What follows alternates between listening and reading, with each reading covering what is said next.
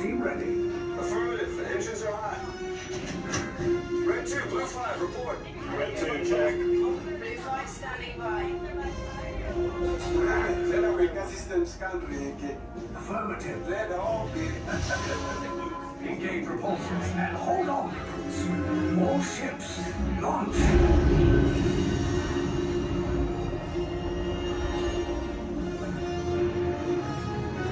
I am Lieutenant Beck.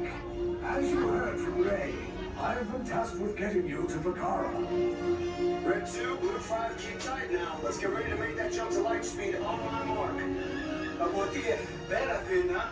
Black Leader, we're picking up an unusual signal. Are you spotting anything? Yeah, I see it. We'll check it out. BB-8, what do you got? There appear to be a number of small craft heading our way. Raise the shields. We got company. First order TIE fighters. Reroute. Red 2, Blue 5, we got a clear path so transport can make a jump. They're all over us. I'm hit.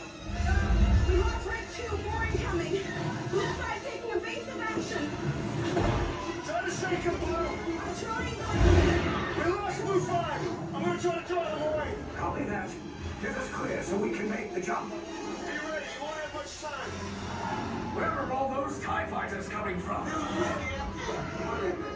Star Destroyers. Get out of there. We can't. We're caught in a tractor beam. It's pulling us in. I'll get some friends and make this a fair fight. Don't worry. I'll come back for you. Stay strong.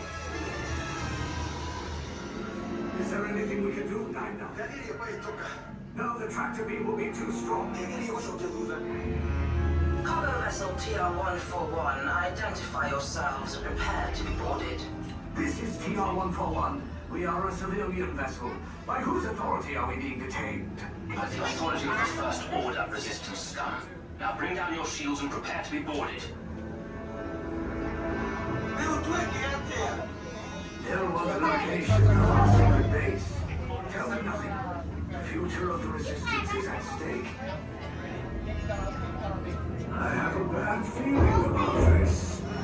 Stand back from those doors. I'm gonna let everybody else go out.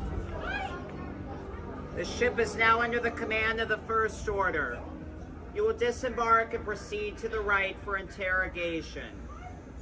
You will exit last. Everyone else off. I was going to.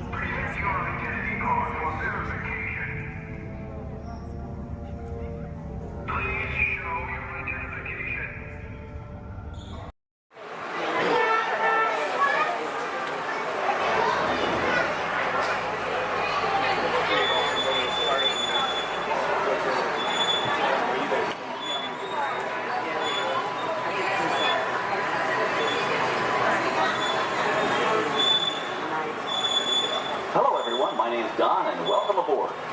We're heading into the back lot of Disney's Hollywood Studios. This production area was built in 1988 as a Florida counterpart to the Walt Disney Studios in Burbank, California. We included sound stages, recording studios, high-tech editing rooms, all the tools needed to create movies, TV shows, and radio broadcasts. We've even got our very own water tower, too. It's up ahead on the left side of our shuttle. We call it the Earful Tower. It's inspired by the water tower Walt Disney had built for his Burbank studio in 1939. Our Florida tower stands a lucky 13 stories high, and we added our own creative touch, a giant set of Mickey Mouse ears. If you wanted to wear those ears, you'd have to have a hat size of 342 3/8. Up ahead, after the next bend in the road, you'll have a perfect opportunity to take a picture of this famous icon. In the world of entertainment, every project starts with a screenplay and a lot of creative ideas. A production studio is where the ideas of writers, producers, and directors are transformed into an on-screen reality. Within these huge spaces, filmmakers can literally create their own worlds. Our Florida sound stages are soundproof, weatherproof, and most importantly, air-conditioned. All vitally important for the cast, crew, and equipment. Many of the crafts needed for filmmaking are located right here on the lot. On the left, we have our own greens department. It grows flowers, trees, shrubs, and topiaries.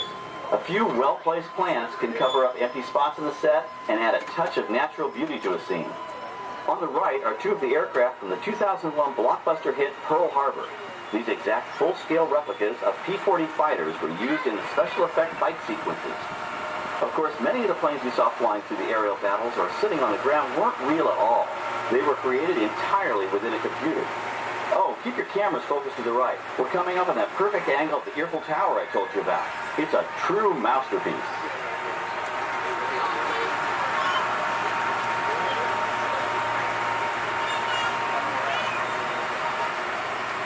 We're entering one of our most glamorous and colorful departments, creative costuming. Every star has to have just the right wardrobe, and it all begins here with a designer's sketch. Our team of designers, seamstresses, and tailors can turn 1.5 million yards of fabric into over 25,000 costumes every year. Many of these costumes will become part of the shows and attractions of the Walt Disney World Resort. In fact, here in Florida, we have the largest working wardrobe department in the world. Why, Mickey Mouse alone has over 175 different outfits to choose from, while Minnie Mouse keeps more than 200 unique costumes in her wardrobe. On the left are costumes worn by the stars in recent studio productions. You'll probably recognize some of those costumes from the big screen. Every story needs a setting, and our design staff can create just about any place a script calls for, from an urban city street to a remote desert canyon. On the left is our scenic shop where large-scale sets and props are built. Our team of set designers, carpenters, artists, and engineers has created caves and caverns, game show sets, even replicas of the U.S. Supreme Court and NASA's Mission Control, all on our sound stages. The shop also provides sets and props for our shows and parades here at Walt Disney World. The same skill and craftsmanship that goes into a movie set can also be used to create magic for our parks. Either way, it's all about making dreams come true.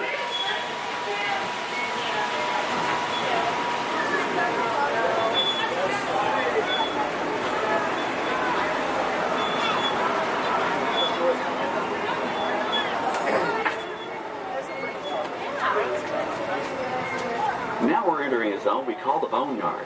It's an outdoor storage area for oversized props and vehicles. Cars, trucks, boats, planes, we often save these props in case we need them for future productions. In this backlot collection, you may find real working vehicles, non-working mock-ups, and even large-scale miniatures used in special effects shots. Large-scale models create a more convincing illusion on camera. We even place small cutout passengers in the windows of the plane.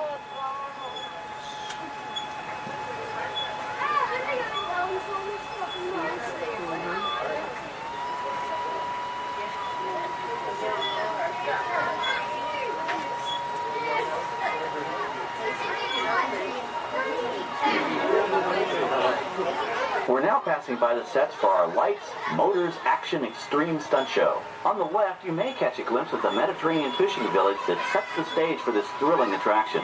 We'll get a closer look at it soon, but for now, we're approaching one of the largest standing sets on our back lot. It's over on the right. It may not look like much from this angle, but it's pretty spectacular on the other side.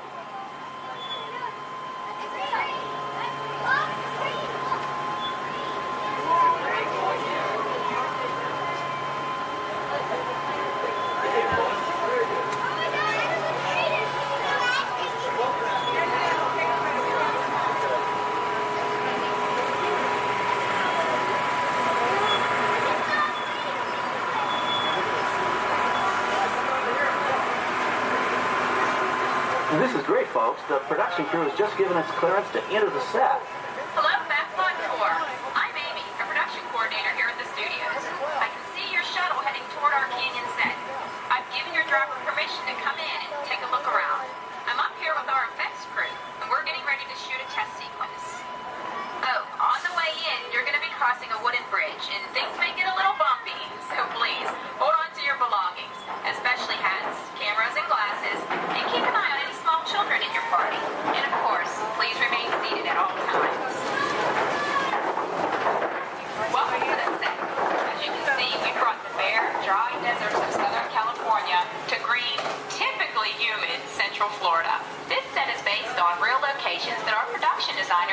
pictures of. Our set crew spent about 6 months building the canyon, but we've used it for a number of TV shows and specials over the years. For our upcoming production, the script called for a tanker truck. We found this one in our boatyard, but it was too big to drive into place. So we picked it up with a crane and set it down here. We're up on the overhead platforms and I see our director has arrived. As soon as the rain effect is ready, we'll begin the sequence. This sudden shower is really just a special effect. We rigged up a series of water nozzles just above your tram. The water sprays in a crisscross pattern to create a sense of depth. But this storm only covers the first few feet.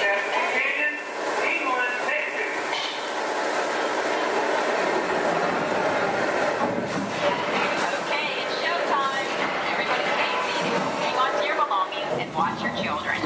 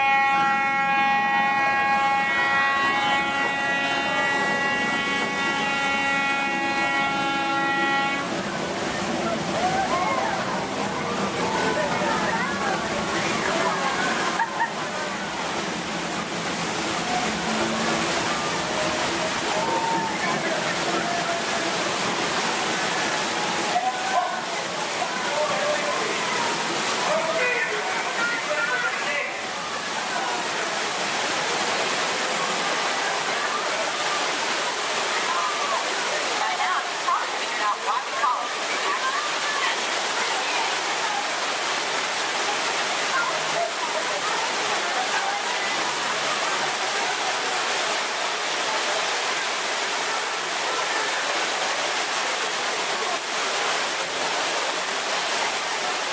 Now, let's go behind the scenes and find out how the spectacular sequence was created. The canyon itself is a facade, a steel structure covered with wire mesh and layers of concrete, sculpted and painted to look like natural rock formation. Narrow yellow pipes carry propane gas fueled in flow tubes and fire flames. For the flash flood, we used 100% real water, about 70,000 gallons of it, dumped from overhead tanks. Oh, but don't worry, we recycle. All of that water will be pumped right back up to the top for the next take. We shoot some of the water through air cannons for an extra dynamic effect. Those air cannons are powerful enough to shoot a basketball over the top of a skyscraper the size of the Empire State Building. To top it off, our shuttle was sitting on hydraulic shaker tables. They provided the shaking, rattling, and rolling sensations for the scene. The entire sequence can be reset in 3.5 minutes. That's just enough time to bring in the next shuttle. Well, I've got to get ready for our next take. Thank you all for being part of the action. Hey, I'm needing back on the set, so enjoy the rest of your tour. Okay, well, thanks, Amy, for giving us access to the set.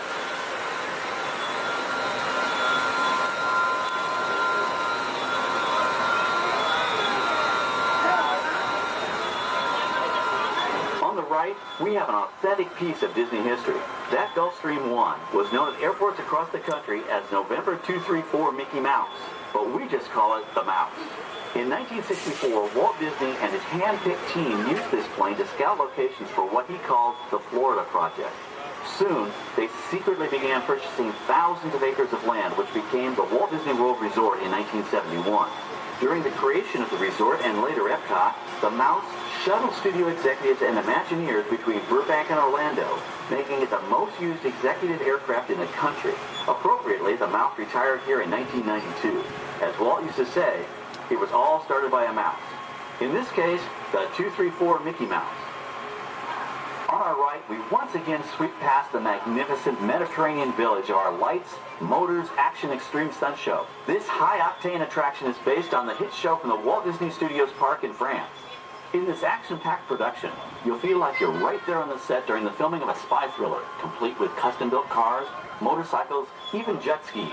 You'll experience the split-second timing, coordinated driving, and fiery special effects that make action movies a real blast.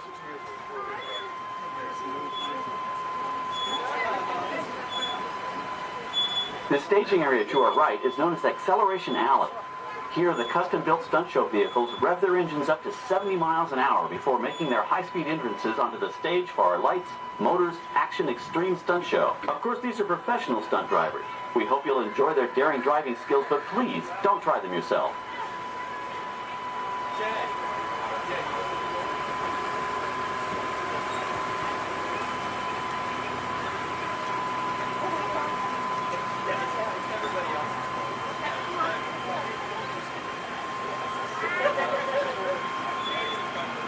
On the left, we've reached our second boneyard with more historic props and vehicles. When we reuse older props in a new production, they're often refitted with custom parts and given a whole new color scheme. You might not even recognize them the next time you see them on screen. For instance, coming up is our friend Herbie the Love Bug. He went through a special demolition derby makeover. Those dents and dings were added on purpose, but he can be polished up as good as new for his next starring role.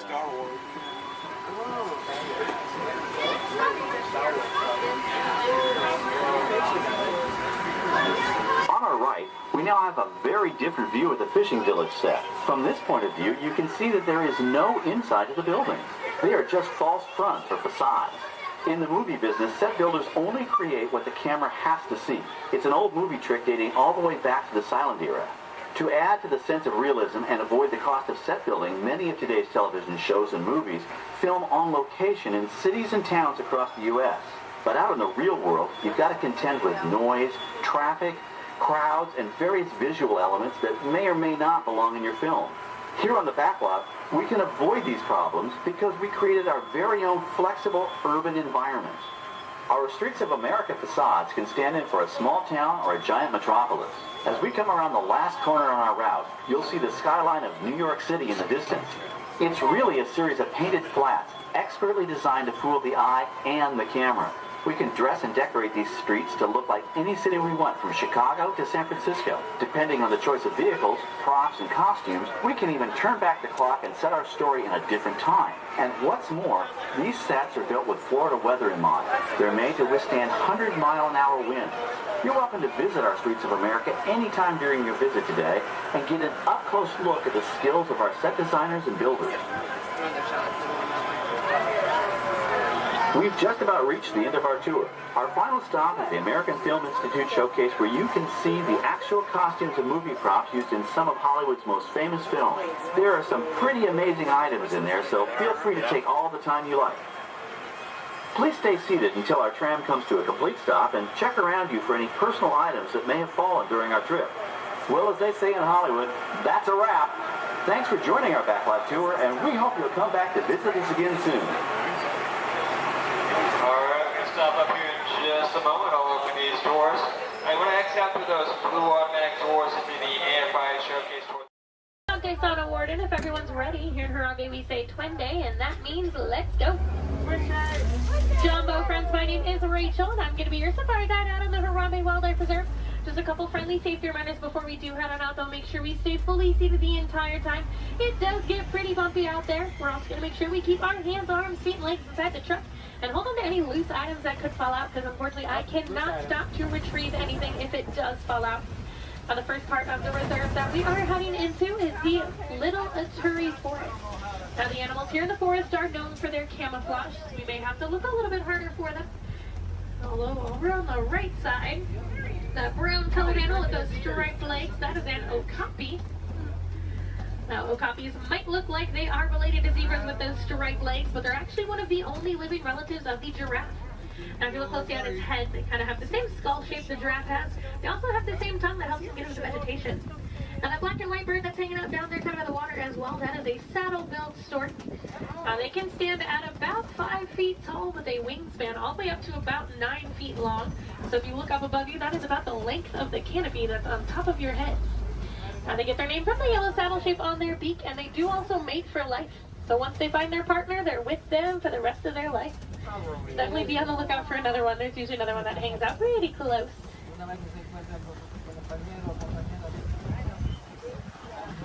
Looking a little bit quiet on this part of the forest, so let's see if we can head up, see what else we can find. Let's like there is some movement up ahead, so I'm gonna head over that way.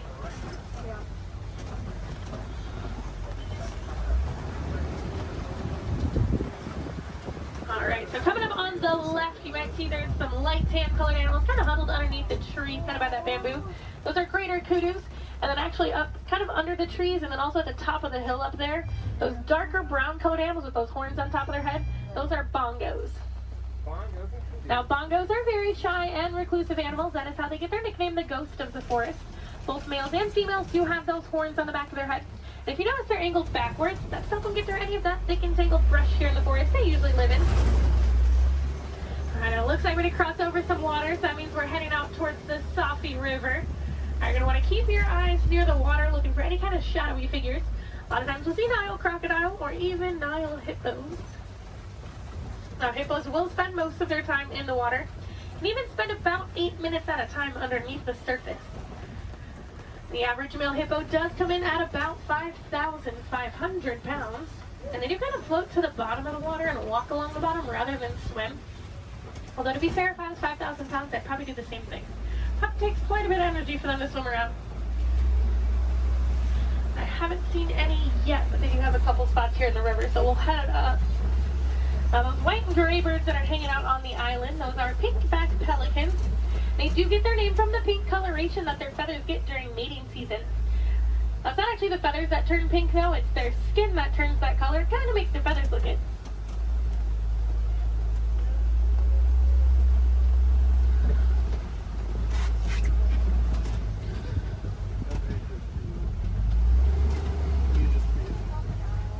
The hippos are being a little bit shy right now, but I do know we are heading towards crocodile territory.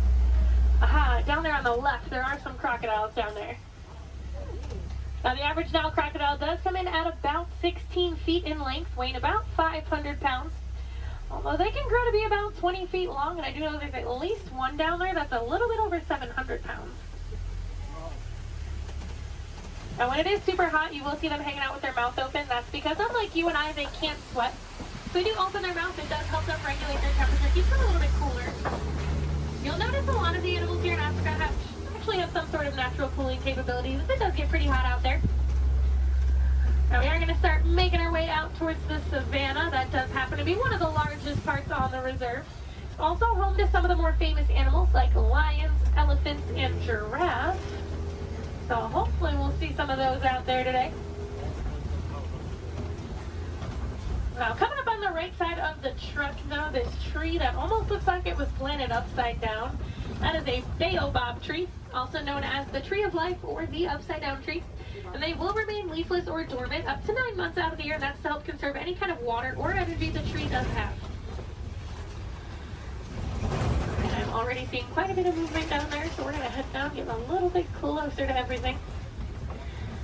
Now, unlike the animals in the forest, the animals out here on the savannah do rely on speed and agility to protect themselves. Even giraffes can run at about 30 miles per hour. That is a pretty funny run if you've ever seen it. Kind of see the head move way before you see any other part of the body move. Alright, coming up, those animals with those really big horns hanging out there on the right, those are Ankole cattle, also known as the Watusi cattle, after the Watusi tribe that did first domesticate them. Now, they are one of the only domesticated animals here on the reserve, and those horns might look really big and heavy, but they are actually mostly hollow with kind of a honeycomb structure on the inside, so they are fairly light. Now, these zebras that are hanging out here pretty close, these are Hartman's mountain zebras. If you look closely underneath their neck, you'll see a little flap of skin. That is called a dewlap. Now, that does help them regulate their temperature. They're also the only zebra species that has it, so it does help us identify them as Hartman's mountain zebras. Now, a group of zebras is called a dazzle. And if you've ever wondered if a zebra is black with white stripes or white with black stripes, just look at their nose. If they have a black nose, they're black with white stripes, and if they have a white nose, they are white with black stripes. Alright, we are going to slowly start making our way towards those giraffes.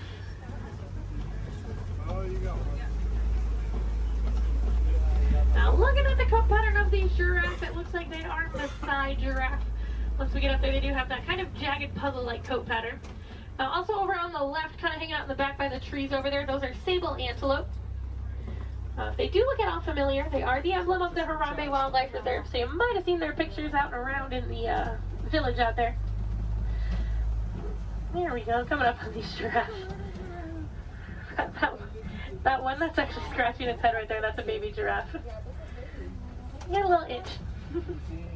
Now the reticulated giraffes will have a much smoother, almost net-like pattern to them. They can stand at about 18 to 20 feet tall. That does make them the tallest animal in the world. Now even their young come in at about 6 feet tall when they are born. So they're already fairly big when they're babies. I believe that little one came in at about 5'11", so he was already really, really tall, definitely taller than I will ever be. Now these two animals that are hanging out here on the right, they're both Patterson's eland. Now that darker colored one that's a little bit bigger, that is a male, and then the lighter colored one, that's a female. Now they are one of the larger species of antelope, coming in at about 6 feet tall at the shoulder. Can also jump up to 9 feet in the air. Now with those giraffes, just like your fingerprint is unique to you, the coat pattern of the giraffe is unique to them. And it does help them tell each other apart when they're in groups. And a group of giraffes is called a tower.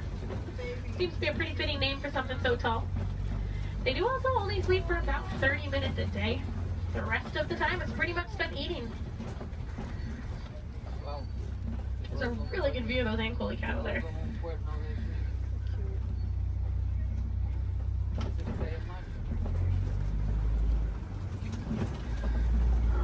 Let's see if we can head up a little bit farther into the savannah, see what else we can find.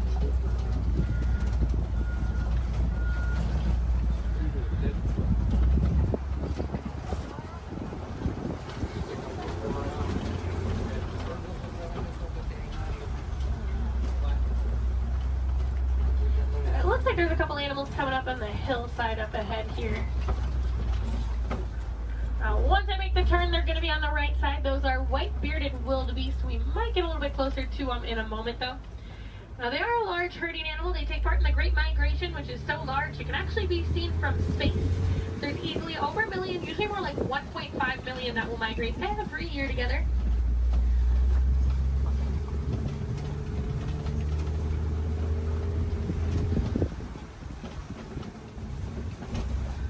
There they are. You can kind of see them there. Now we are also coming up on some knockdown trees just up ahead, so we're going to head over that way. Usually that is a pretty good indicator that there's an elephant or two nearby. Now elephants are known as nature's bulldozers, so you can always kind of assume. Actually, it looks like there is one up ahead of us. I'm going to see if we can get a little bit closer to it.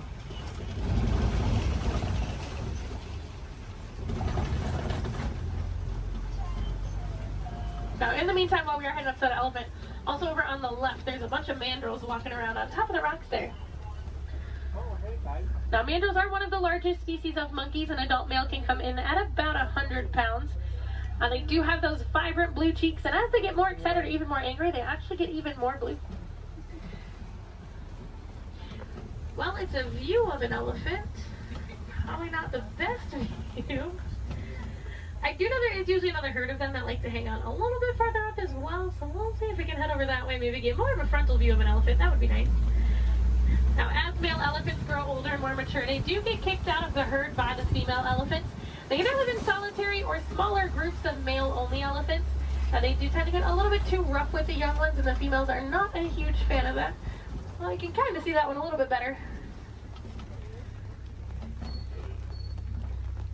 Now we can also tell that's an African elephant, not only because we're in Africa, but if you look at the ear shape, it almost looks like the continent of Africa. Makes it super easy to identify. Let's see if we can head up and find the herd. Thanks to our team's conservation efforts, they found that elephants are afraid of bees. So because of that, farmers have been putting up beehives around their crops. It's a much safer alternative for the elephants. It keeps them farther away from the crops, but it also keeps our locals and our farmers happy. Now, I thought it was so funny that such a large animal was afraid of such a tiny little insect. And it's actually the noise that the bees make. So elephants do have really sensitive ears, and that buzzing noise bothers their ears more than anything.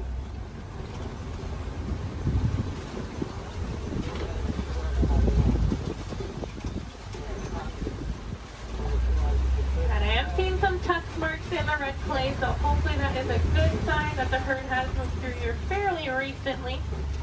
Now, just like you and I might take a multivitamin every day, the elephants do eat that red clay. It gives them a little more nutrients they may not always get from their daily diet. Female elephants do also have one of the longest gestation periods, coming in at about 22 months. So I'm not sure I blame the females for wanting to kick the males out after a while. Personally, I might do the same thing if I had to go through that. Looks like there were a few of them moving up ahead, so we're going to see if we can get a little bit closer to them.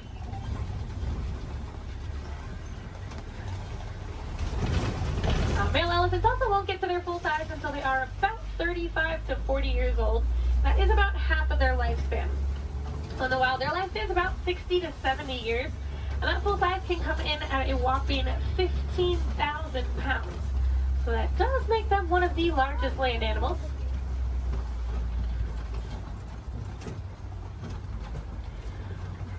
And they do also have really sensitive skin, so you will see them throwing dirt and mud up on their back. That acts as a natural sunscreen for them.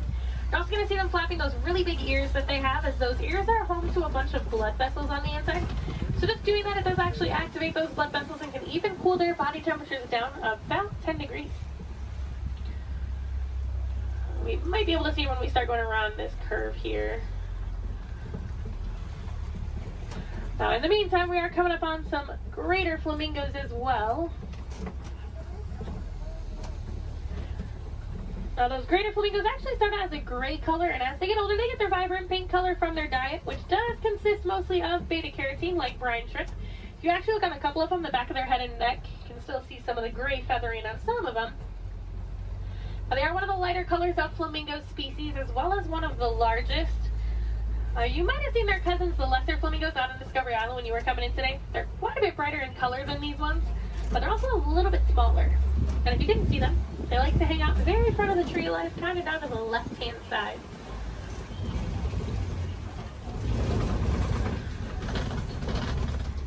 Looks like those elephants are wanting to be shy, but we are coming up on some white rhinos.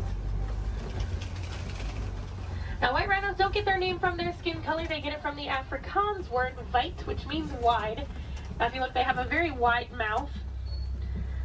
Now, they're also one of the larger rhino species, coming in at about 5,000 pounds.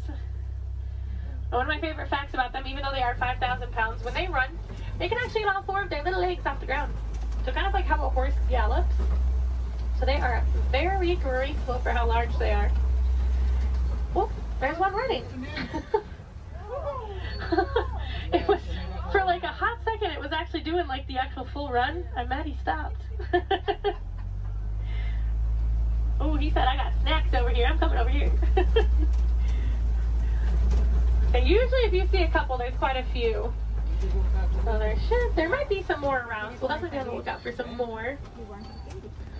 A group of rhinos is also called a crash. That is a pretty good name for them because they are almost blind.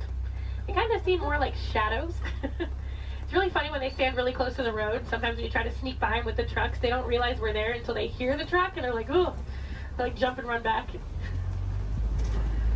Well, we are coming up on a couple cheetahs. There's a cheetah laying down right on top of the hill there that's really close, and there's a couple more walking in the back. Yeah. Now, cheetahs are one of the fastest land animals. They can go from about 0 to 60 miles per hour in just about 3 seconds. Now, they do get to that speed fairly quickly, but they can't actually maintain it for very long. It's more like a short sprint of a couple hundred yards. Looks like there's a couple more walking up ahead here. Now, they will use that long tail of theirs, kind of works as a rudder to help them turn. Their nails also don't retract, so they do stay out. It does help them gain traction when they are running those speeds. And unlike most big cats, they will do most of their hunting during the day and do tend to be way more active during the day.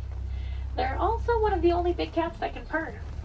So kind of like your household cats, just a little bit bigger.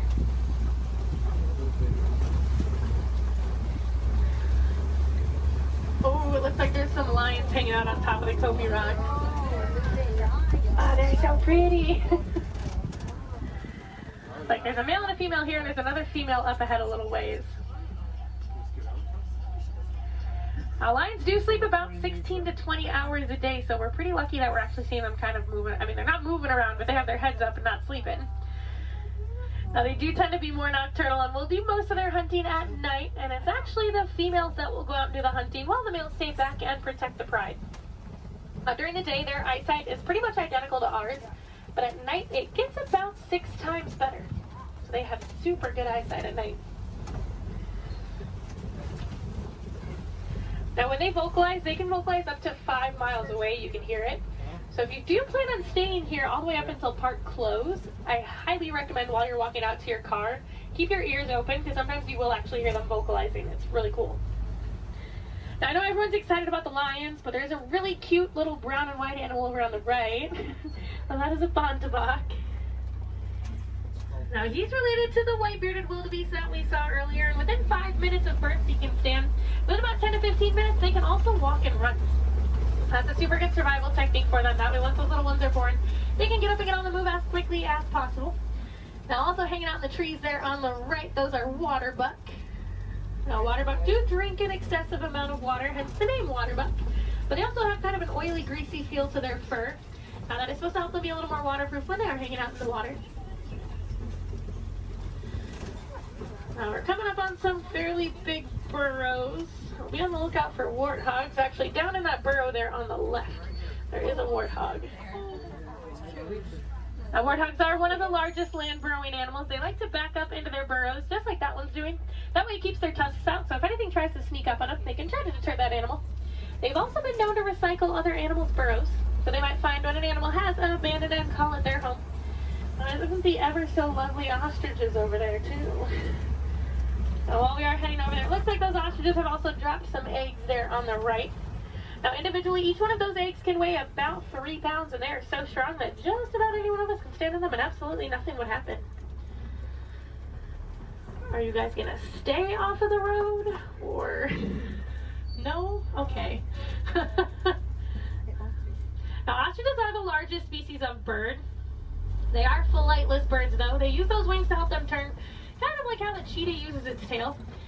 They can run speeds of about 30 to 40 miles per hour, so they are fairly quick.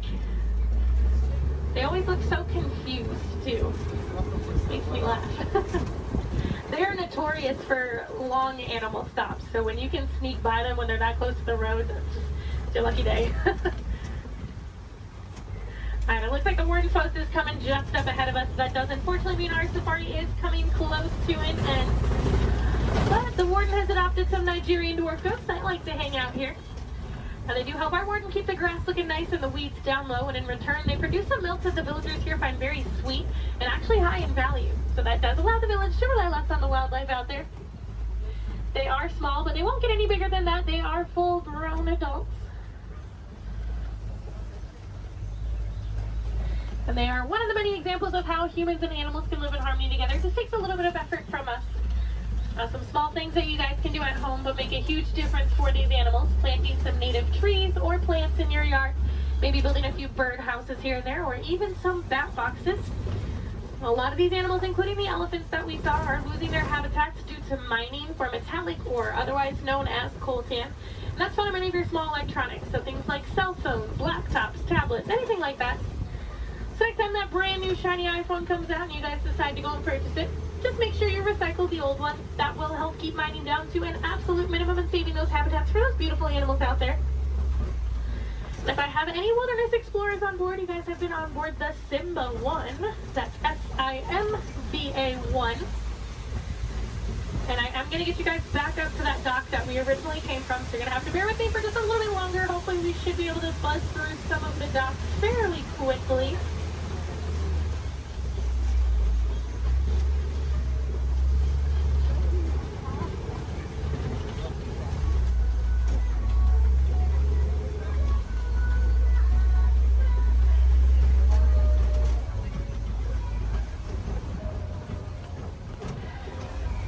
Now, if you guys did enjoy seeing the animals here on the safari, there are plenty more for you to see today. Now, actually, when you guys get off of the truck, when you hop down that little pathway there and go down the hill, if you guys take an immediate left, you'll actually be on the Gorilla Falls Exploration Trail. Now, over there, they have naked mole rats, meerkats. They have an underwater hippo viewing pool where you can usually get a little bit closer view of some hippos, as well as silverback gorillas. Now, if you're heading over to Asia, right behind Kali River Rapids. You'll find the Maharaja Jungle Trek. Now over there they have Sumatran tigers, Komodo dragons, bats, and a whole bunch of different exotic bird species. Now both of those trails are about a 15 to 20 minute walking trail though, so if you do want to give yourself a little bit of extra time. Now ECVs, strollers, wheelchairs, any of that can go through those. You don't have to park them, so you can bring them with you. And if anyone has Disney Plus at home, if you have not seen it already, there's actually a whole series on there called The Magic of Disney's Animal Kingdom. And they do go into way more detail about the animals here on the safari, as well as the ones over at Epcot and Animal Kingdom Lodge. I know they have episodes on the giraffes, the lions, the rhinos, the elephants. You get to hear from the keepers that do actually take care of them on a day-to-day basis. So you get to know them a little more on a personal level. You might even get to know some of those names. So next time you come and ride the safari, you can impress your friends and family by knowing those. On that note, no two safaris are ever the same as well, and the animals will always make sure of that. So if you guys are here on another day or even later on in the evening, definitely come back and check us out. You might see some different animals out there. Sometimes you'll actually see the hippos. We didn't really get good luck with the hippos today. But you might see some hyenas. They do tend to be a little more nocturnal, so they'll tend to come out a little bit later. And you might see the lions actually up and moving around. You never know. They'll probably have a different safari guide as well, so you might learn some different facts you guys didn't hear from me this time around. As you guys are walking around the park too, I encourage you guys to be super aware of your surroundings. A lot of times you'll walk past different animal habitats and you guys won't even know it. On front of the trail life, you'll see those lesser flamingos that I kind of touched on a little bit. You'll see some kangaroos hopping around, some vultures, all kinds of stuff. And then towards the front of the park, actually one of my favorite animals likes to hang out there, the giant anteater. Now that's like, if you're heading out of the park when you go over the bridge and there's like the spot where you can go on the left side and the right side to exit, she likes to hang out on the right side. So if you go down there, she tends to kind of hide those. So you have to look into her habitat a little bit to see her. But she's usually there. Alright, it looks like this truck ahead of us is just about loaded, so they should be on their way. So it's a really good time. Double check your rows. Make sure you do have everything. You don't want to leave anything behind because I will be heading out on another safari as soon as I drop you guys off, so it'll take a little bit of time to get those items back to you. The warden knows we are on our way, so we should be able to get cleared into that dock here fairly quickly.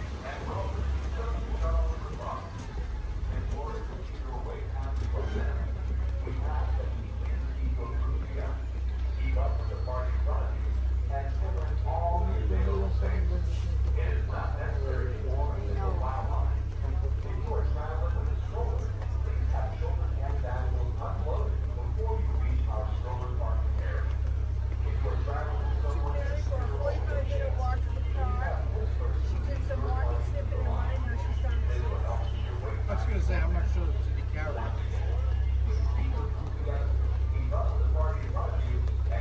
Probably some laying down too.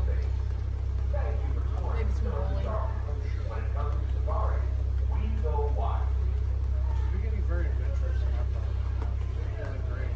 Very comfortable there. Good. That's awesome. Just heads down to her. Tries to hide it. She hides so she can roll and you won't yell at her. Yeah. She's smart.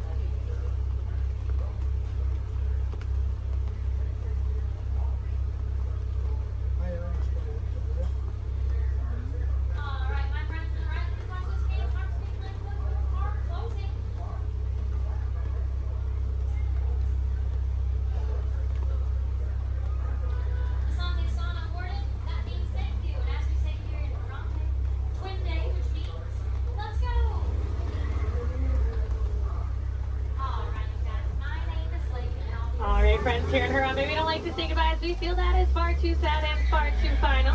So next time we leave you with Kuaharini. So Kuaharini friends, go well, go wild, go make a difference out there and enjoy the rest of your day here at Disney's Animal Kingdom or wherever else your adventures might take you.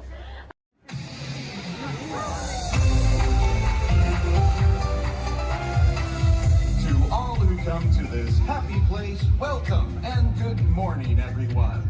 We have some extra special friends here to welcome you all today.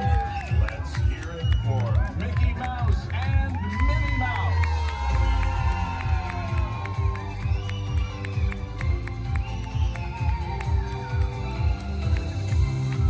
Well, hi everybody. Good morning. Gosh, it sure is great to see so many amazing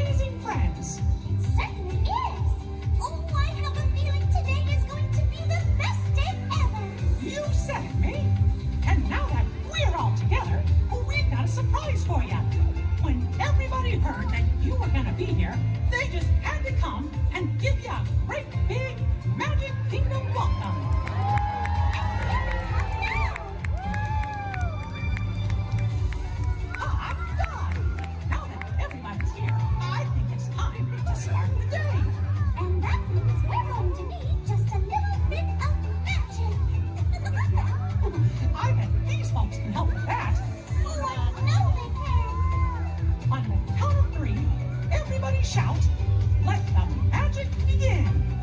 Are you ready? 1, 2, 3. Let the magic begin. Welcome to a place where dreams come true. A timeless journey through lands of fantasy. Where holding a wish creates things like this to appear.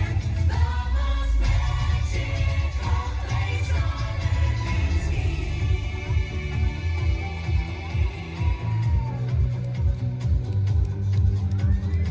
Well, what are we waiting for? Let's get going. Bye-bye, everyone. See ya real soon.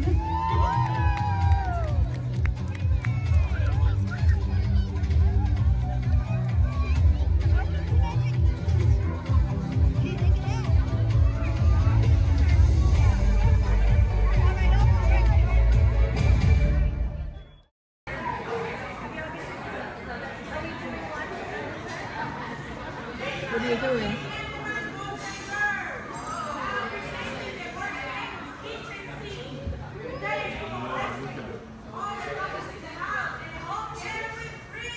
The whole can?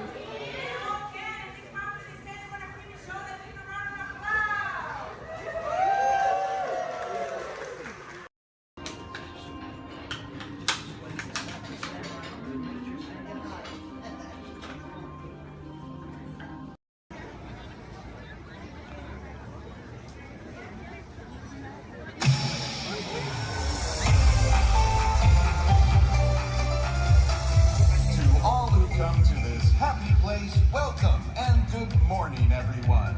We have some extra special friends here to welcome you all today. Let's hear it for Mickey Mouse and Minnie Mouse.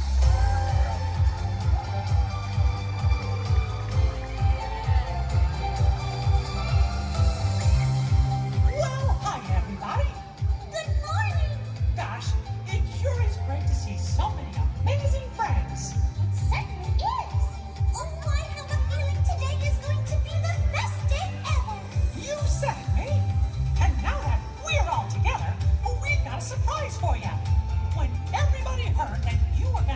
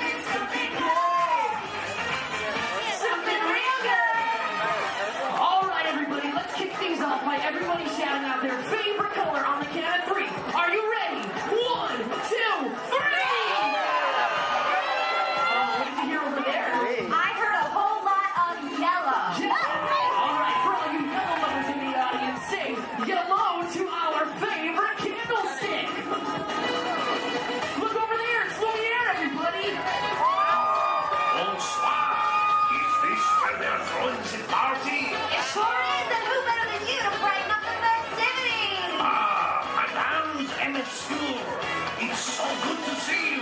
All right, put your hands together for Lumiere, everybody. Such a colorful celebration, don't you think? You can say that again. Such a colorful celebration, don't you think? Very nice, Lumiere. What service? I love this song. Okay, now whose favorite color out there is orange? Anybody? Well, gee, I sure wish I knew somebody orange who could kick this party up a notch. Well, I know somebody. And I'll give you a hint. He's orange and black, and he loves to bounce. That's right, it's not Tiger, it's a Tigger! It's time for a little bouncing. All right, everybody, now's your chance to get bouncing! There ain't nothing can bounce like the Tigger. Except maybe you. Keep on bouncing. Bounce. All right, we've got yellow, we've got orange, now we need somebody green! Oh, don't tell me. Peter Pan. No. Who's the other kid? Alex. Jiminy Cricket. Picture somebody larger and a little more round. Just picture a big billiard ball with one eye. Did somebody say there was a party? Ladies and gentlemen, it's Mike Wazowski. I knew I liked you the moment I laid an eye on you. Oh, thank you, thank you. We would have nothing if we didn't have Boy, am I excited. you. Okay, friends, everybody shout out another color so we can bring in another one of our Disney pals. On three, ready? 1, 2, 3. Lavender. All right, what did you hear this time, Emily? Oh, I heard red. Red. Oh yeah, this is one red hot crowd. Okay, who's got 6 legs, lives under the sea, and has a merman for a friend?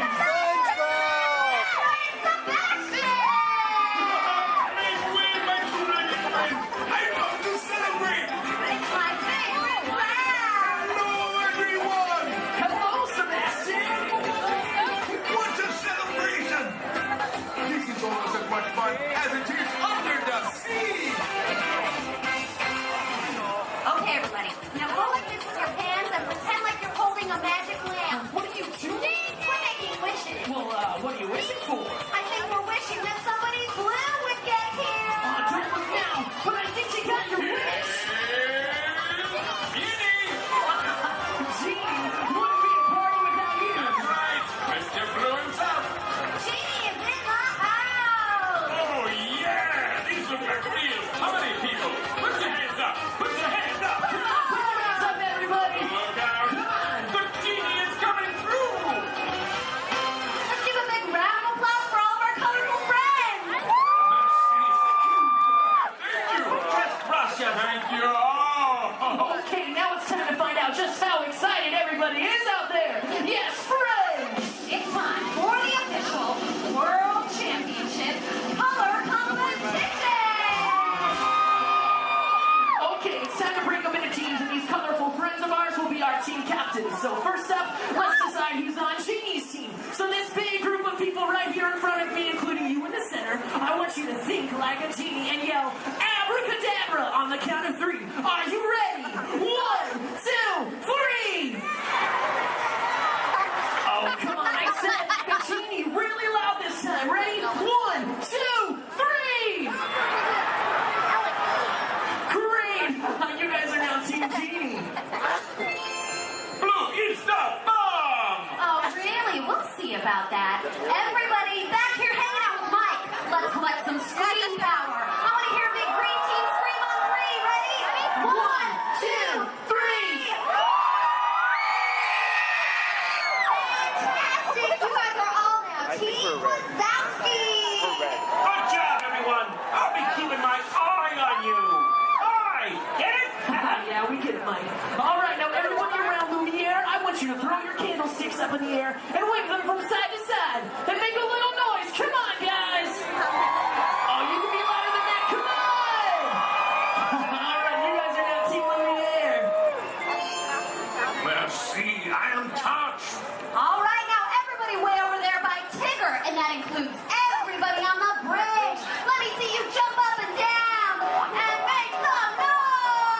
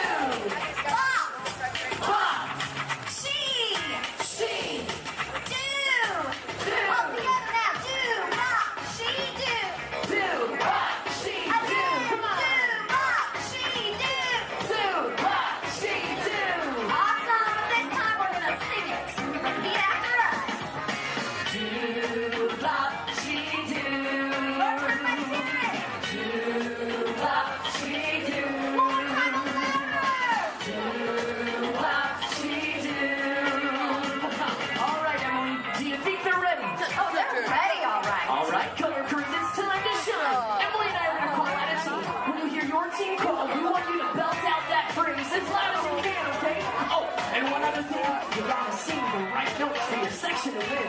Okay, guys? Team Genie, you guys are up first. All right, watch out tonight for your cue. Here we go.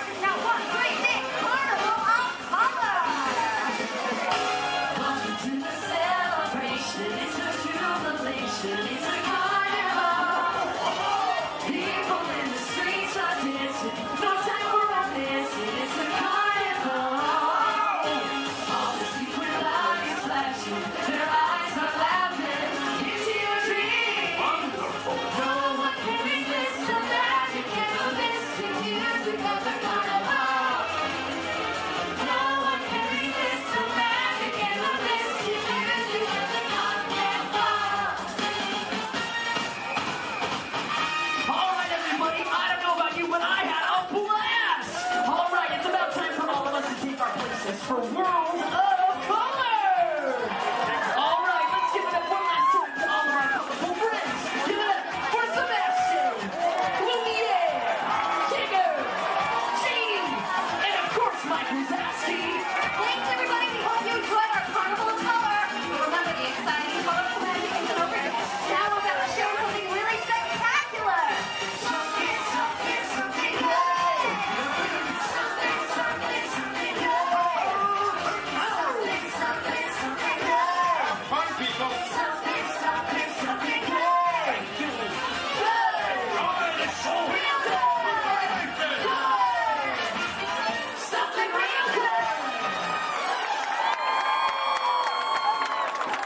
just 15 minutes. Passengers will stand by to board.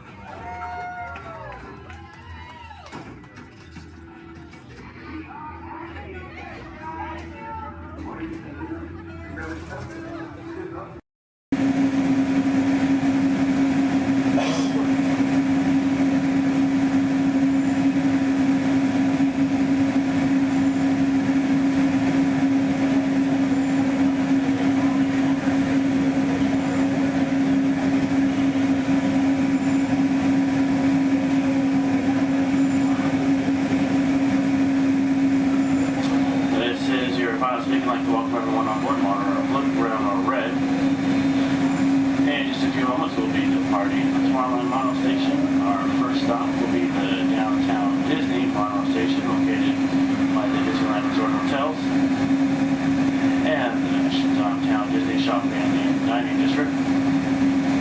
And then we'll be returning here to Tomorrowland. Tomorrowland will be our final stop.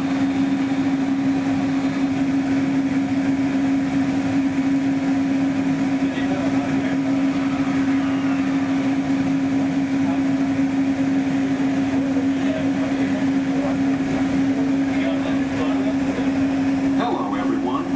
Welcome aboard the Disneyland monorail.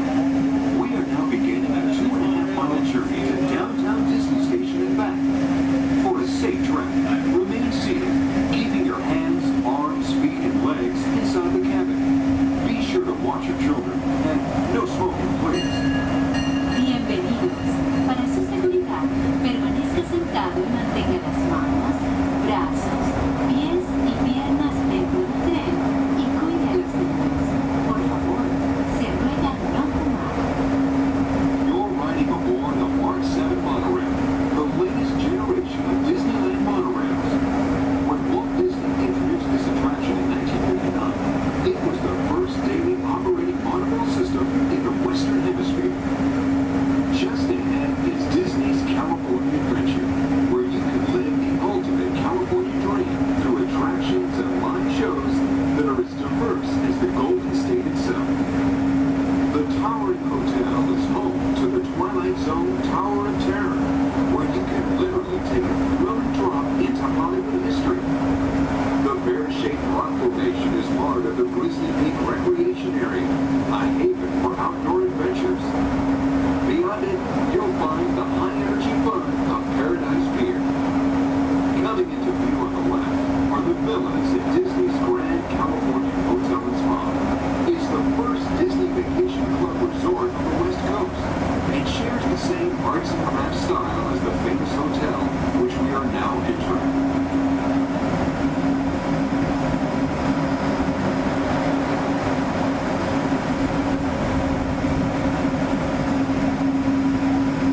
We are now arriving at Downtown Disney Station, gateway to the Downtown Disney District and the Disneyland Resort Hotels. If you will be leaving us here and returning later today, please hold on to your park ticket and have your hand stamped as you leave the station. You may reboard the monorail for a return trip to Tomorrowland up until 1/2 hour prior to Disneyland closing. Please remain seated until the monorail comes to a complete stop and the doors have opened. Then, gather your belongings, lower your head, watch your step, and exit to the left of the monorail. Thanks for traveling with us today, and we hope you enjoy your visit to the Disneyland Resort. For those of you continuing with us,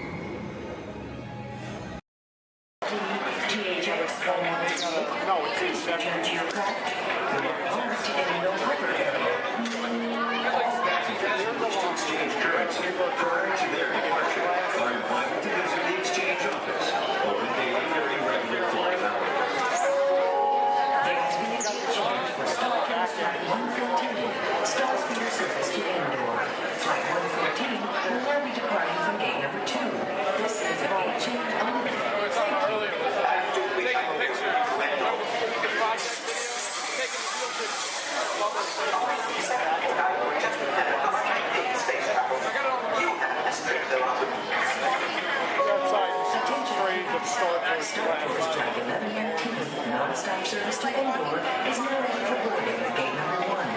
All passengers, please proceed to the boarding area immediately.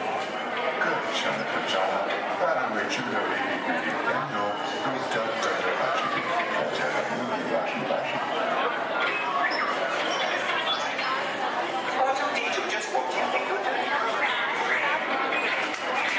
Get back to work before they deactivate you. Yes, I really would. And hurry, they'll need this console anywhere now. There, I think you'll solve it.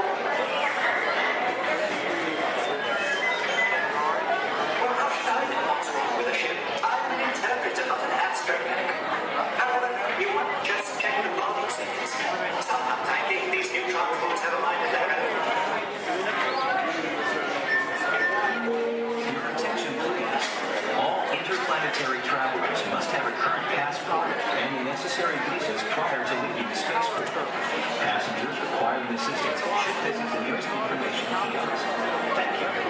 Star Tours is now offering convenient daily departures to the exotic moon of Endor. Come spend an afternoon or the entire day with the lovely Walts in their charming tribal villages. It's a fun-filled visit that you and your family will remember forever. Just ask for the Endor Express, available only from Star Tours. Non-stop flights leave every few minutes, so don't delay. Visit Endor today.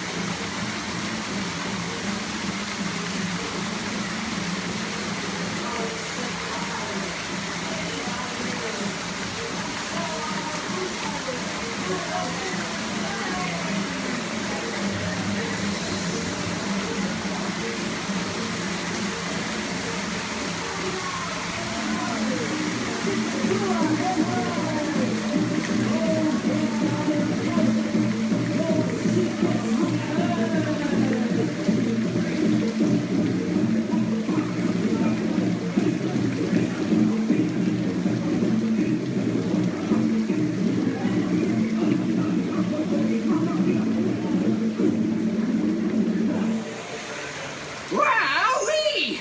Phew, that's almost as much fun as New Year's Eve in the orange groves. My word, we did get a mite carried away, huh? I say, look out there across the water. It appears we're a bit of company. Law me, yes. Welcome, you all. Permit us to introduce ourselves. My name is Claude, and my loquacious cousin over here is... I'll introduce myself, if you don't mind.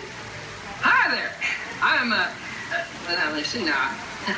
It's right on the tip of my beak. Clyde Birdbrain. Oh, yeah. I'm Clyde Birdbrain.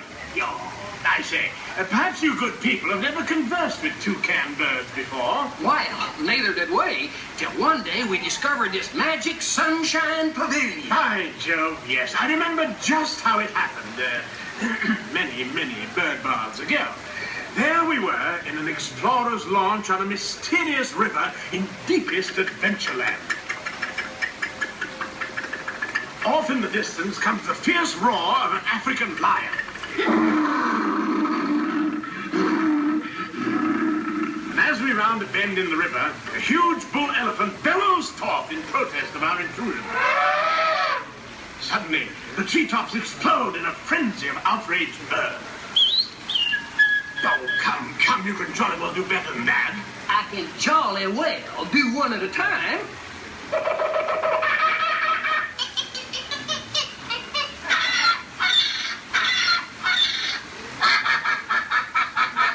Meanwhile, shifty-eyed crocodiles lurk by the water's edge. Lurk, lurk, lurk.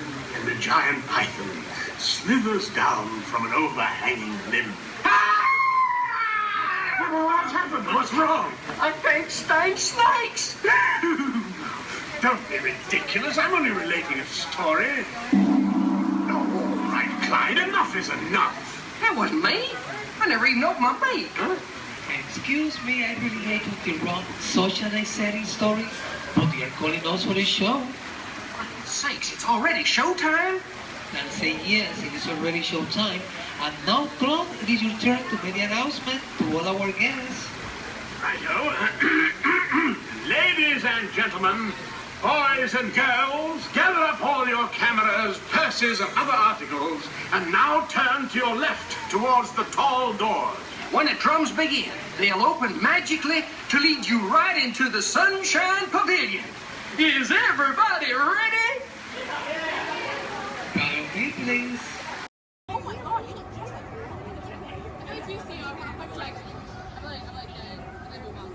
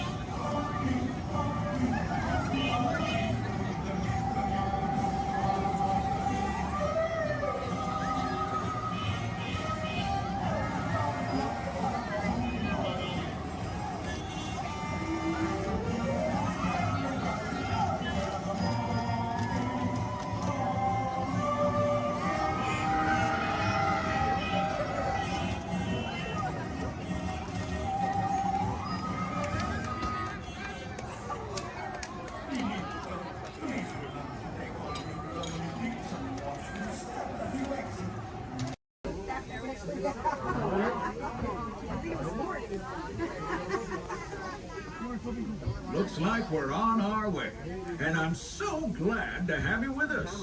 The next leg of our journey takes us to Main Street, USA. We'll head for Frontierland after that. Stay seated and keep your hands and arms, feet and legs inside the train at all times. Oh, and please keep an eye on your children. Para su seguridad, permanezca sentado y mantenga las manos, brazos, pies y piernas dentro del tren y cuide a los pequeños. Gracias. Next up is a place that's always ahead of the curve, and not just because we're on the straightaway. Our metropolis of mechanic marvels, Tomorrowland.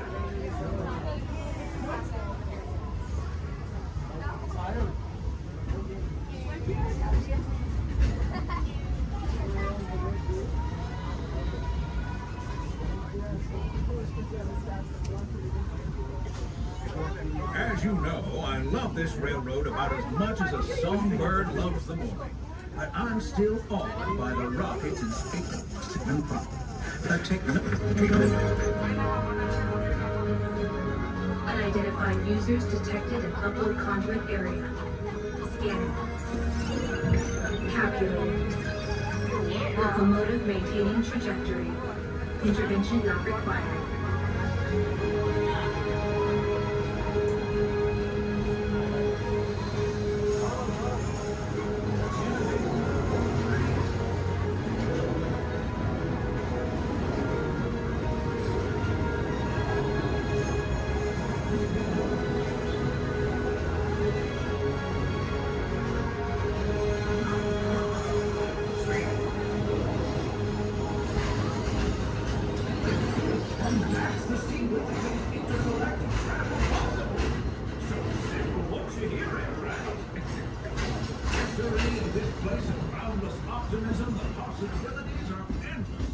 You might say the sky's the limit, but even that is no obstacle in Tomorrowland.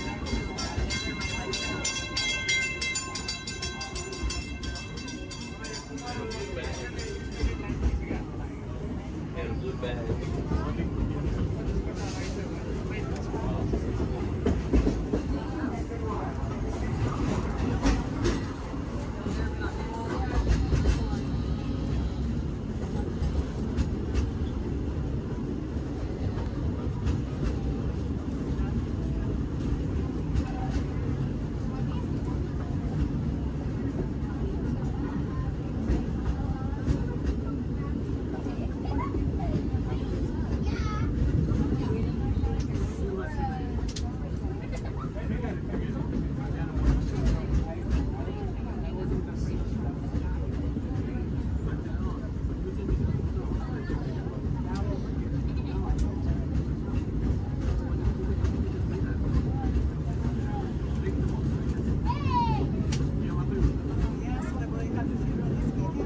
Our trip around the Magic Kingdom is almost complete.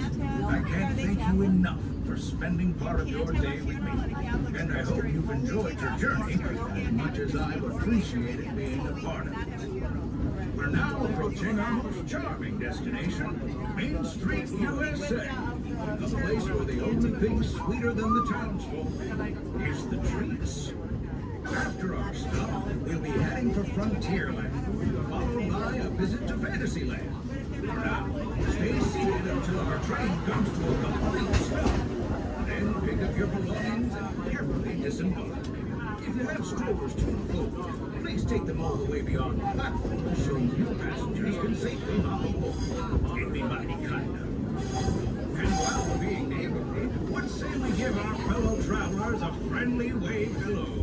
This is Main Street Station. Welcome to Main Street, USA. As we come into Main Street Station, please remain seated until I give the all clear. Please remain seated.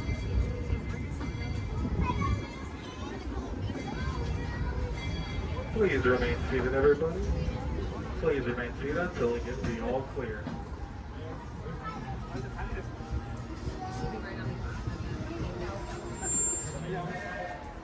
You are now all clear to enter Main Street Station.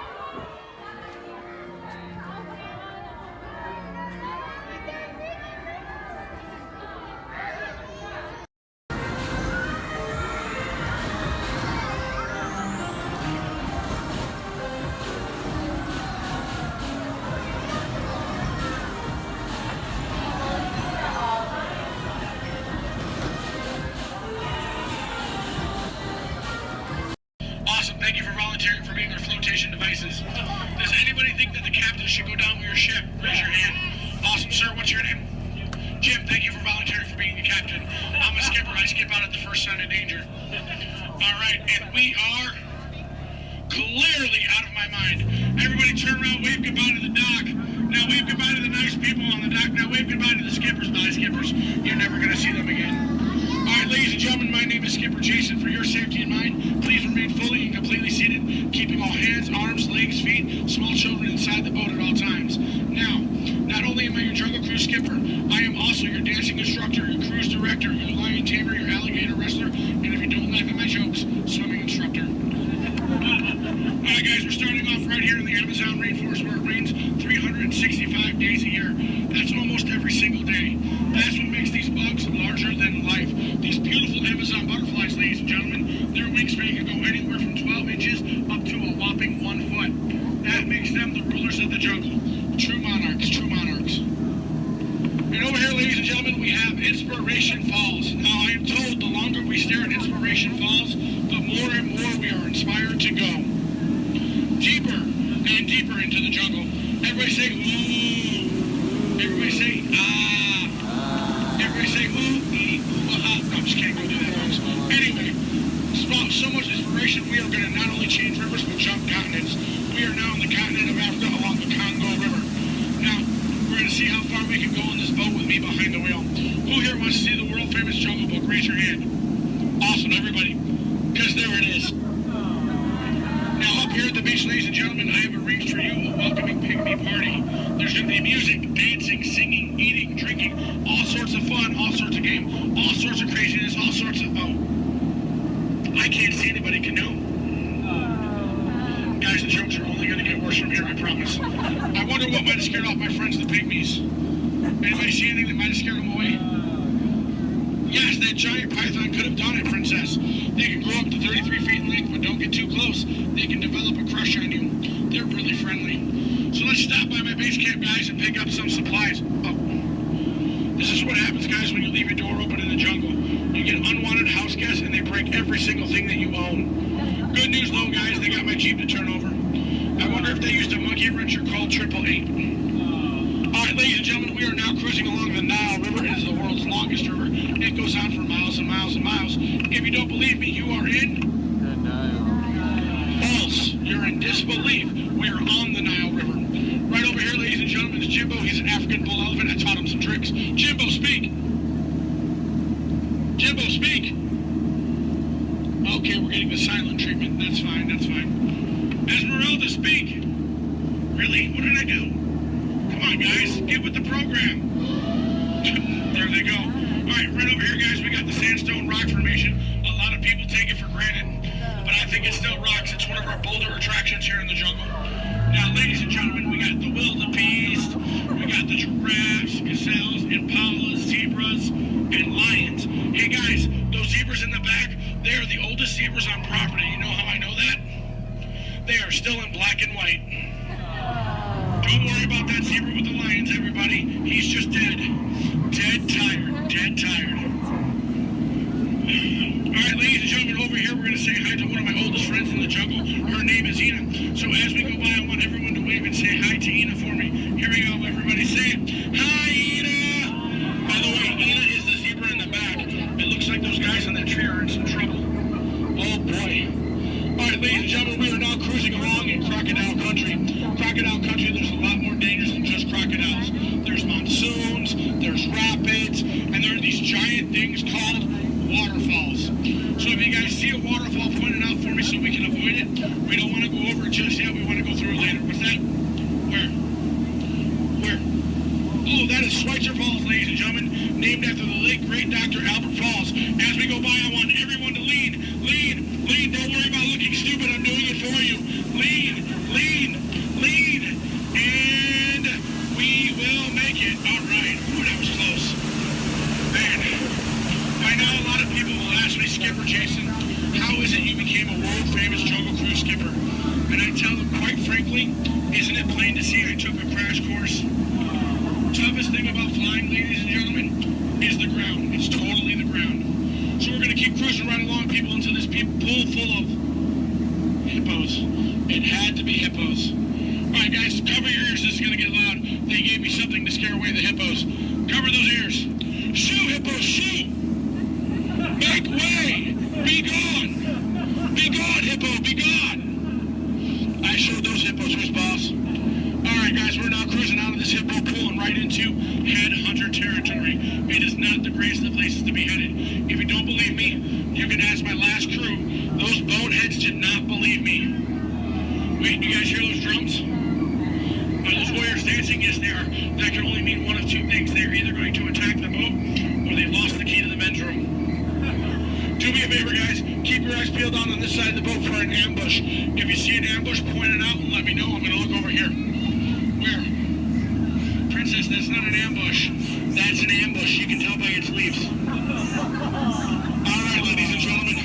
This is what everybody got up early to come to Disney for. Are you ready? Are you ready? Here we go. The eighth wonder of the world. The backside of water. Kids, do not try this at home. You'll hit your head on the faucet and that hurts. Don't ask me how I know. Alright guys, we're now in the Mekong River here in Southeast Asia. There's this really cool temple I want to show you guys. It's awesome. It's amazing. The entrance is just up over here. It looks like there's been an earthquake since the last time I've been through. What do you guys say? Do we go in? Yeah. There could be danger. There could be adventure. There could be treasure. Or worst of all, it could be another Disney gift shop. Alright guys, stay seated, keep your eyes open. I'm gonna stay seated and keep mine closed. Oh wait, it's just a root canal.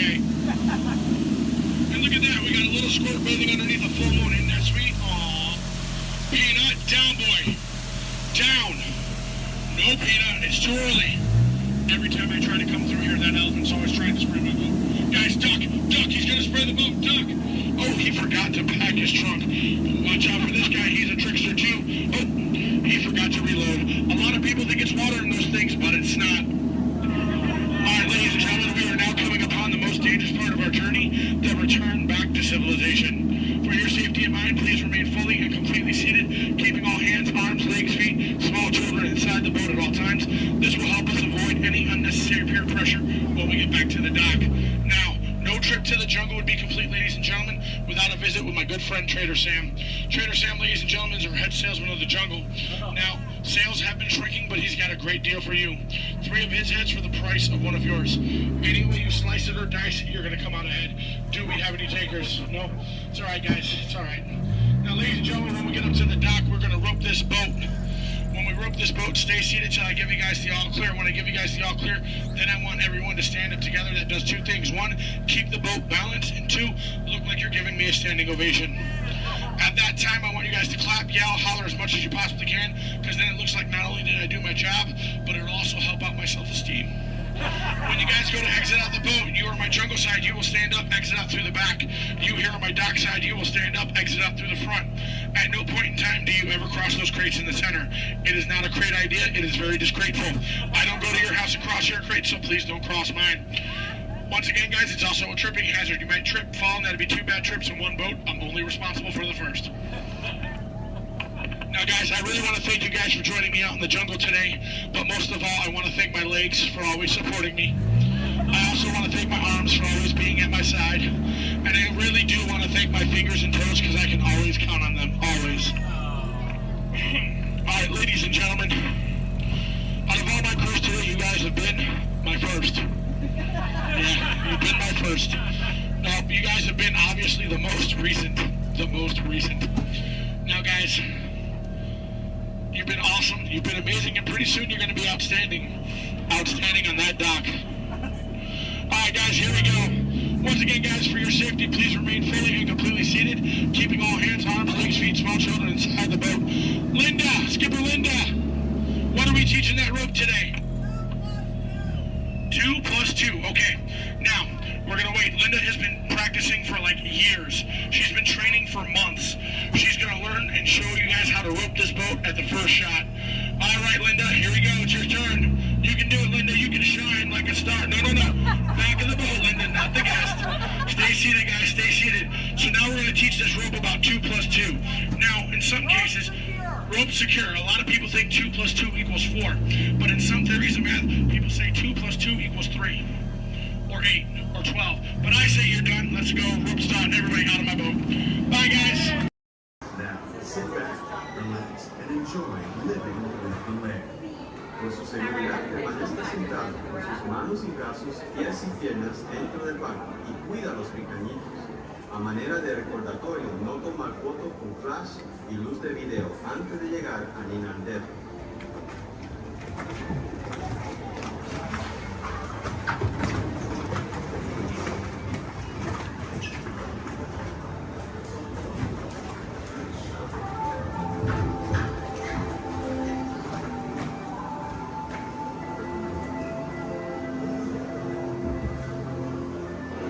Welcome to a voyage of discovery and awareness of the richness, the diversity, and often surprising nature living with the land.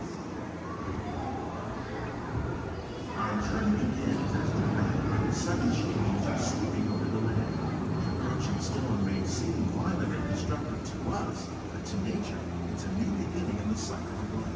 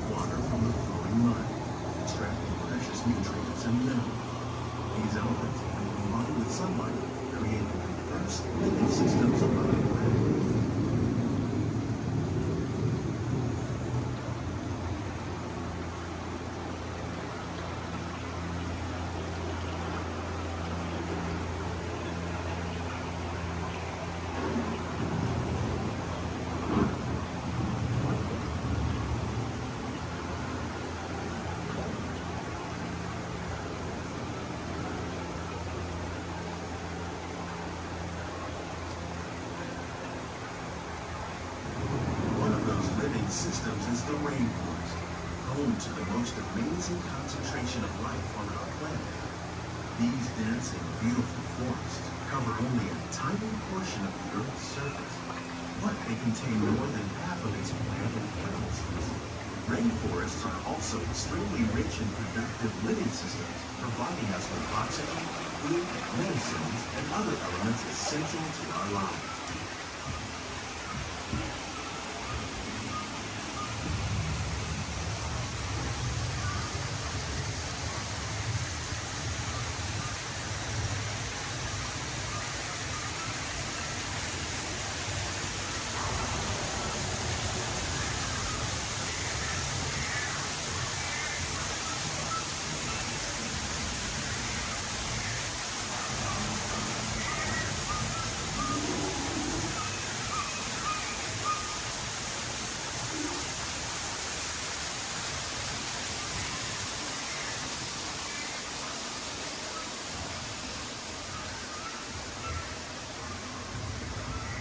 In the desert, nature has created a very different, no less beautiful living system. And while this arid landscape may seem lifeless, it is very much alive. The plants and animals that have learned to survive in these harsh conditions make use of what little water they can find and avoid the scorching rays of the relentless sun.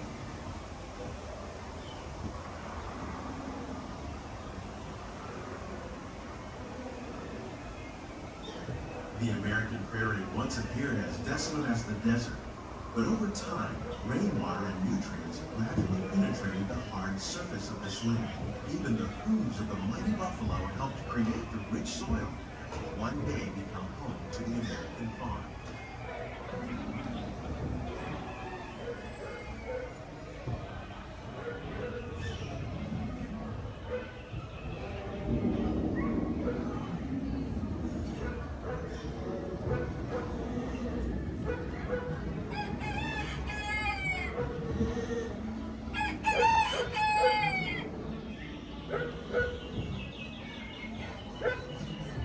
Of all the forces at work on the land, humans have had one of the most profound effects. The need to produce food for a growing world led to the enormous use and sometimes overuse of the land. In our search for more efficient ways to grow food, we often fail to realize the impact of our methods.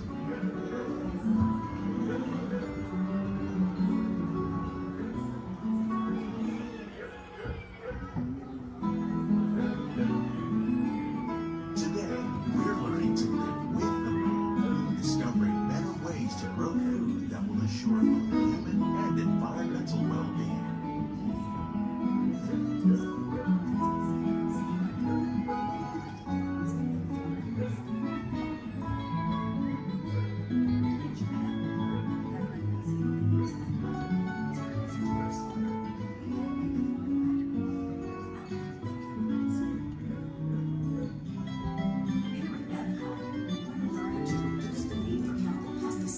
By breeding and using natural predators like ladybugs and wasps to control pests. In the farmlands across America, we're learning that by plowing under vegetation containing natural fertilizers, we can enrich the soil without the use of chemicals. In arid regions, we're learning to produce food on desert seacoasts by developing and planting crops that thrive on salt water.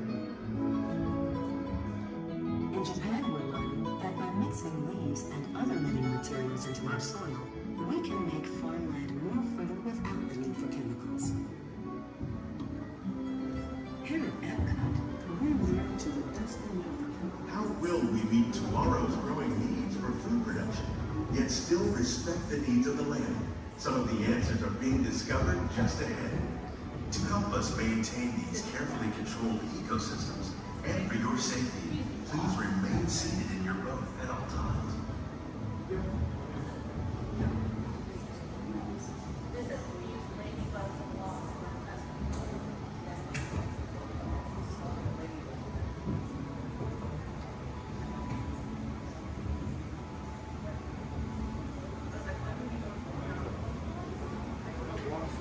Welcome to our living laboratory, where scientists from Epcot and the U.S. Department of Agriculture are exploring innovative ways to produce healthy harvests now and into the future.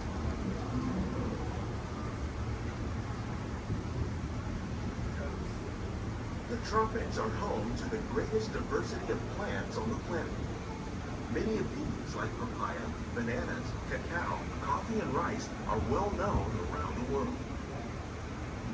These are just a few of the edible plants that have been an important source of nutrition for people living in the tropics.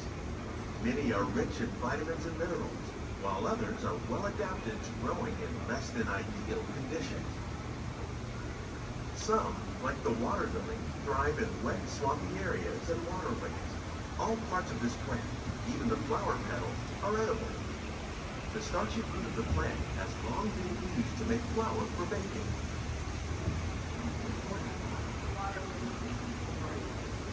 One day, many of these lesser-known tropical plants may be as important as the bananas growing on both sides of the boat. More than 28 million tons of bananas are eaten annually, making it the most popular fruit in the world.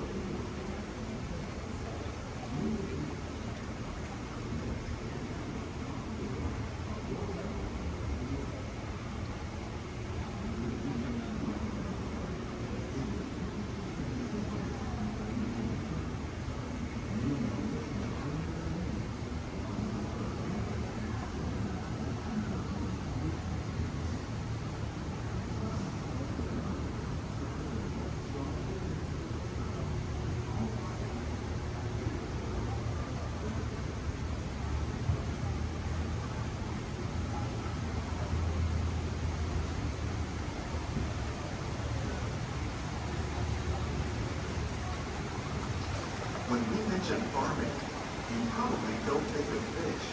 But fish farming, or aquaculture, accounts for nearly half of all the seafood consumed globally. Tilapia, bass, and catfish, like the ones you see here, are 3 of the more popular crops raised by fish farmers. The sustainable system we're using here recycles the water in the tanks. As a result, we're able to save millions of gallons each year. Our small fish farm produces nearly 5,000 pounds of fish each year to serve in restaurants around Walt Disneyland. Innovations like this one can play an important role in our efforts to produce palatable harvests and still protect natural resources.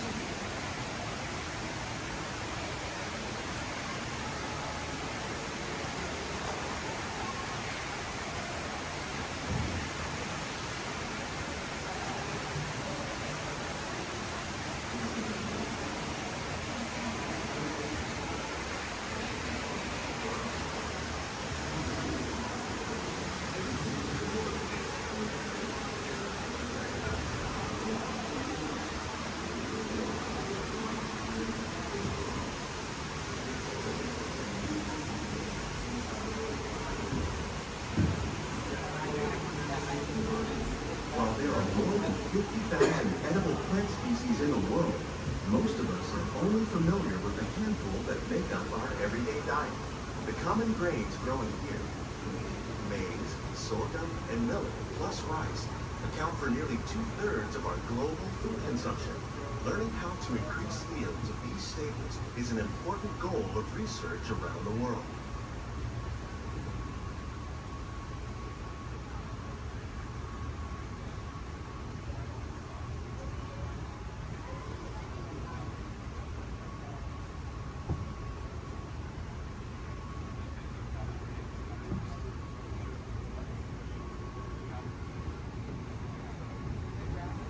These plants are definitely on their way up. Innovative growing techniques like these increase yields while more efficiently using resources like water, fertilizer, and pesticides. Another innovation at work here is our integrated pest management program. By populating our greenhouses with beneficial insects that prey on harmful pests like aphids and flies, we are significantly reducing our reliance on conventional pesticides. We're growing these crops using our nutrient film system. This technique precisely controls and recycles water and nutrients. With it, we can produce over 27,000 heads of lettuce a year in this one small area.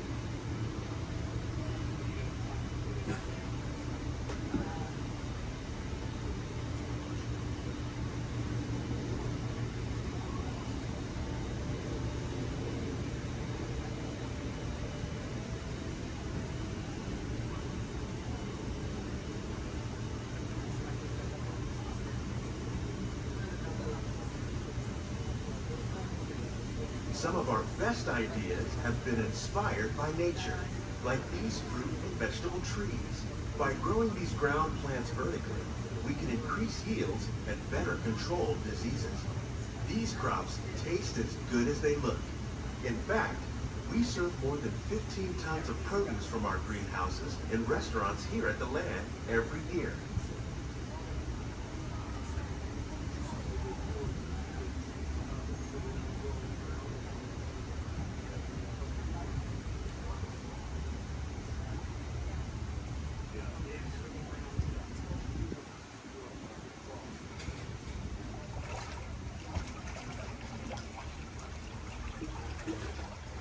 The future of agriculture may include innovative ideas like this vertical growing system. Plants grown in this way use a fraction of the space required by traditional growing methods. That saves water and increases production. The aquaponics system on your left combines hydroponics with aquaculture. The fish provide a natural source of fertilizer for the plants, and the plants help keep the water clean for the fish. It's another great way to produce more while using less. In our lab, Epcot scientists are working with the U.S. Department of Agriculture on a number of innovative projects. The goal of these efforts is to produce higher yielding and better quality plants.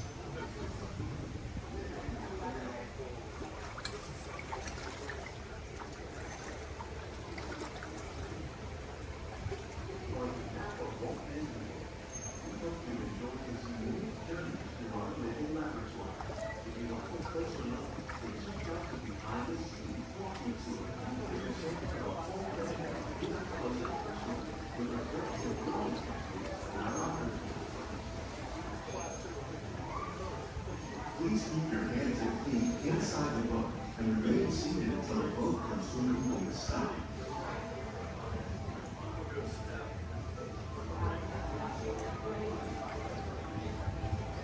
These greenhouses represent just a fraction of the work being done worldwide to produce bountiful harvests for our growing population. Scientists, farmers, and even backyard gardeners are doing their part to improve the quantity and quality of foods that we all rely upon. Together, we can continue to find more ways to increase food production and protect our precious natural environment. Only then will we truly be living with the land.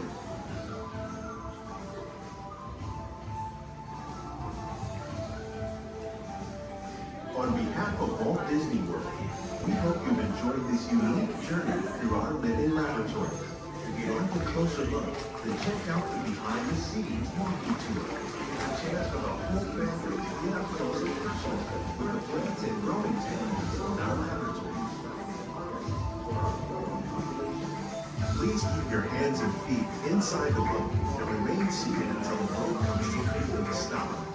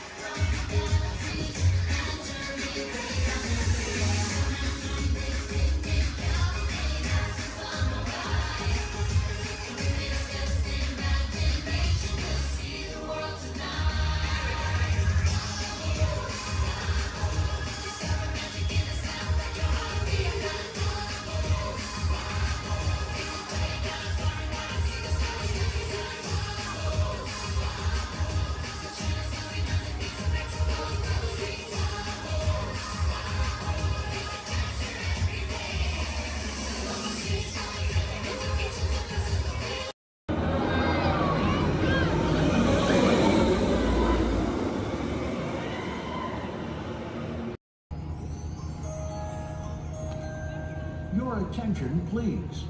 Disneyland has now ended its normal operating day. We thank you for your visit to the Magic Kingdom and that the memories you've made will bring you back again soon. While the rest of the park closes, Main Street will remain open for your shopping convenience. Thank you. Su atención, por favor. Disneyland ha terminado su día normal de operaciones. Les agradecemos su visita al Reino Mágico y esperamos que regresen pronto para crear aún más recuerdos. Mientras que el resto del parque comienza a cerrar, las tiendas de Main Street permanecerán abiertas para su comodidad. Gracias.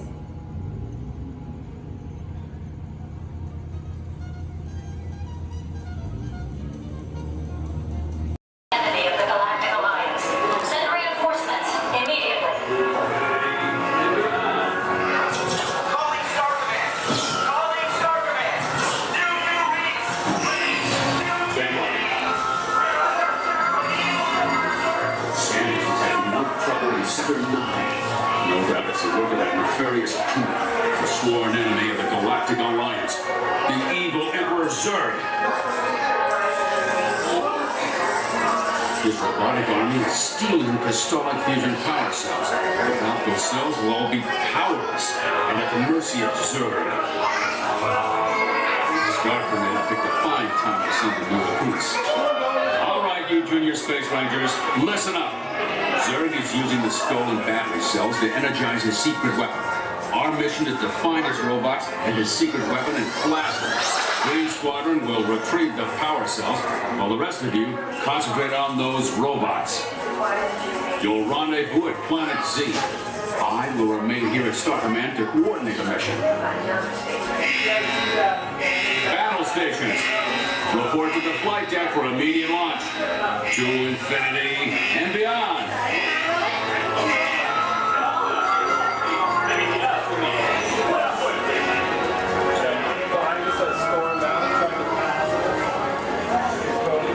Attention, Space Rangers. This is Star Command. Prepare for immediate launch. Flight safety requires that you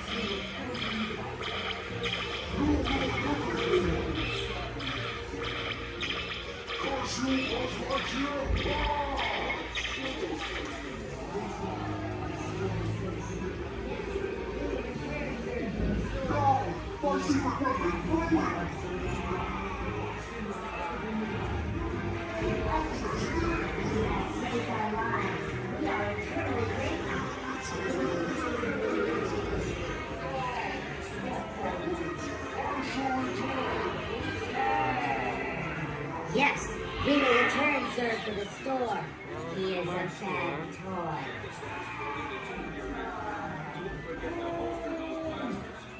You have saved our lives. We are eternally grateful. It's been an honor serving with you. Check the status board to determine your rank. And don't forget to holster those blasters. Mission accomplished, Space Rangers. It's been an honor serving with you. Check the status board to determine your rank.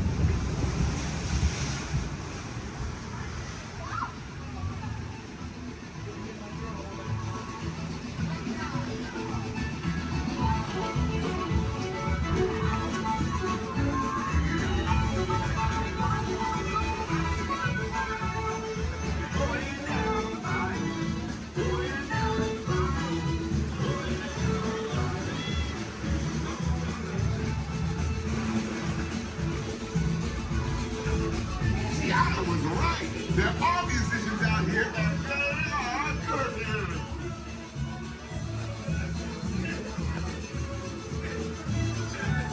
Tiana wasn't here, y'all. This started over and she found them. No doubt. We'll ask them to join the band for sure.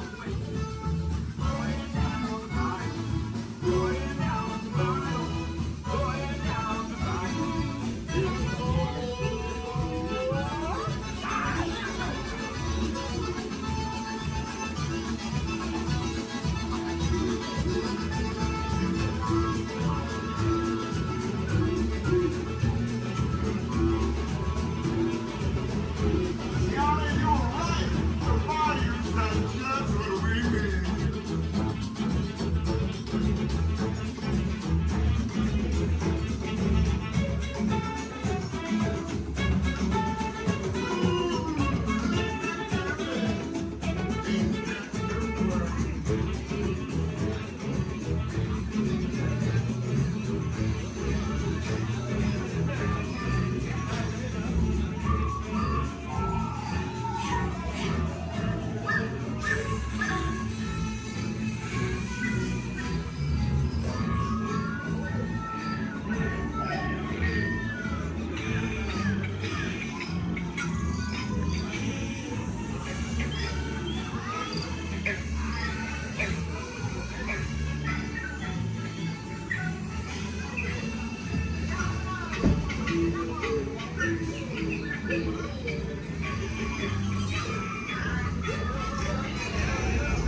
I'm asking all of them to play at the party, but we've got to keep searching high and low.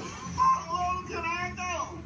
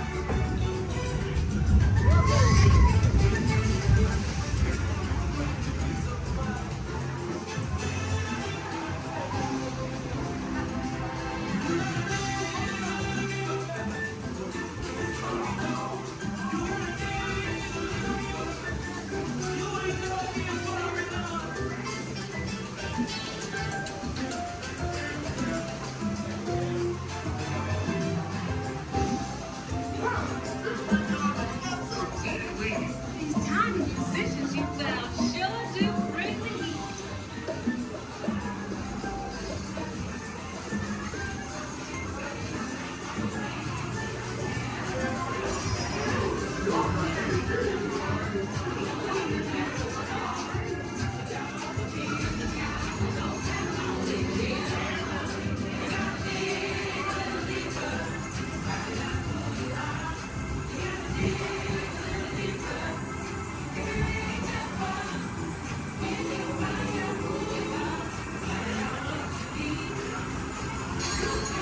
Get your hands again.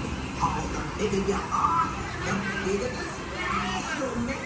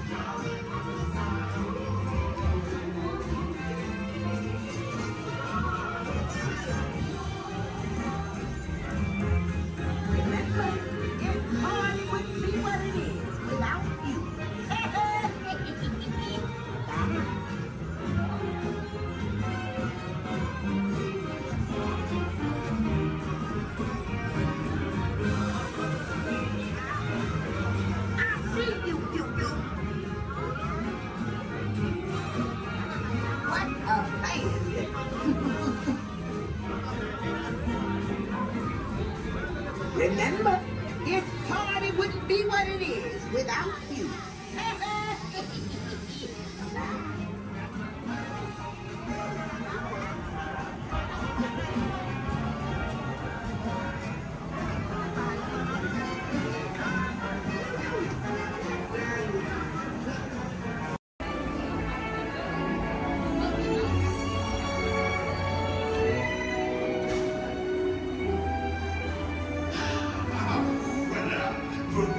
Venez, suivez-moi.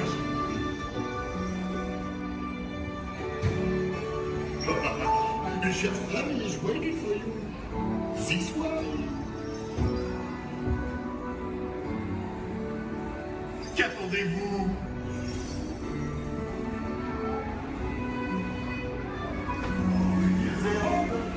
Des invités pour le dîner. Yes, here. Vous n'aurez pas idéal. Comprends? No. A simple omelet? Too simple. What?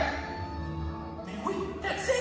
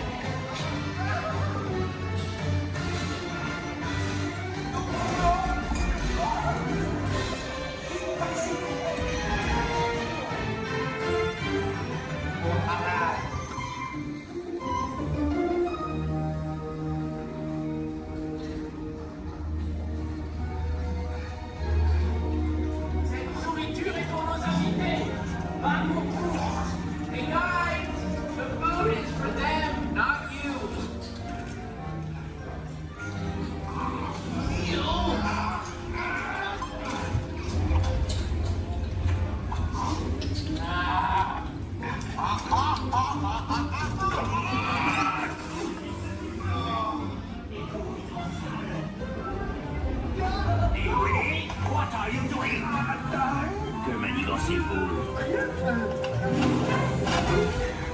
Out of my way!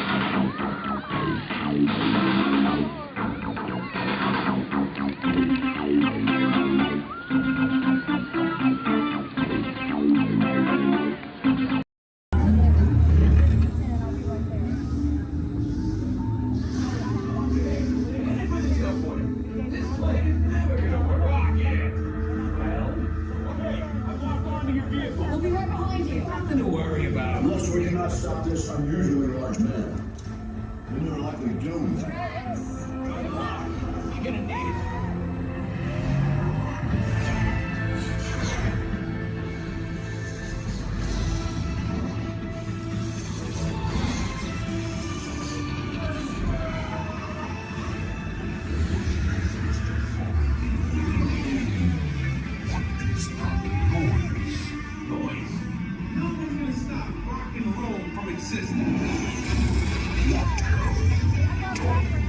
What have we done? I think we're jumping back. All the way. Oh, Christ. With that decision, the big bang. Let's be bigger. We gotta get that generator. It's the only way back. We got the generator.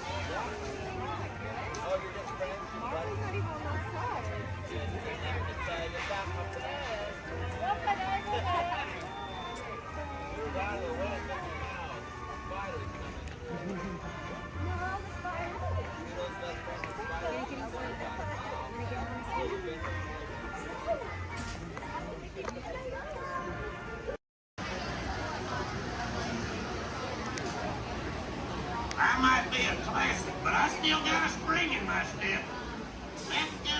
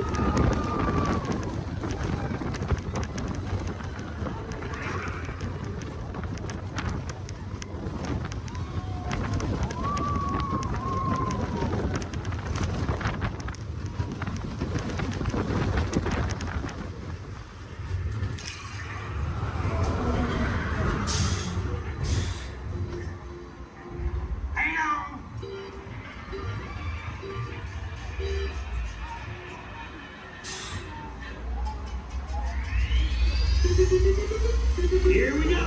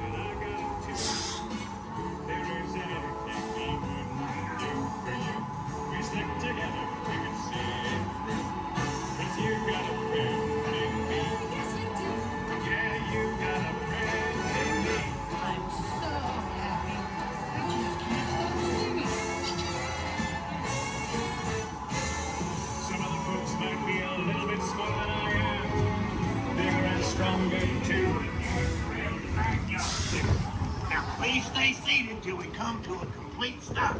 Remember to grab all your stuff and step out to your right. So long, pal.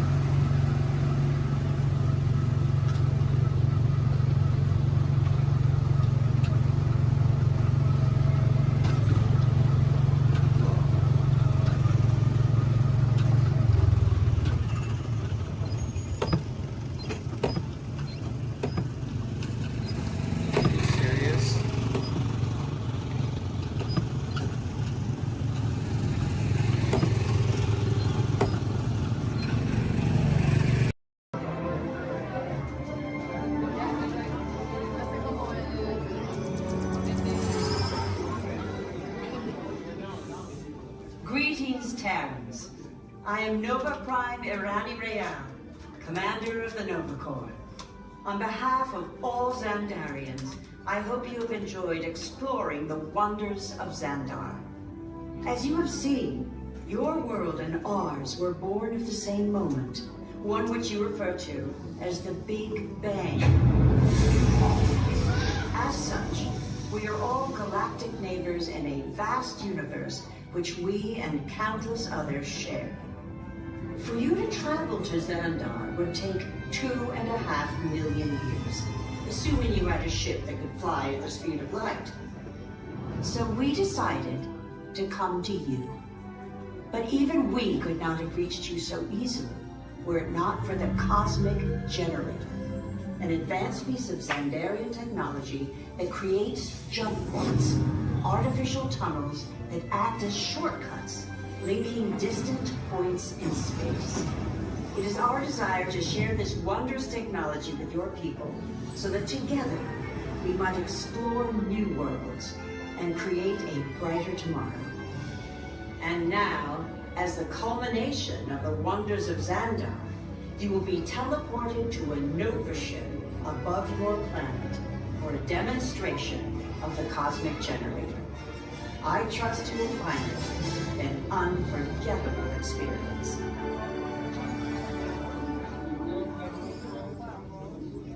Welcome, people of Epcot, Epcoters, Epcotians, citizens of Epcot. Does anyone know what they call themselves? What? I'm on? Someone needs to tell me what I'm on. Welcome, Epcot-tarians. I am Centurion Talmeric, and we're just about ready to teleport you up to the ship for the demonstration. As you're about to enter a secure Nova area, I must ask you to put away your Terran communication devices at this time. Recording of any type is strictly prohibited. I am very serious about this. Now, please step forward into the chamber. You're gonna love this.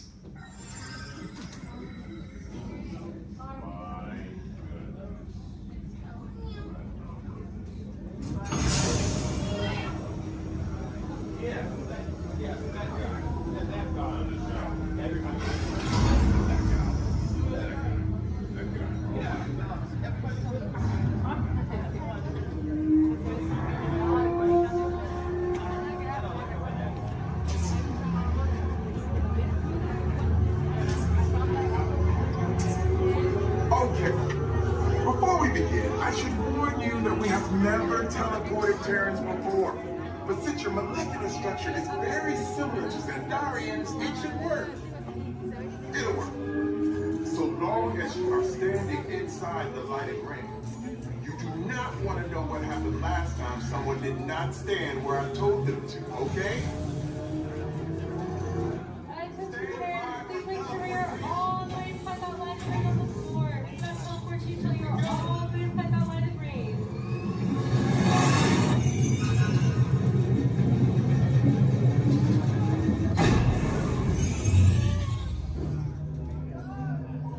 You made it! I mean, of course you did. Nova Prime, they're ready. Excellent. What you see before you is the cosmic generator. And in just a few moments, we'll be activating it so you can experience for yourself what's happening. I'm not sure. Our power's out. And the cosmic generator is gone. Cheerio, Mark. Go to Code Red. Prepare the fleet. And call the Guardians. Now. There is no cause for alarm. Turn off that alarm. I've got an important transmission coming in. Hey, what's up, Nova Corps? Our cosmic generator has been stolen. What? How? Why didn't we think of that? That thing's gotta be worth a fortune. I am Groot. Good question. Yeah, who do you think took it? Perhaps that really big man outside your ship. Oh, that is a big man. I need to alert Nova Prime. I have been watching Terrans for eons. That's not creepy at all. This species has failed. Wait, whoa, we didn't even know there was a test. He's got the cosmic generator. He's creating a new jump point. Jump point to where? Not where. When? It's some kind of mutant jump point. He's going back to the dawn of time. Dawn of time, why? To erase an error. Well, that doesn't sound good. Your time is over. Wait, what do you mean? What do you mean it's so vague? The jump point is closing. Hey, Nova Dude, you're Nova Corps need to follow that whatever it is until we get there. We can't. Our power is down, and I've got to get these Terrans onto evacuation shuttles. I got it. I reprogrammed the shuttles to follow them through the jump point. Wait, what? Look, they're our only chance of keeping track of that whack job until we get the cosmic generator back. Piece of cake. Wait! There's cake. Where's this cake? The odds are impossible, Yeah. but it's our only shot.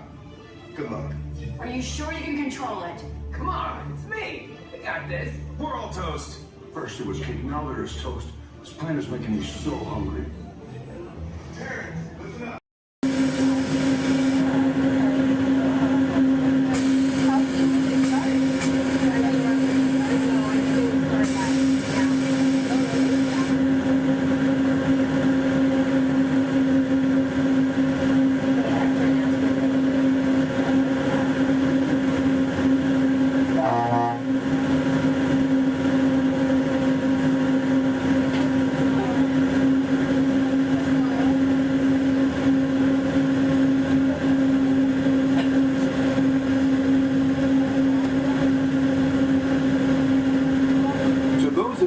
Just joined us. Welcome aboard the Disneyland monorail. For your safety, please remain seated, keeping your hands, arms, feet, and legs inside the train. Watch your children and no smoking, please. Bienvenidos a bordo. Para su seguridad, permanezca sentado y mantenga las manos, brazos, pies y piernas dentro del tren y cuida a los niños. Por favor, se dirija a la Gracias. We're now en route to our final stop, the Tomorrowland monorail station. Along the way, you can get a bird's-eye look at the downtown Disney district, Disney's Grand California Hotel and Spa, and Disney's California Adventure. To the left of the monorail is the main entrance of Disneyland, the happiest place on Earth. Disneyland is truly an American original. Since its opening in 1955, it has hosted more than 500 million guests from around the world, including presidents, kings, and celebrities. It is the original Disney theme park, created and enjoyed by Walt Disney himself. To the right is our transportation closet, where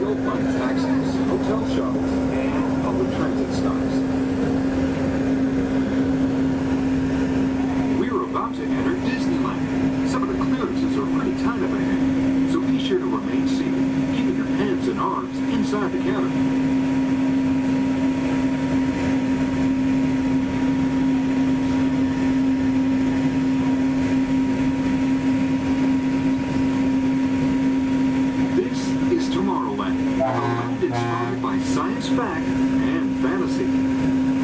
Directly below us is the Submarine Lagoon, where you can dive into an exciting underwater adventure aboard the Finding Nemo submarine voyage. Across the way are the icy peaks of Matterhorn Mountain, home of the world's most famous bobsled run. And beneath us are the roadways of the Utopia, where drivers of all ages can ride the road to tomorrow. As we cruise over Tomorrowland, our pilot would like to share a few program reminders. Hello everyone, welcome aboard Monorail Red for your enjoyment. This land park will remain open until 9 p.m. tonight. The park's hours has been extended to 9 p.m. Our last monorail tonight will be at 9 p.m.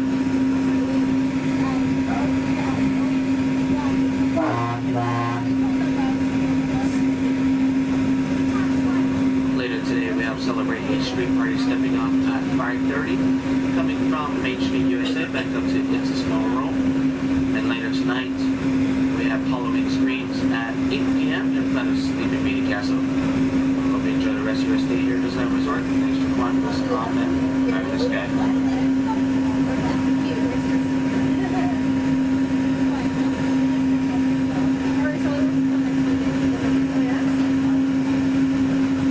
Just ahead and to the right of the train are the sparkling gold spires of one of Disney's most beloved attractions, It's a Small World. Beyond it is the wacky world of Disney's classic cartoon characters, Mickey's Toontown. We're now riding alongside the happiest kingdom of them all, Fantasyland, home to Pinocchio, Snow White, Peter Pan, and other storybook characters. Last time I went, one of the guys got really close with the little boys right here. It freaked me out, and I hit him, and I was like over it. I'm never going to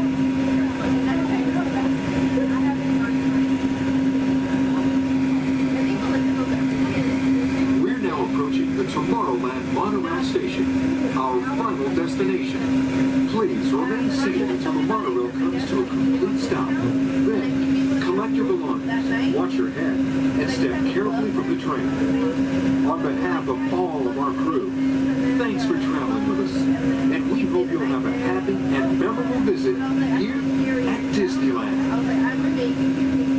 This is the Tomorrowland monorail station.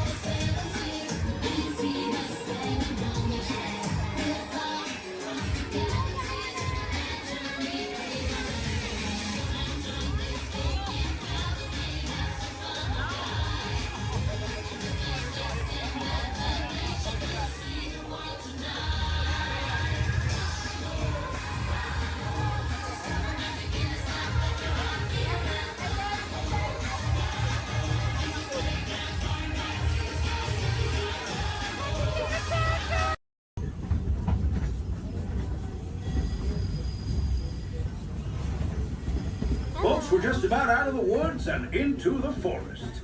The enchanted forest of Fantasyland, where magic... Listen. Hear that? There it is! On that big metal snake!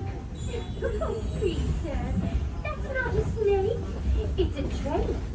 Train, huh? Well, I think it's finally time I trained my shadow to stay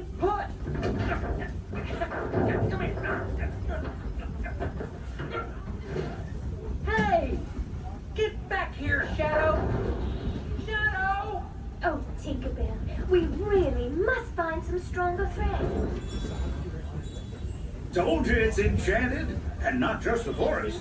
From the tips of castle spires to the sands under the sea, magic and happily ever afters await around every corner in Fantasyland.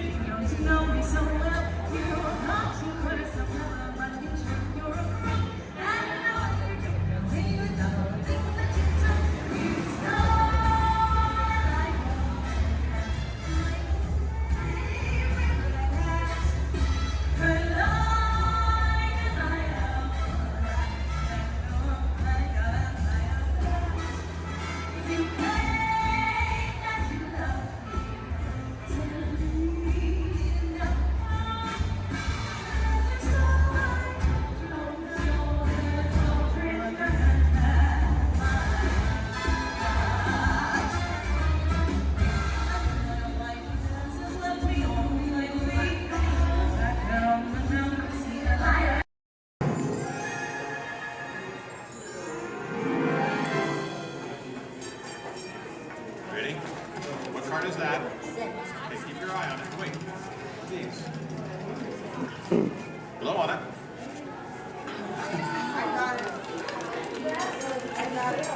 Hello and welcome to Disneyland's 50th anniversary celebration.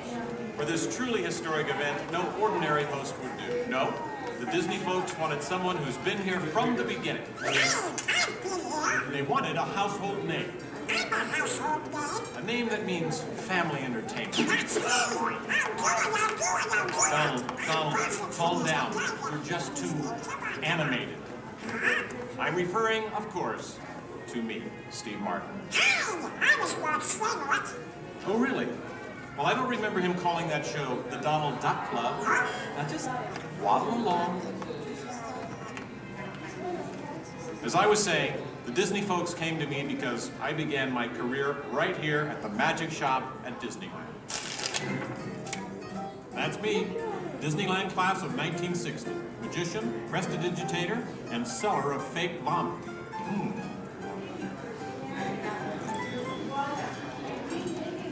So young Steve Martin starts performing magic here, and lo and behold, they start calling the place the Magic Kingdom. Coincidence? I don't think so. But right now, I'd like to introduce you to the man who started it all, Walt Disney. Walt, tell us how it all began. Now, this is the original. This is taken from the original show here in Disneyland. And then, So we start out Walt planning him, and then taking the merry-go-round and let's go to different places. As I sit there, all these things, sit on the bench, eating peanuts, I felt that this subject we the parents and the children could have fun together. Great idea. So that's how Disneyland started. I'll take it from here. Oh, yeah, and I did not. This priceless artwork shows the first design for Disneyland. A small park that would have been near the Disney Studios in Burbank. It's sweet, isn't it? But he couldn't stop there. Not Walt. He wanted a world of the future, an exotic jungle, a wilderness frontier. This is just the most rare and valuable piece of art for Disney archives. It's the painting that sold the concept of Disneyland to the bakers. was a painting. You got us really. Thank you, and just get this lobby just open this morning, so you were here day one. It's just open today. Then Walt heard about an orange grove in Anaheim. Thank you. Thank you. You're welcome. An hour away from any major city, at the end of a dirt road. Talk about impossible dreams. If I could take you back in time. Wait a minute. What am I saying? I'm a magician.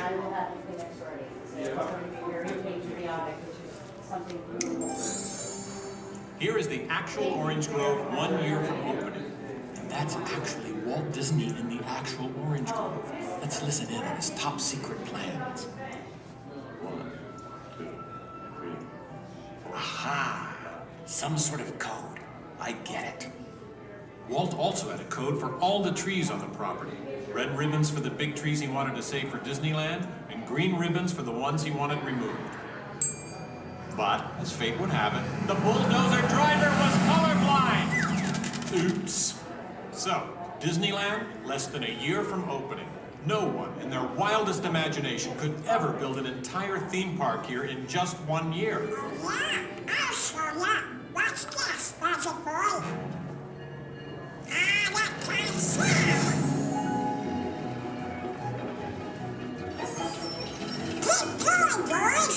Faster, faster. That's it, good work. That's it, good work. Opening day. Take it away, Walt. To all who come to this happy place, welcome. Walt's dream had finally come true. And to celebrate, ABC organized the biggest live telecast in history. Some of the most famous stars in Hollywood showed up, including host Art Linkletter. Frank Sinatra. Hello, Franco. Who's driving? Sammy Davis Jr. Hello, Sammy. Bob Cummings, Ronnie Reagan. Come on in. Davy Crockett. Buddy Epson's there, too. But right now, it's my pleasure to introduce the famous star whom Mr. Disney has asked to christen the Mark Twain. Ladies and gentlemen, Mr. Disney. I'll take it from here, Mr. Linkletter.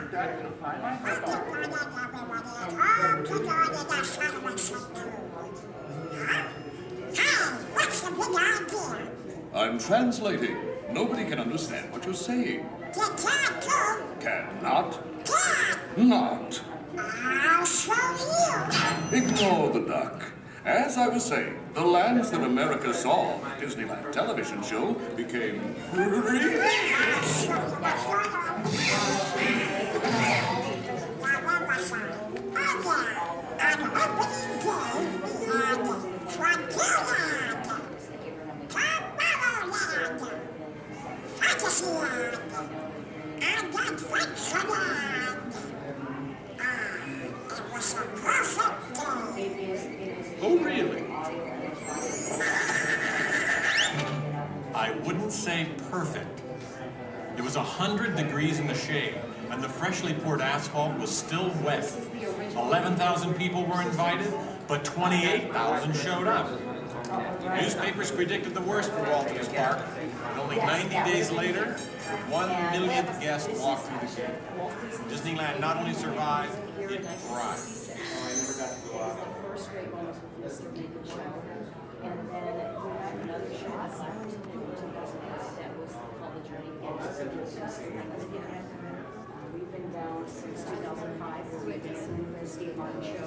This is honoring Disneyland's 50th year. So this film is what's left. It's going to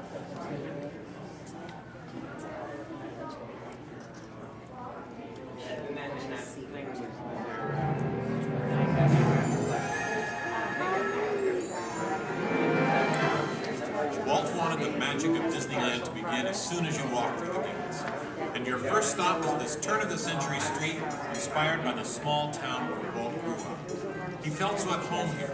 He even had an apartment built for himself above the fire department, and it's still there today. Walt paid tribute to his father in one of the shop windows. In others, you'll find some of Disneyland's most important contributors. Nice try, Donald. Many shops have come and gone here over the last 50 years. Gone is the working pharmacy, and gone but not forgotten, my favorite, Hollywood Maxwell's corset shop, better known as the Wizard of Bras. Yes, Disneyland is filled with nostalgia and memories, but that's only part of the magic. Let's not forget fantasy. Ah, hear that? When you wish upon a star, your dreams come true. For Walt, that was the very essence of Fantasyland. Of all the lands, this was closest to Walt's heart. He even placed the Disney family crest right above the castle gate. Fantasyland was created by the same artist who created Disney's animated films at the studio. And soon those storybook tales came to life in an orange grove in Anaheim. For the first time, we could step into those worlds and become a part of the adventure. In Adventureland and New Orleans Square, surprises happen all the time. In fact, Disneyland is the only place I can think of where you can be attacked by pirates, frightened by ghosts, and nearly crushed by a giant boulder, while keeping your arms, legs, and feet inside the vehicle at all times. And here's the adventure that started them all. Remote rivers through a treacherous jungle. Could something go horribly wrong? Only a punchline. Over the years, the Jungle Cruise has become a showcase for handsome and witty river guides. Oh no! That big elephant is coming up to us and it looks like he's going to squirt us! Everyone in the back, get down! Don't worry, it never happens.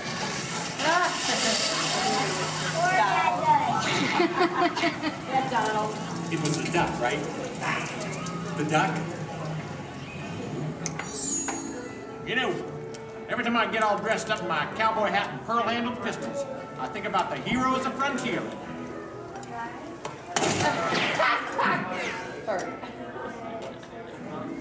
You see, Walt believed it was important to pay tribute to the pioneers who blazed a trail across frontier America. And I agree. Especially when it involves saloon girls and blazing six-guns! In Frontierland, you could meet popular Disney heroes of the day, like Davy Crockett and Zorro. For a while, there was an authentic American Indian village. And in the little mining town called Rainbow Ridge, you could board a mine train or pack mule to explore nature's wonderland. And then the West got a whole lot wilder. Big Thunder Mountain Railroad was a thrilling addition to Disneyland's growing mountain range. The first peak was the Matterhorn, one of Disneyland's first e-ticket attractions. But the most out-of-this-world mountain of them all is right here in Tomorrowland. When Disneyland first opened, Tomorrowland gave us a preview of the amazing, futuristic world of 1986. Okay, so the 1980s didn't turn out that way. But Tomorrowland is really about imagining the possibilities of the future. So we got to go to the moon before real astronauts did. We got to travel through the mighty microscope on atommobiles, beyond the realm of normal magnification.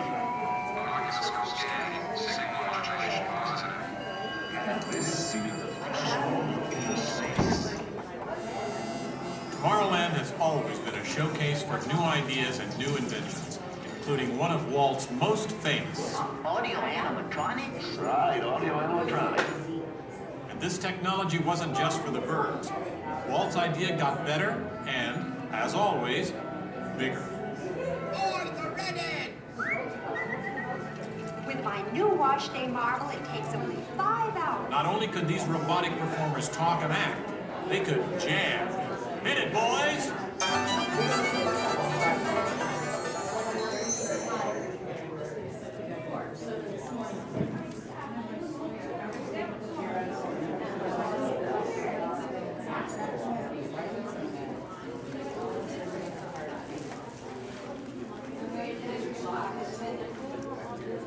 I was going to call him and say that.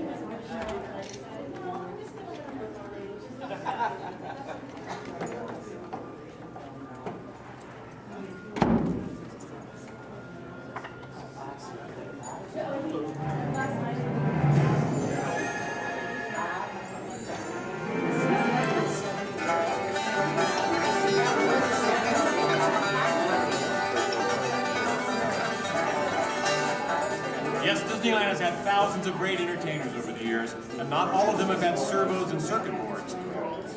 I learned a lot about comedy by watching Wally Boat, star of over 47,000 shows at the Golden Horseshoe Review. And he was only one of the great homegrown acts that brought their unique magic to Disneyland over the years.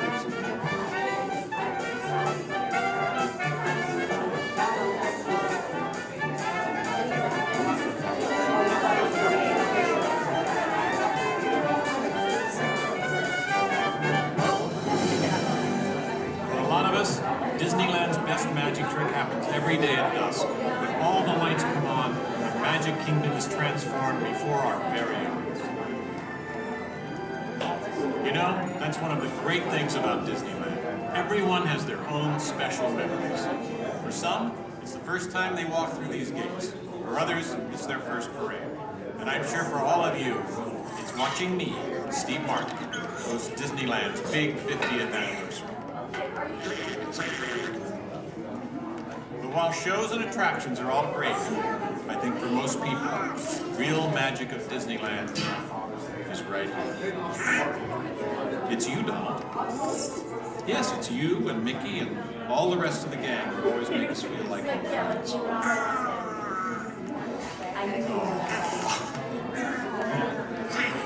Shall we?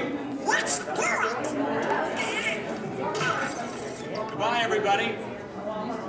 You know, I have to admit, you would have made a perfect host, Donald. Next to me.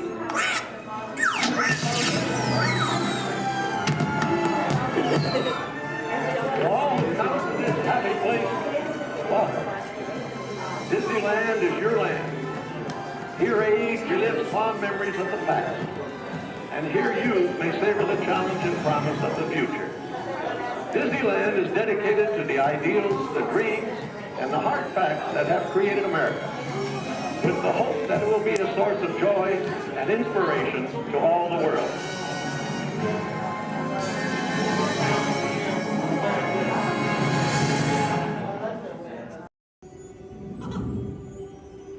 Oh boy!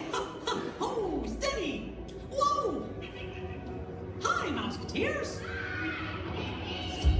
Well, here we go again, so hang on. Anything goes. You ready? And let the show begin! Here's my pal Walt to tell you how the magic is made. There's a lot of satisfaction in developing ideas into reality. When we consider a new project, we really study it. Not just the surface idea, but everything about it. And when we go into that new project, we believe in it all the way. We have confidence in our ability to do it right, and we work hard to do the best possible job. There's really no secret about our approach. We keep moving forward, opening up new doors, doing new things, because we're curious. And curiosity keeps leading us down new paths. We're always exploring and experimenting. Everybody ready? Then on with the show! For those of you just joining us, welcome aboard Excursion 3 on the Disneyland Railroad. For your safety, please remain seated at all times, keeping your hands, arms, feet, and legs inside the train. Please supervise all children, making sure they are seated away from the train openings, either fully on a lap or on a bench. Our next stop will be the Kids Town Depot, your gateway to all Fantasyland attractions. We'll meet at the front. We're taking the train to the front. Oh, perfect. Bye. To those just joining us, welcome aboard the Disneyland Railroad. To ensure a safe ride, stay seated with your hands, arms, feet, and legs inside the train. And please watch your kids. Para su seguridad, permanezca sentado y mantenga las manos, brazos, pies y piernas dentro del tren y fuera de ellos. We're now entering Splash Mountain, rumored to be the location of the one and only Rabbit Place. If you look real hard, just for a second, it's where the critters are celebrating a zippity-doo-dah day.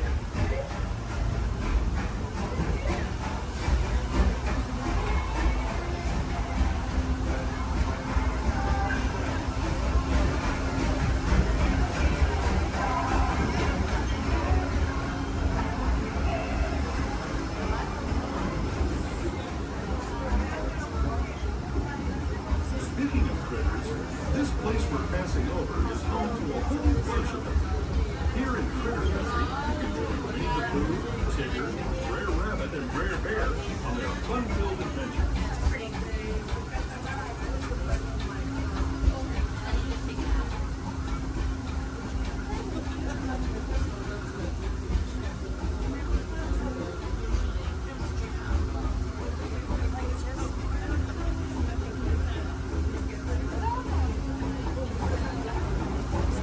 As we steam past Hungry Bear Restaurant, last outpost in these parts, We're now joining up with the rivers of America and entering the frontiers that looked more than a century and a half ago. This is my favorite part of the journey. Around every bend, there's natural beauty as far as the eye can see.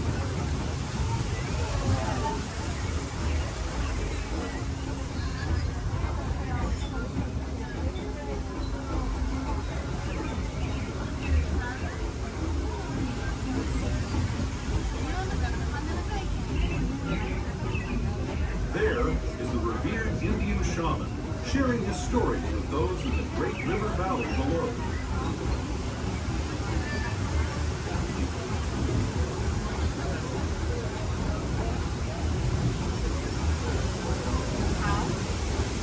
People like me have been riding these rails since the 1800s, traveling through nature's wonderland in a matter of days, rather than the months it used to take by mule or stagecoach.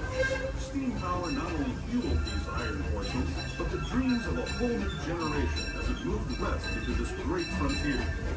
Of course, some of those dreams and the stories that went with them were pretty darn wild and downright unbelievable, like on Big Thunder Mountain, where I hear that mysterious spirits have grabbed hold of those mining trains and turned them into the wildest ride in the wilderness.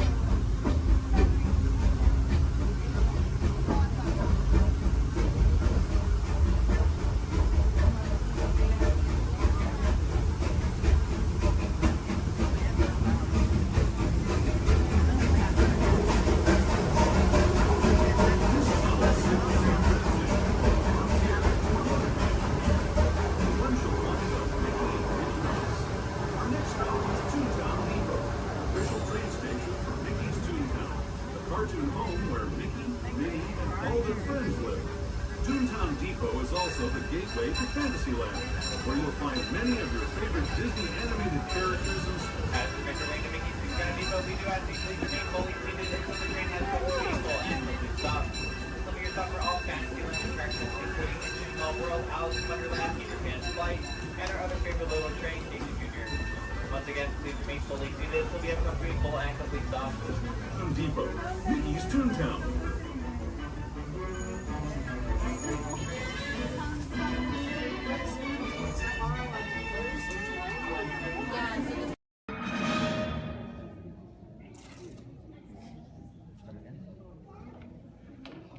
Hi, and welcome to the universe of energy.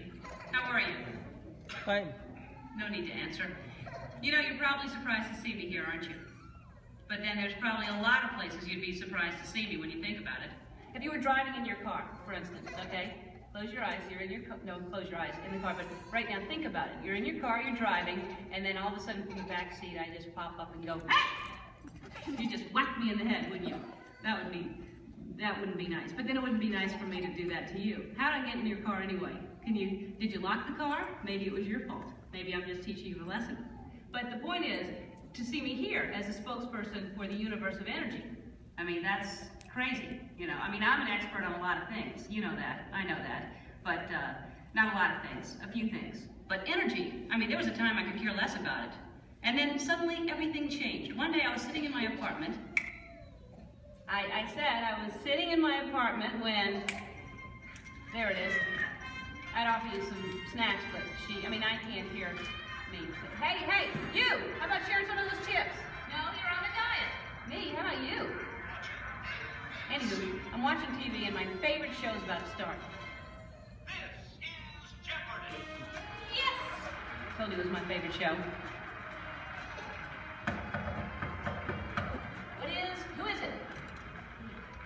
course, no one locks their doors in New York. Hey, it's your neighbor, Bill Nye the Science Guy. Hey, Bill Nye the Science Guy, it's Ellen, Just Ellen, I guess. What can I do you for? I'd like to borrow some aluminum foil, a clothespin, and a candle. Another hot day, huh? Actually, I'm working on a new experiment. Take care of your need. I don't want to miss any of the game. What are you watching? Jeopardy. Yes.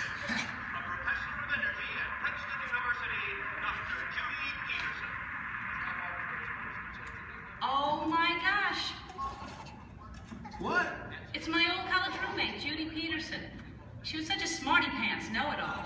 I had the best nickname for her, though. What was that? Stupid Judy. Ellen, that makes no sense. She has a PhD. I know, but it made me feel better. So now I guess she's some hotshot, energetic professor. She's a professor of energy. Whatever. Who cares about stupid Judy and her stupid energy?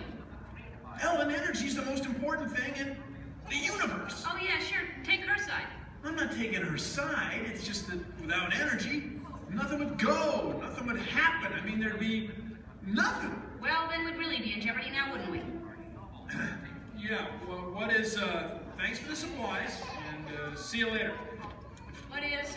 Bye-bye. It's the Parliament of Israel. Right ahead. Go. Right again, Judy. Stupid Judy, stupid energy. Maybe the universe needs energy, but I don't.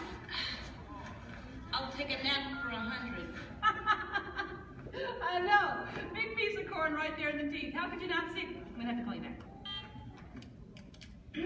Now, as most of you know, when someone falls asleep watching TV, that person is going to have a what? Anyone? Sequence. Anyone? A crick in the neck? Bad hair day. A dream sequence. That's right, ma'am, a dream sequence. Right. Mine was more of a nightmare, actually. And actually, we should get some fog in here. Always nice to spice up a dream sequence with fog. No, not in here. Over there. The dream. Scary, huh? This is Jeopardy! Now here are today's contestants. Dr. Judy Peterson, Dr. Albert Einstein, and finally, just Ellen.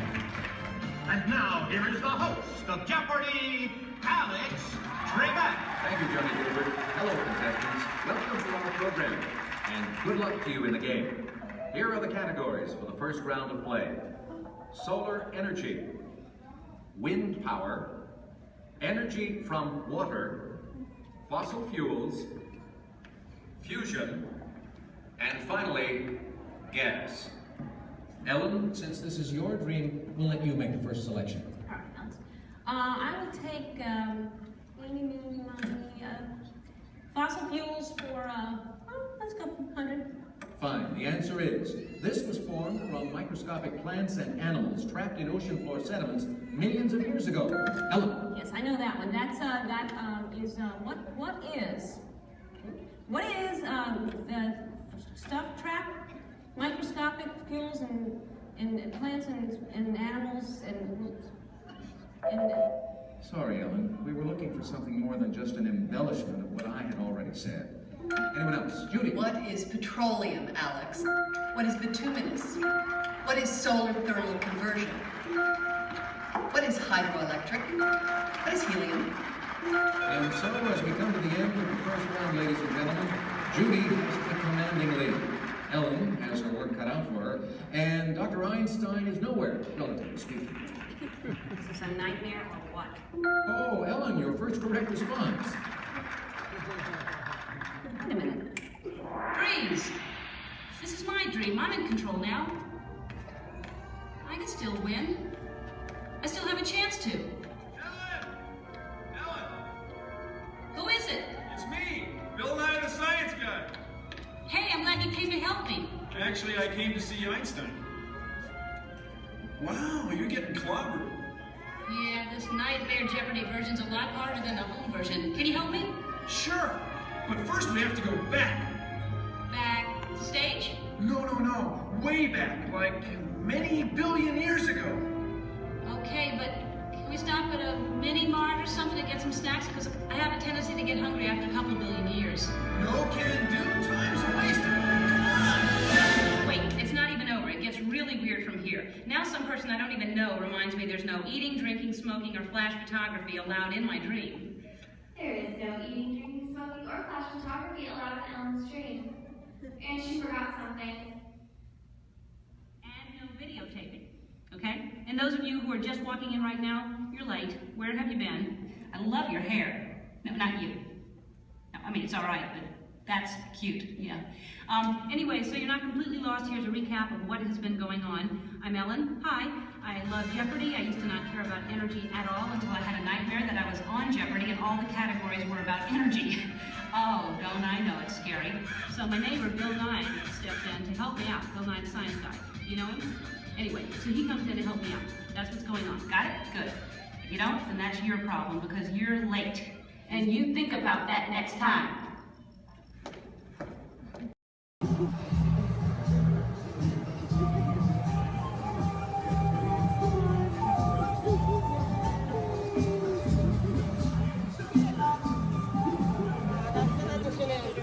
On top of your head, hats, ears, sunglasses. Go ahead and take those off. You want them flying off in a first order ship. Who knows what they would do with them, but they're not going to give them back. This is R5. It's going to help get you guys out of here. We're just waiting for a transmission from Finn. Okay. Good luck. Take this corridor to the turbo lift. Then head down to the escape pod base. Those droids are programmed to return you to Batu. Hurry and don't get caught. Lieutenant Beck will guide you. Recruits, for your safety, stay seated with seatbelts securely fastened. Keep hands, arms, feet, and legs inside the transport and supervise your children. Tell them it's a prisoner transfer. Did it work? Good. Now get a move on. There's a clear path to the turbo lifts at the end of the hallway. Turn right. Probe droid. You're lucky it didn't spot you. Take those turbo lifts and stay out of trouble. Hey, you're not authorized. Wait, the ghost of the prisoner.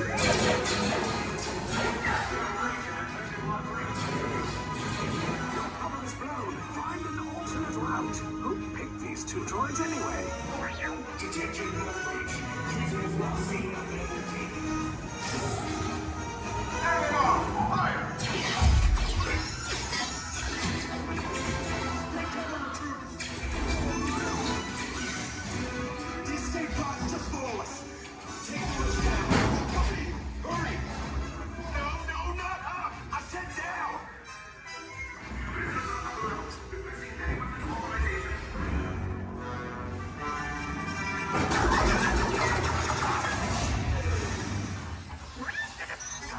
This does not look good.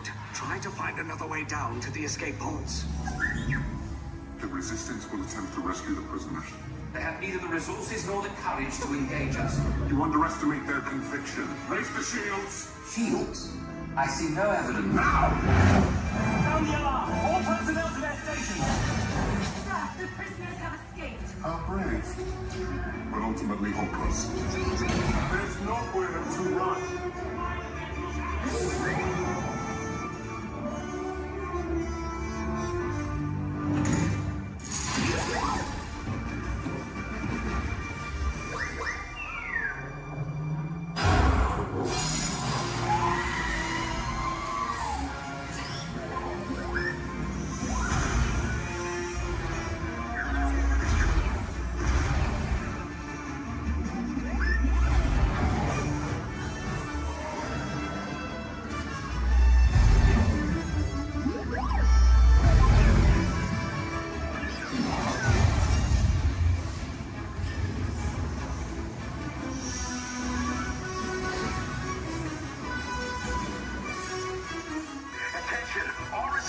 personnel.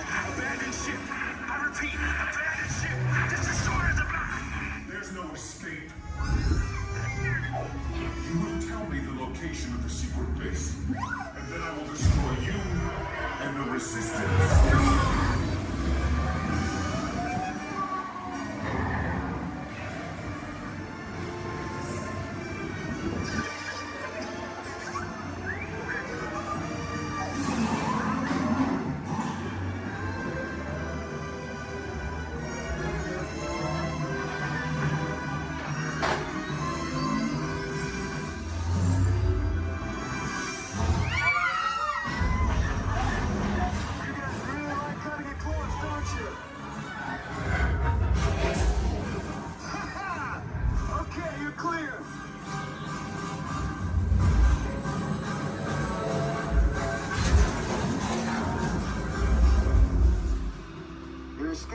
came in a little off target.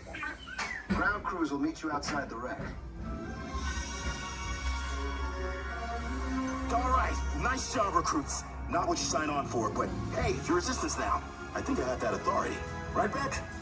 Where's the lieutenant? I need eyes on Beck. Line up. Scout for his copy.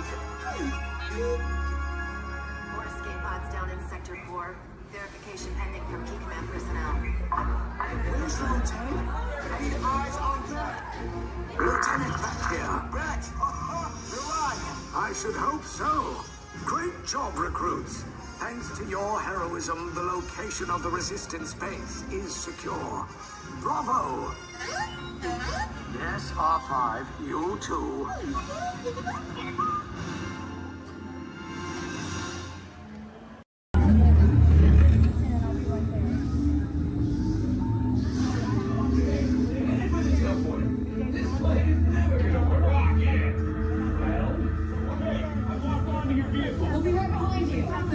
Unless we cannot stop this unusually large man, then you're likely doomed. You're gonna need it.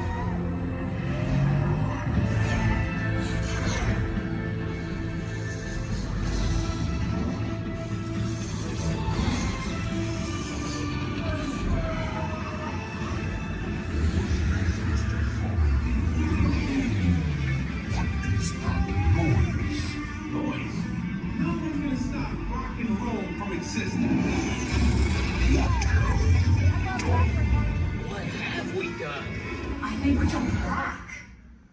All the way. Oh, Christ. We've got the big bang. That's the bigger. Gotta get that generator. It's the only way back. We got the generator. Oh, yeah? See about that. Rocket down.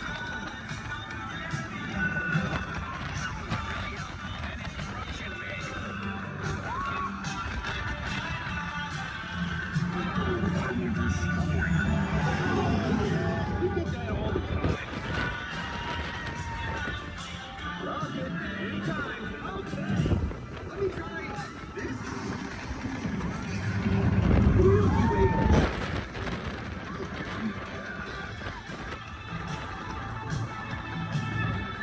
Well, we're here. It's about time. Of course it's about time.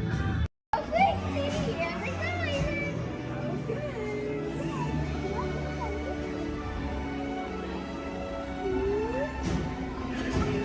Oh my God, we're going around. I find that side.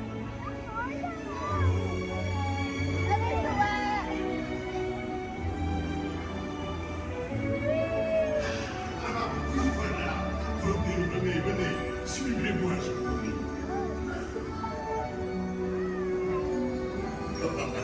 The chef Happy is waiting for you. This way. Qu'attendez-vous? What the heck?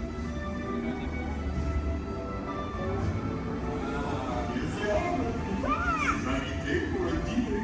Hi. On n'aurait pas idéal. Encore un? Non. A simple omelet? Too simple. What? Et oui, that's it!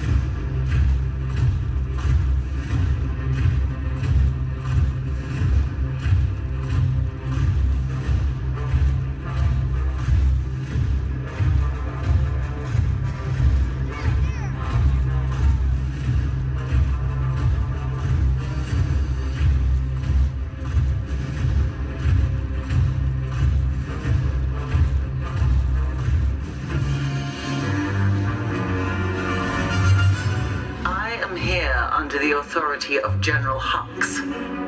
You are here under the authority of me. Stand proud.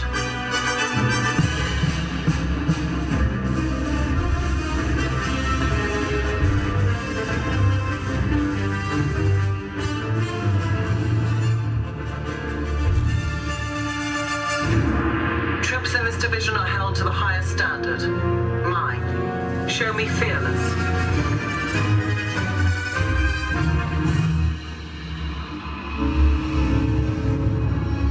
Under my command, you will be proud to wear the armor of a stormtrooper. You will learn discipline, loyalty, and what it means to be a stormtrooper.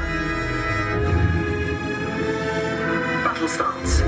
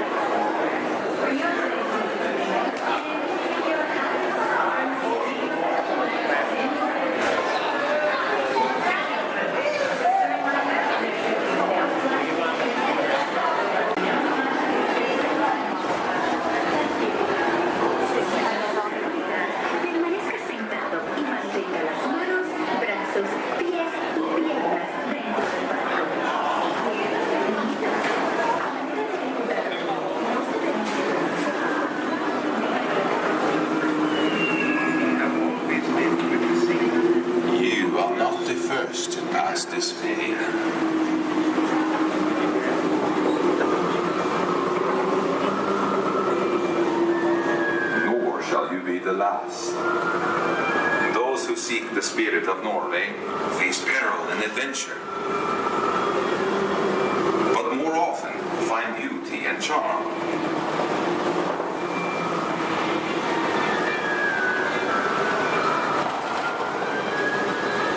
We have always lived with the sea, so look first to the spirit of the seafarer.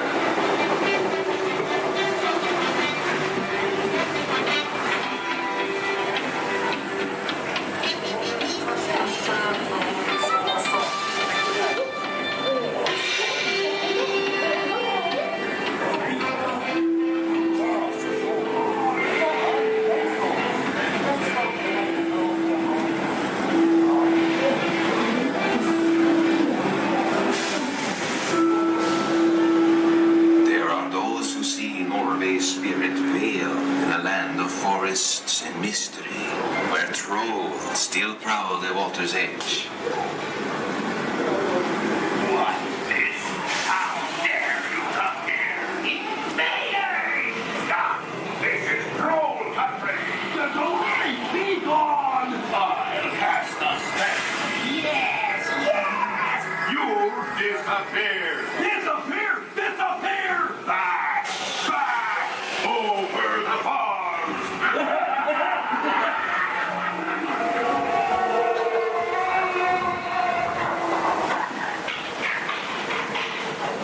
Before recorded time, Norway's spirit roamed the seas of the far north and beyond.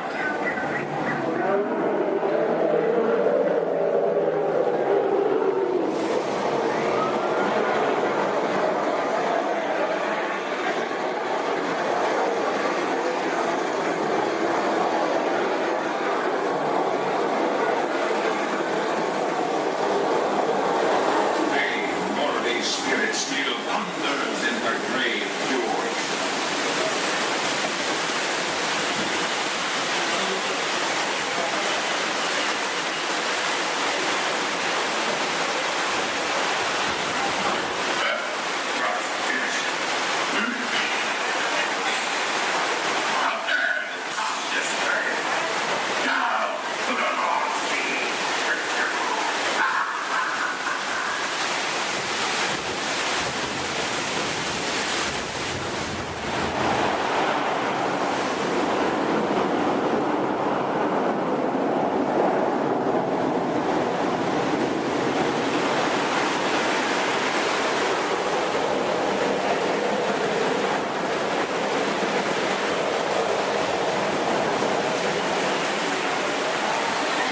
Norway's spirit has always been, will always be adventure.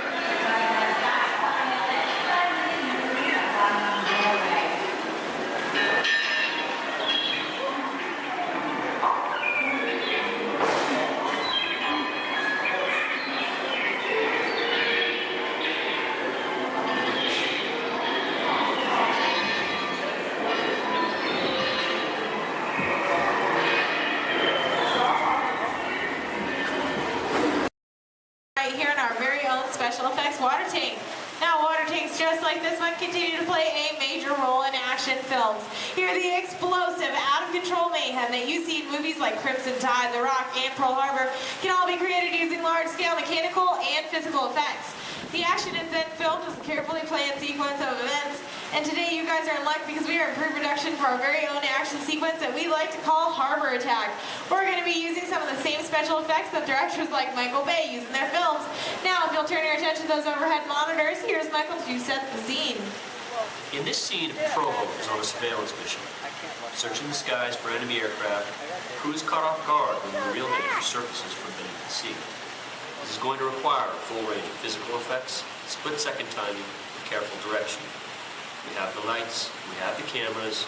All we need now is the action. And if anybody knows about serious action, it's certainly Michael Bay. Some of the effects that we'll be using in this scene include water cannons, which have been pressurized up to 100 pounds per square inch. We also have bullet hits, which have to be carefully timed and programmed to match the sequence of the visuals as well as the pattern of our sound effects. And the last but probably the most important physical effect in a scene like this is fire, which must be ignited at a precise moment, because it takes a lot of time and work to reset the charges for an explosion. Of course, the number one consideration in the timing of all these effects is the safety of our actors here on the set, and that's where you come in. Everyone, please give Mitchell a big round of applause! Yay! You have been cast as the mechanic in our scene today. Your scene is going to take place way down here in the engine room of our PT boat. Now, you don't have to swim.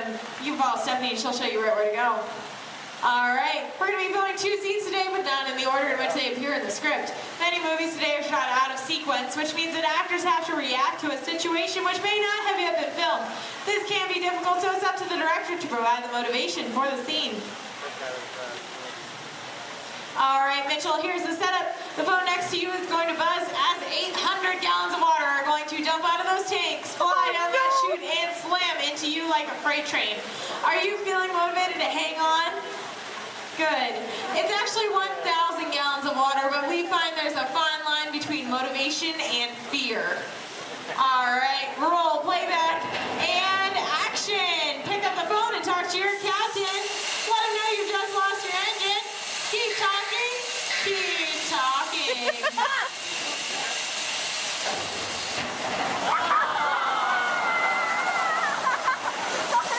And cut. Everybody give Mitchell a big round of applause. All right, Mitchell, you were fantastic in that last scene. Now I have one more acting task for you to do. I need you to sit there in that blue chair, stare dramatically out at the audience, and act dry. We're going to give you a couple minutes to work on that. Well, let's add that shot into our next scene, see how it all ties together in the final sequence. Our next scene takes place on the deck of our PT boat, and here's Stephanie to introduce the rest of our brave crew. Hello, ladies and gentlemen. Can I get a big round of applause for our Captain Jeffrey? And his wild and wacky deck crew, Julie and Brandon. The cast Sunset and the crew is standing by. Well, thank you so much, Stephanie. All right, roll playback. Remember, you guys are on a surveillance mission. And action. All right, Captain, pick up those binoculars. Start scanning the skies for enemy fighters. Crew, I want to see that deck nice and clean. You're going to see an enemy fighter coming in from 10 o'clock. You're surprised. You're stunned. You're terrified. You're running around screaming because you see that plane is coming in for another round. Captain, spin the wheel. Try to get the PT boat out of there. Now, it's too late. They've just shut out your engine. So, Captain, you're going to pick up the phone, call your mechanic. What's that, crew? You see something coming in fast off the starboard side of the boat? Give them one. Oh, no, it's an enemy torpedo. Now, Justin, you think it's all over and you can start to relax. You hear more enemy planes approaching. You point to the sky because you see bombers coming in from 12 o'clock. Bombs away, everybody. Head for deck.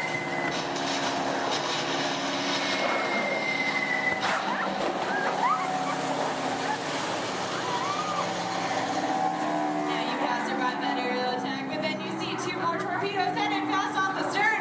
Lucky for you, they pass right underneath the boat, but unfortunately that means they're headed straight for our audience. Point to the audience and yell, look out!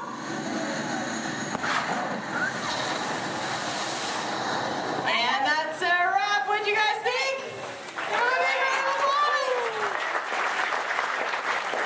All right, now we're going to see what that whole sequence looks like when we have some computer-generated images, a couple of lines of pre-recorded dialogue, and an exciting musical score. Ladies and gentlemen, I'm proud to present Harbor Attack.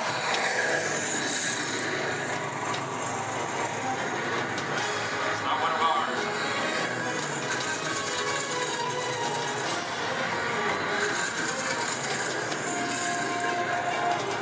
Skipper, she's coming around for another run. Metro, report.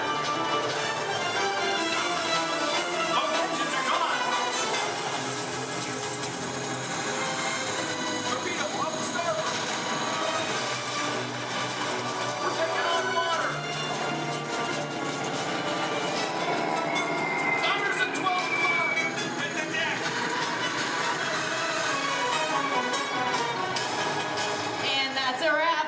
Everybody give them another big round of applause. Thank you so much for being a part of Harbor Attack here at the Special Effects Water Tank. If you're waiting for our break, volunteers, please stay where you are. The rest of you, please turn to your left, head straight down those ramps to the props warehouse. Shuttles will take you on the rest of your behind-the-scenes tour. On behalf of Stephanie, myself, and our brave volunteers,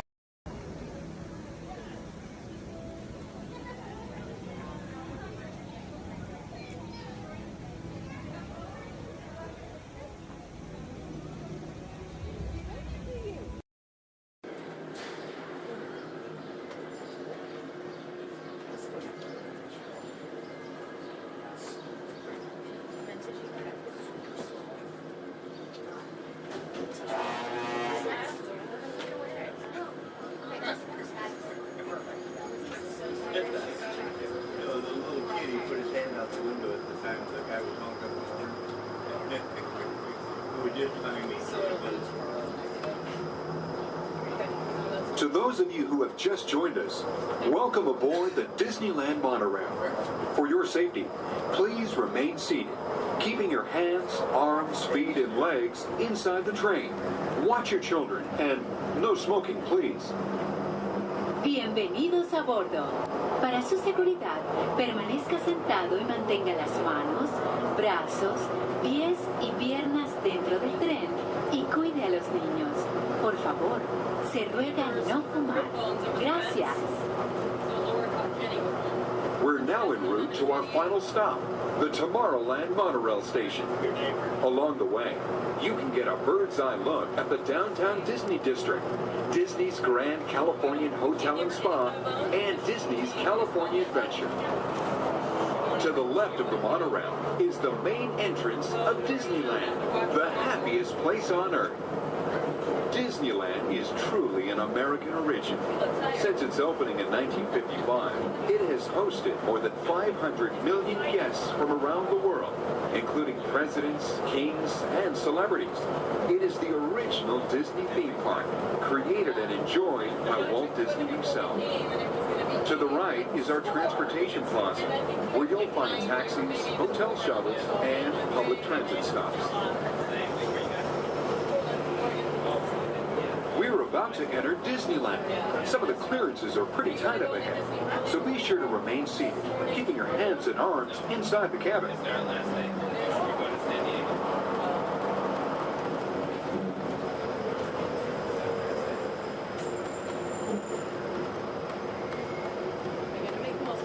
This is Tomorrowland, a land inspired by science fact and fantasy. Directly below us is the Submarine Lagoon, where you can dive into an exciting underwater adventure aboard the Finding Nemo submarine voyage. Across the way are the icy peaks of Matterhorn Mountain, home of the world's most famous bobsled run. And beneath us are the roadways of the Utopia, where drivers of all ages can ride the road to tomorrow. As we cruise over Tomorrowland, our pilot would like to share a few program reminders. Alrighty folks, thanks for flying aboard Monorail Red, your highway in the sky. Just a few reminders. Disneyland will remain open today until 12 o'clock midnight. All passengers are required to be on board this monorail at approximately 12 o'clock midnight to catch that final flight. Well, it's going to be having a Celebrate a Street Party along Main Street at 6:30 p.m. today. Fantastic along the Rivers of America at 9:05 and 10:30 p.m. and then Magical Art Fireworks Spectacular at approximately 9:30 p.m. So once again, for all passengers wishing to exit Disneyland via the monorail, please remember that the last flight will be at approximately 12 o'clock midnight. We thank you for flying aboard your highway in the sky and enjoy the rest of your stay here at Disneyland. Thank you.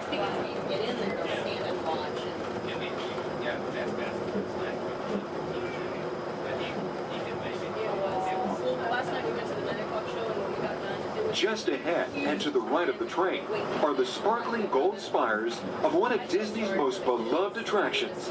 It's a Small World. Beyond it is the wacky world of Disney's classic cartoon characters, Mickey's Toontown. We're now riding alongside the happiest kingdom of them all, Fantasyland, home to Pinocchio, Snow White, Peter Pan, and other storybook characters.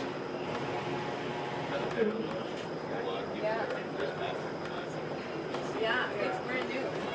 Supposedly it said it's we're gonna try it, but so many people interested in it, and it's so popular, I'm sure they'll be. We're now approaching the Tomorrowland monorail station, our final destination. Please remain seated until the monorail comes to a complete stop. Then, collect your belongings, watch your head, and step carefully from the train. On behalf of all of our crew, thanks for traveling with us, and we hope you'll have a happy and memorable visit here at Disneyland. This is the Tomorrowland monorail station.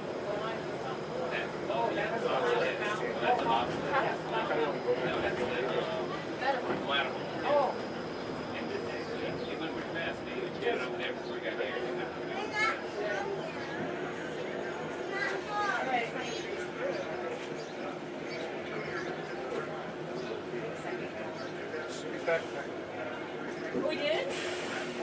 Okay.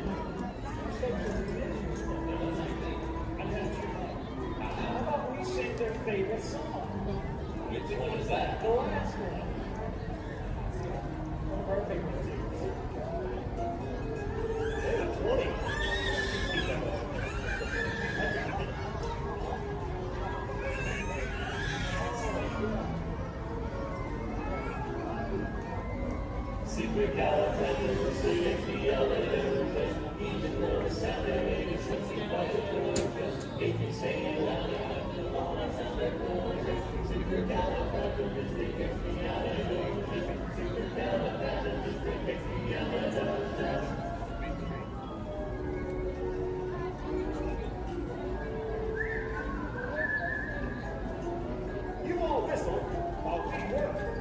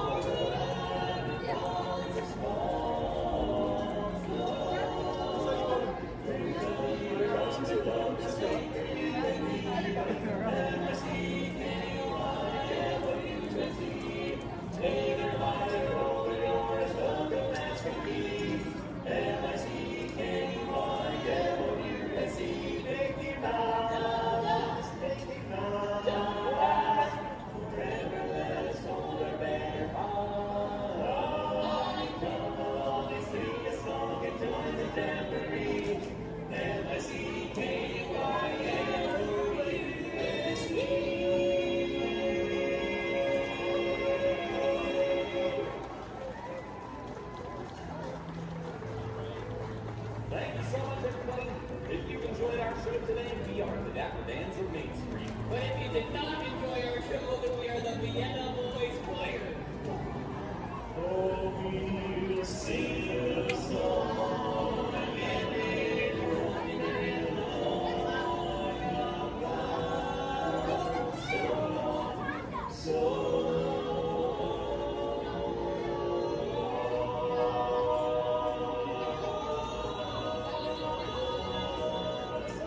morning We'll get the line somewhere.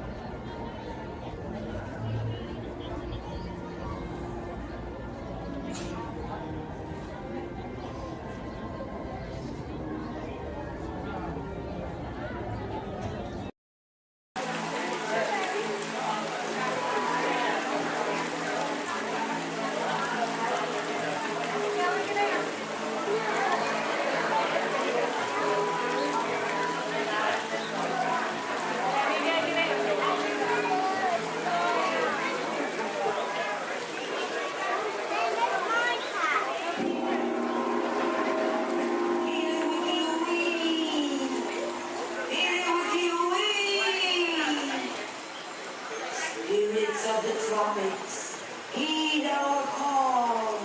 Descend with your rhythms for one and for all.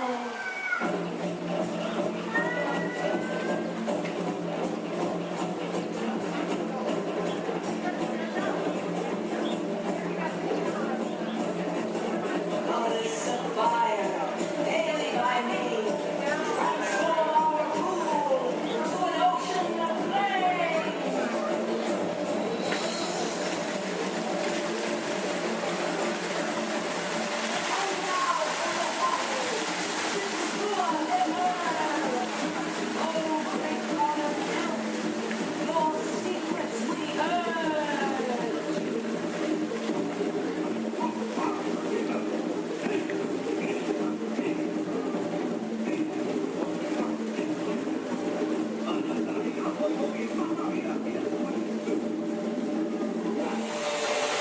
Wowee!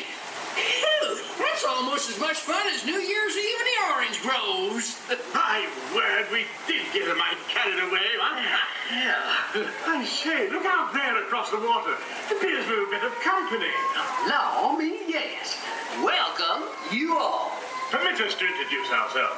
My name is Claude, and my loquacious cousin over here is... I'll introduce myself, if you don't mind. Hi there. I'm, well, let's see now. It's right on the tip of my beak. Clyde Birdbrain. Oh, yeah. I'm Clyde Birdbrain.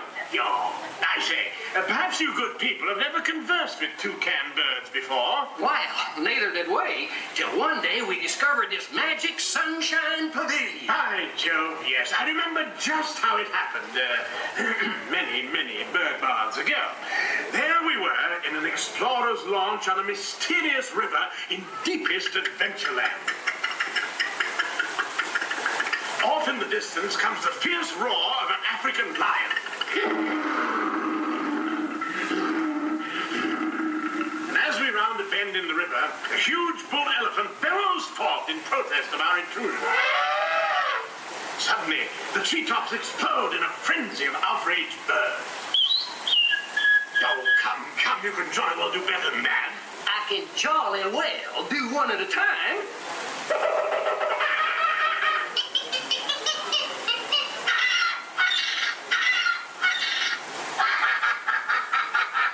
Meanwhile, shifty-eyed crocodiles lurk by the water's edge. Lurk, lurk, lurk. And the giant python slithers down from an overhanging limb. What's happened? What's wrong? I can't stand snakes. Don't be ridiculous. I'm only relating a story. All right, Clyde, enough is enough. That wasn't me. I never even opened my beak. Huh? Excuse me, I hate to interrupt such an exciting story, but they're calling us to the show. Land's sakes, it's already showtime? Land's sakes, yes, it's already time for the show. And Claude, I do believe it's your turn to make the announcement. Righto. Ladies and gentlemen, boys and girls, gather up all your cameras, purses, and other articles, and now turn to your left towards the tall doors. When the drums begin, they'll open magically to lead you right into the Sunshine Pavilion. Is everybody ready?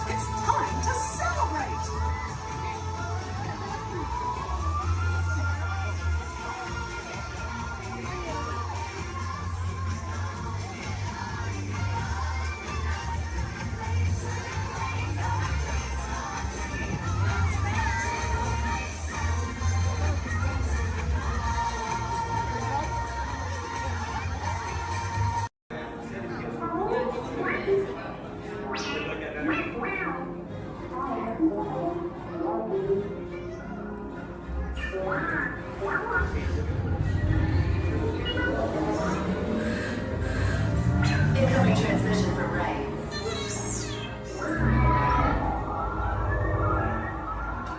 BB-8, is everyone assembled? Good. Should you be in flight prep? Recruits, thank you for joining the cause. A covert resistance team led by my friend Finn has infiltrated a First Order Star Destroyer that is now headed to this system. Your outpost on Batu is no longer safe. We have transports waiting to take you to General Organa's secret base on Pokhara. I'll regroup with you there. The Resistance desperately needs your help in our fight against Kylo Ren and the First Order. Remember, it is vital that you keep the location of the Pokhara base secret. Lieutenant Beck, one of our top commanders, will lead you. Affirmative. Transport is ready. 9 Number 9 shall personally see them delivered. Thank you, Lieutenant. Welcome to the cause. May the Force be with us. Commander Poltam and a squadron of X-Wings shall escort us to the rendezvous point on Pokhara. Roger, this is Black Leader. I hear you're a fine-looking group of recruits. Well, no time to waste. Let's get you on your way to the General.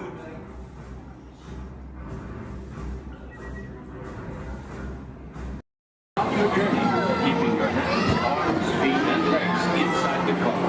And please, supervise your children. Remember to stay clear of the doors, which will open and close automatically. Enjoy your trip aboard the Metro Liner.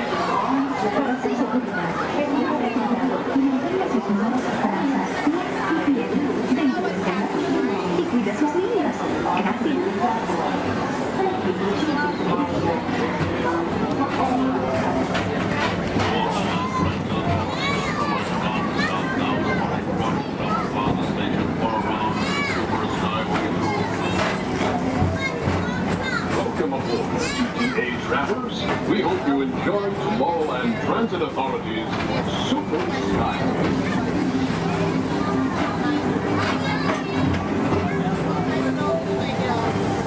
Now approaching Tomorrowland Interplanetary Convention Center.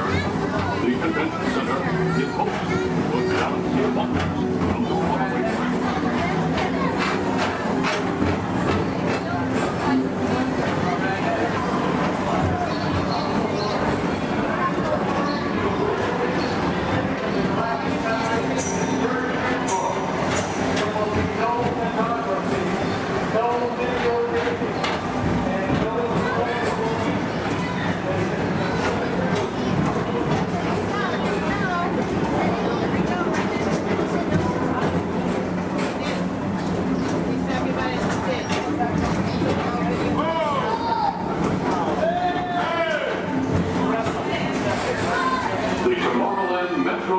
Historical Society presents Walt Disney's 20th century vision for the future. This model city dared to dream the perfect community in which to work, live, and play.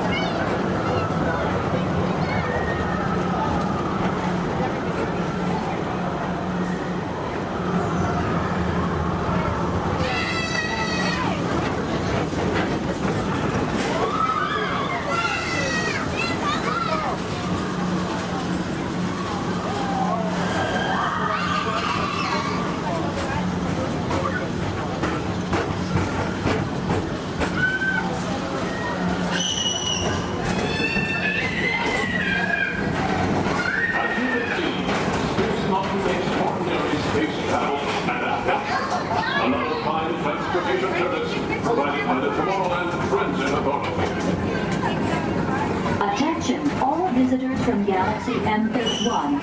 Please keep forward-facing tentacles clear of oncoming Metroliner vehicles. Thank you.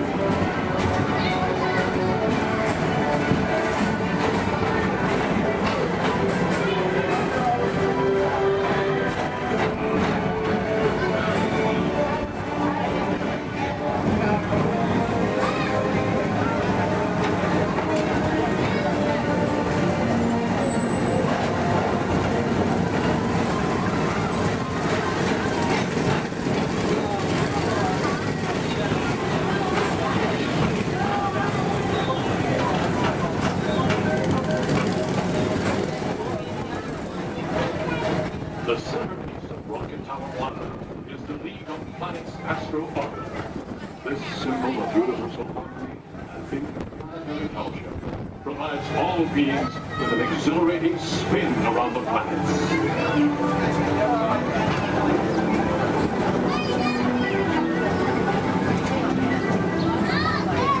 Remember, Blue Line passengers, for all your future travel needs, the TTA services all of Tomorrowland's outlying areas, including the personal rocket ship docking lot, and of course, perfect parking, the latest in hoverboard.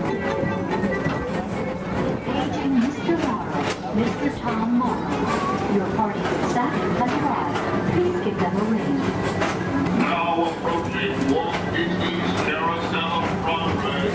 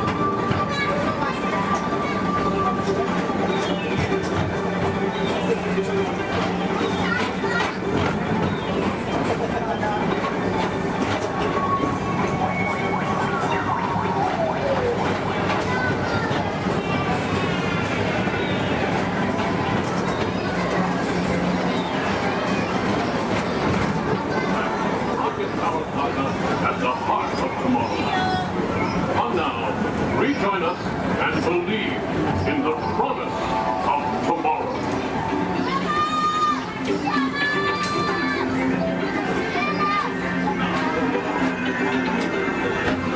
Rocket Tower, final station.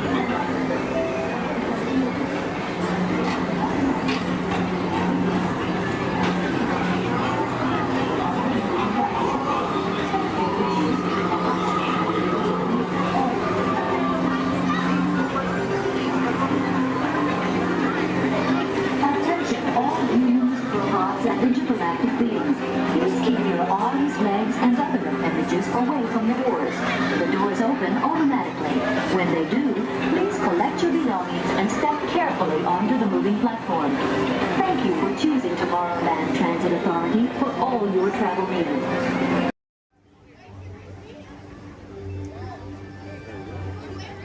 Hey there!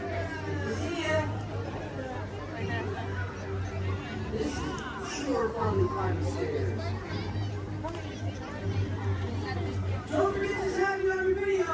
# Amazing Spider-Man.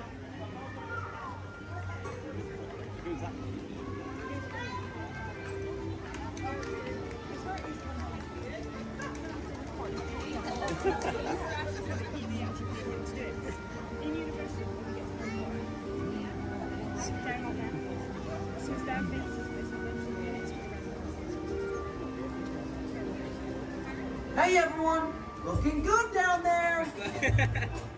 Wow, this is a friendly neighborhood. Welcome to Avengers Campus. Hey, what's going on, guys? Oh, me? Ah, you know, just spider stuff. Okay, time to run some tests. Spider-Man, Oh, hey, Sharon. shall we conduct an altitude test? Yeah, I guess I should do some work. Always good to have the data. On my way. Just need to find a clear path for something to swing from. Oh yeah, it's go time. Field testing, here I come.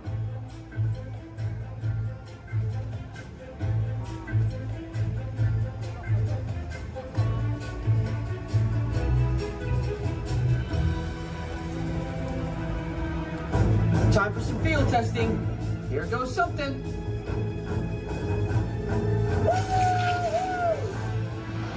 Brace for impact.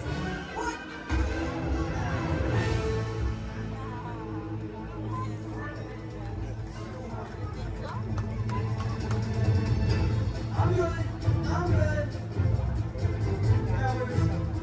Less crazy than I think. Sure. Did you get that? I got the data. Okay. Hang on, I'll be right down. This is cool.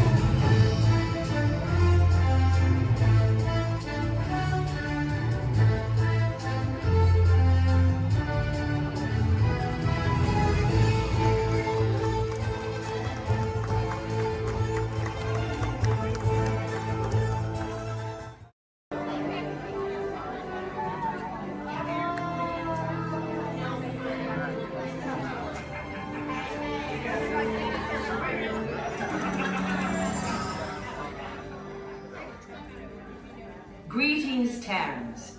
I am Nova Prime Irani Rayab, Commander of the Nova Corps. On behalf of all Xandarians, I hope you have enjoyed exploring the wonders of Xandar. As you have seen, your world and ours were born of the same moment, one which you refer to as the Big Bang. As such, we are all galactic neighbors in a vast universe which we and countless others share.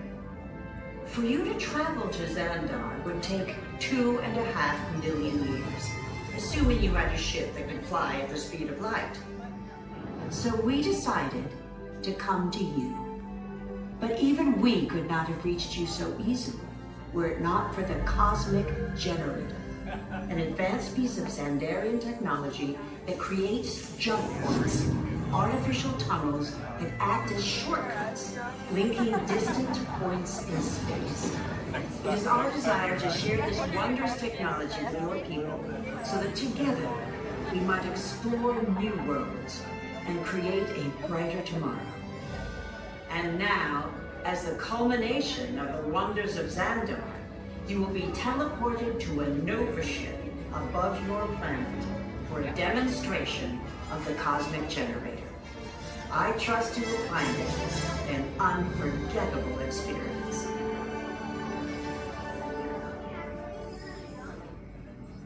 Welcome, people of Epcot, Epcoters, Epcotians, citizens of Epcot. Does anyone know what they call themselves? What? Someone needs to tell me when I'm on. Welcome, Epcot Terrans. I am Centurion Tal Merrick, and we're just about ready to teleport you up to the ship for the demonstration. As you're about to enter a secure Nova area, I must ask you to put away your Terran communication devices at this time. Recording of any type is strictly prohibited. I am very serious about this. Now, please step forward into the chamber. You're gonna love this. You're on! That was the best. That was like probably highlight. You're on! Someone get that guy back on. I should warn you that we have never never teleported Terrence before, but since your molecular structure is very similar to Xandarian's, it should work. It'll work. So long as you are standing inside the lighted ring. You do not want to know what happened last time someone did not stand where I told them to, okay? Stand by the teleportation. Here we go.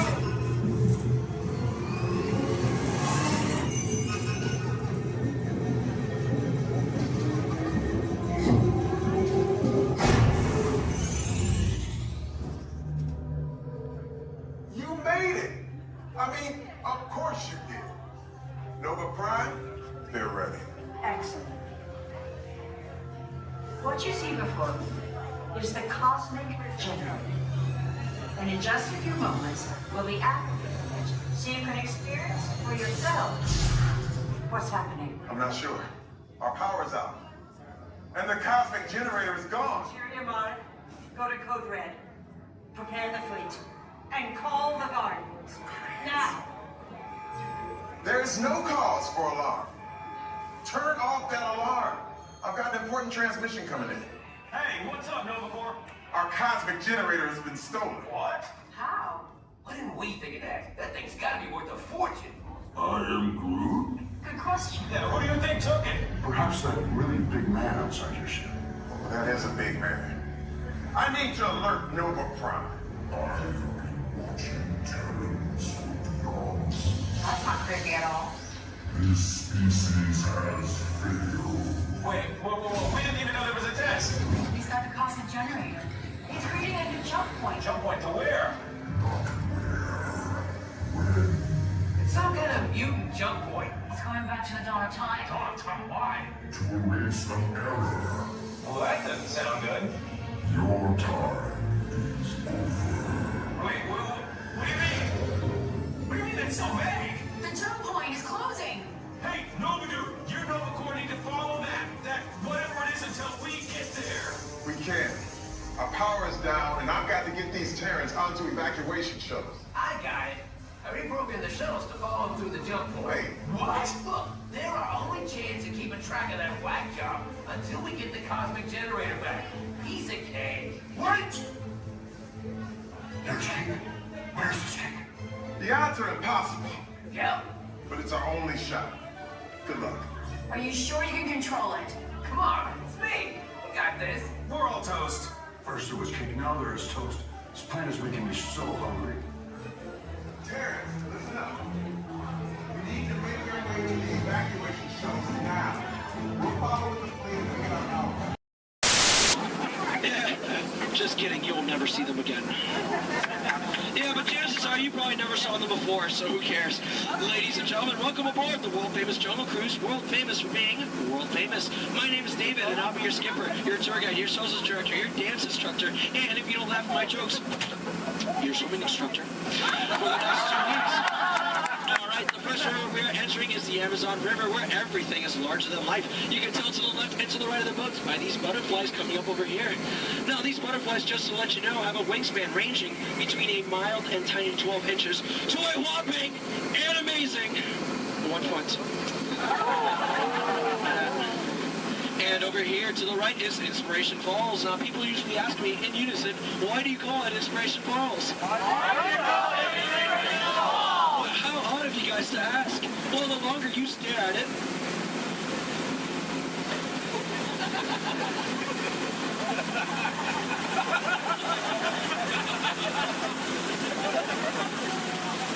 the more it inspires you to travel deeper and deeper into the jungle. Everyone say, ooh.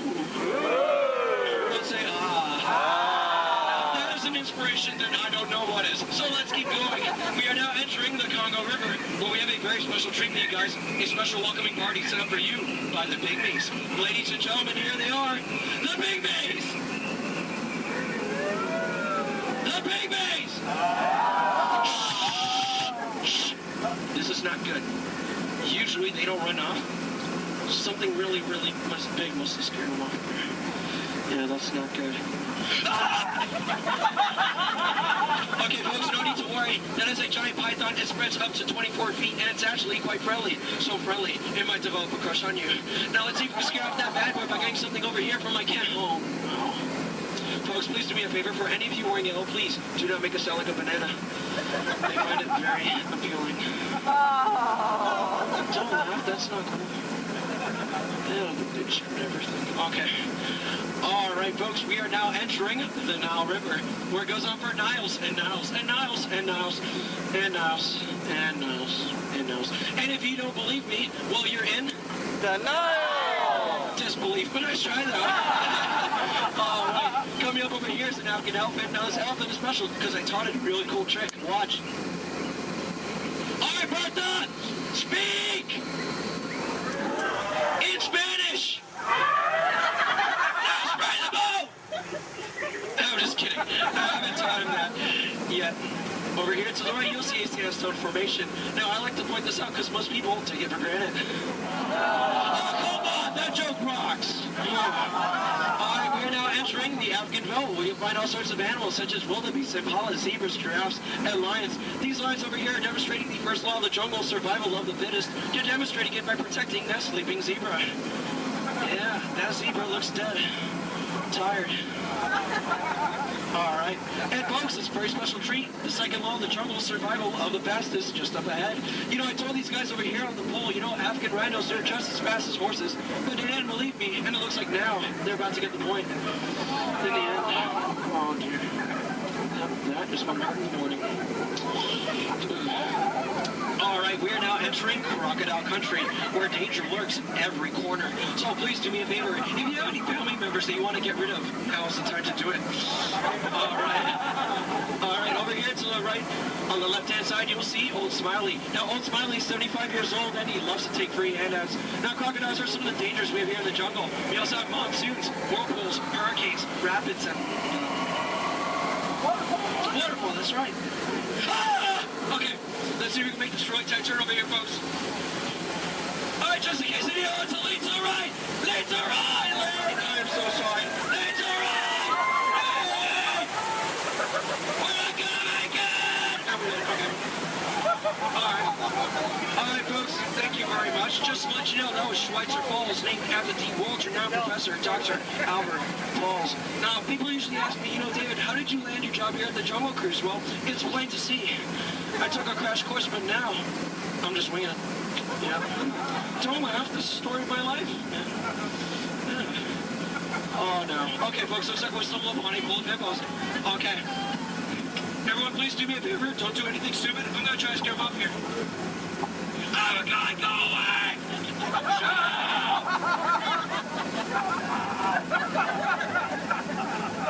Thank you! All right. Oh, no. Folks, looks like we're now heading into headhunter territory. This is not a good place to be headed. You can ask my last crew over there. Yeah, they were just yelling the entire time. Dear. All right, from my years of experience, I know when the natives are dancing like that, that means they're going to attack the boat. Usually they attack this side, so there's nothing to worry about if you're on this side of the boat. So, you know, keep your eyes peeled and see if we can avoid the attack here. Establish your attack!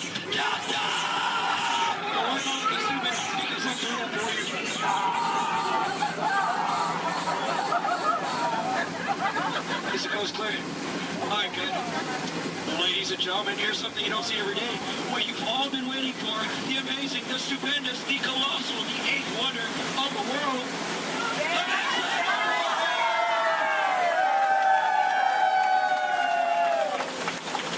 I love you guys. I'm just fine. Thank you. All right, we are now entering the Mekong River, deep in the heart of Cambodia, where the Khmer Empire used to rule for over 7 centuries, and they used to build temples just like this one. Although I clearly remember the entrance being right here. Okay, I don't like the look of this at all. All right, this path could lead to danger. It could lead to treasure. It could lead to doom. Should we go in? Yeah! Really? Oh, no? Well, I agree with you, but it looks like we don't have a choice, so keep your eyes open, because I'm going to keep mine closed.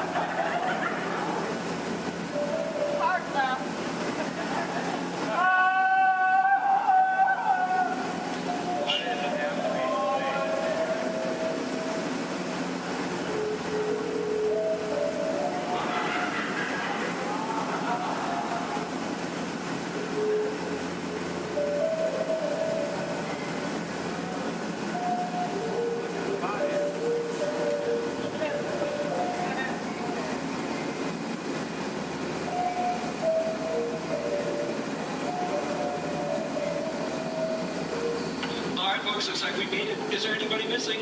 Please raise your hand if you're lost. Oh, cool, me too. Looks like we're on the same boat.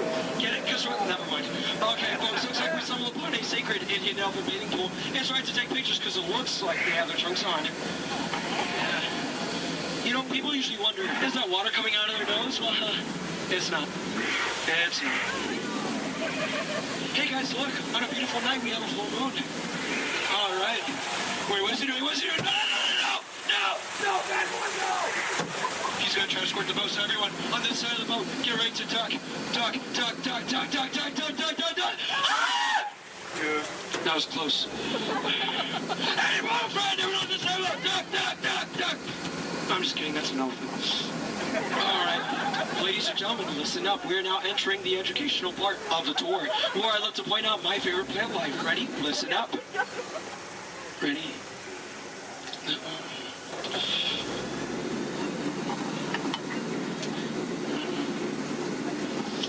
No, and that one. Any questions?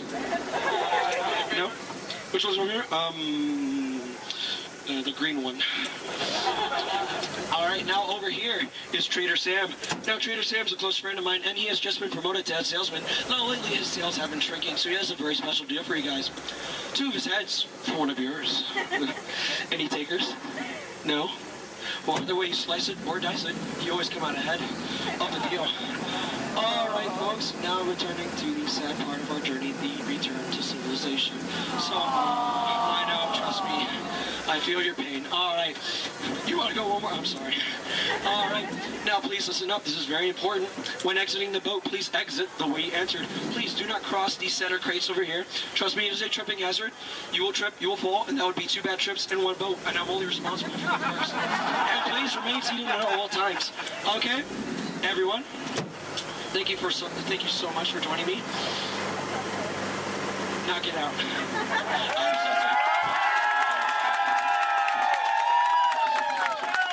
Thank you so much. Standing ovation. Oh my goodness.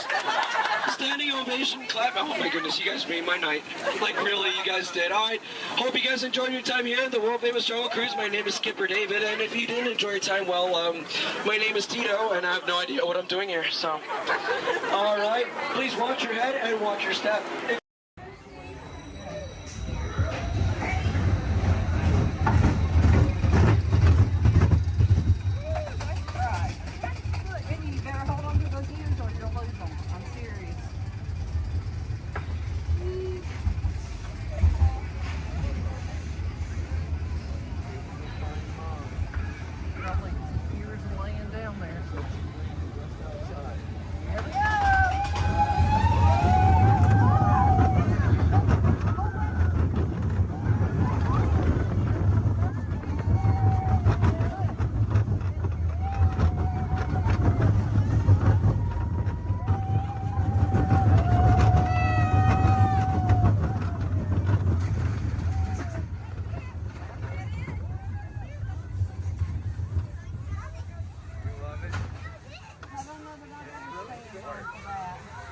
I bet you we need to pay for 6:30. Now what? You see all the ears laying down there? The big Some drum. cute ones, too. Donut ears. I see Minnie Mouse ones. I see donut ones. Positive to positive or negative to negative? No. A positive that was negative positive. Absolutely positive. Hey, what are y'all staring at? Oh, me. Well, you got cameras. Why don't you take a picture? It'll last longer. Gee, a lot of families here today. Glad you're flying with us. You know, I like families. Sure. I see a lot of mine these days. Oh, look, there's Dad. Hi, Dad. Dad was the top Star Cruise pilot. Till he took a crash course in Star Speeders, if you know what I mean. Now he's a real Batman case.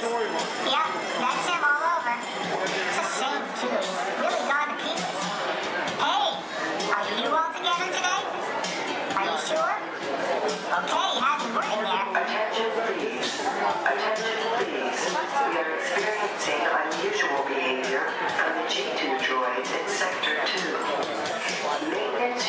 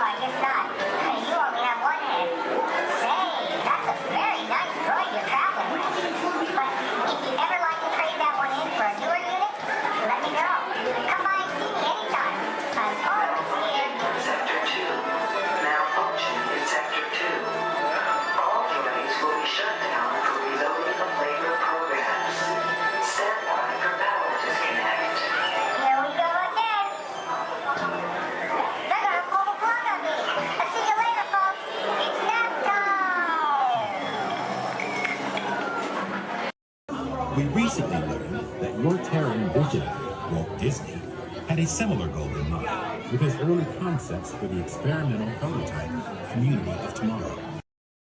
Sealed genetic matching room. Okay, Dr. Stevens, they're ready. Can everyone see me? Great. Welcome to the Avatar program. Soon, you're going to have a chance to undertake an amazing Na'vi rite of passage, flying on the back of this powerful animal called an Ikron, or as we call it, a Banshee. The way you're going to do this is by being matched to something called an avatar. And I'm here to help you guys get ready. But first, we have to scan you for Pandoran microparasites. All right, everyone, stay on your number and move your arms a bit. Whoa. Okay, start scan.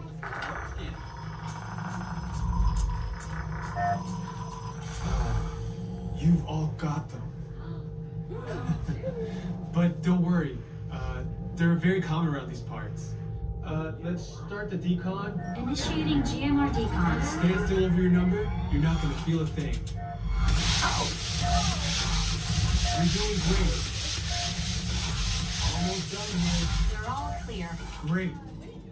Now let's go over how all this works. Like I said before, you're going to be matched to these things called avatars, which look a lot like the Na'vi. They're created by blending human DNA and Na'vi DNA.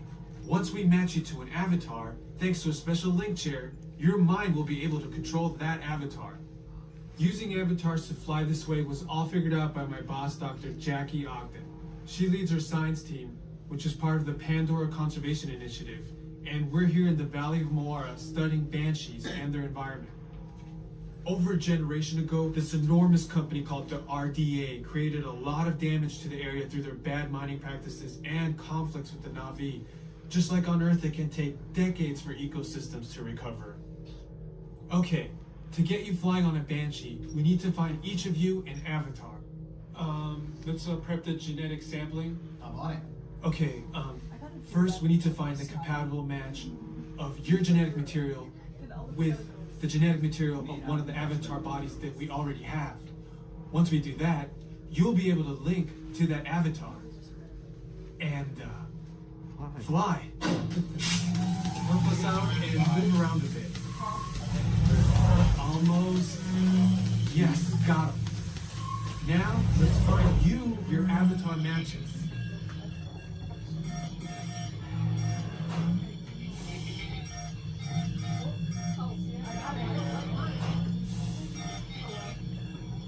Oh, I got a match. I got one. Get a match. Oh, I don't do that. I got one. All right, you've all been matched with avatars. I have purple hair.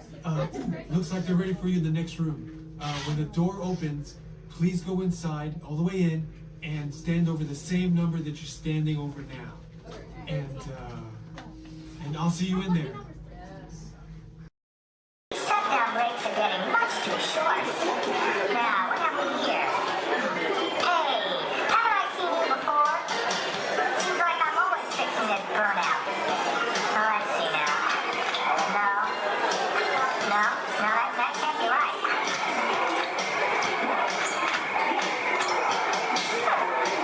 Hey, you there.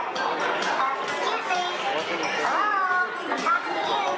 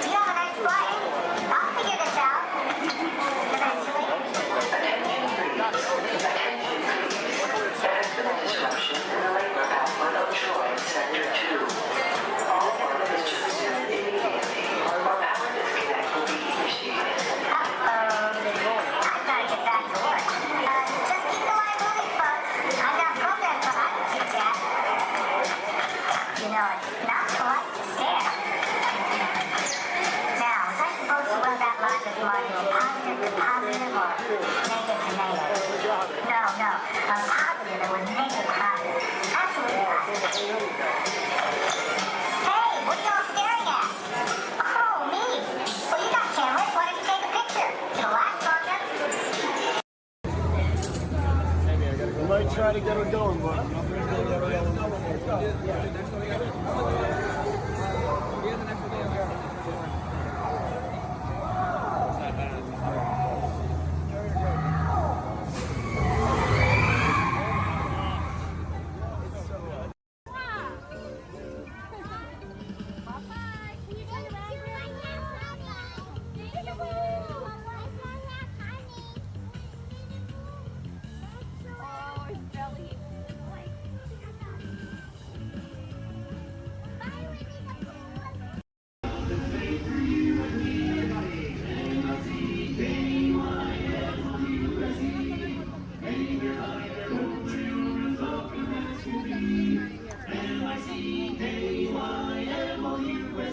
Mickey Mouse, Mickey Mouse.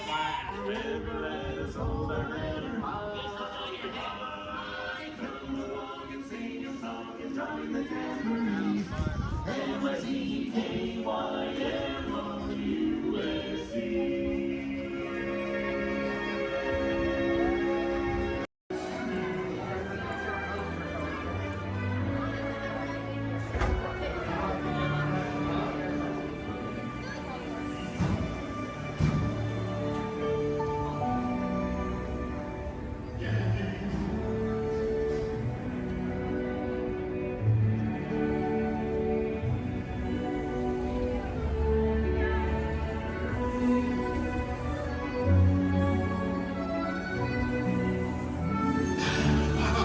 Voilà, venez, suivez-moi, je vous prie.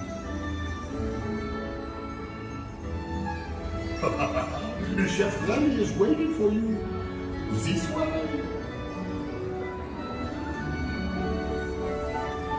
Qu'attendez-vous?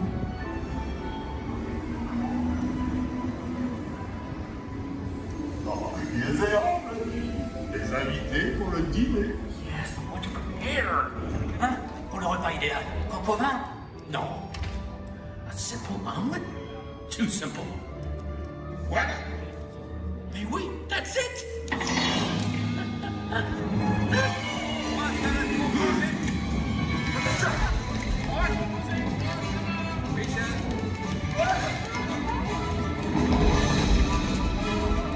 Poussez-vous de là!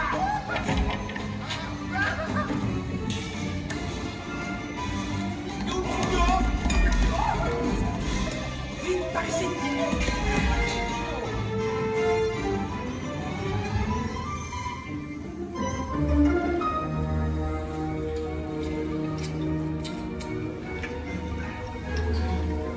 Cette nourriture est pour nos invités, pas pour vous. Hey guys, the food is for them, not you. Meal?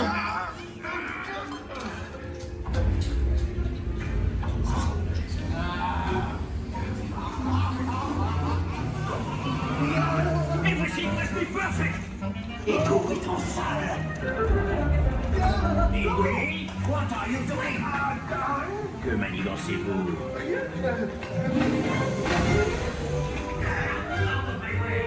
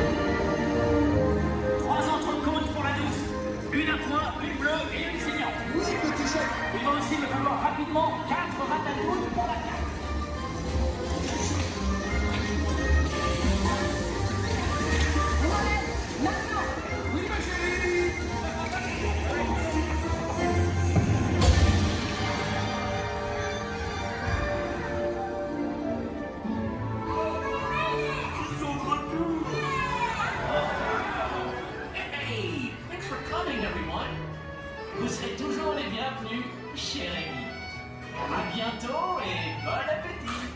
Et Mino.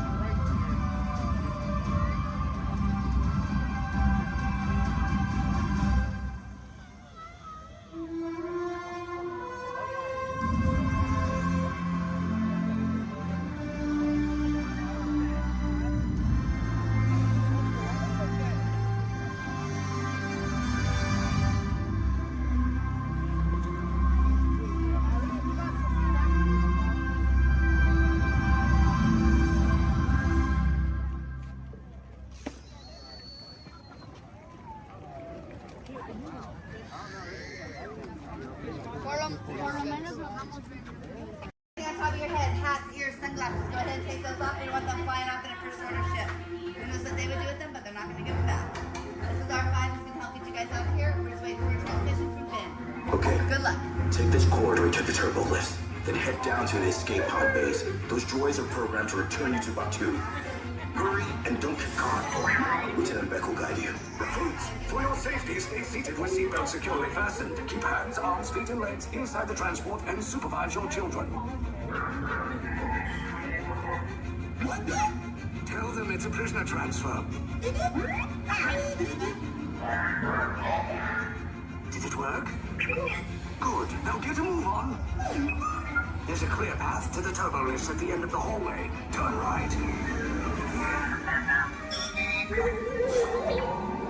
Probe droid. You're lucky it didn't spot you. Take those turbo lifts and stay out of trouble. Hey, you're not authorized. Wait, go to the prisoners.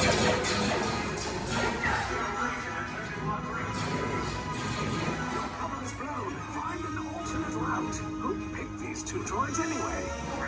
Detention approach. Prisoners will see nothing of the team. Fire!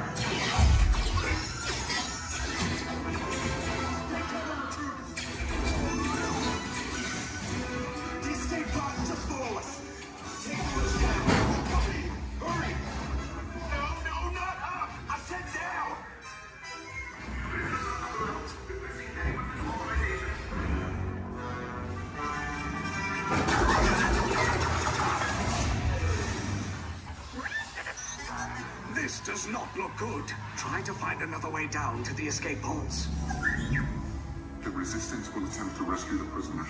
They have neither the resources nor the courage to engage us. You underestimate their conviction. Raise the shields! Shields? I see no evidence. Now! Sound the alarm! All personnel to their stations! Sir, the prisoners have escaped. How brave, but ultimately hopeless. There's nowhere to run.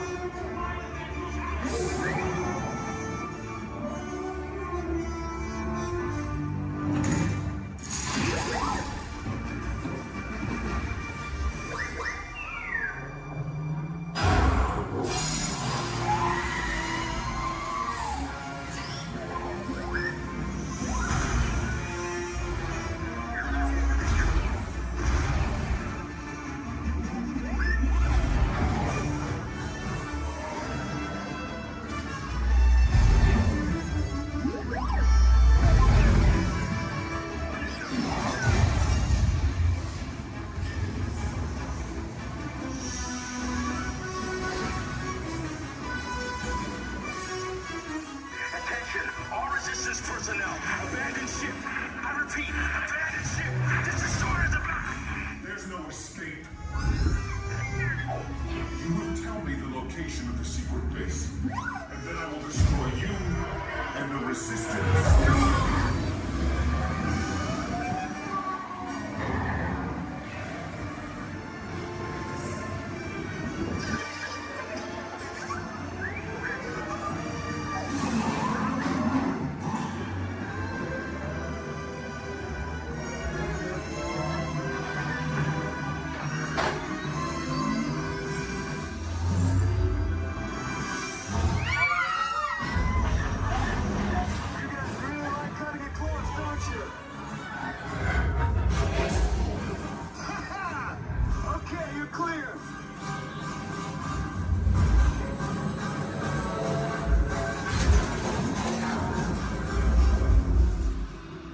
Escape pods came in a little off target. Ground crews will meet you outside the wreck. All right, nice job, recruits. Not what you signed on for, but hey, you're Resistance now. I think I have that authority. Right, Beck? Where's the lieutenant? I need eyes on Beck. Rhino, scan for his clock beacon. More escape pods down in Sector 4. Verification pending from key command personnel. Where's the lieutenant? I need eyes on Beck. Lieutenant Beck here. Beck! You're right. I should hope so. Great job, recruits. Thanks to your heroism, the location of the Resistance base is secure. Bravo! Yes, R5, you too.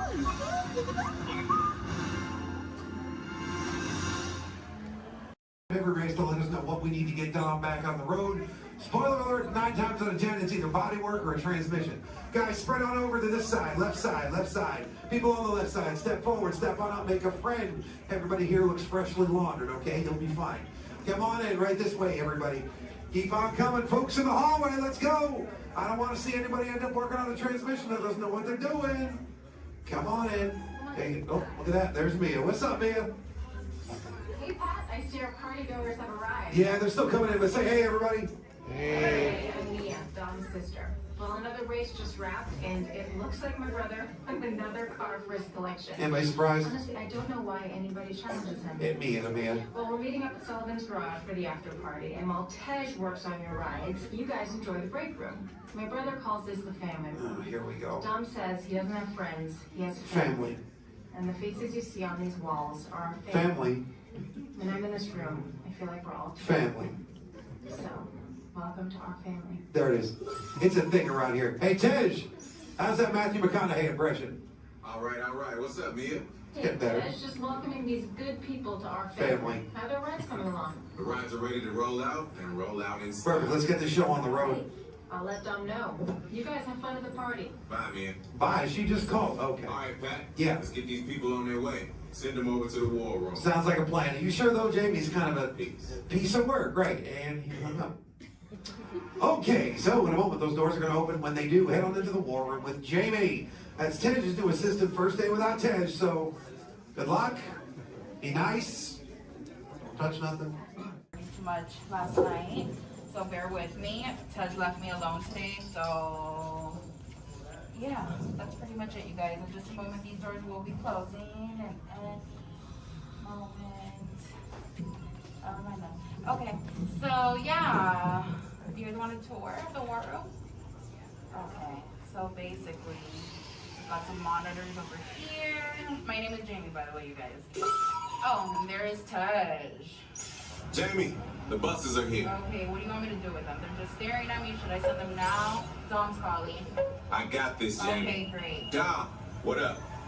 Tej, just got a heads up from Hobbs. The FBI's about to raid your location. Crazy. Man, they always ruining our fun. For real. It gets worse. They're leading Owen Shaw right to your door. Shaw? That cockroach we beat down in Spain? What's he got to do with this? Everything, right? Nothing yet. And let's keep it that way. Get those people on those buses. You need to start plugging out right now. And get that turbo truck ready. I'm sending Letty there to pick it up. I'll call Letty. I'm on it. Never mind then. Hobbs needs our help. He needs our team. Spread the word. Spread the word, you guys. But keep it in our family. Never mind. Don't listen to me. And keep it quiet. Just keep it in the room. Oh, the other bald guy's It's calling. Hobbs, my man. What up? Sorry, Brother Tej, no time for chit-chat. I just sent you a brief on FBI agent Novak. Has Toretto filled you in? Yeah. He wants us to get everybody over to the party at Sullivan's. Sounds like a plan. That party is a ready-made diversion. Keep it going. We need to discuss how you're going to get all those civilians out of there without tipping off the FBI. Crazy. Okay, hold on. Let me get everybody squared away, and we'll talk offline. Copy that, Tej, and let everybody know. Shut off your cell phones. Don't listen We to don't want him. Shaw tracking your locations. He's overreacting. Just put it on silent. Okay, Jamie, Yeah. you heard the man. I heard him. It's about to go to a whole nother level. Crazy. Send everybody to the loading dock. All right, you guys. We heard him. Have fun. If anything happens, my name isn't Jamie. Okay? Peace.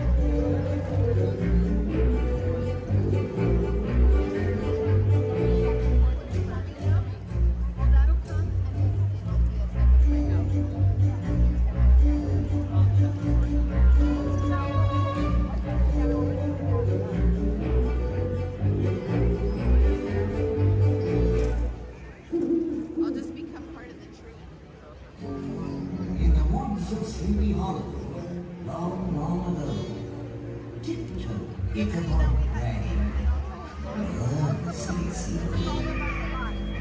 For he heard the dreadful legend that monster told of a Halloween spirit, fiendish and bold. Beware the headless horseman on a midnight steed. He's searching for somebody to supply his cursed need. Master, Schoolmaster, tonight you're not alone. The horseman's riding after you. It's time that you end.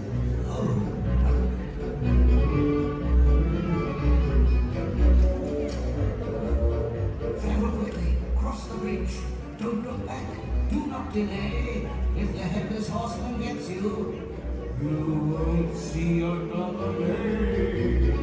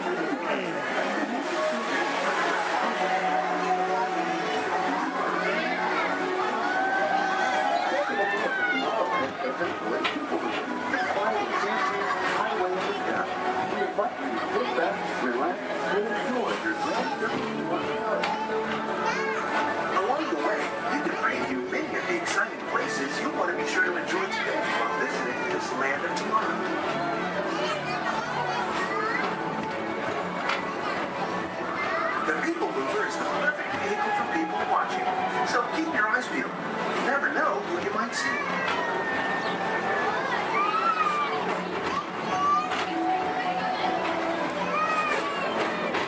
Coming up, Stacy's Great Escape, where you can report activity as a security agent to the Galactic Federation.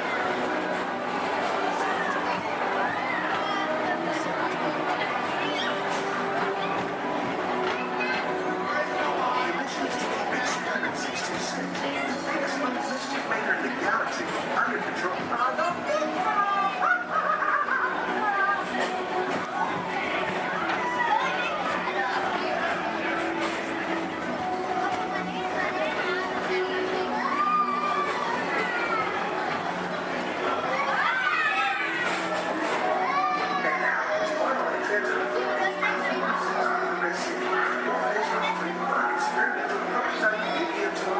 Progress seems the inspiration for Epcot, and many of its forward-thinking ideas have been utilized throughout Walt Disney.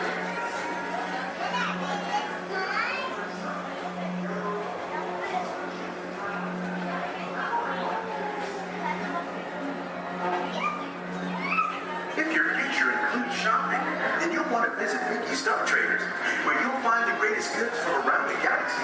That's right. It's out this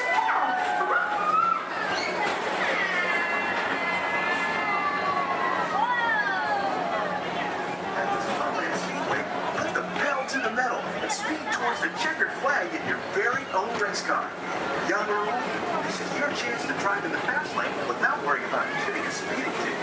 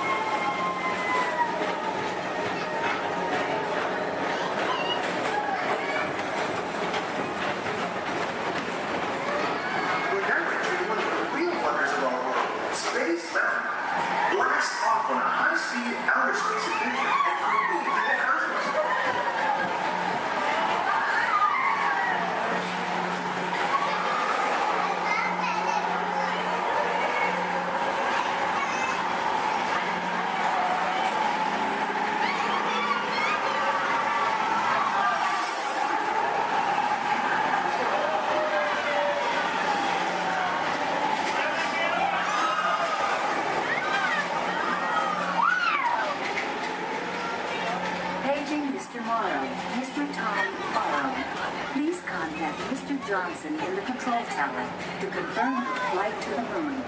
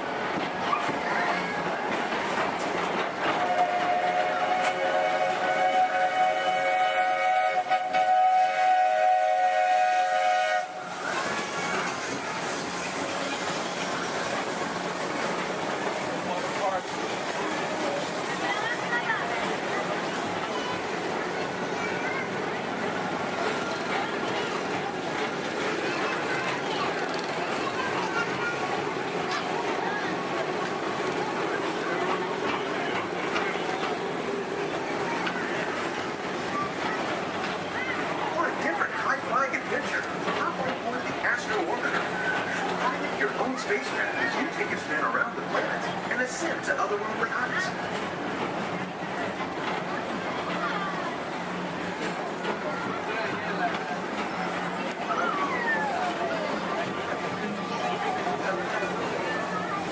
We're now approaching Walt Disney's Carousel of Progress. Inside this rotating theater, whole families welcome you into their homes of yesterday and today, starting way back at the turn of the 20th century. First presented at the New York World's Fair, this legendary circular theater celebrates the progress that has made our lives better. It's a perfect reminder that there's always a great, big, beautiful tomorrow shining at the end of every day.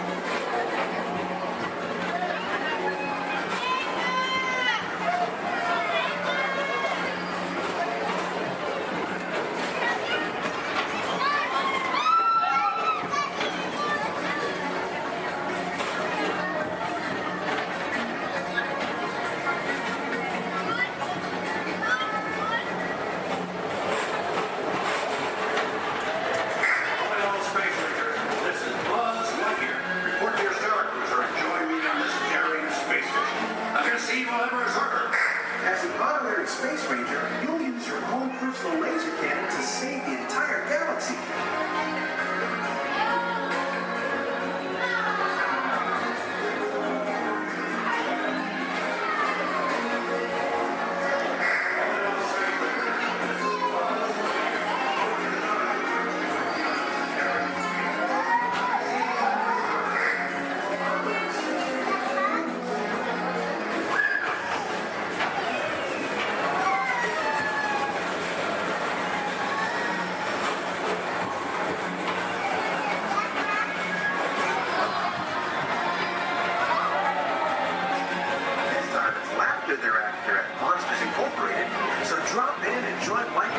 And all his pals at Monsters Incorporated laugh for him.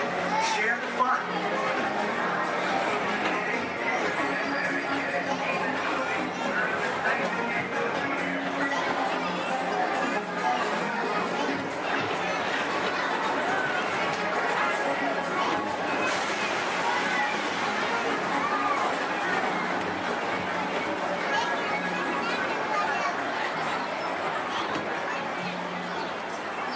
Thank you for joining us for Tomorrowland. It's been a pleasure to have you aboard. Enjoy the rest of your day and have a great, big, beautiful tomorrow.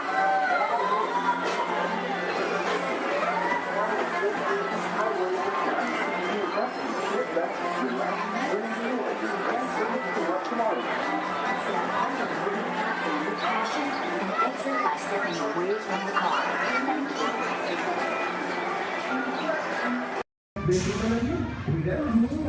Here we go!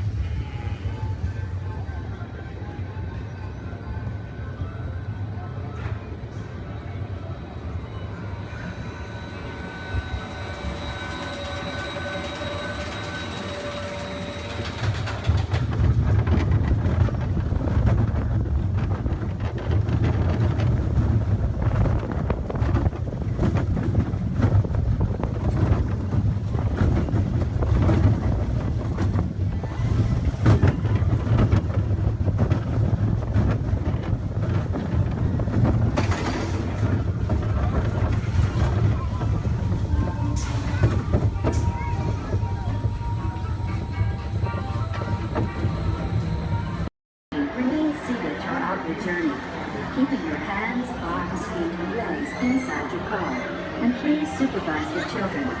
Stay clear of the doors with your open and closed automatic. Enjoy the trip. Para su seguridad, permanezca sentado y mantenga sus manos, brazos, pies y pies dentro del car. Vigila sus niños.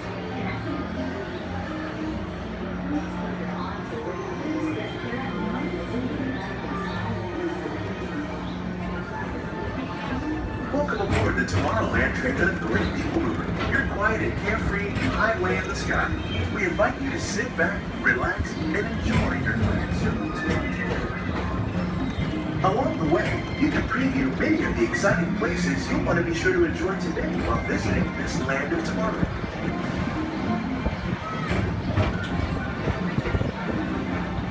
The People Mover is the perfect vehicle for people watching, so keep your eyes peeled. You never know who you might see.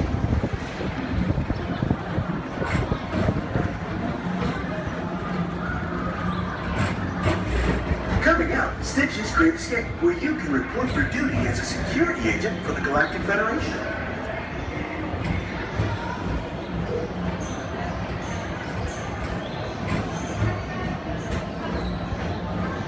Your mission is to keep Experiment 626, the biggest little mischief maker in the galaxy, under control. I don't think so.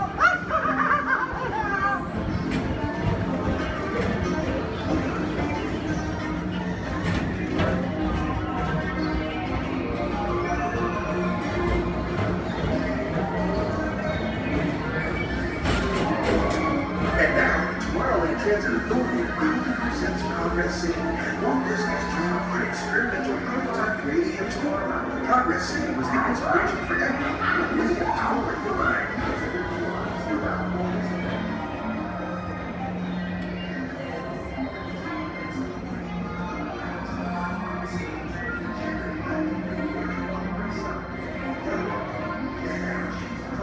If your future includes shopping, then you'll want to visit Movie Star Traders, where you'll find the greatest goods from around the galaxy. That's right. It's after tomorrow.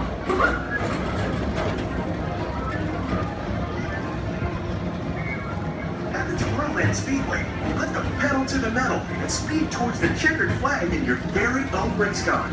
Young or old, this is your chance to drive in the fast lane without worrying about getting a speeding ticket.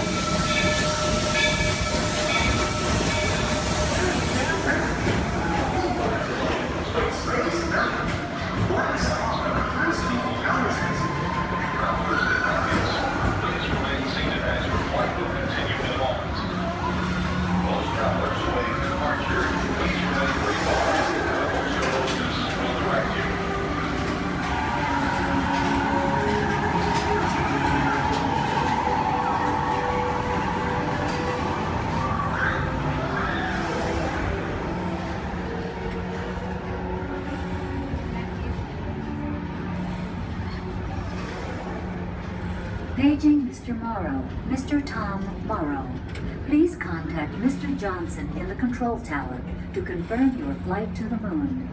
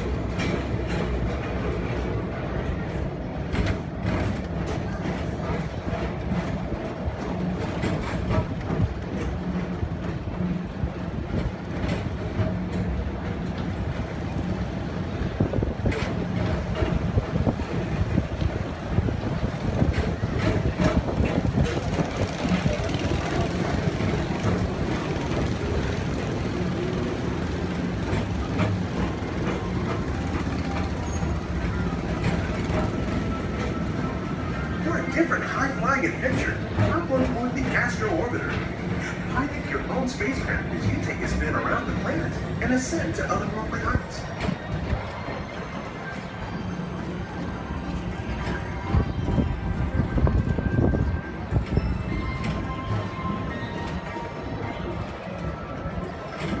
We're now approaching Walt Disney's Carousel of Progress.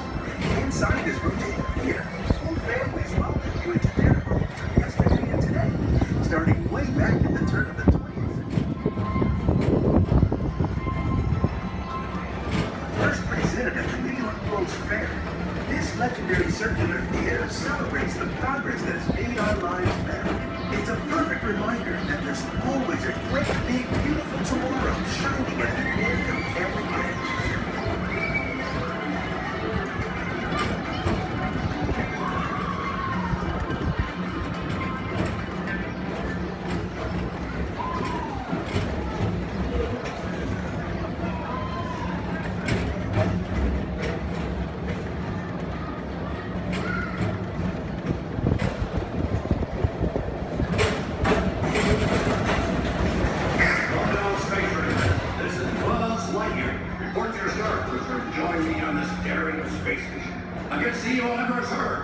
As an honorary space ranger, you'll use your own personal laser cannon to save the entire galaxy.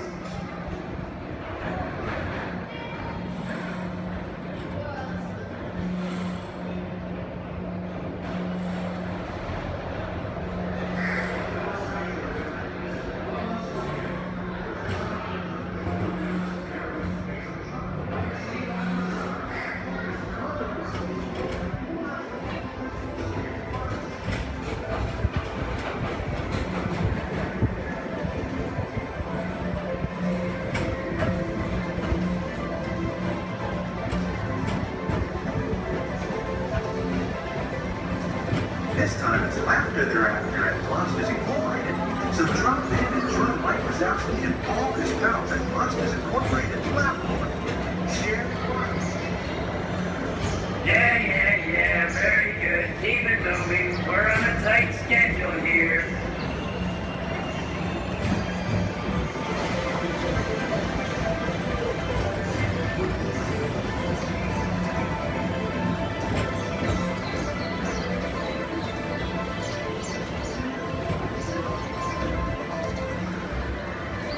Thank you for joining us on tomorrow at Transit Authority People Mover. It's been a pleasure to have you aboard. Enjoy the rest of your day and have a great, big, beautiful tomorrow.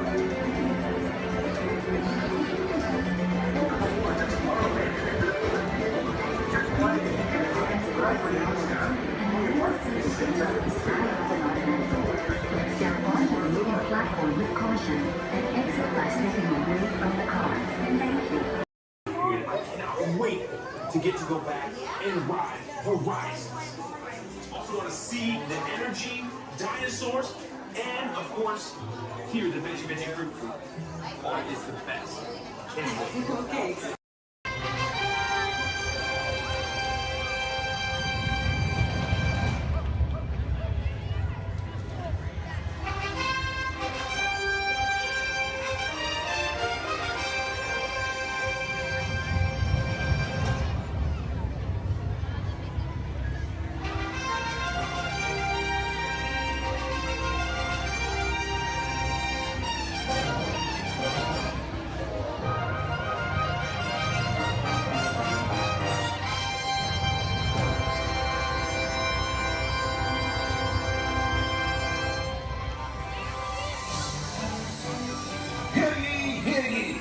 Ladies and gentlemen, boys and girls, welcome to the Magic Kingdom. You are warmly invited to join Mickey Mouse and his Fantasyland friends for a magical celebration in the streets. Dreams will come true, hearts will soar, and you will become a part of the magic. For the time has come to take your places and prepare to welcome the wondrous and wonderful Disney Festival of Fantasy Parade!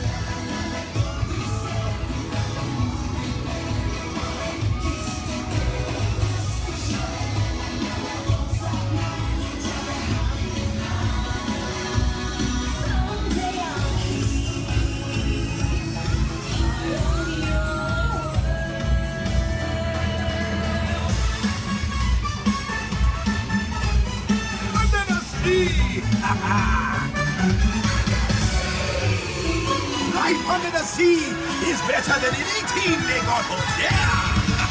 Under the sea, with the sun.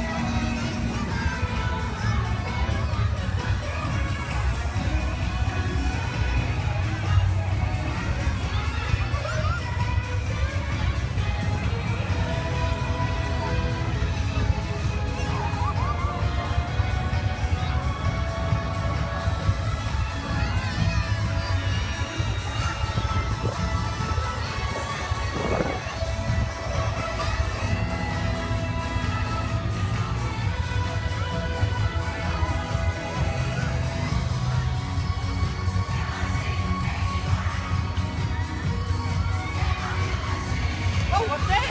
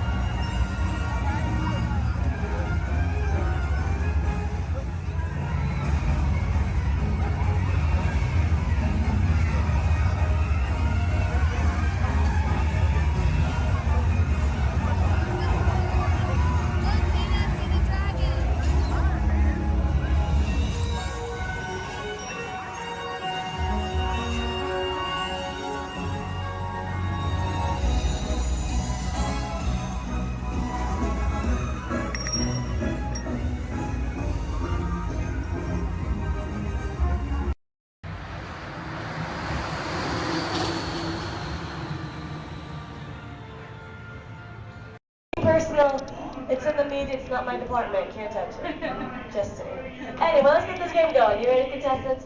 Our first question from a show called Dancing with the Stars. Here we go, everyone. This is Dancing with the Stars.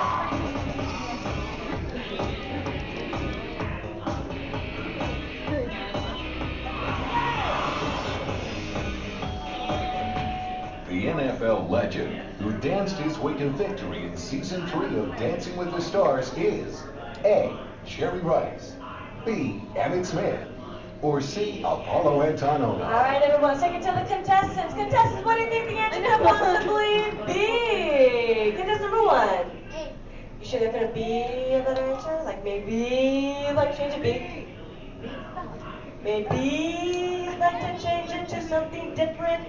Like maybe you see something. B. Emmett Smith. Okay, how about you, Team 2? What do we think?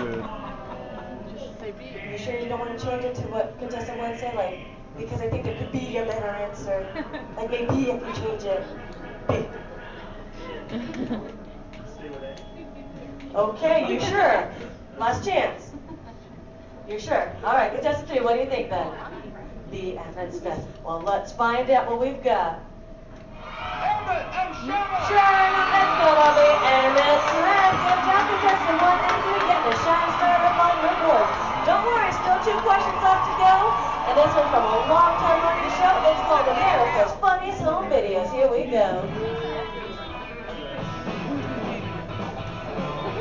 Oh.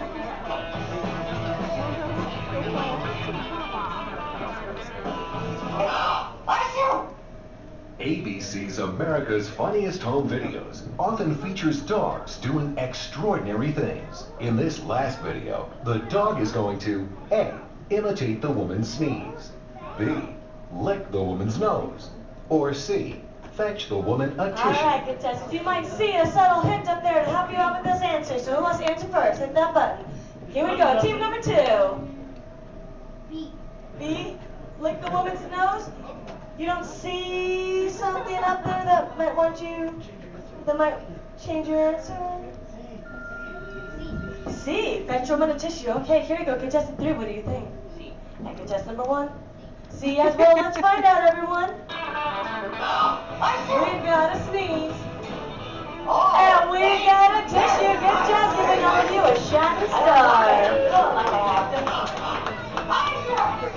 Anyway, folks, commercial break time. Here we go. If any of you missed your favorite ABC shows or just want to start watching new one, log on to the website. It's abc.com. Up there you can see their motto is Start Here, and that's because they're a multi-platform network, which means you can watch your shows not only on your big screen, but your computers and now even your handheld devices. Anyway, everybody, take the focus off me. I'm back up here on the screen because we're moving on to our final question. Are you ready, contestants? It's from Extreme Makeover Home Edition.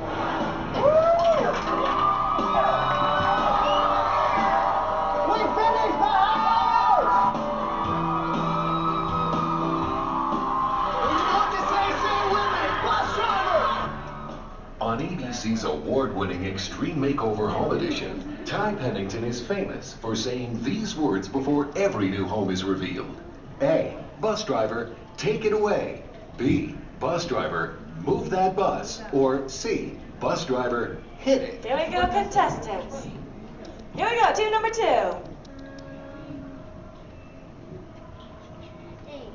A, take it away. B, move that bus. All right, guess number 3. And guess number 1. B as well. Audience, do you know the answer? Say it with us then, bus driver. Move that bus. Yeah. Anyone wants to share? Do you care that you love Andy? It's okay. Anyway, audience, if you're going right this way, we've got ourselves a tie with guess number 1 and 3, which means they watch way too much television. But how about a round of applause for all our contestants for coming on out? Now, folks, I hope you had fun here with me, but we have reached our destination. The Elias Stream Home is there behind us. Everyone, jump onto their front yard and party.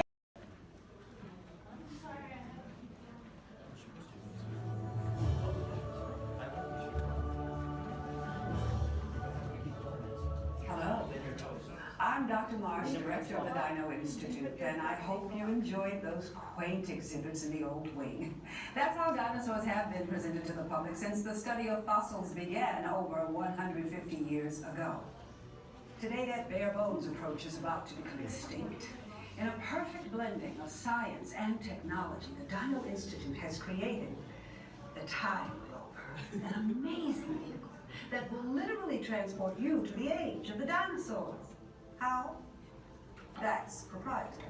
But the result is a breathtaking journey through a prehistoric world where you will witness the most spectacular creatures to ever walk the earth. In a moment, you'll be going live to our control center for a comprehensive safety briefing, and then it's on to the tour that will convince you forever that the future is truly in the past.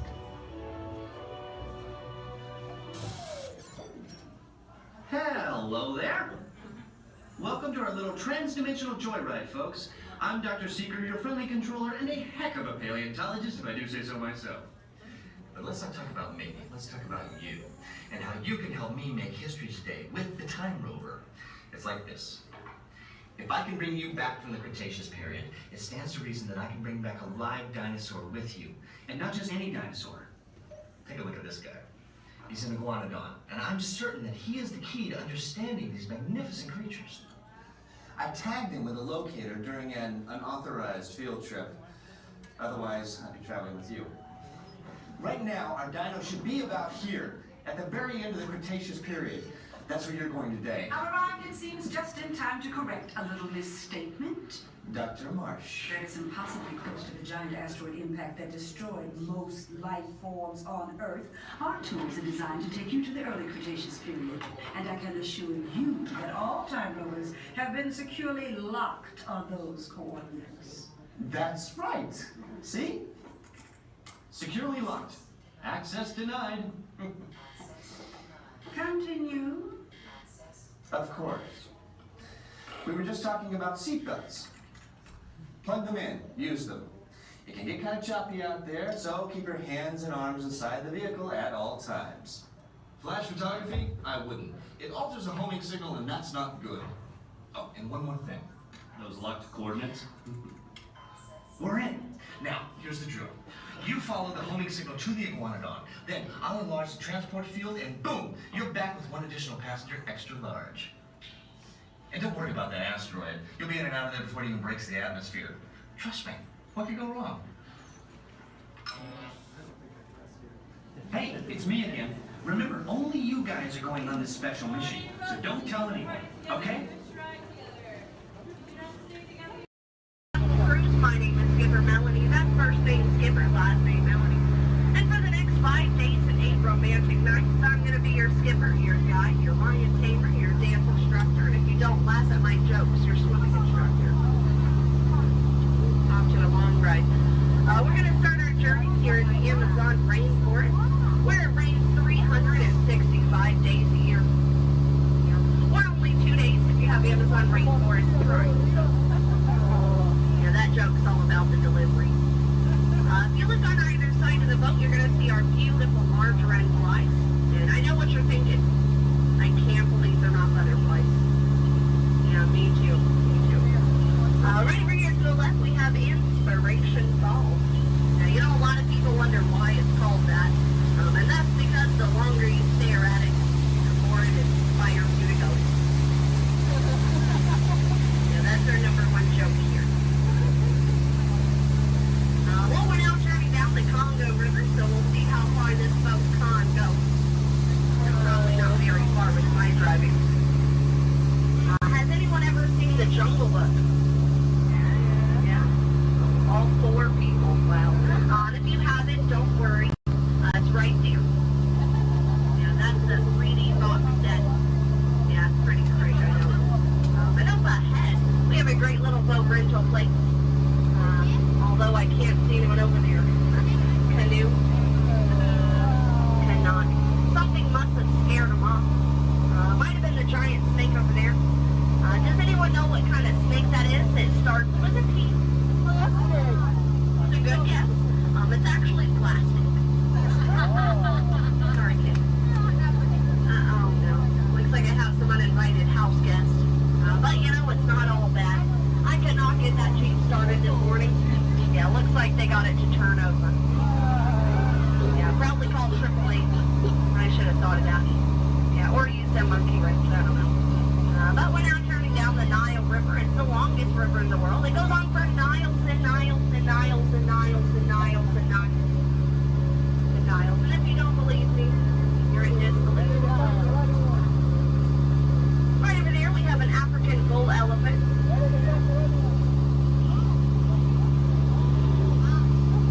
Now that elephant right there is actually the fastest elephant in the entire world.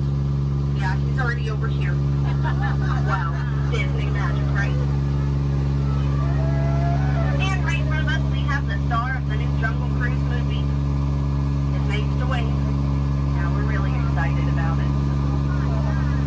And we're now in the African belt where all the animals came together. We have some long-necked cheetahs, some 1970s impalas. Oh, look at those lions protecting that sleeping zebra. He's dead. Tired, dead tired. You know, it must be hard to eat a zebra. Yeah, because it's like white meat, dark meat, white meat, dark meat, white meat, dark meat tail. You know? Oh, but there's the lost safari everyone's been looking for. You know, I tried to tell them that they could not outrun the animals here in the jungle, but what a rhino, right? I guess they'll get the point in the end. But that's my best friend right over there. Her name is Ina. Everyone say hi, Ina. The jokes do not get better from here. But now is a great time to point out some of my favorite plants, so I'll go ahead and get started.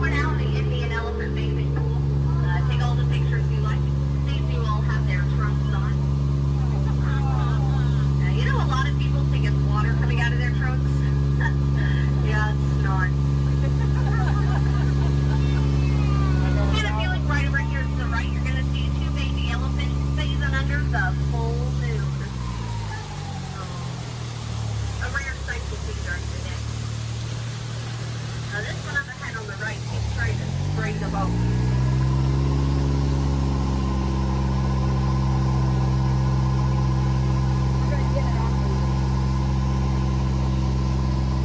He usually tries to break them.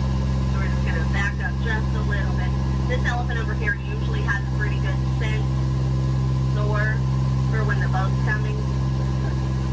So you're welcome for not spraying me none.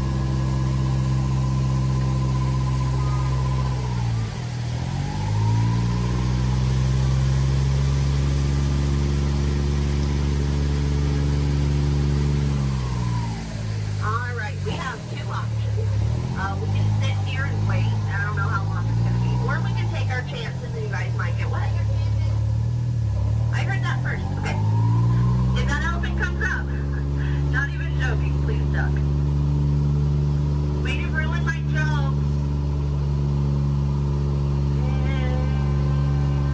Okay, I guess he's sleeping. That's fine. Yeah, he wasn't even that important anyway. I guess you could say he's irrelevant.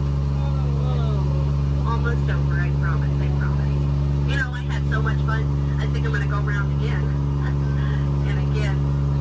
And again. And again. It's only 7:30. Okay. Oh, look at that. They're boxing. Well, that's fun. Alrighty, folks. Well, if you laughed today, thanks so much for laughing. And if you did not laugh today, thanks so much for leaving. It's been a pretty awkward 10 minutes for everybody. As we approach drop dead, try to keep your hands and arms inside the boat. You know, folks, we laugh together, we cry together, we very nearly die together, so it kind of makes us like a family. But just like any family, 10 minutes together is enough, so you know what they say. Get out. Oh, sorry, that was rude. Let me try that one again. What I meant to say was, please, get out. Make room for everyone. Please offer available seating to those needing special assistance. If you're standing, please hold on to the handrails and stay clear of the doors. The monorail will depart momentarily for the Magic Kingdom. Thank you.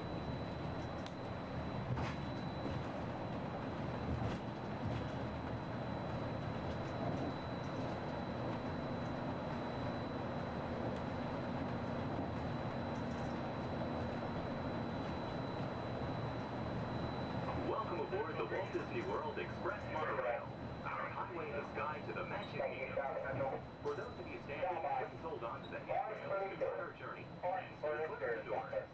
For the comfort of others, no smoking, please. Thank you. We are circling the Disney-created Seven Seas Lagoon. Rising from the Magic Kingdom on the opposite shore is Cinderella Castle. You can also see Disney's Mountain Range, Big Thunder Mountain, Splash Mountain in Frontierland, and Space Mountain in Tomorrowland. To the right-hand side on the shores of Bay Lake is Disney's Wilderness Lodge, which captures the spirit of the National Forest Service lodges built in the West during the early 1900s. Also on Bay Lake, you can enjoy a natural setting at Disney's Fort Wilderness Resort and Campground.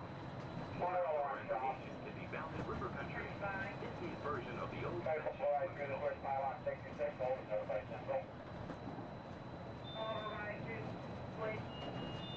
Hold at 66 and notify. 10-4, notify Central. Notify Central. Central 3. Central, Patience Radio. Central.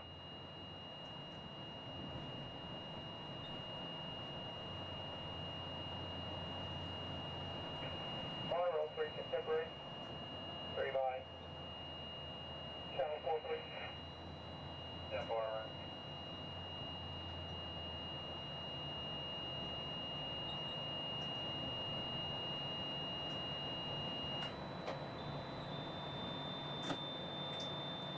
Ladies and gentlemen, welcome aboard Monorail Blackbird. We'll be holding here just momentarily. At this time, they're bringing out another train off of this beam ahead of us. Therefore, we're going to have to wait here until that is complete. Once the train is on this beam and the alignment is switching back up, we'll be prepared to proceed. I apologize for any delay, and we'll be on our way as soon as possible. Thank you. Turn stop, orange.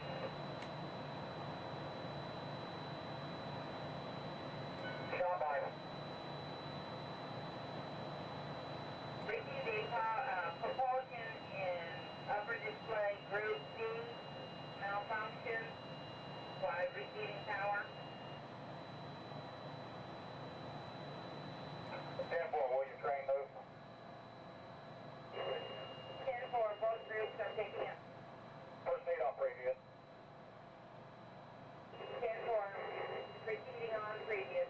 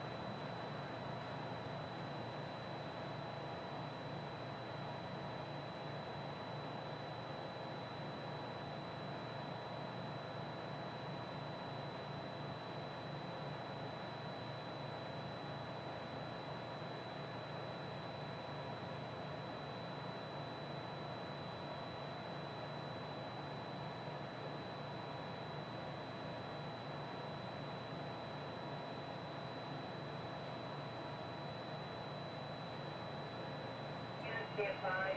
Orange is 10-7, fur line 10-8, exterior.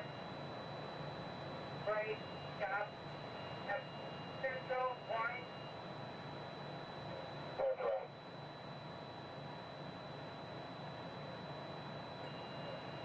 Receive Maple holding a pylon 66, Amber as coming through the switch. I have 80-85. All beam contact, holding at 66, all beam contact has reset. 22 radio, Kingdom, green for normal visual. 23 radio from Kingdom. Green 4. Central stop. Take away. And exterior beam, Colorado, with power. Thank you, bye. Exterior on power, black, central. Black. Orange 4. Copy, orange 4, normal visual. 10-4. For Orange Kingdom. Orange 5. 4, Maple 6, Burrow, green. Orange Maple, check on green.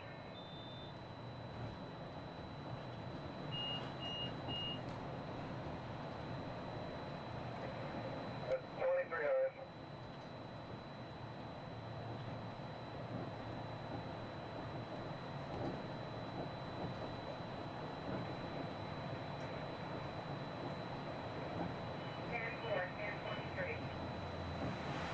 Thank you.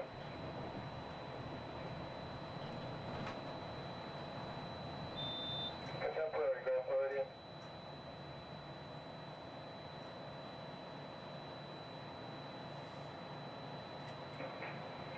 Contemporary by. Once again, be holding the Disregard.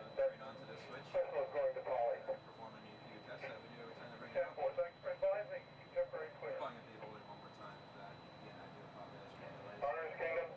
This is standard procedures when we bring a new train up. We'll be on our way as soon as possible. Orange, Magic Kingdom. Orange 5. Maple 6, green, please. Lieutenant green.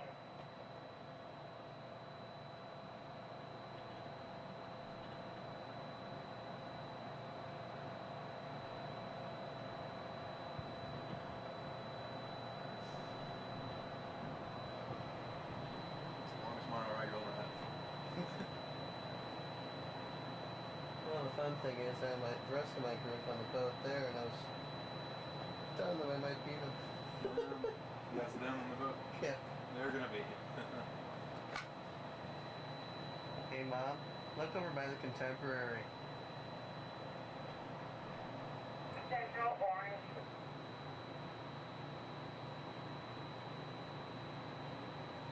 Thank you, Ray. Holding in a pylon 68 with red Yeah, I know. I'm the black right around in front of the contemporary. Yeah, for me, go clear and illegal. Full clear, normal visual. Man, they can't go far without me anyway. I got the tickets.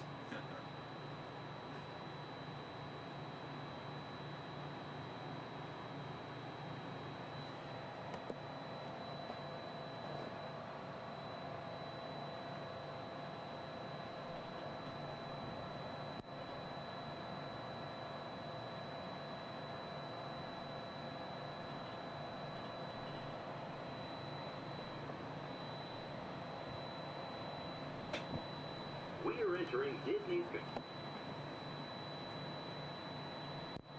While your group is together, now is a great time to pick a place to meet if you become separated in the park.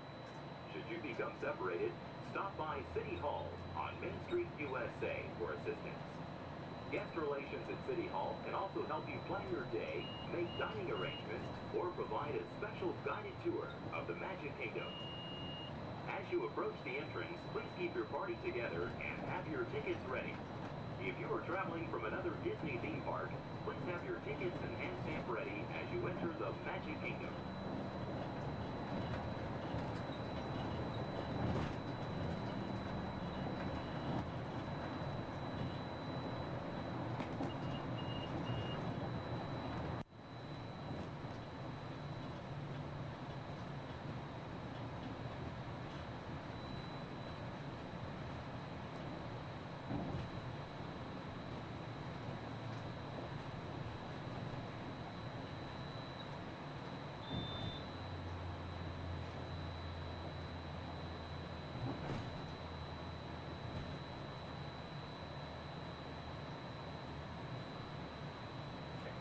Central Magic Kingdom.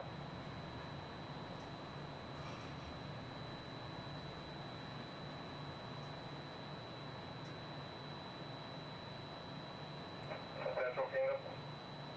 Sanctuary. One egg of orange bench seat is loose.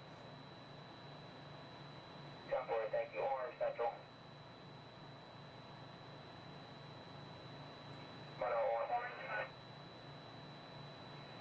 All doors closed. Kiosk on notified status.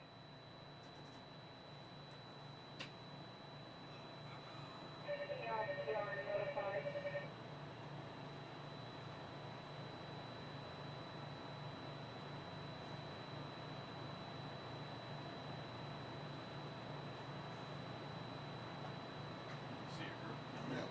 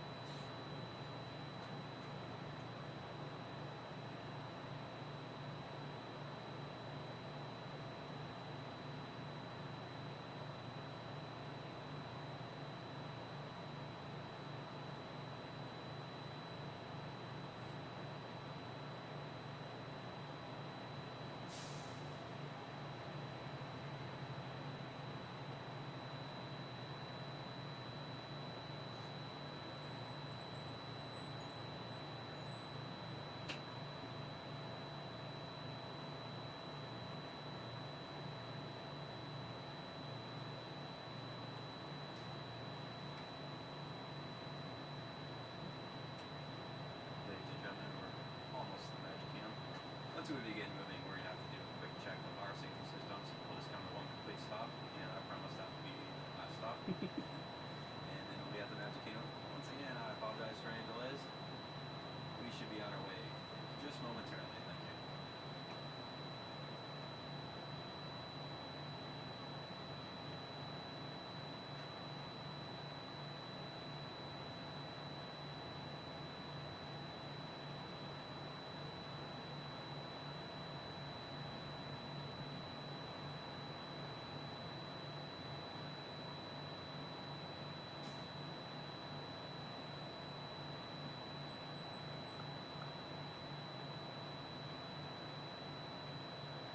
South Central, Monorail Orange, Cab 1 radio check, how do you read?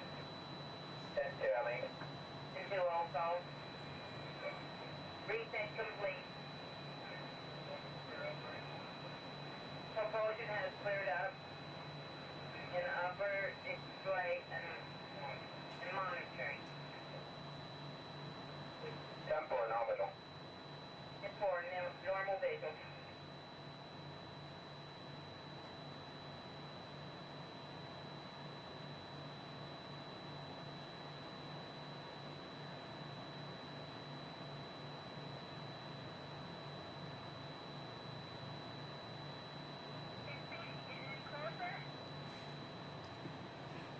Almost there.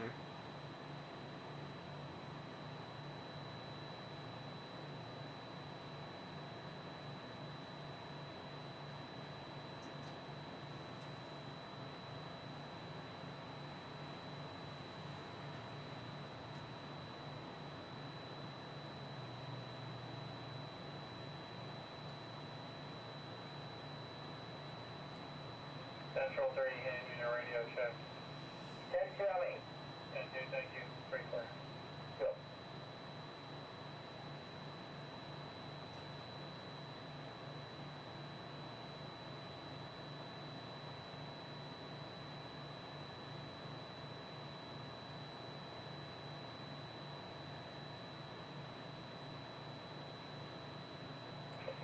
Black, Magic Kingdom. Black 966. And 4-4, Maple Check ours. Maple check.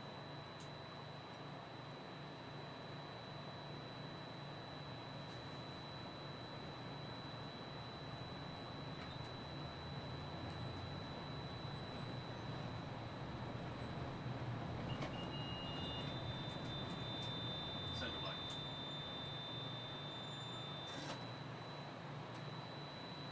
That's right. 69 Maple. Maple clear, no visual. Maple clear, no visual. Orange Central. Fine. Reverse Maple check. Maple check.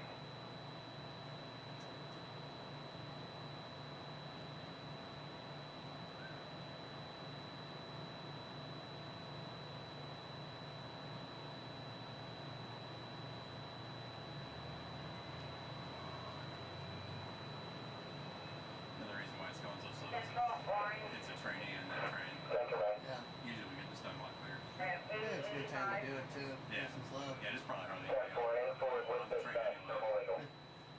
Forward with dispatch, normal visual.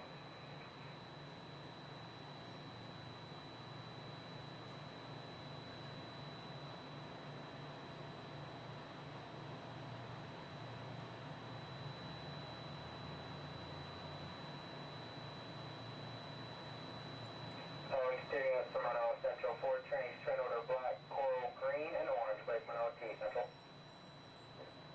Goodbye. Black, coral, green, and orange on exterior.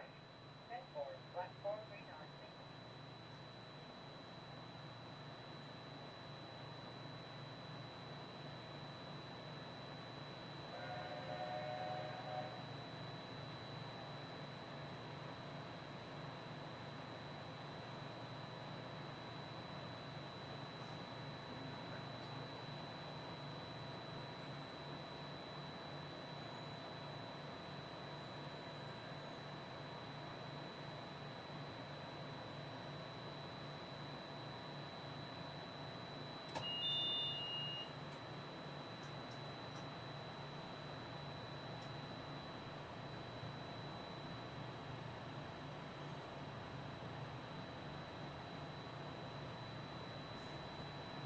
Better pull out fast enough or I make a liar out of me. If it doesn't, I got to stop one more time.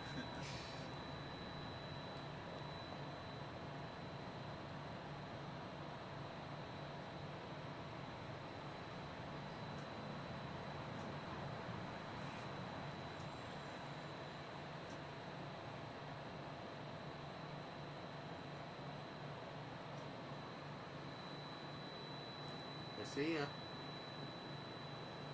Ladies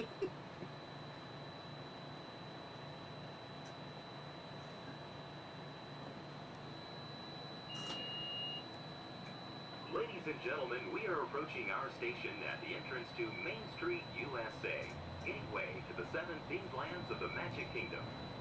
Smoking is not permitted at the Magic Kingdom except in designated areas. Please consult your guide map or ask a cast member for the location of designated smoking areas. If you are standing, please hold on to the handrails and stay clear of the doors until the monorail stops completely and the doors open. Ladies and gentlemen, this is the Magic Kingdom Monorail Station. On behalf of the cast of the Walt Disney World Resort, we'd like to welcome you to the Magic Kingdom.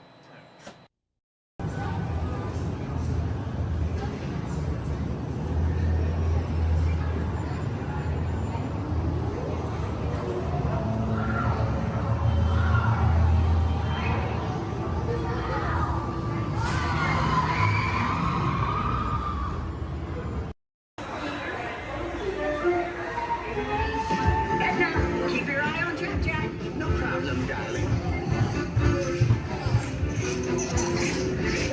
And the baby is gone. Edna? Dash, go get him. Edna, get started. Hold on. 5, 4, 3, 2, 1, go.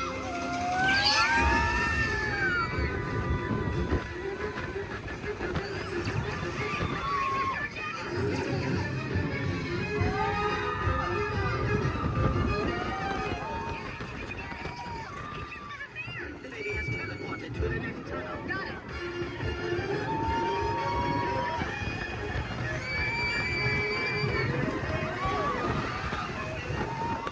Hey, sweetie, come to mommy. No, don't go, Chloe. Oh, Jack,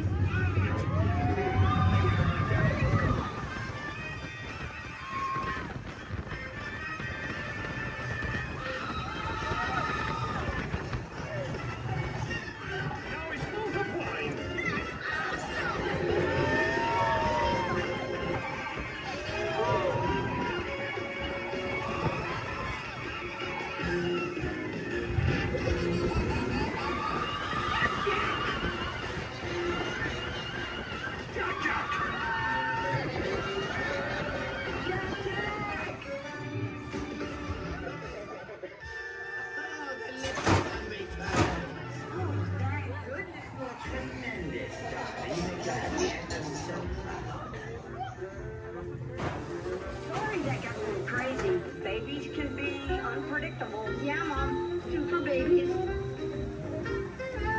Please remain seated until the coaster comes to a complete stop. Remember to gather your belongings.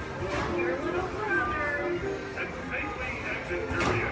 An incredible thing. Automated driving technology activated. Welcome to the Seed Track.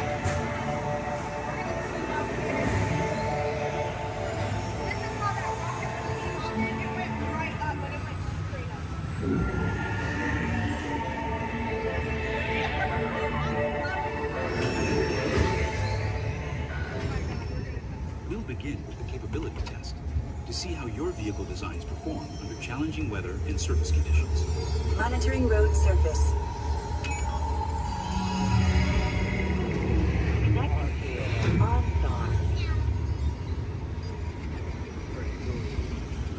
SIM card performance data acquired.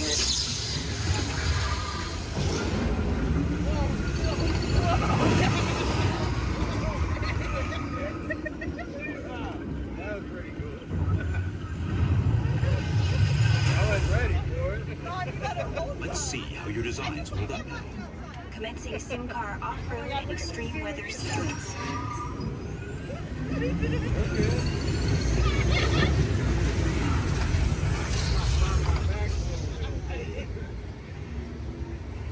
That's capability test results displayed and verified.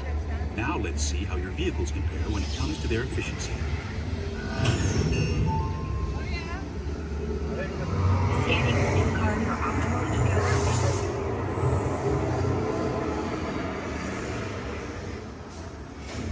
Engaging EcoScan for aerodynamic efficiency.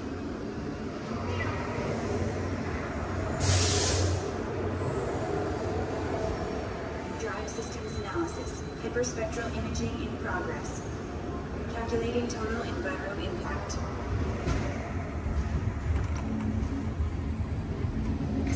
Commencing responsiveness test. Okay, the responsiveness data is now being synchronized. Automated driving technology verified and active.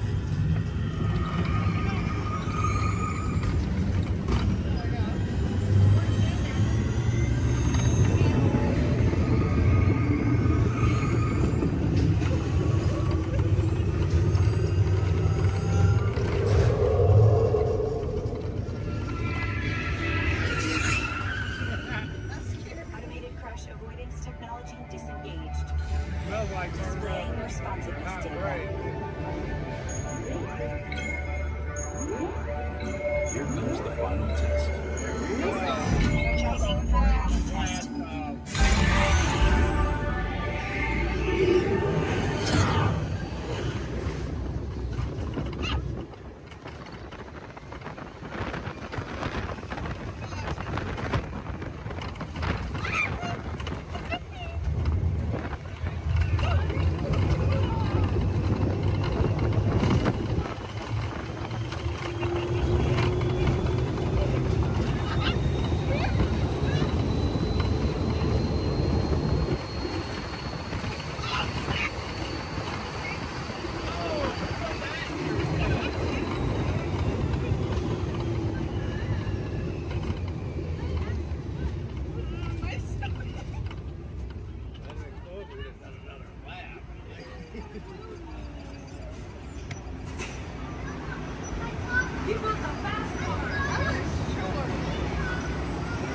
Displaying power test results.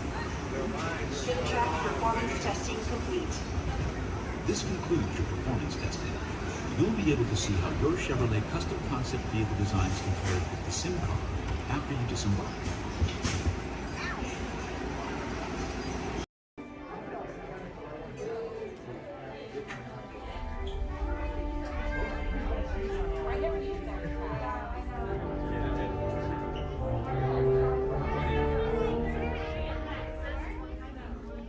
Hello and welcome to Soaring. My name is Patrick and I'll be your chief flight attendant today. We'll begin boarding in a few minutes, but first I'd like to acquaint you with some important safety information. When the doors to your flight open, please take a seat and store all carry-on items in the under-seat compartment. This includes cameras, purses, hats, and of course, these little beauties. Next, fasten your seatbelts, inserting them into the buckle on your right. The smaller aviators don't measure up to the height indicator on the seat. Just put the belt through the loop in the center strap before buckling it.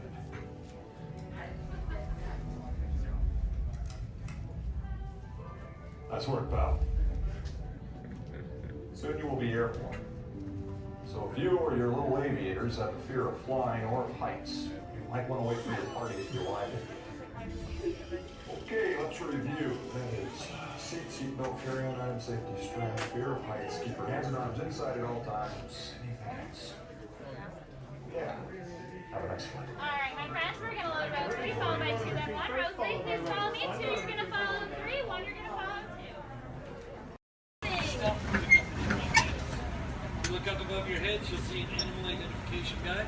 It's going to help you spot some of the different species we may see on our safari. We won't see all of them, but we usually have pretty good luck. First up, Hey, Twin, we have the on-clear twin day. That means let's go. Job over. My name is Derek. I'll be your driver today through the Harambe Wildlife Reserve. Is everyone having a good day so far? Yes. Great, that's good to hear. Hopefully it gets even better from here. If you have any loose articles like phones or cameras, make sure you hold on to them. If you drop them, I can't stop and get them. Also, if you have a camera, I recommend keeping it out and ready. We can't stop for all the animals we see, and if we do stop for them, they don't always stop for us. It's the best way of getting a clear picture of them. Throughout our entire journey, I do ask everyone, please remain seated at all times. Keep your arms and hands inside the vehicle.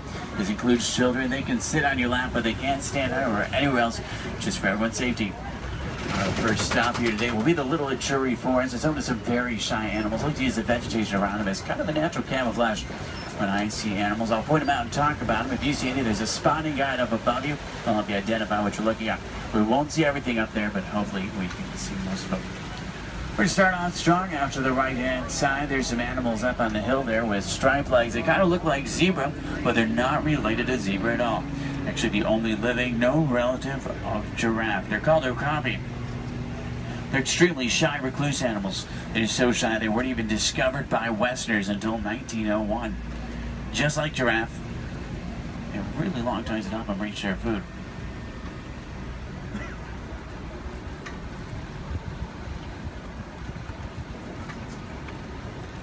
Watering holes like the one out to the left are essential in forests like these. Animals will stay close to them, that way they have a source to drink from. If you look straight across the water up on the ledge up there, you'll see a black rhino. Actually really rare to see. They weigh about 3,000 pounds, charge about 35 miles an hour. They're virtually indestructible animals except in the hands of humans. Due to poaching, there's less than 5,000 of them left. They're poached for their horns, which don't have typical bony cores. They're made of the same material as their hair and nails. That's all they're poached for. The bird out to the right is called a saddle-billed stork. They get their name from the saddle shape on their bill. They stand about 5 feet tall, have a wingspan of about 9 feet. They're very unique birds that travel in pairs of male and female together, pretty much just the two of them their entire life. Females have yellow eyes, males have brown.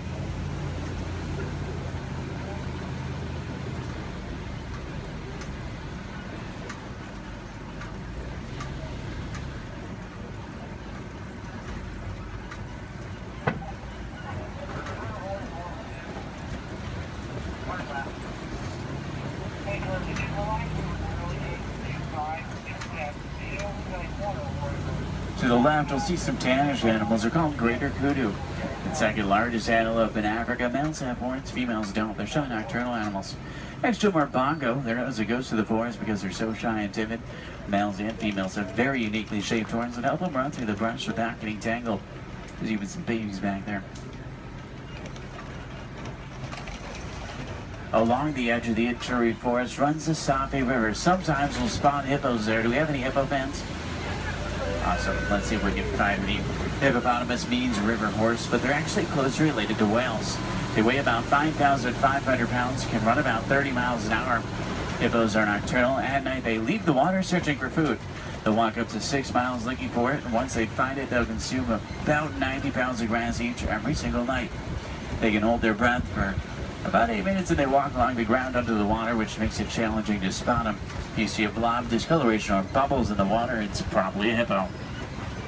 Keep in mind, you might not always see them on the surface, but that doesn't always mean they're not there.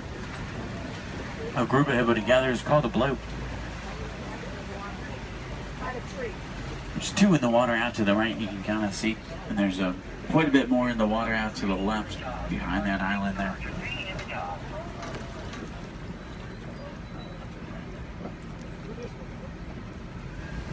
On that middle island are pink-backed pelican. They get their name because they turn a pinkish color during mating season. They nest up in trees. Hippos may seem cute, but they're actually one of the most dangerous animals we'll see all day.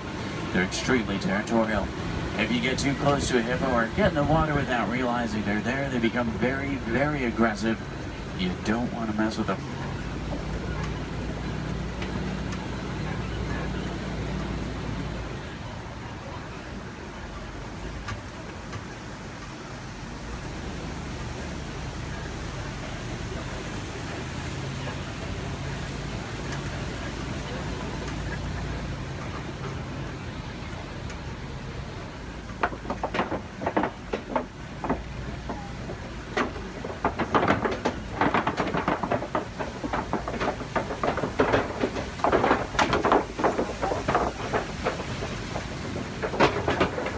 Do we have any favorite animals we're looking for today?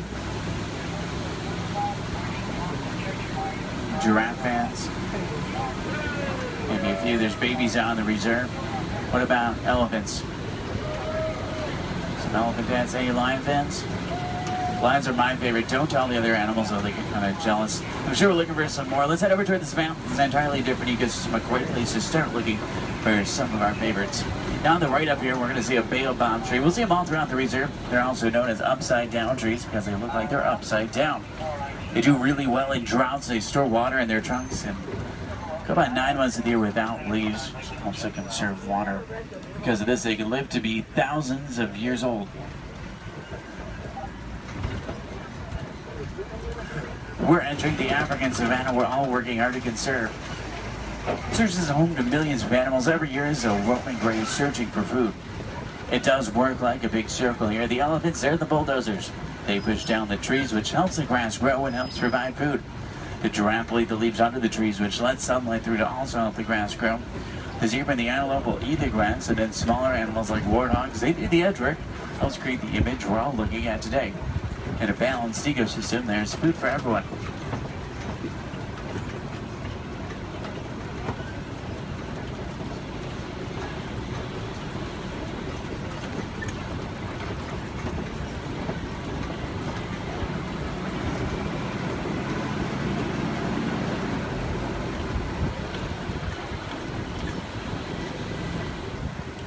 If you look under the big tree out to the left, kind of in the grass there, you'll see painted dogs. They're also known as wild dogs. They're not your typical dog, though. They're actually the most successful hunters in Africa. They're more successful at hunting than the big cats, including lions. They rally before they hunt. They'll hunt in the morning and the evening. They follow their prey until it drops from exhaustion. And once they get it, they consume 1/3 of their body weight in just one sitting.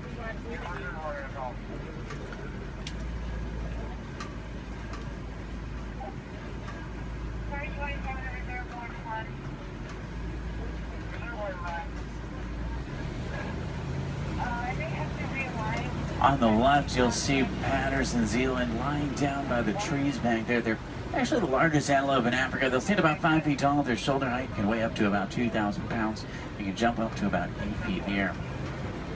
Both males and females have spiral-shaped horns on their head. The orangish mounds we're passing are called termite mounds. They're hard as concrete. Elephants use them as scratching posts. Once they wear them down a little, antelopes stand on top of them. That way they can see predators like lions approaching.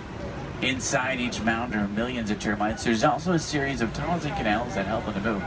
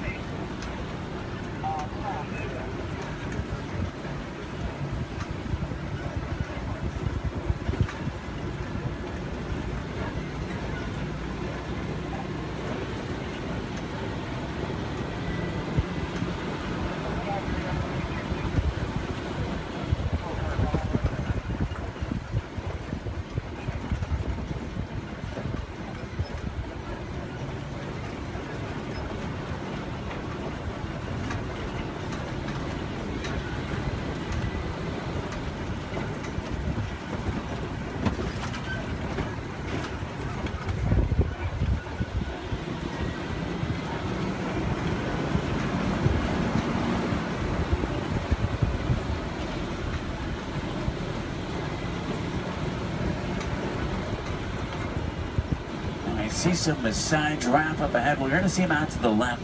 You see them about 20 feet tall. They're tallest. There are some babies on the reserve. They're born about 6 feet tall. In human world, that's pretty big, but in giraffe world, it's really not. A giraffe will spend about 18 hours of their day eating, and they sleep very little, sometimes just about 30 minutes a day. When they do sleep, they typically will sleep standing up. They don't really like to lie down. They're too vulnerable to their predators. They have 7 vertebrae in their neck like humans. A giraffe can run about 30 miles an hour, and they have hearts that can reach lengths over 2 feet long. They're known for their irregular patterns. However, every giraffe's pattern is totally different and unique, like a fingerprint. A group of giraffe together is called a tower. This is a tower of giraffe. I can't stop for them. There's new animals in the area, so I have to kind of roll by them.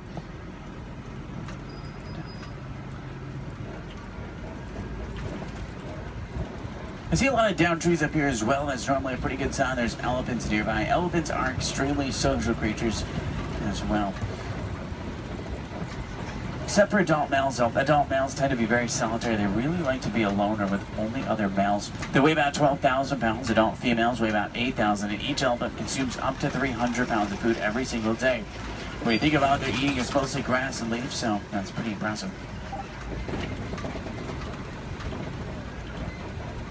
Start heading towards elephant country. I know the road that will take us there. It's a short drive. We should be there pretty quickly. Maybe we can see one along the way. Left and up, you'll see some mandrills. They're the largest, most colorful monkey in Africa. Males weigh about 100 pounds. Females weigh about 30. Males will be much larger, much more colorful. The leader of the group of monkeys, which is called a troop. To the right-hand side is an African elephant. That's a male. He's alone and larger, which is what gives it away. Try to get a better view of him. Uh-oh. The road I was going to take is closed. I know a different way. There's an old rickety bridge. I haven't been there in a while. What do you say? Should we go for it? Yeah. Let's do it. We're going to see some more elephants, right? If you're not an African, easy way to tell you're looking at an African elephant is from their ears, which look like the shape of Africa.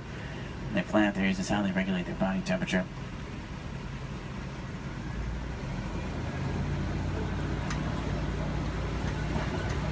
Trying to find some more. I just hope they worked on this bridge. Last time it was pretty bumpy. Almost. Everyone made it. It's a little worse than I remember. The good news is there's still a few parts of it connected. Is anyone on board scared of heights?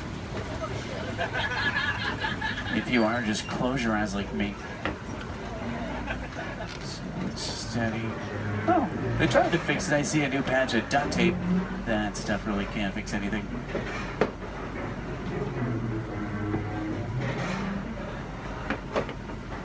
Well, I'm safe. About half of you are. Did everyone make it across with me this time? Yeah. Great, let's try to find some elephants, make it worth the trip. Now you see tusk marks in the clay up here. Elephants will break it off and eat it. It gives them minerals they don't get in their regular diet. It's like a vitamin for them. I think it's pretty cool. For all the moms on board, this fact will be much scarier than average. Female elephants are pregnant for 22 months. I know, that's a long time. Now, young elephants have the second longest childhood to humans, about 15 years. There are young elephants on the reserve. It's really hard to tell how old they are, though. They grow fairly quickly. We'll try to find the best place to see them up ahead. Hopefully we can find some down by the watering hole. I'm still in that area where the new animals are, so I have to keep rolling for the elephants, too. I can't come to a complete stop, but I can slow down quite a bit. So make sure you have your cameras out and ready so you can get a good picture if you want one. In the meantime, I'm going to try and tune into a local Harambe radio station. I can normally get a pretty strong signal here. That way we can listen to some music while we look for elephants.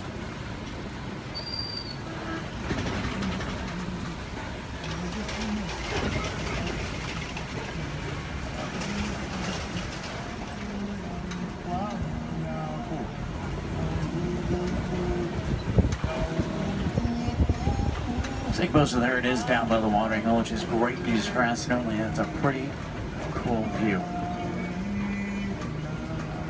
If you see any elephants throwing dirt on their back or rolling in dirt, they can actually get sunburned, and they'll use dirt like a sunblock. Both male and female African elephants have ivory tusks, which I want their boats for.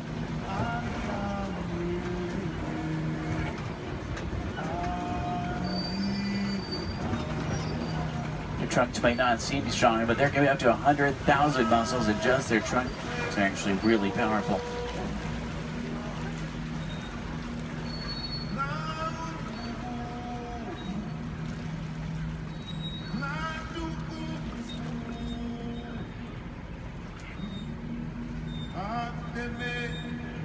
Out to the left are greater flamingo. They're born gray, but after about a year of eating brine shrimp and other seafood, they turn the pinkish color we see right now. The chemical in the shrimp that turns them pink is beta-carotene. Does anyone know you call a group of flamingo together? It's called the flamboyants. It's pretty funny. They're also known as a stand. I guess flock is just too simple for a flamingo.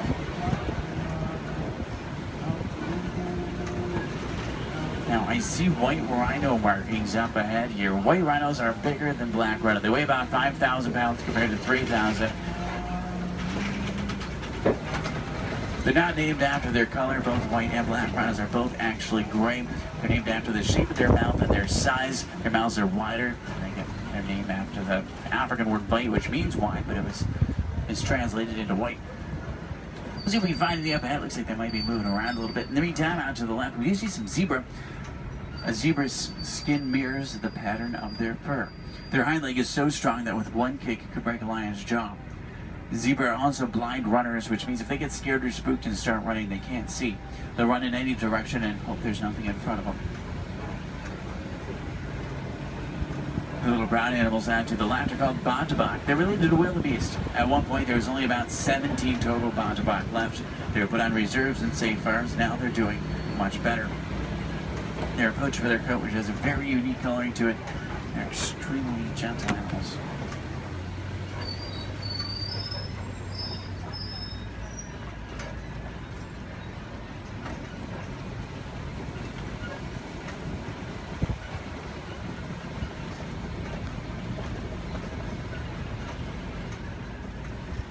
See some spots on the side of the hill here. If you look out to the left and backwards, you might be able to see them. It's kind of a tough angle. There's some up ahead as well. These are a little bit easier to see. These are Cheetah. Cheetah run an average speed of 60 miles an hour. Their daytime hunters have phenomenal vision. It takes them about 3 seconds to reach that 60-mile-an-hour mark. Once they hit it, they can only run it for a short distance. If you look out to the left, you'll see them lying down. It's really hard to see them. They blend in well with the sun and shade combination. Does anyone see them over there? They're kind of, if you look out to the left and then to the right a little bit, you'll see them out to the bushes. They're in this direction, this way. Can you see them? I know, they're really hard to see. Part of their camouflage. They're not powerful animals, they're speedy animals. If they come across an animal that is powerful, like a lion, they'll turn around and run the other way. Speaking of lions, I see a Kobe rock formation up ahead, which is a good place to look for them. Lions are inactive about 20 hours of the day. That doesn't necessarily mean they sleep all day, it just means they really like to lay around a lot. You can hear lions roar for up to 5 miles. Females, they're the hunters. Males typically stay back and protect the pride. At night, a lion's vision is 6 times stronger than a human and helps them hunt. They're rabid hunters, so they hunt what they see moving. If there's something standing still, they may not even notice it. In Swahili, lion is Simba. I know, what a coincidence. If there's any wilderness explorers on board, you're on the Simba 1. That's SIMBA1, page 13 of your handbook, Simba 1. There's a crash of rhinos out to the right. You can get a pretty cool view of them. There's even some babies. The babies stay pretty close to mom. Keep in mind, mom weighs 5,000 pounds, can run 35 miles an hour. So if you thought your mom was scary when she's mad, these are a little scarier. Left it up is a pride of lion. There's a male. Look higher, you'll see a female. She's way up on top of the rocks up there. Extremely graceful animals, but they're also very powerful. You get that sense when you're around them.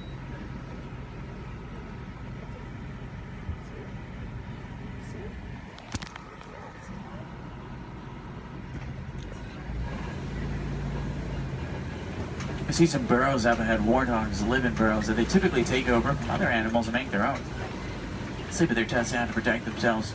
The males do actually have warts in the side of their head, so it's not as literal as it sounds. They may seem harmless, but they can run 35 miles an hour, and their tusks are razor sharp, so you don't want to get in their way.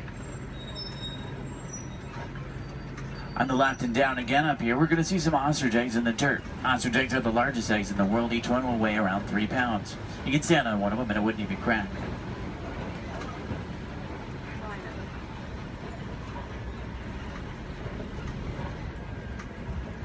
If you're wondering what Disney does or what we can do to protect some of the animals we've seen today, the Disney Conservation Fund has been doing research for a long time. And a good example of something we've learned is elephants in Africa migrate quite a bit. There's a problem though, they're migrating onto farms and taking crops from farmers, and the farmers did not have a non-violent way to stop it. Fences don't work, elephants plow right through them.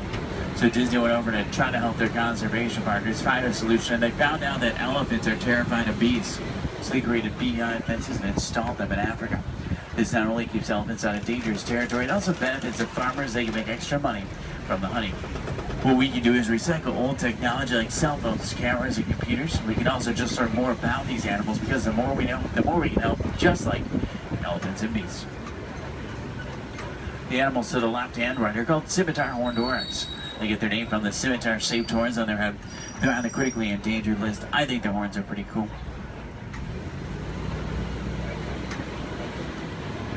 If you have any questions about anything we've seen today or anything I can help you with for the rest of your day, feel free to let me know. I would be more than happy to help. In the meantime, we're going to start to make our way back towards Harambe Village. Once we get back, if you're looking for more fun things to do, I recommend the Pangani Forest Trail.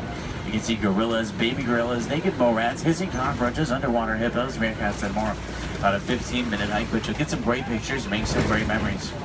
At the end of Harambe on the right is the Festival of Lion King. It's one of the most popular shows at Disney. By far one of my favorites. It's worth the trip. Make sure you drink plenty of water today, otherwise the heat can sneak up on you.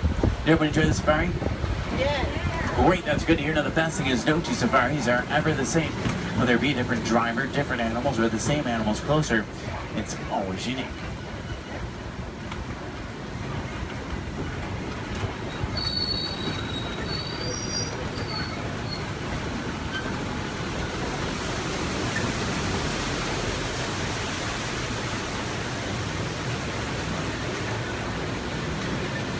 Here we say Asante Sana, say thank you so Asante Sana for joining me today. It's been a pleasure having you.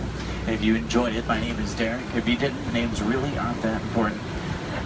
Hopefully you did. I think we saw some pretty cool animals and we got to see some of their favorites. If you're looking for tigers today, check out Asia. Sometimes we'll spot them on the Maharaja Trail. If you're looking for crocodiles, head over to Dinoland. You may be able to spot them there. The American crocodile. Sometimes you'll see them there.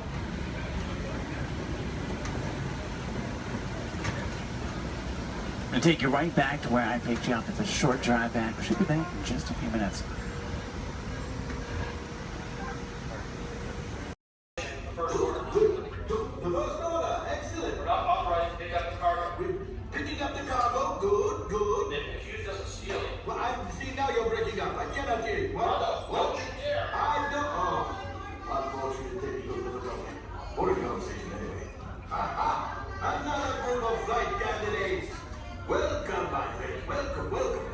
What a fine-looking group of flight professionals. You remind me of me. But without the bounty on your heads. Recognize a few of you.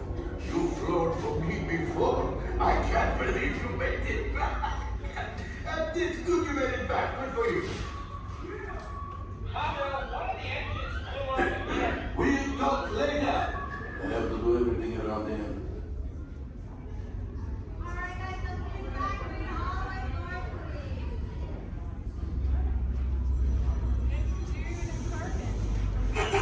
Yes. Hello, my friends. I am Hondo Onaka, and this is Onaka Transport Solutions. Today, I am offering the opportunity of a lifetime. I need flight crews to transport this valuable merchandise across the galaxy. Pilots to navigate, engineers to operate the ship, and gunners to defend the shipments. And that is where you come in.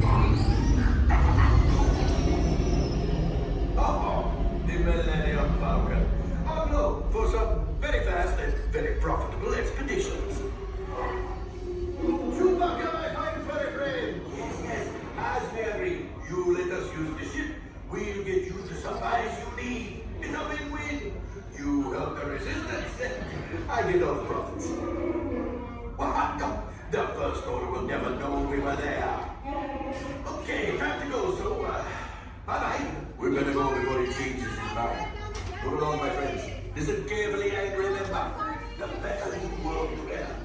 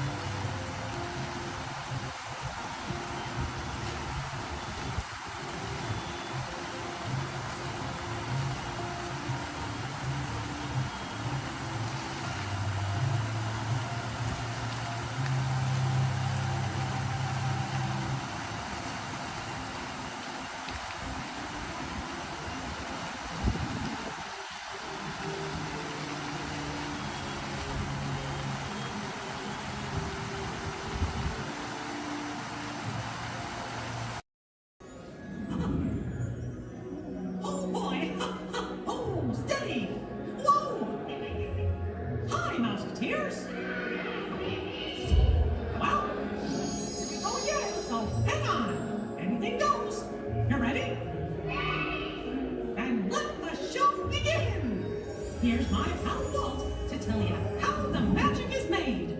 There's a lot of satisfaction in developing ideas into reality. When we consider a new project, we really study it.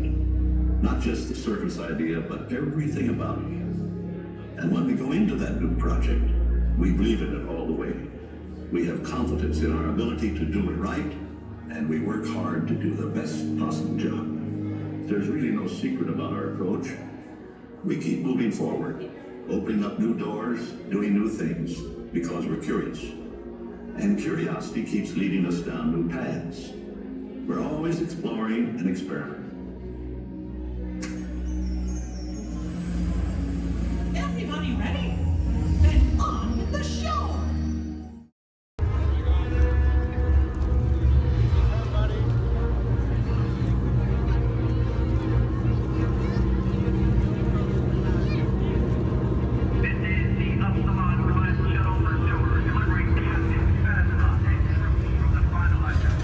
Landing in quadrant 525.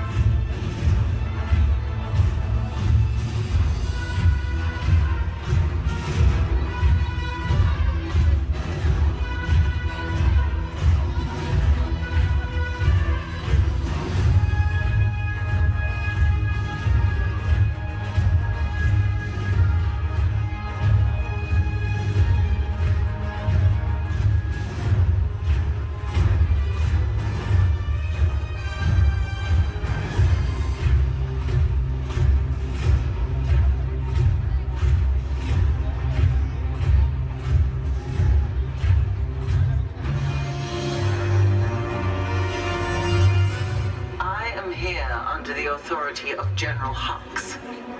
You are here under the authority of me. Stand proud.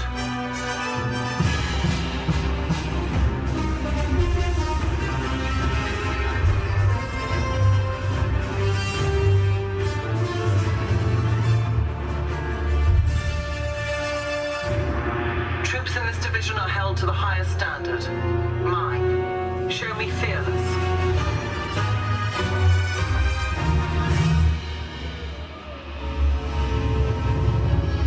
Under my command, you will be proud to wear the armor of a stormtrooper. You will learn discipline, loyalty, and what it means to be a stormtrooper. Battle starts.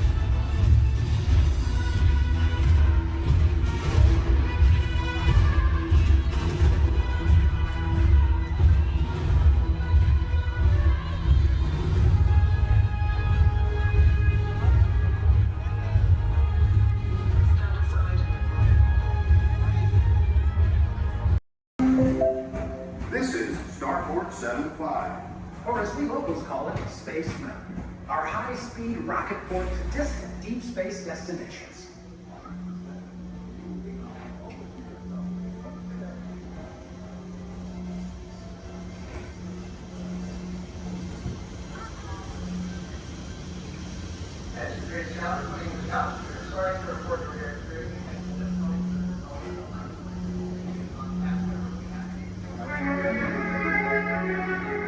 Let relaxation wash over you at the most refreshing retreat in the galaxy, the coral moons of Pisces 7. You H2O it to yourself. Book today.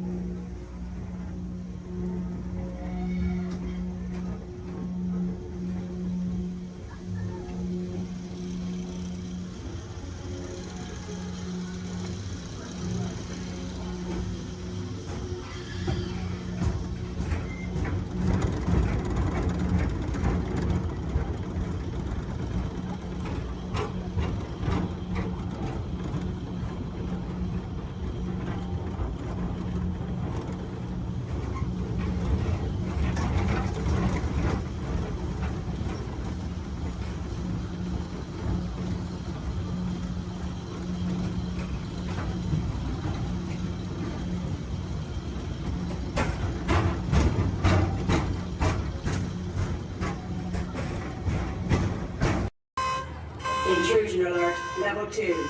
Intrusion. Disarmed. Sensor offline.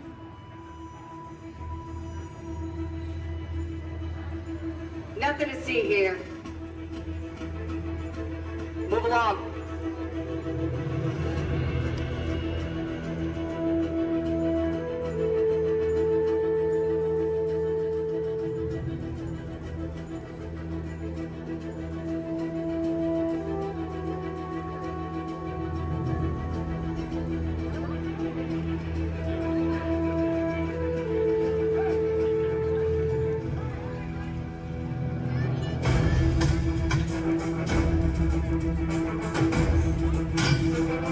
You don't look like recruits. I've got this. Intrusion alarm, level 2. All units alerted. My turn.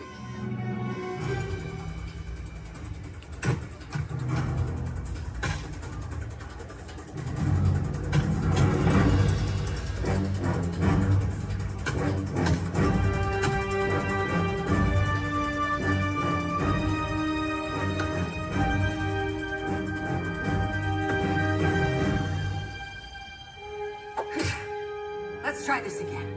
Who sent you? An old friend. System offline. Assets at risk. Reinitializing. Taskmaster. What do you want? HQ back online. Ms. Romanoff, the Wakandan cargo has been secured safely inside the Quinjet. It's in the jet. Let's go.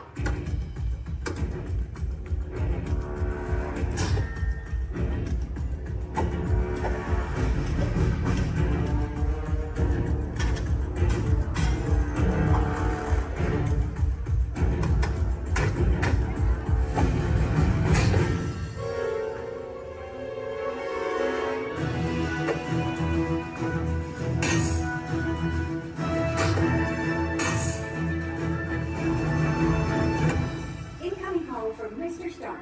Friday, don't put him through! Yeah, she put me through. Hi, Nat. Everything okay? You need help? I don't need help! Yeah, I said help. Intruders, step aside. I won't ask a second time.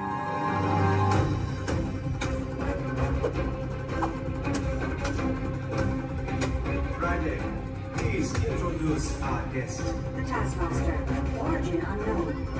Be ready. Taskmaster has the ability to master and manipulate your fighting skills. It's annoying. This is a fight you cannot win.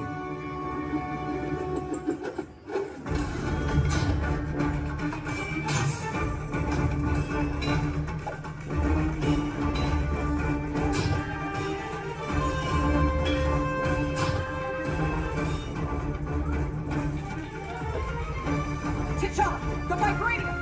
Leave it to me.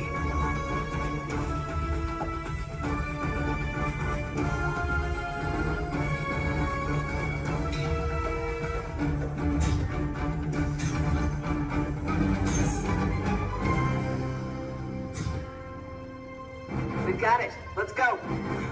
Friday, seal off Bay 94. Yes, Ms. Romanoff. Bay 94 secured. This is not going to end well for you.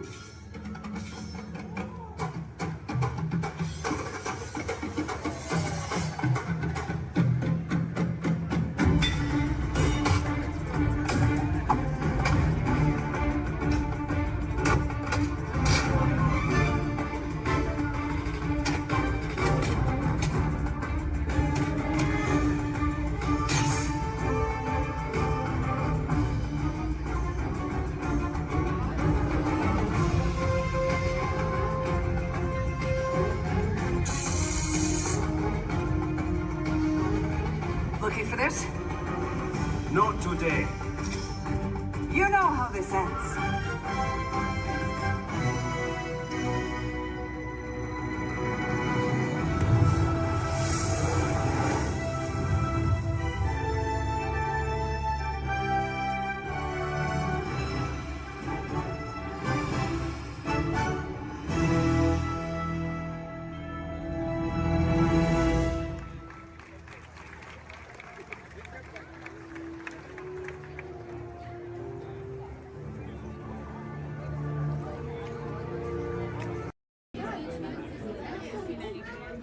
Go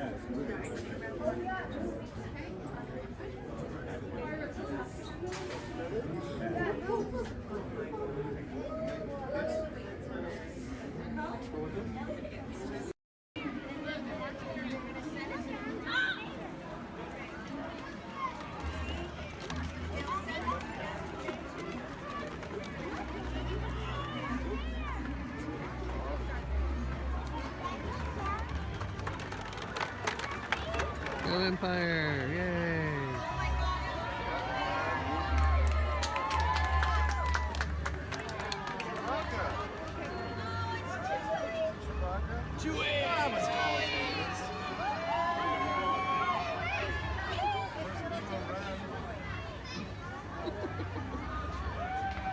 Hello, what's up? Hey. Oh, 这谁啊？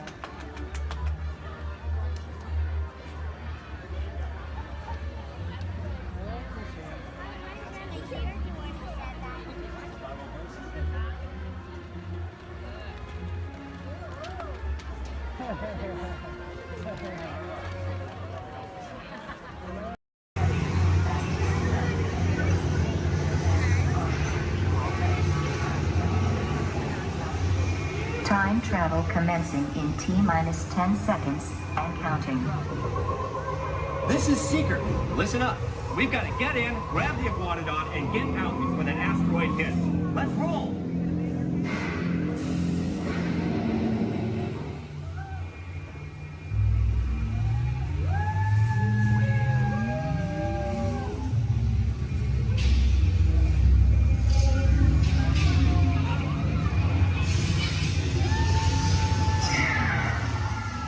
Okay, now, let's go get that dino. Computer, what are you tracking? Styracosaurus. Not our dino. Warning, meteor shower in range. Just little one. Oleoramus. Hadrosaur. Raptor. Time to get serious. Locking autopilot on homing signal now! Hang on!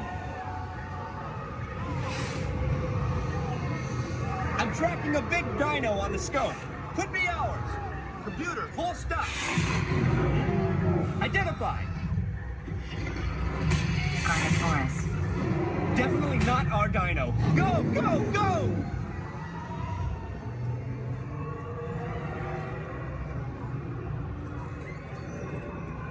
Another big guy coming up.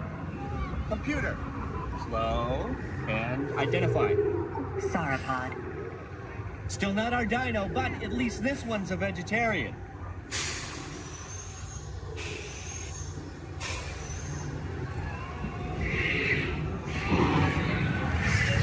Asteroid impact in 90 seconds. We better move it. Pterodactyl. Incoming! Asteroid impact in 60 seconds. We can't stop now. Keep going, keep going. Compsognathus. Computer, what's happening? Loss of traction. Four-wheel drive, move it! Warning, meteor strike. Evasive maneuver! Left! Right! Left! Right! That was close. Computer, now what? Carnotaurus. That's it! Abort mission! Abort! Abort! Iguanodon. Forget it! Get them out now! Asteroid impact. Brace yourself! This is it! They're not gonna make it! They're not gonna make it! Mission accomplished. You made it! I knew you would, and guess who made it back with you? I better find him before security does. Thanks for everything!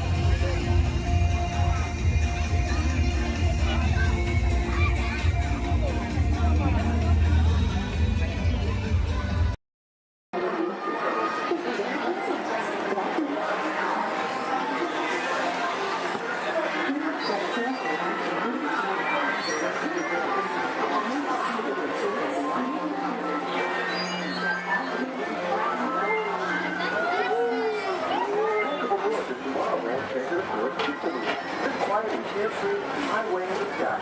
We invite you to sit back, relax, and enjoy your grand visit tour tomorrow. Along the way, you can preview many of the exciting places you want to be sure to enjoy today while visiting this land of tomorrow.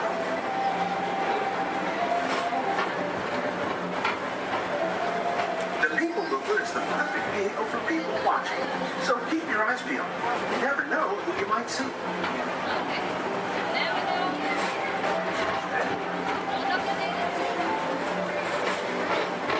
Coming up, Stitch's Great Escape, where you can report for duty as a security agent for the Galactic Federation.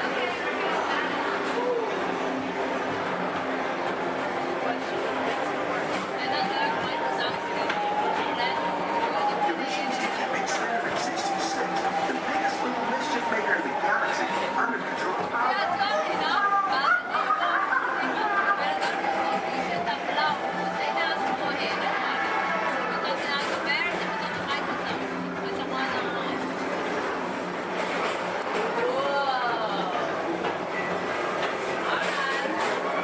And now, Tomorrowland Transit Authority proudly presents Progress City, Walt Disney's dream for an experimental prototype media tomorrow. Progress City was the inspiration for Epcot, and many of its forward-thinking ideas have been realized throughout Walt Disney World.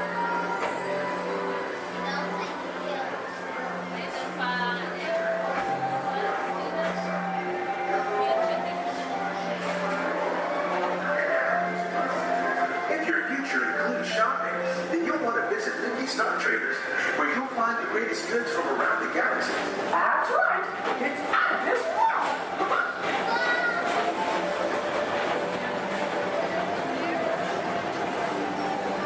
At the Disneyland Speedway, put the pedal to the metal and speed towards the checkered flag in your very own race car. Young or old, this is your chance to drive in the fast lane without worrying about getting a speeding ticket.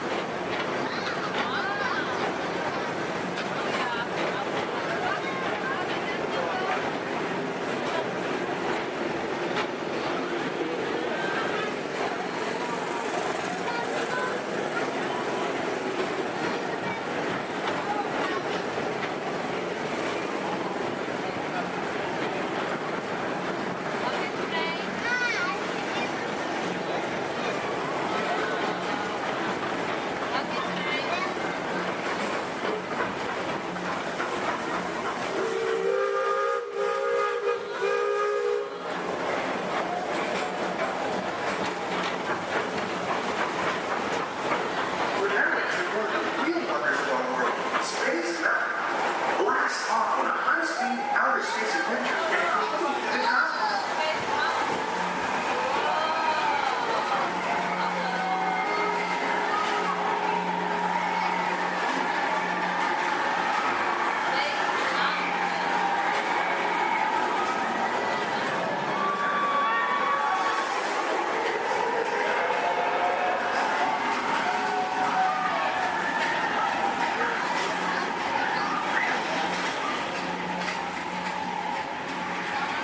Paging Mr. Morrow, Mr. Tom Morrow. Please contact Mr. Johnson in the control tower to confirm your flight to the moon.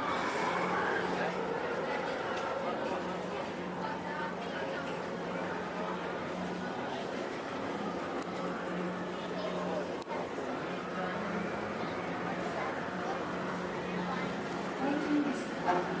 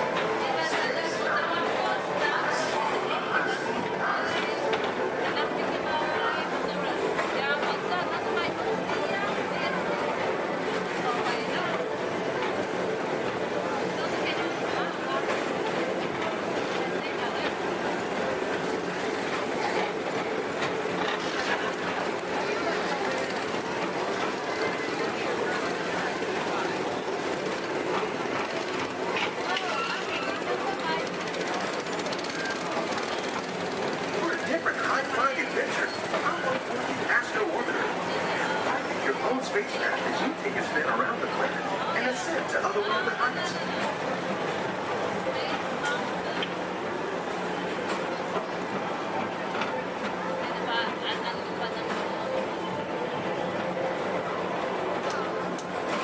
We're now approaching Walt Disney's Carousel Progress. Inside this rotating theater, 4 families welcome you into their homes of yesterday and today, starting way back at the turn of the 20th century. First presented at the New York World's Fair, this legendary circular theater celebrates the progress that has made our lives better. It's a perfect reminder that there's always a great, big, beautiful tomorrow shining at the end of every day.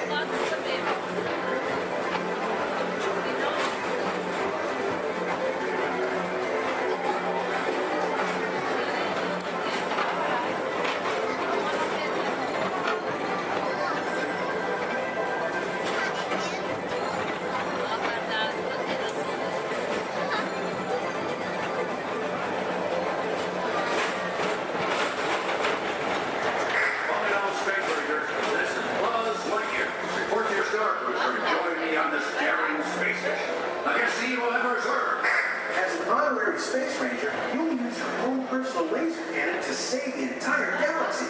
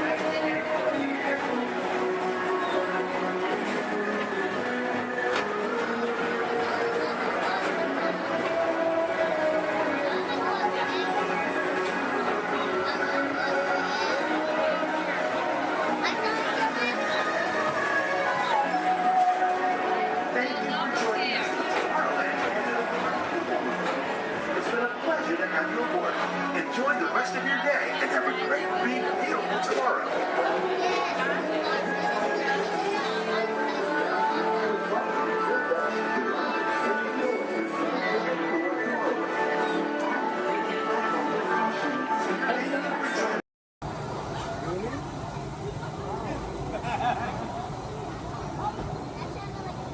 Attention pilots, the rocket ships have initiated landing procedures.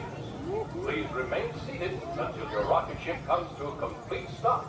Then follow the arrows to the flight deck. Happy landings! You wanna go along? This is Starport 75. Or as we locals call it, Space Mountain. Our high-speed rocket port to distant deep space destinations.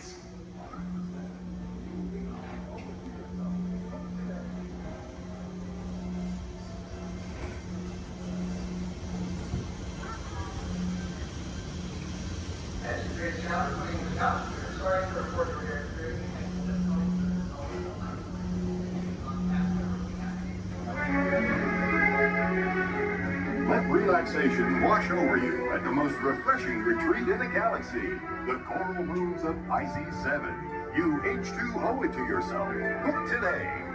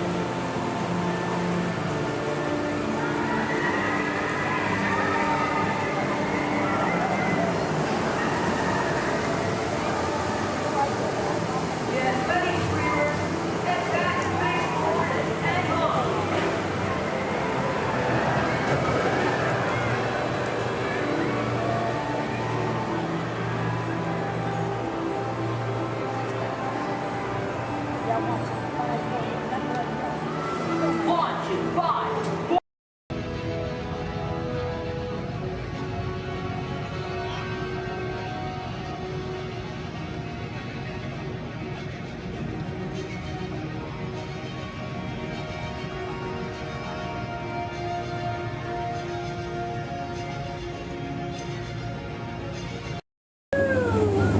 Please keep all hands, arms, feet, legs inside the boat and watch your children, or the crocodiles will.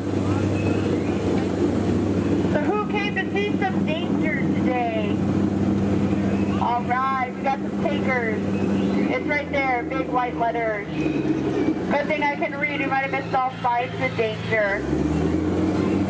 Oh, look at this to the right. You'll see our first sighting of wildlife here in the jungle. Right there's a prime example of why some wildlife destroy their children at birth.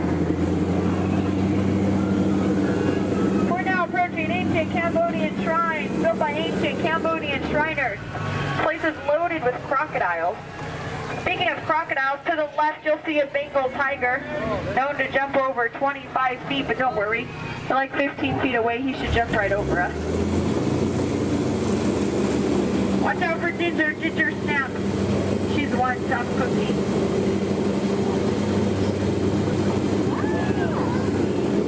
We are now entering the sacred bathing pool of the Indian elephant. Oh, looks like they all came out to play. You know, they say an elephant never forgets. I'd have to agree. Somehow they never forget to be here when my boat comes by. Feel free to take pictures. Looks like they all have their trunks on. Oh, there's Bertha. She's been in that shower so long you can tell by all her wrinkles.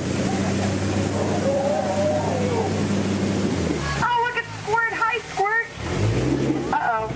That's why we call him Squirt. Here we go. Oh, no, get down. I'm not kidding. I'm just kidding. Little dry humor. Oh, that looks dangerous. Let's get closer.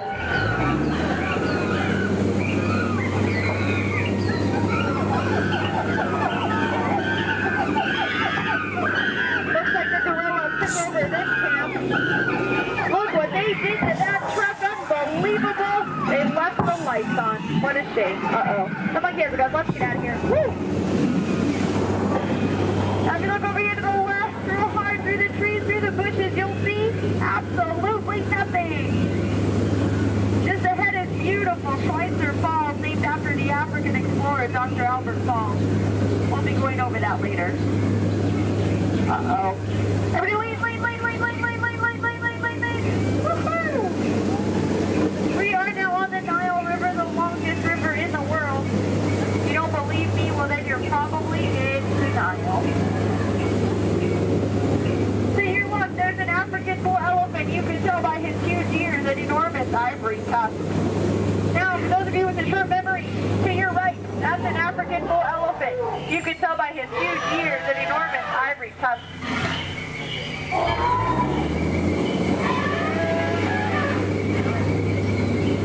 We are now in the African belt where the hand of man has never set foot.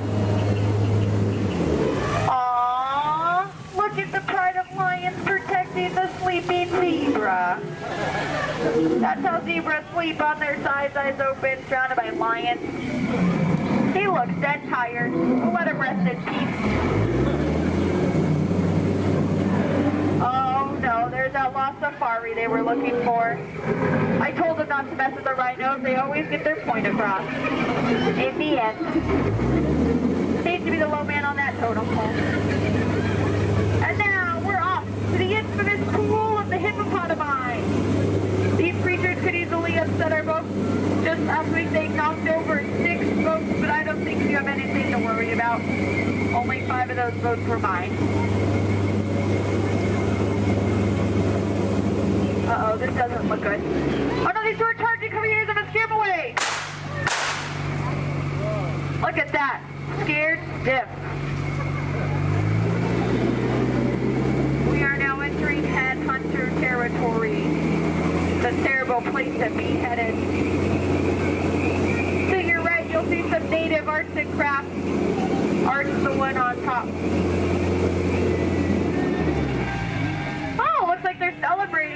here. I'll see if I can translate for you. Nope. Oh no, we're being attacked by one party. Everyone get down, all get us out of here. Watch out for spears. Spears, spears, spears, spears, spears, spears.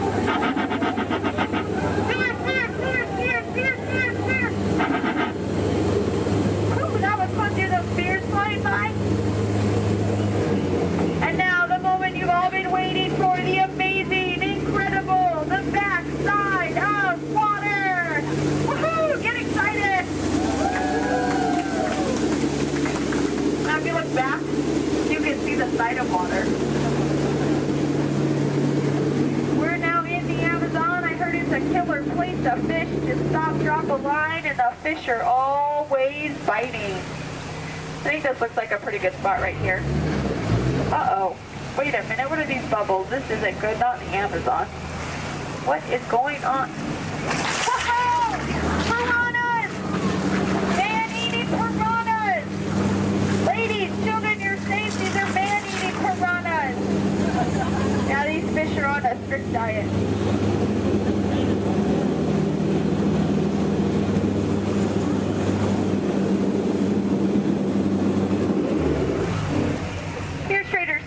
He's our head salesman here in the jungle. Business has been shrinking, but it looks like he's having a special today. 2 of his heads for just 1 of yours. Any way you slice it, you'll come out ahead. Trader Sam's actually... Whoa. Oh, there's Allie! I thought she was coming with us today. Looks like she's already unpacked her trunk. You might think that's water, but it's not. And now for the most dangerous part of our journey, the return to civilization. I don't know how, but you just survived the jungle cruise. Woohoo! Please keep all hands, arms, elbows, fingers inside the boat.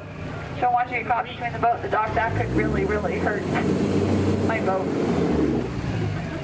Well, here we have Matt and Matt. They're gonna professional elbow grabbers to help you out today. All right. All right, everyone, for your safety, please do me a favor. Leave this center aisle clear and all side aisles clear as well. If for any reason you need to leave the theater, you can do so through these 2 right rear exit doors. That's if you're looking to leave. Please do so through these 2 right rear exit doors. They're a little bit heavy. Just give them a big old push and they'll open right up for you.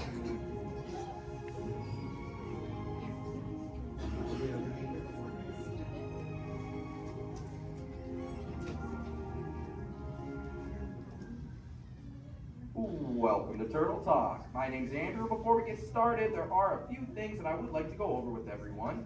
Now, here at Sea Base, there is absolutely no eating, no drinking, no smoking or vaping, and no flash photography. Thanks, guys.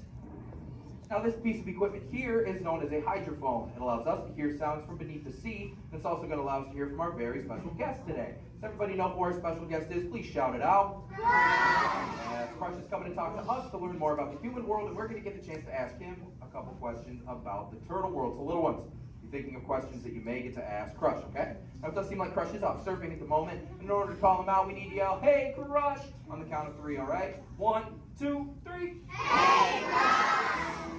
Well, righteous, righteous, righteous,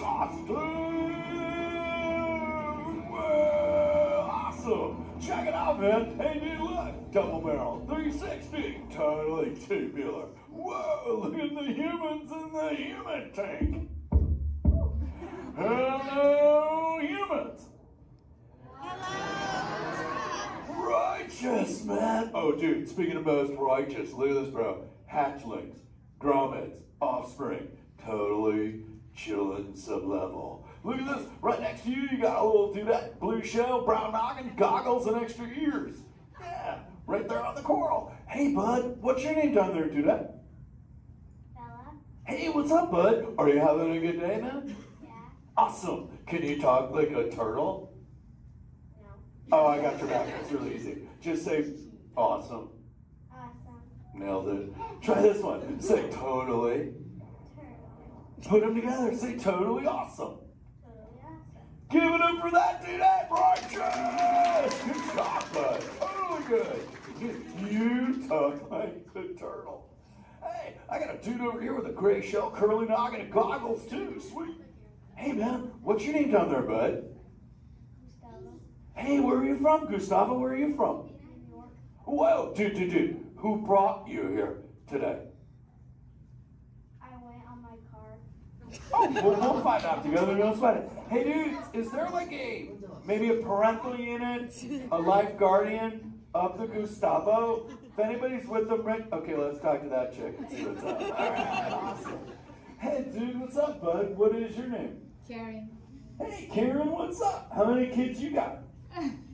My English is not good. I'm from Brazil. Oh, I don't speak English either. I talk turtle.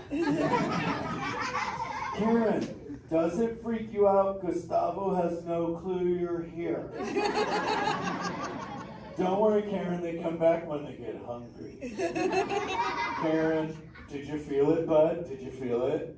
We're sharing a moment. Look at you, Karen. Awesome. Dude, my son Squirt, he's like this. He goes, Dad,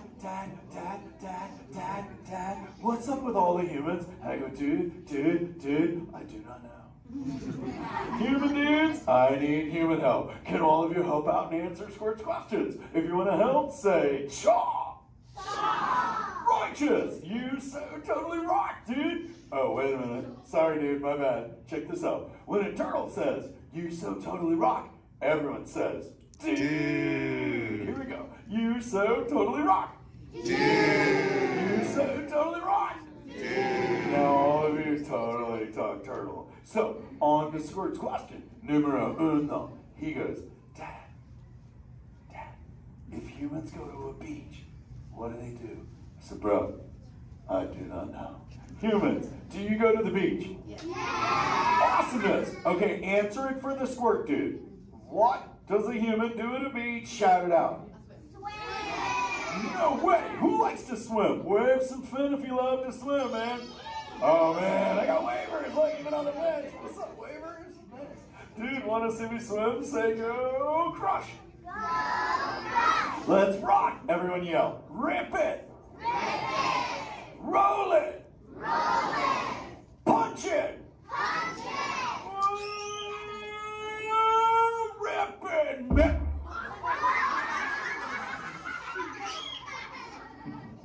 Hey, Crush, watch out for the glass. Hey, dude, thanks, Hank. How long has that dude been there? Oh, no, man. My bad, bro, my bad. Where are the manners? I've been asking the questions. Dudes, do any humans have a question about being a turtle? Raise a fin. Hi, if you have a question about turtles. Cool. Got a chick over here, aisle style, red shell, brown knock, hanging loose. Hello, bud. What's your name? Hey, bud. What's your question? What turtles eat? Oh, dude, we're chowing green seagrass and green sea kelp. Big dudes, you're sitting on green seagrass benches. But check it out, Harper. We only eat green stuff, and so it actually turned us green. So, like, I'm green, and my kids are green, and my parents are green. Oh, and my wife's green, and my favorite color ever, purple. He's pulling your fin. It's green. Hey, there's a purple chick over here with like a jellyfish lid. Let's talk to this one on this side. Hey, bud, what's your name down low? Scarlet. Hey, cool name, Scarlet. What's your question? My name's not Scarlet. Oh, wait, what's your name? It's Charlotte.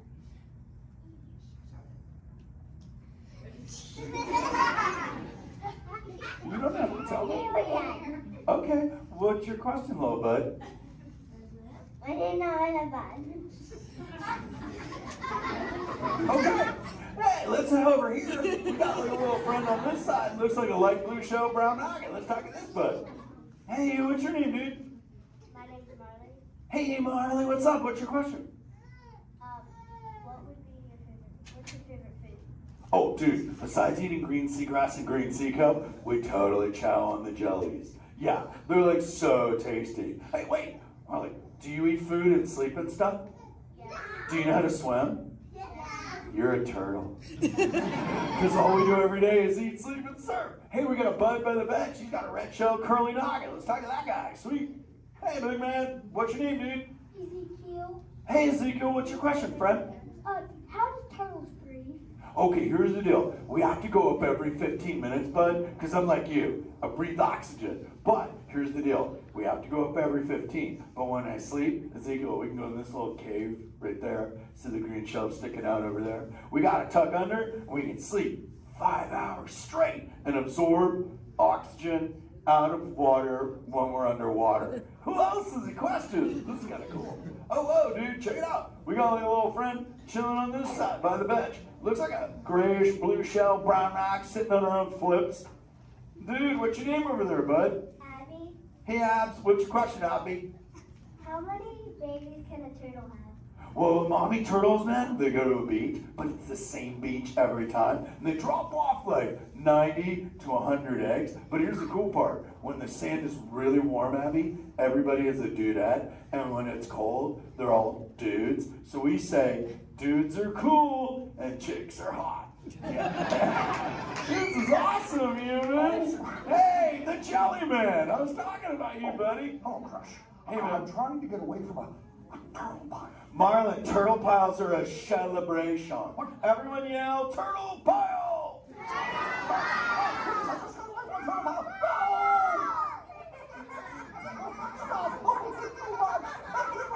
Oh, cool. Hey, boys, surf's up, dudes.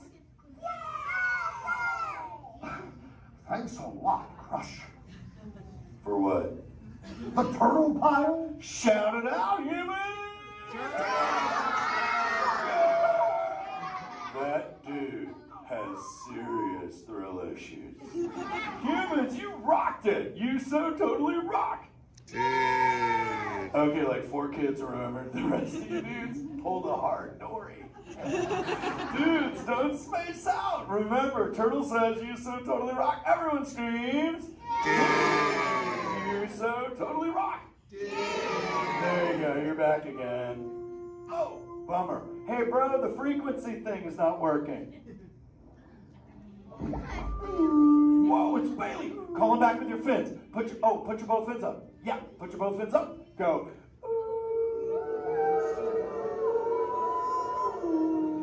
Crush! Hey! Bailey, look at my friends. They're humans. Oh my goodness, funny looking humans, huh? Hey, dude, stop. That's not cool. Those are my friends. They can hear you. No, they can't. Watch this. Hi, humans. Hi. Oh, okay. Why didn't you tell me? Dude, I tried, man. You got stoked out. Wait. Ooh. Yeah, that thing. I'm getting something. Ooh. Wow. Some of you have 4 ears. Weird. I'm not judging. Humans. Later, Crush. Later, Bailey. Everyone say, later, Bailey, dude. Bailey's echolocation's awesome. We're going to do it. Everyone, both fins up. Go. Okay, sub-level. Really good. Back bench. Solid. Grandma, in the corner. This is where we put our fins up. Good job, Grandma. Good job. Fins up. Eyes closed. Go. How many fins am I holding up now? No, you gotta go. Yeah, you so totally rock. Squirt, come here. Squirt, look at this. Squirt, I just taught humans your ultimate favorite. Sweet. Dude, go for it. They'll blast you. You so totally rock. Yeah. Rock on, human dude. Rock on, Squirt. That's my son. I'm in a jam. Oh, wait. Remember this thing. You gotta be good to the oceans. And the oceans will be good to you. And slap the fins together for my man Andrew. Rocking the mic, man. Oh, righteous. Little dude. Use the word dude all day long. Because your parents will love you. Hey, Karen. You're welcome, Karen. Let's go. You so totally rock. Let's give it up for Crush. If you would like to learn more about Crush and his friends like green sea turtles, manatees, or sharks, you can do so up on the second floor of Sea Base. Now, little ones, don't move until your adult comes to get you. Adults, please collect your belongings, collect your children, head on up to those two right direction doors. Or if you're safety, please don't stand up. My name is Christina, and here at Sea Base, I do have a few reminders. There's no eating, no drinking, no smoking, and absolutely no flash photography. Thanks, guys. The equipment you see here hanging in the water is called a hydrophone. Hydrophones help us to hear things beneath the sea. Today, this is going to help us hear a very special guest. Does everybody know who that guest may be? Shout it out. That's right. Crush is going to come out and ask us a few questions about the human world, and we may have a few questions for him about the turtle world. So please think about the questions you may want to ask Crush. I do know Crush is out catching a wave, and he asks, on the count of 3, as part of a year of a million dreams, we are going to have Joseph count out from South Carolina. 1, 2, 3, and everybody else, scream out, "Hey, Crush." Ready? Joseph? Hey, Chris.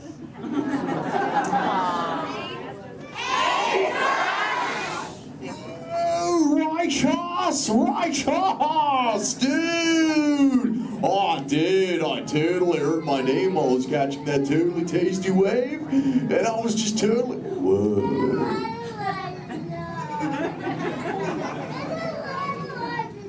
Check out all of you human dudes in the human tank. Hello, dudes! Oh, they live. Hey, dudes! Wow, there's a little Brahmin sub-level. Awesome! You know, where there's little dudes and dudettes, I bet there's some fellow moms and pops. Let's hear it from all of the moms and pops! Yeah! Awesome! Let's meet some humans up close. Hey, there's a dude here with a light lid and a gray shell. Hey, dude. What's your name, Minnie Man? Mitchell. Mitchell. Mighty Mitchell, dude. Where are you from, dude? Kansas. Whoa. Never heard of it. That's cool, though, Mitchell. Do you think any of your friends back home knew you'd be talking to a turtle? Not really, no. Yeah. Well, dude, if you told me earlier I'd be talking to a human, I'd have been like, no way. Hey, Mitchell, dude, it's really nice to meet you. I'll just assume the feeling is mutual, dude. Totally, dude. Hey, there's more humans on this side. There's someone with a blue lid and an orange shell, I think, right in the front here. What's your name, dude? Michaela. Minnie Michaela, who brought you here today? Your mom. Where's the mom to Michaela, dude? Oh, way in the back. Sorry to get stuck with the cheap seat. Standing room only, dude. Sorry. Hi, name's Crush. What's your name? Shelly. Shelly. Oh, that's the name of my wife. Shelly. Yes. That's your little offspring, Michaela. Do you have multiple offspring? Yes, I have 3. Awesome, dude. Did they ever ask you questions? Yes, I do. They never stop, do they? No. I bet some days you're like, dude. Am I right, dudette? You are very right. Sure. You know what, Shelly? What? From one parent to another, we just shared a moment. Totally did do that, y'all. Because my offspring Squirt, he always asks me questions about all of you humans. So if you dudes can answer some of his questions, everybody here really loud say Chaw! Awesome, dudes! Now, dudes, before we can answer any of his questions, we gotta make sure we're all on the same page, lingo-wise. Do you dudes know what the most important word, dude, in the turtle language is, dudes?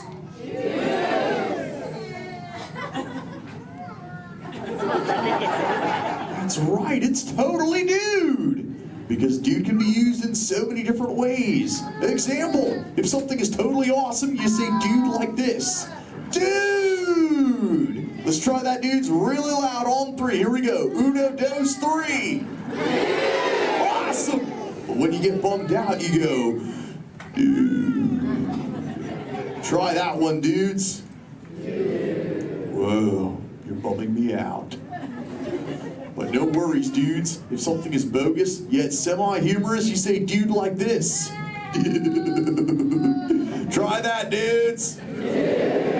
Dudes, you are totally talking turtle. Now here's Squirt's question numero uno. He saw some humans at the beach and he came back to me. He said, Dad, what is up with humans? What do you dudes do when you're at the beach? Shout it out, everybody! Oh, you swim, dudes! How many humans here swim? Raise your fin if you're a human that swims, dudes.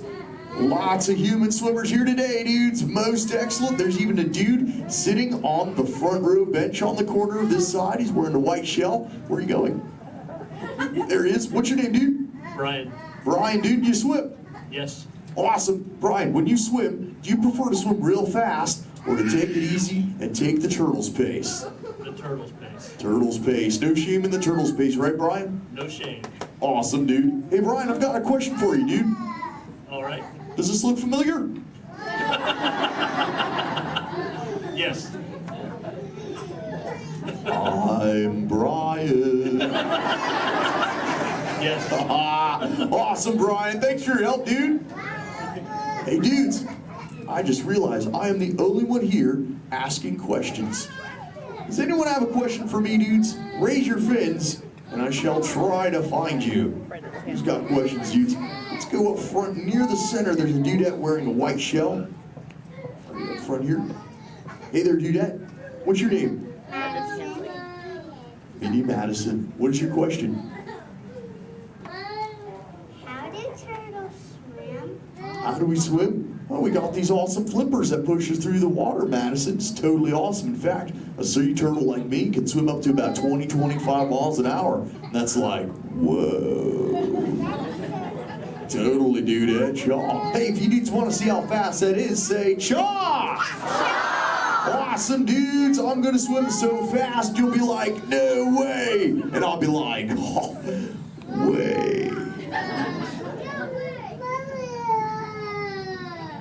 All right, dudes.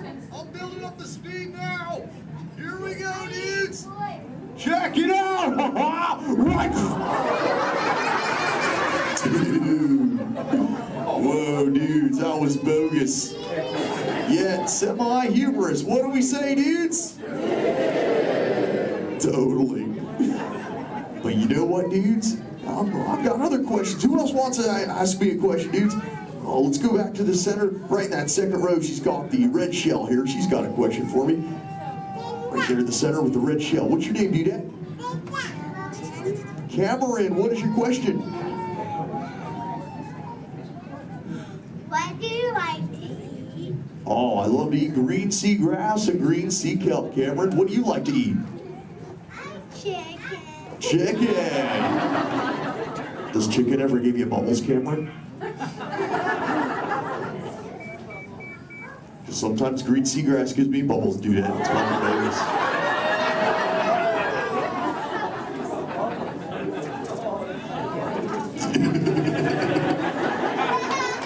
Sorry about that, dudes. Who else has a question for me?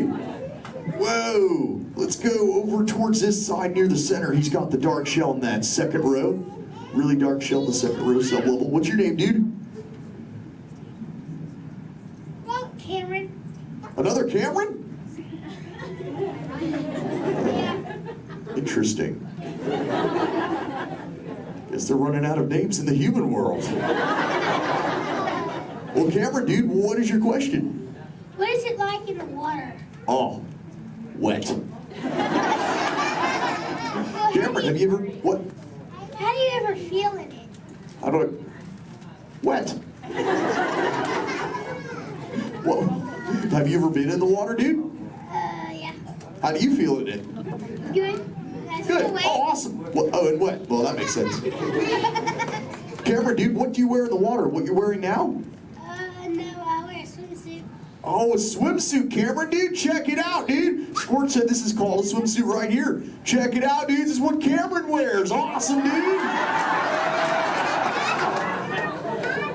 That's what you wear, right, Cam? No, it's a boy wear. It's what? It's a boy wear. This isn't for boys? No.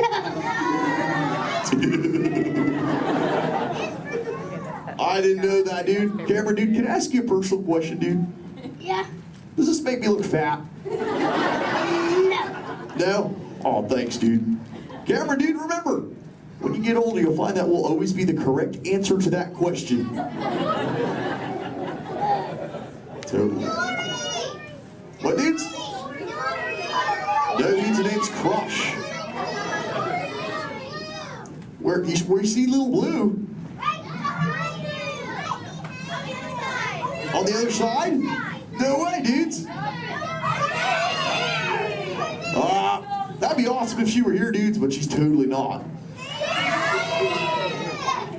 Hey. Whoa, Little Blue. I know you. Jaw. Hi, I'm Dory. Totally. I remember you. You're Mush. Little Blue, the name's Crush. Well, what brings you here on this fine day? What brings me here? Jaw. My fin, silly. Watch. Woo ha, chee ha, woo. Ow, ow, yeah. Ow, ow, ow. Wow, that really clocked me there. Am I bleeding? Little Blue, I hope not, but... Look. It's a people tank. Hi. Hola. Ooh, bonjour. Welcome. Ni hao. Ohio. Hi. You're like a little linguist, Little Blue. You know, I just taught these human dudes how to talk turtle. It'd be so awesome if someone could teach us all how to speak whale. I can speak whale. Awesome. Okay, everyone, repeat after me. Hello.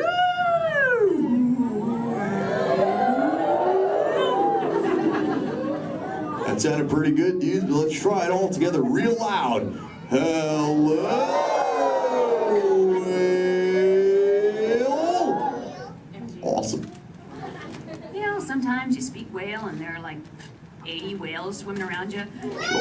Not today. What do you mean, dude? No whale. Where? You see one behind me?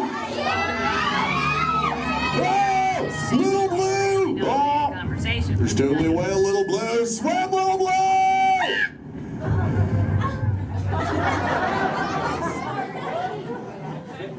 Tell the whale to go away. Help her out, dudes, and say, go away, whale.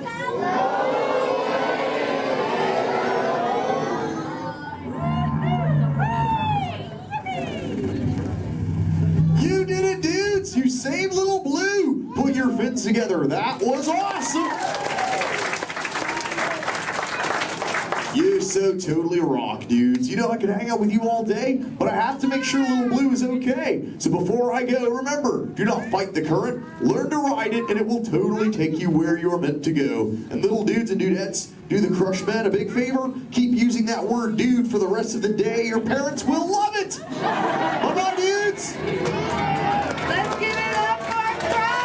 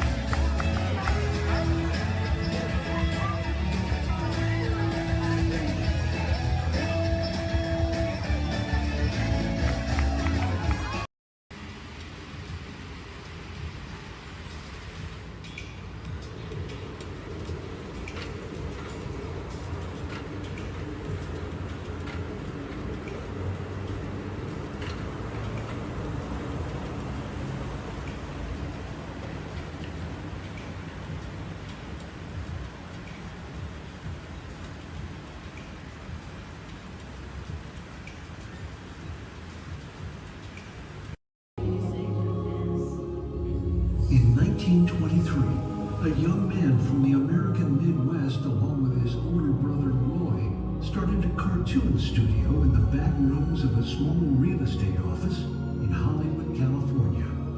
This was the small beginning of a family entertainment company that would create unforgettable stories, characters that become beloved friends, wondrous experiences, and music that has become the soundtrack of our lives. That young man was Walt Disney, a master storyteller whose imagination knew no bounds and who delighted in making the impossible possible. Disney 100, the exhibition, is a journey through 100 years of Disney magic, presented in themed galleries based on Walt Disney's creative concepts and philosophies. These include storytelling, creating believable characters, the spirit of adventure and discovery, the magic of sound and music, the world around us, real and imagined, curiosity, imagination, and technological innovation, the worldwide wonder of the Disney parks, and an everlasting sense of optimism about the future. Walt Disney famously said that it was all started by a mouse, but it really was all started by Walt himself. His philosophies became the foundation of the Walt Disney Company. They still inspire Disney's artists, filmmakers, Imagineers, and the storytellers of today. Oh boy! Oh, steady! Whoa! Hi, Mouseketeers! Well, here we go again, so hang on. Anything goes. You ready? And let the show begin! Here's my pal Walt to tell you how the magic is made. There's a lot of satisfaction in developing ideas into reality when we consider a new project we really studied. Not just the surface idea, but everything about it. And when we go into that new project, we believe in it all the way. We have confidence in our ability to do it right, and we work hard to do the best possible job. There's really no secret about our approach. We keep moving forward, opening up new doors, doing new things, because we're curious. And curiosity keeps leading us down new paths. We're always exploring and experimenting. Everybody ready? Then on with the show!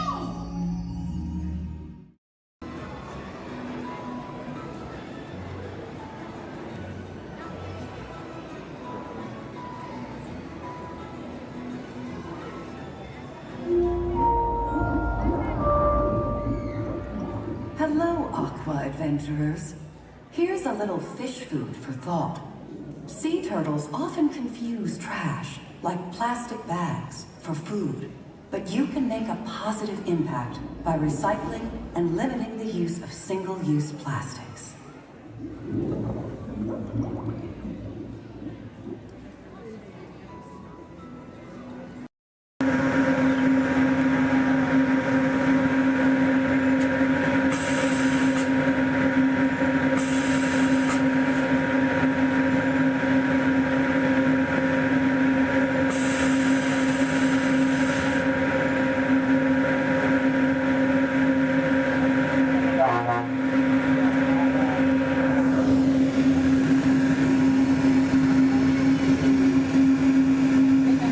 Hello, everyone. Welcome aboard the Disneyland monorail. We are now beginning a 2.5-mile journey to downtown Disney Station and back. For a safe trip, remain seated, keeping your hands, arms, feet, and legs inside the cabin. Be sure to watch your children, and no smoking, please. Bienvenidos. Para su seguridad, permanezca sentado y mantenga las manos, brazos, pies y piernas dentro del tren y cuide a los niños. Por favor, se ruega no fumar. You're riding aboard a Mark 7 monorail, the latest generation of Disneyland monorails. When Walt Disney introduced this attraction in 1959, it was the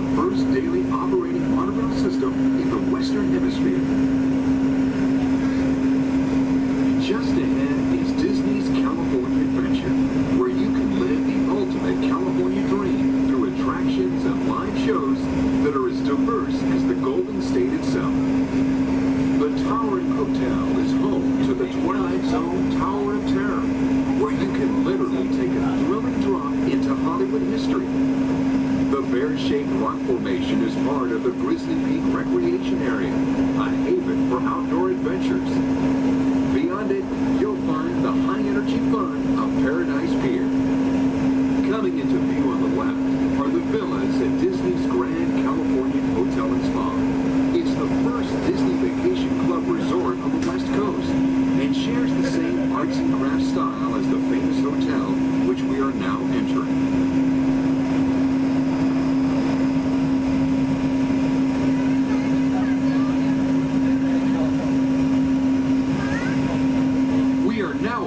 At Downtown Disney Station, gateway to the Downtown Disney District and the Disneyland Resort Hotels.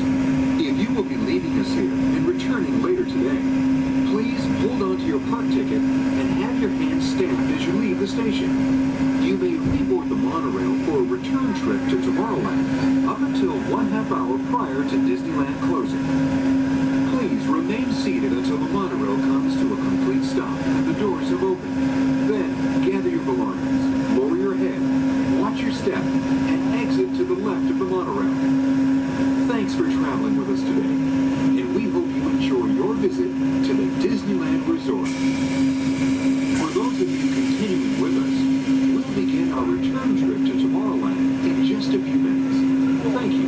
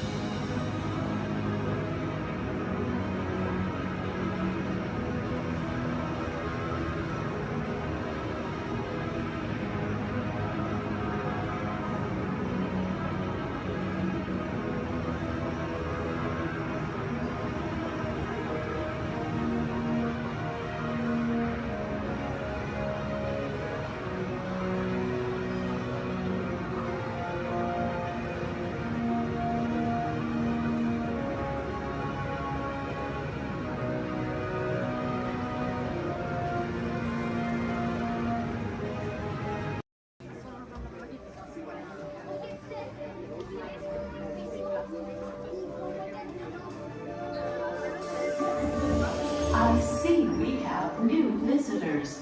Welcome, Terrans, to the wonders of Xandar.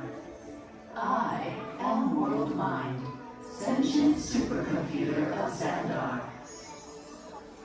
I hold the knowledge, memory, and experiences of all Xandarian citizens, past and present.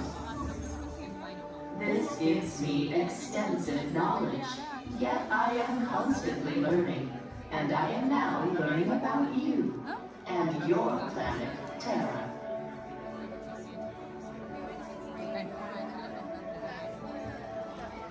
Much of my knowledge of your world came from your great scholar, Peter Quill.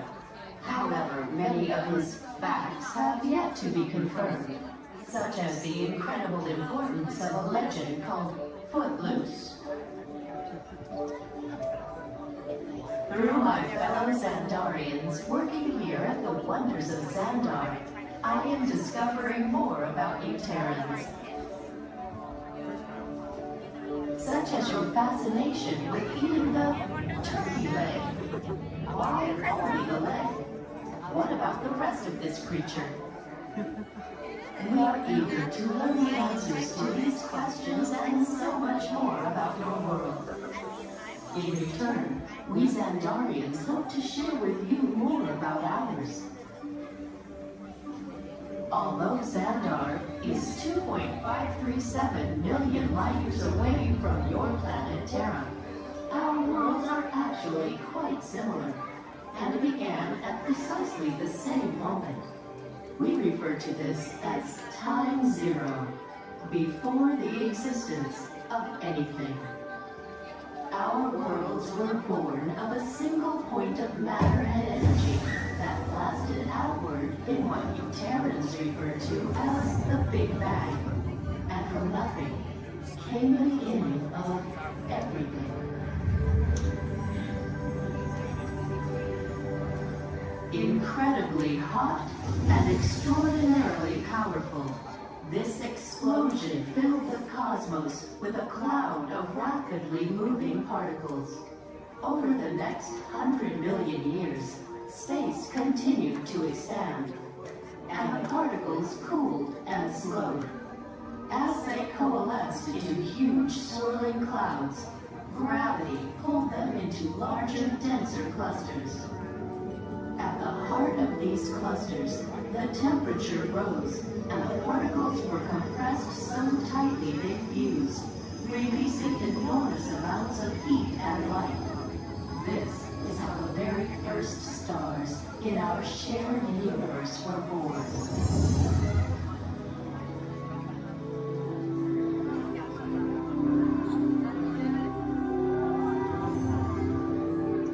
The singularity is just one of the commonalities between our two worlds that we will explore today.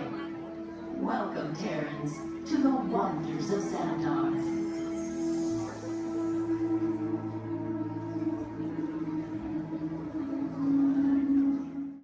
We recently learned that your Terran visionary, Walt Disney, had a similar goal in mind with his early concepts for the experimental prototype Community of Tomorrow.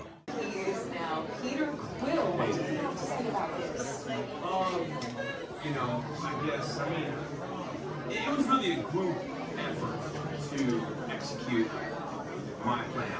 Thank you, Mark. The great lady, I would love to hear more about how Terra was chosen for this Wonders of Xandar tour. Well, that was totally my idea. And that got too, because I love that place. It's awesome. I went there as a kid, and I can't wait to get to go back and ride. I want to see the energy, dinosaurs, and of course, hear the veggie fruit. It's the best. Okay, well, I'm sure it will be wonderful for you to relive all of those memories again. That's us. And it's thanks to Wonders that Xandar is reaching out to other cultures across the galaxy.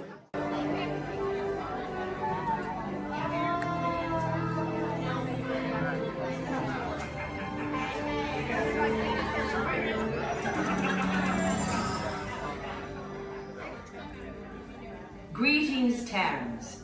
I am Nova Prime Irani Rayal, Commander of the Nova Corps.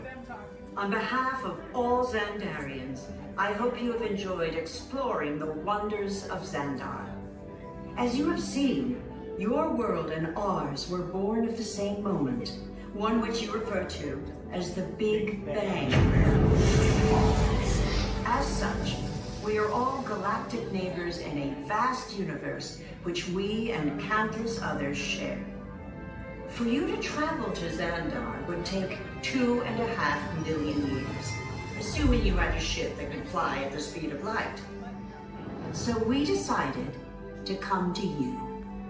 But even we could not have reached you so easily were it not for the Cosmic Generator, an advanced piece of Xandarian technology that creates jump points, artificial tunnels that act as shortcuts, linking distant points in space.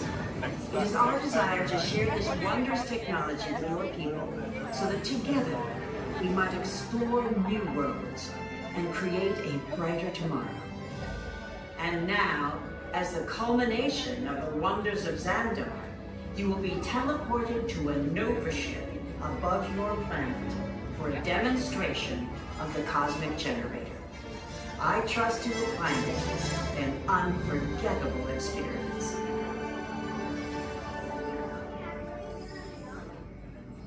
Welcome, people of Epcot, Epcoters, Epcotians, citizens of Epcot. Does anyone know what they call themselves? What? Someone needs to tell me when I'm on. Welcome, Epcot Terrans. I am Centurion Tal Merrick, and we're just about ready to teleport you up to the ship for the demonstration. As you're about to enter a secure Nova area, I must ask you to put away your Terran communication devices at this time. Recording of any type is strictly prohibited. I am very serious about this. Now, please step forward into the chamber. You're gonna love this. You're on! That was the best. That was like probably highlight. You're on! Someone get that guy. I should warn you that we have never teleported Terrans before. But since your molecular structure is very similar to Xandarian's, it should work. It'll work. So long as you are standing inside the lighted ring. You do not want to know what happened last time someone did not stand where I told them to, okay? Stand by the teleportation. Here we go.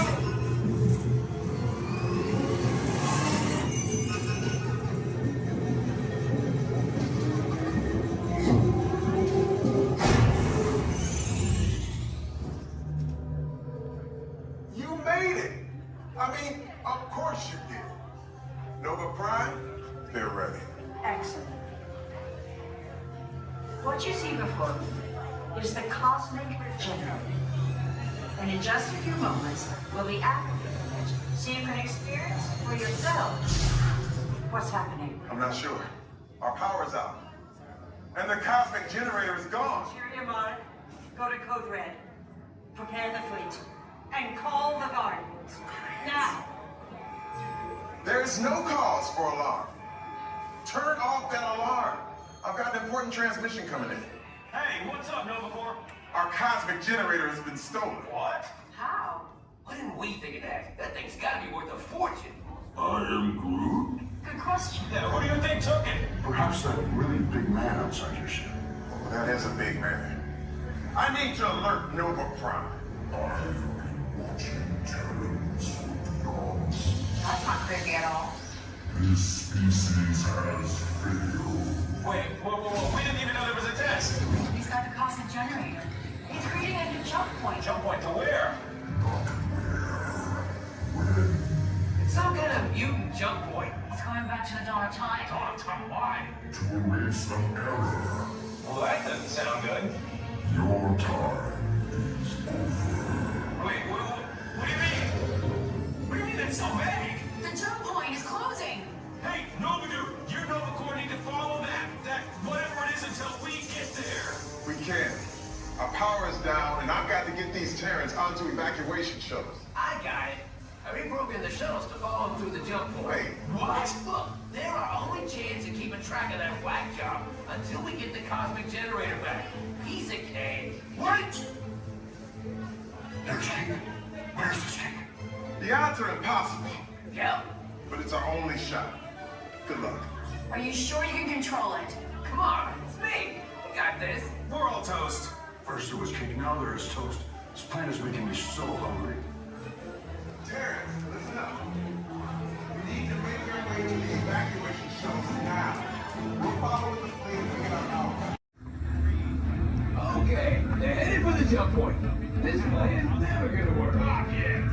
Well, okay, I'm locked onto your vehicle. We'll be right behind you. Nothing to worry about. Unless we do not stop this unusually large man. We are likely doomed. Good luck. You're gonna need it.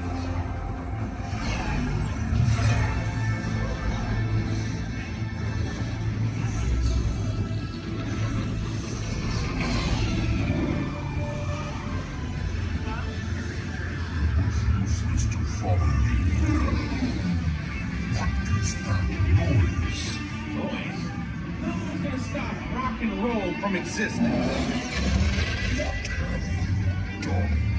What have we done? I think we took back.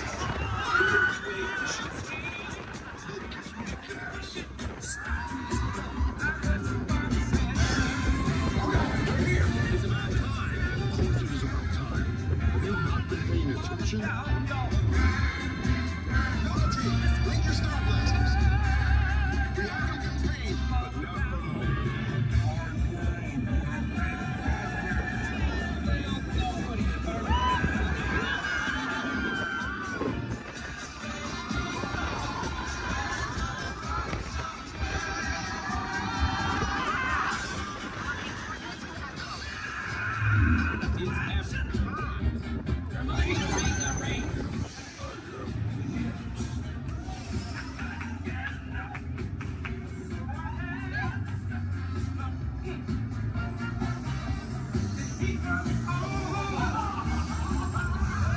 You're all heroes. Do you really think they deserve to be called heroes? Do you see how they dress? It's just a figure of speech, Drax. You are lying to them. Now I understand. Welcome to the Guardians of the Galaxy.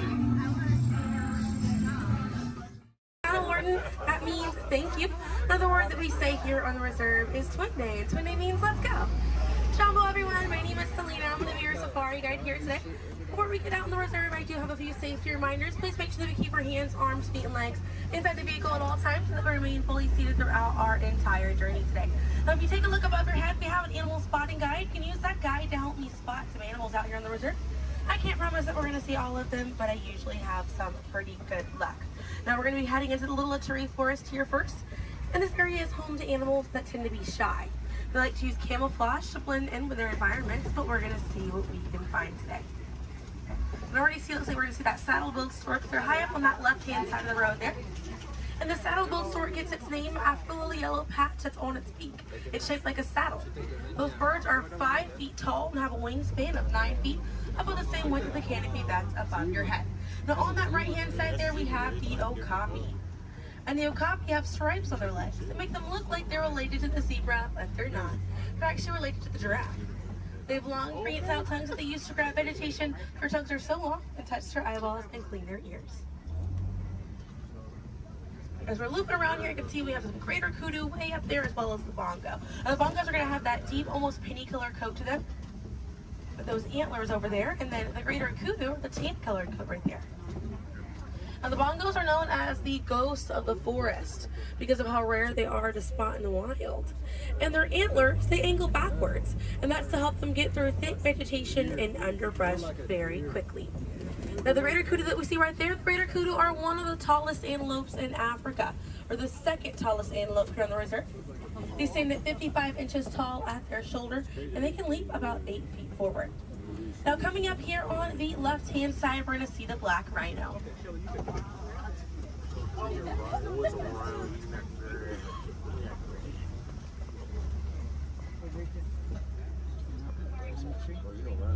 Now, black rhinos are the smallest rhino in Africa. They weigh about 3,000 pounds. Rhinos are poached or hunted for their horns. Some people believe that they have medicinal value, but they do not. Their horns are not valuable at all, made out of keratin. And that's the same thing that our fingernails are made out of. Really good view of that bongo there on the right-hand side as we're passing by here.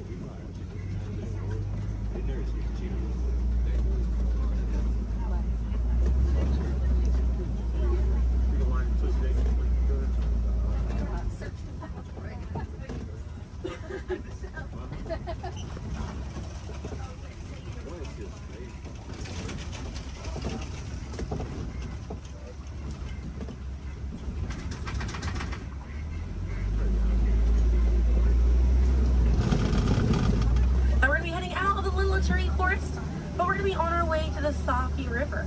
And animals in this area like to hang out in and around the water.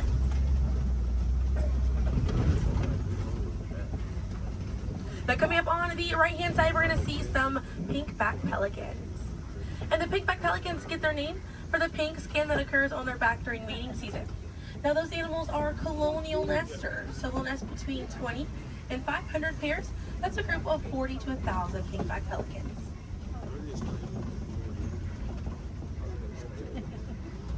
A view of the Savi River coming up on the left, and we have some Nile hippopotamuses. Now, a group of hippos is called a bloat, and they spend most of their time submerged in that water to avoid overheating, but they will come out to graze. And they can stay submerged in that water up to 8 minutes at a time. And instead of swimming through the water, hippos will actually walk or run along the bottom of the riverbank, helps them glide through that water right there. One of the ways you can help out your waterways is by checking your sunscreen to see if it's reef safe. Another way is just being aware of how much water that you use and trying to conserve as much as possible.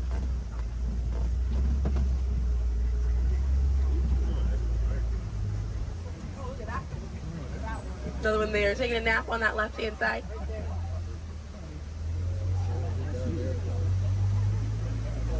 Now coming up on the left, we're going to see the Nile crocodiles.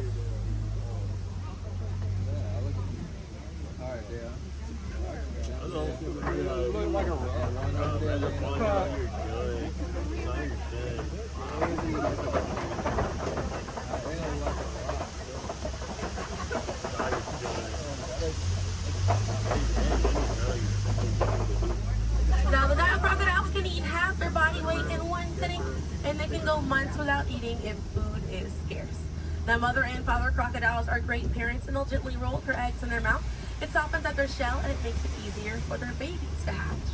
But we're going to be heading into the savannah now, and the savannah hosts millions of migrating animals every year. And it's home to Africa's most well-known animals, such as zebras and giraffes.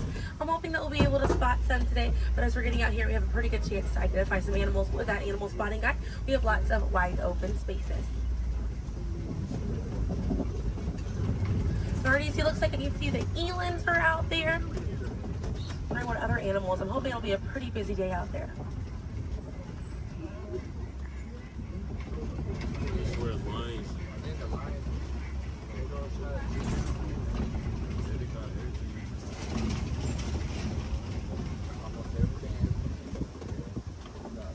Let's see, also some springbok. That looks pretty busy out there.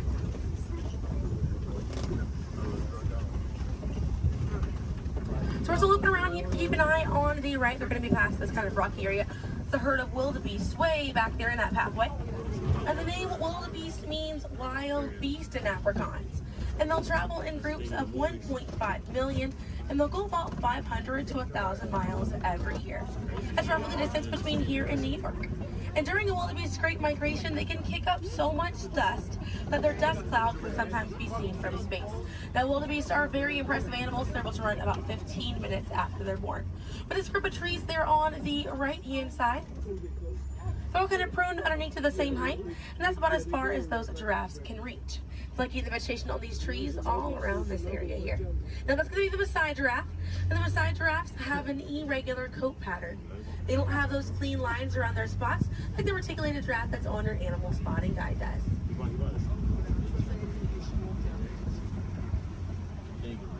Now on the left-hand side, we do have the African painted dogs. There might be a little bit more people once we're a little bit further up here. Now, African painted dogs get their name after their fur pattern. It kind of looks like they have paint on them. It's unique to each animal, and that's how they identify each other. African painted dogs are Africa's most successful hunters. They have a catch rate of 90%. Now, right here on the left-hand side, we're going to have a really good view of the Ankole cattle. We're going to sneak on by here. The Ankole cattle are the only domestic cattle breed that we have here on the reserve. They're in the bovine family, same family as buffalo and bison. And their horns right there, they grow about 3 to 4 feet in length, and they're filled with a honeycomb-like structure. It allows for blood circulation, and it helps keep them cool on hot days. Now, further back, that's a sable antelope in that back left corner. And the sable antelope are very special because of the symbol of the Harambe Wildlife Reserve, because of how courageous they are. So in a choice between fight or flight, the sable antelope will choose to fight, just so we should fight to protect these animals and the environment that they live in. And their antlers are angled backwards to deter animals like lions from jumping on their backs. And we have a really good view there of that Maasai giraffe. We're going to have another pretty good view there on the right up ahead too. Maasai giraffes stand about 18 to 20 feet tall when they're adults. And when they're born around 6 feet tall. They have about a 6-foot drop the moment that they're born. And just like the okapi, they do have those long prehensile tongues that they use to grab vegetation. They kind of use like how we use our fingers to grab food.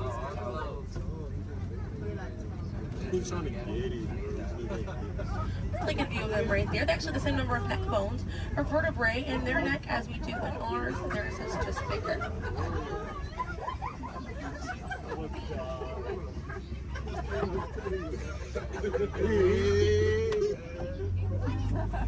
Group of giraffes is called a tower.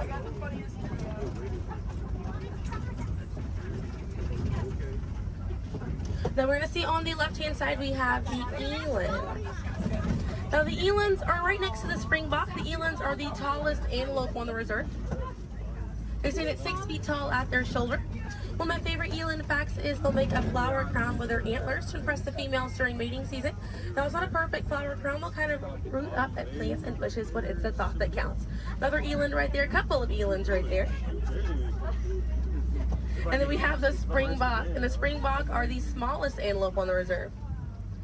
They're able to jump 6 feet straight up into the air repeatedly and about 13 feet forward. And they're a symbol of a lot of sports teams over in South Africa.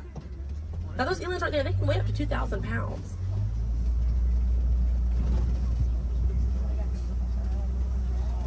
Another view of that Maasai giraffe right there.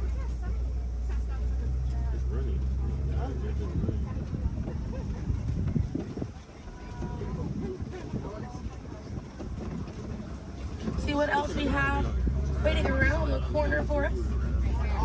Another Maasai giraffe there. But a bit big for these giraffes.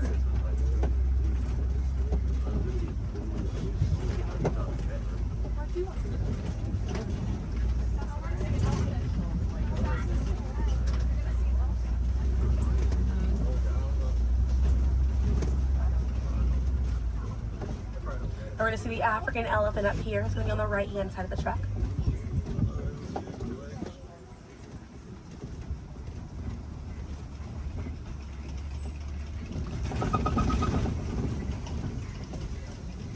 Really good view of that African elephant there on the right-hand side.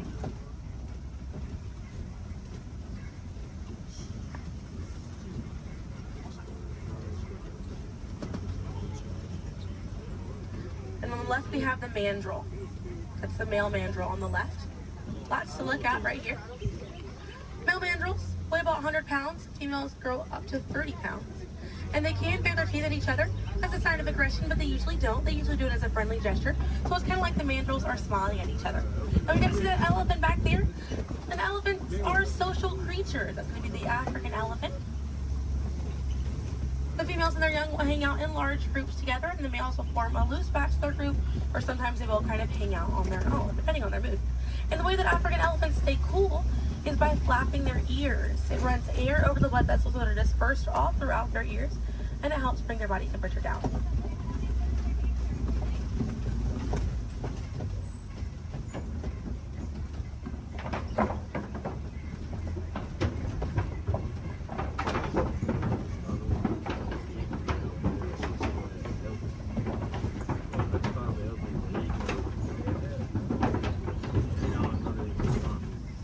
We're going to be looping around this area here. We have lots of red clay on this right hand side. And if you keep an eye out, we'll be able to see some tusk marks right around the corner here.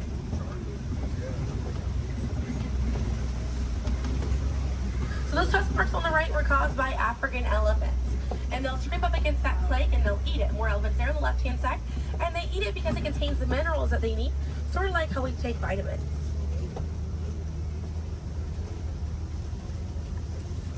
They're way out there on that left-hand side, they kind of look kind of tiny from here. We'll see if we can get another view of them a little bit further up.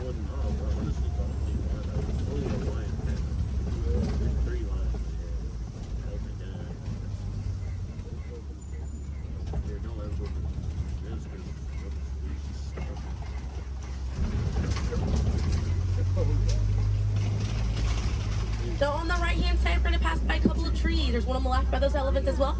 And these trees are baobab trees. And baobab trees survive by storing water in their trunk, and they stay leafless about 9 months out of the year. Now, baobab trees have a few different nicknames. One is the upside down tree, and the other one you might be familiar with is the tree of life.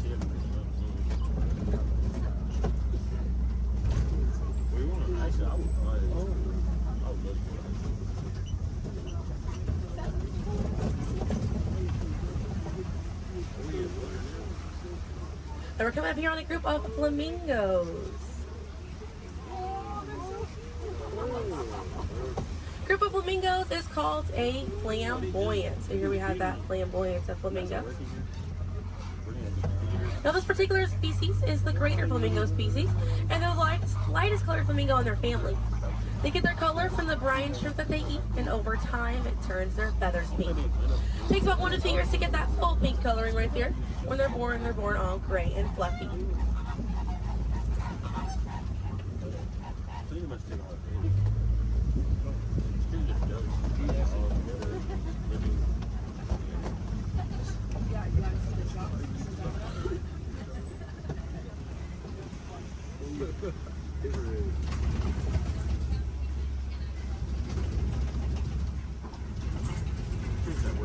We have some white rhinos right around the corner here.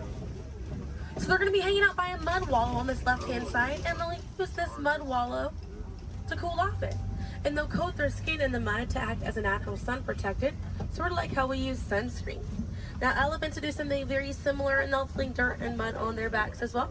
Just how important it is to protect ourselves outside in these environments by wearing hats, sunglasses, sunscreen, very, very important, as well as staying hydrated. Now that white rhino right there, they weigh about 4,000 to 5,000 pounds. A group of rhinos is called a crash, and they can run at 35 miles an hour. Now on the right hand side, those are some ostriches way back there. Ostriches are the largest bird. They have wings, but they do not fly. They use those wings for balance and to help them change direction. Comes in handy because ostriches can hit speeds up to 40 miles an hour.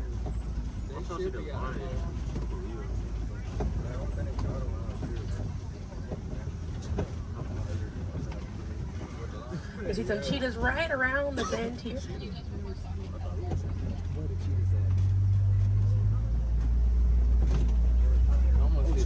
That's a good view of that cheetah here on the left. Now cheetahs are the fastest land animal. They run a little over 60 miles an hour. And they have 2 black lines on their face. Those black lines are called tear marks. And they help reflect the sun. Benefits cheetahs because cheetahs are daytime hunters. Now cheetahs do not roar. Instead of roaring, they'll meow and they'll purr. And their claws are not retractable, so they're out all the time. Now we're coming up here on some Kopi rocks. And Kopi rocks are rocks that jut out from the savannah. And a lot of times animals like lions will use these Kopi rocks as a vantage point to kind of scope out their territory and their prey. Really beautiful view of that male lion right there. Now at full volume, their roar can be heard up to 5 miles away. And they can sleep about 16 to 20 hours a day. Really impressive view of imposing right there. Oh yeah, it's moving. Now, female lions will do most of the hunting for the group, and the male lions will stay back and kind of guard the territory and guard their cubs. And the Swahili word for lion you're probably already familiar with. The way that you say lion in Swahili is Simba. Now we're going to see some more ostriches. We have some white rhinos over here too, and the lioness is there on the left. Looks like she's posing for us as well. Really cute view of that white rhino as well on the left here. Or excuse me, yeah, right hand side. That's how they have it. I think that's what they have like wild rocks, and they can't even get it. But they really try. Not really. I can see some warthogs right around the corner because it wouldn't be a safari without them. Few of them over here. Warthogs are in the same family as domestic pigs. They're really intelligent animals, and they're the largest burrowing animal as well. And oftentimes they'll reuse burrows made by other animals, and they'll back themselves into it with their tusks spacing out for protection. They're pretty fast. They can also run at 35 miles an hour. They're kind of rooting up over there. And they also have a mud wall that they use to cool off and to coat their skin in it to get some relief from bugs and insects. We also have a really good view of these white rhinos again on that right hand side. Now wait till the difference between a white rhino and a black rhino because they're both the same color. So the shape of their mouth. White rhinos have a wide mouth and black rhinos have a V-shaped or pointed mouth. Original word for white rhino was vite. Vite means wide in Afrikaans, but over time it was misheard and mispronounced and it turned into the white rhino. Another view of those warthogs as we're passing by on the left-hand side. But on the right, we're going to see some ostrich eggs in that tall, grassy area. And each one of those eggs right there weigh 3 pounds, and it's the equivalent of 2 dozen chicken eggs. Now those shells are so strong that the average man can stand on them and they will not break.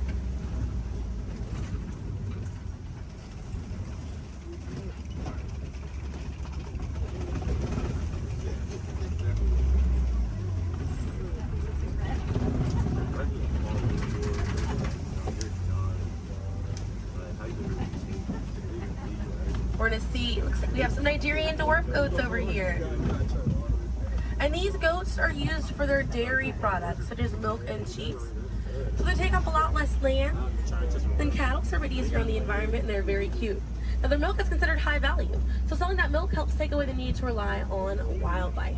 Now, if you do want to see some more goats today, you can head over to Rafiki's Planet Watch. They have a petting zoo area, an animators area, and a kind of behind the scenes look at Disney's Animal Kingdom. Very, very cool. Definitely check it out if you have the time. They have a conservation station over there, and inside that they do have an animal hospital as well. Pretty cool. It's going to be a train right away through the Wildlife Express. Those trains are going to start running at 9:30. The last train leaves at 4:30 today. The petting zoo is going to close at 5 o'clock once you're over there, and the animators experience is going to close at 4:45. But we got to see a lot of really cool animals today. If you'd like to learn some more information, you can check out DisneyAnimals.com, or National Geographic is a really good resource. Some ways to help out these animals at home include volunteering at your local nature center, or conservation organization, or even joining a local beach or river cleanup. Some more simple ways to help out at home include turning off the water while you brush your teeth, or using reusable water bottles instead of disposable ones. Now, those small changes really add up to make a big difference. And on behalf of Kilimanjaro Safaris, my name is Selena. I'm from Pensacola, Florida, and it was an honor to be your safari guide here today. I hope that you were able to see the importance of these animals and the environment that they live in. Now, here in the reserve, we don't like to say goodbye because goodbyes are far too sad and far too final. So I will leave you with the Swahili word, kwaherini. And kwaherini means to go well, with the intentions of seeing each other again one day. So kwaherini, my friends. Another word that we say here on the reserve is asante sana. And again, that means thank you. So thank you for joining me here at Kilimanjaro Safaris. I'll be dropping you off right around the bend here, right where I picked you up, so we still have a bit more of a journey together.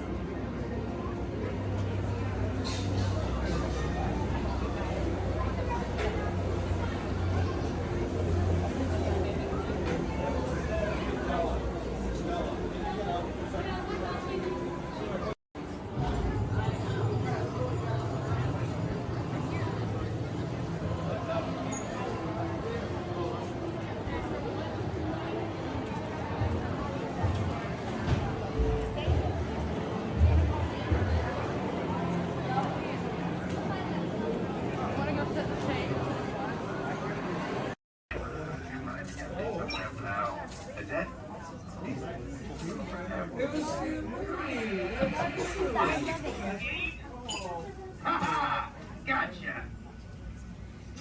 Oh, what are you guys still doing here? Tour's over. The cages are open and the creatures are loose. You gotta get out of here. Wait. Don't get out of here. I could use a hand. My little pal Groot is lost in the fortress somewhere, and I need to find him before he gets ate. I found his tiny little heat signature, see? All those other heat signatures are, well, don't worry about them. Listen up. You guys can be a big help while I look for my pal. A gantry lift full of warm Karens makes a really great distraction. I just need you to wave your arms, scream, whatever it takes, and then all these things will, never mind. You in? It doesn't matter. That was rhetorical. Now let's move. Meet me at the gantry lift. Yep, I'm gonna go back that way.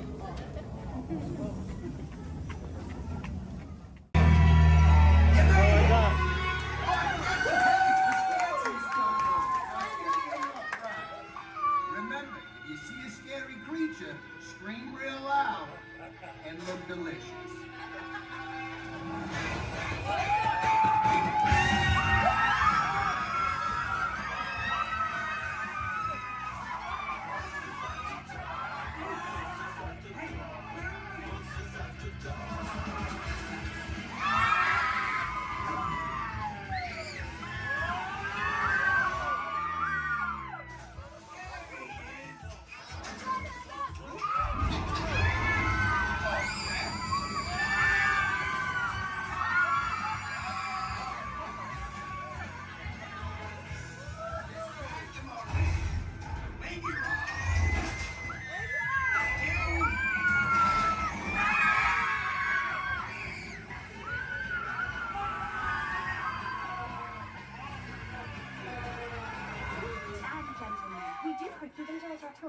Please gather your purse souvenirs.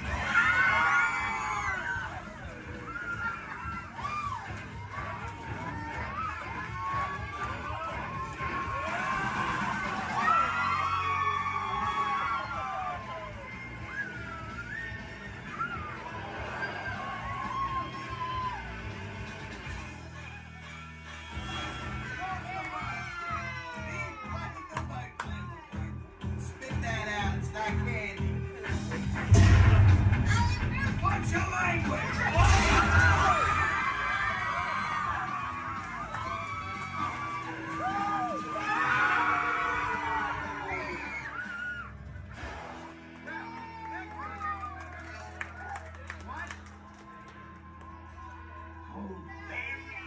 Very still.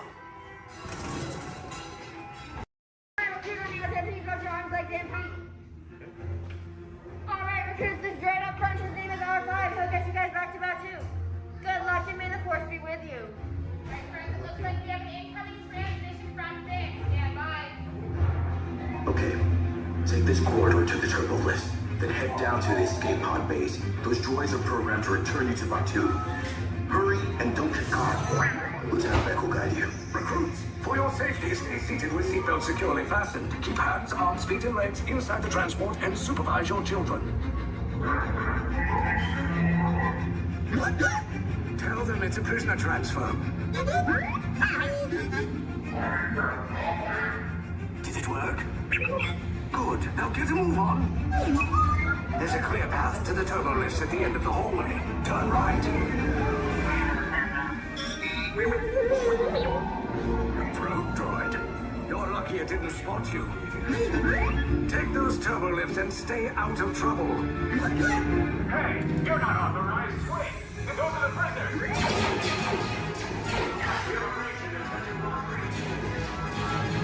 Cover is blown. Find an alternate route. Who picked these two droids anyway? Detention location. Prisoners not seen and never seen. There they are. Fire!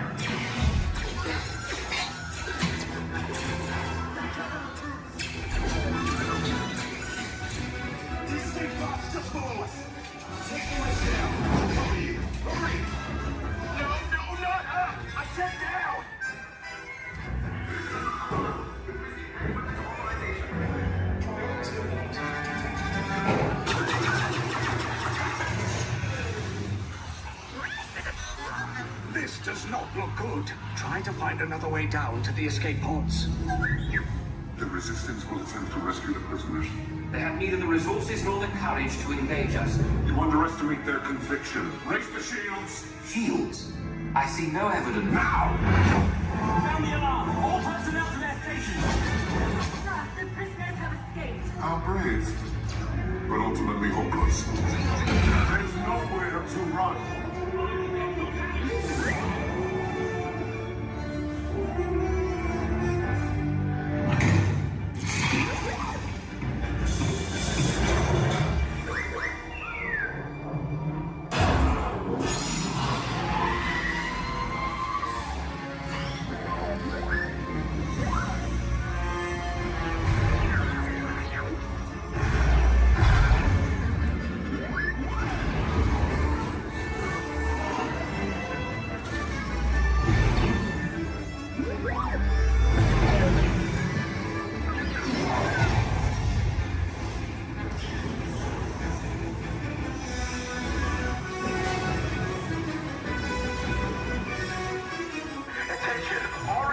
personnel, abandon ship. I repeat, abandon ship. This destroyer's about. There's no escape. You will tell me the location of the secret base, and then I will destroy you and the Resistance.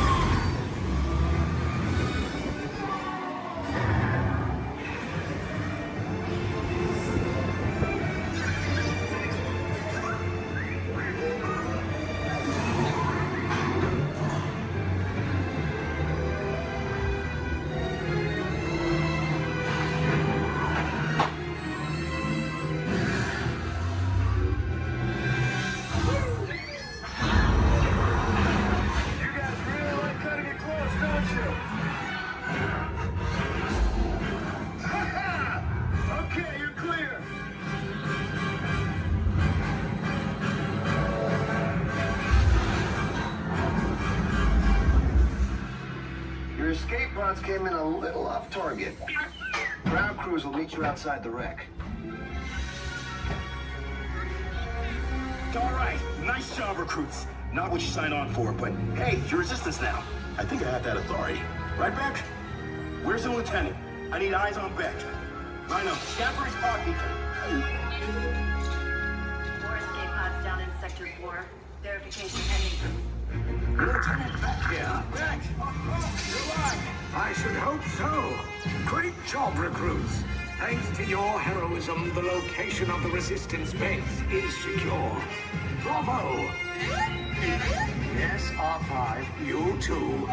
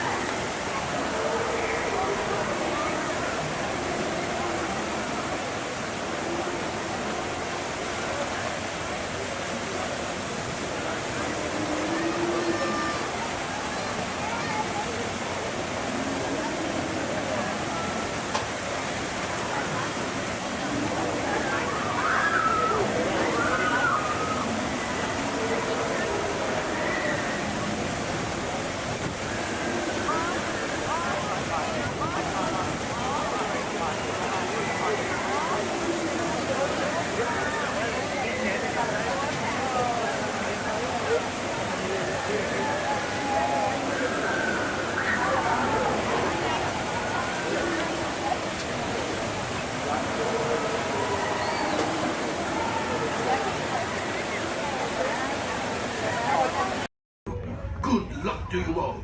You might need it. Today's flight takes you to the planet Corellia. You will be intercepting a first-order train shipment of coaxium. Gunners, you clear the path. Pilots, line up behind the train. And engineers, you harpoon that precious cargo. Now get a move on and know that I have complete faith in you. But I am coming along with you just in case.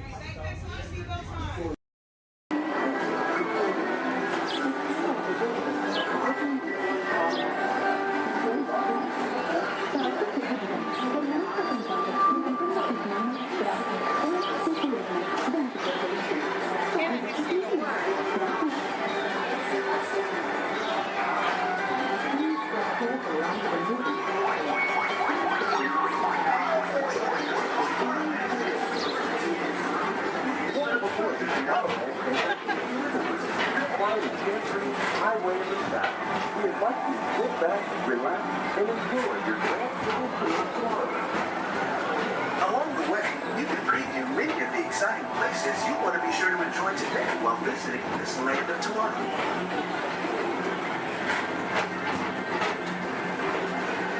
The People Mover is the perfect vehicle for people watching, so keep your eyes peeled. You never know who you might see.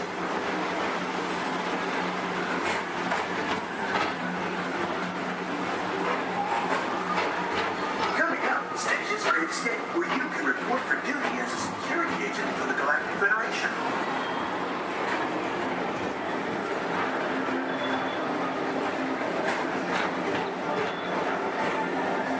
The mission is to keep Experiment 626, the biggest little mischief maker in the galaxy, under control.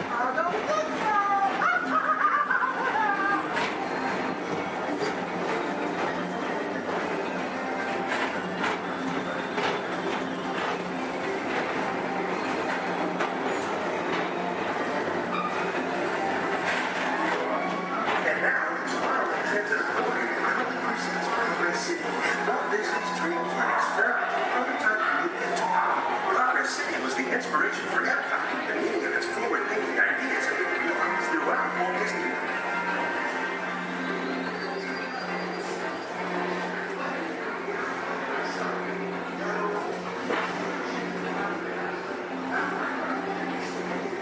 If your future includes shopping, then you'll want to visit Mickey Star Traders, where you'll find the greatest goods from around the galaxy. That's right. It's out of this world.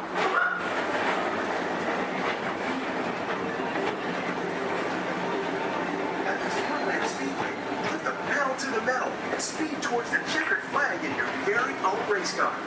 Young or old, this is your chance to drive in the fast lane, but not worrying about getting a speeding ticket.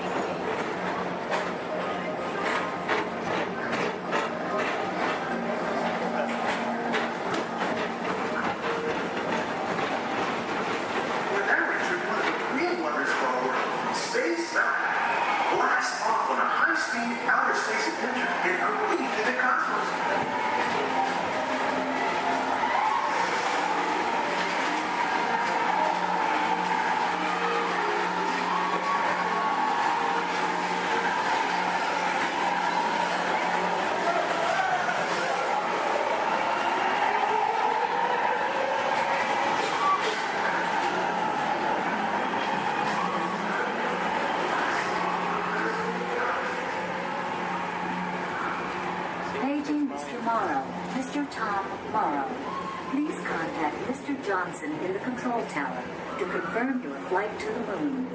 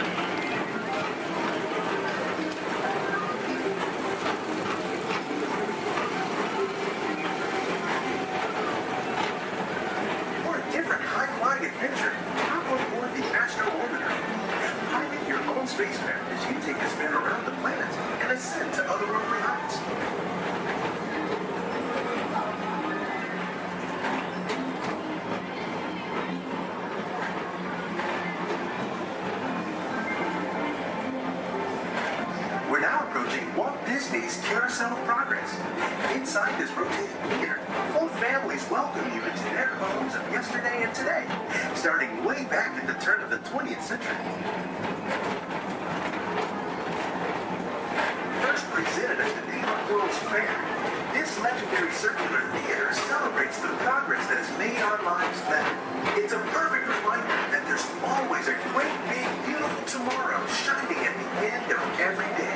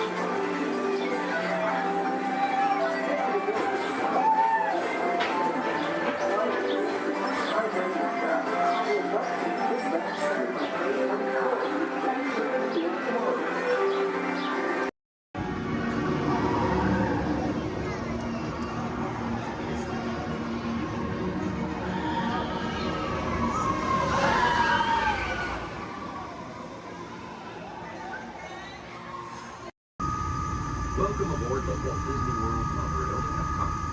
For those of you standing, please hold on to the handrails throughout our journey and stay clear of the door. For the comfort of others, no smoking, please.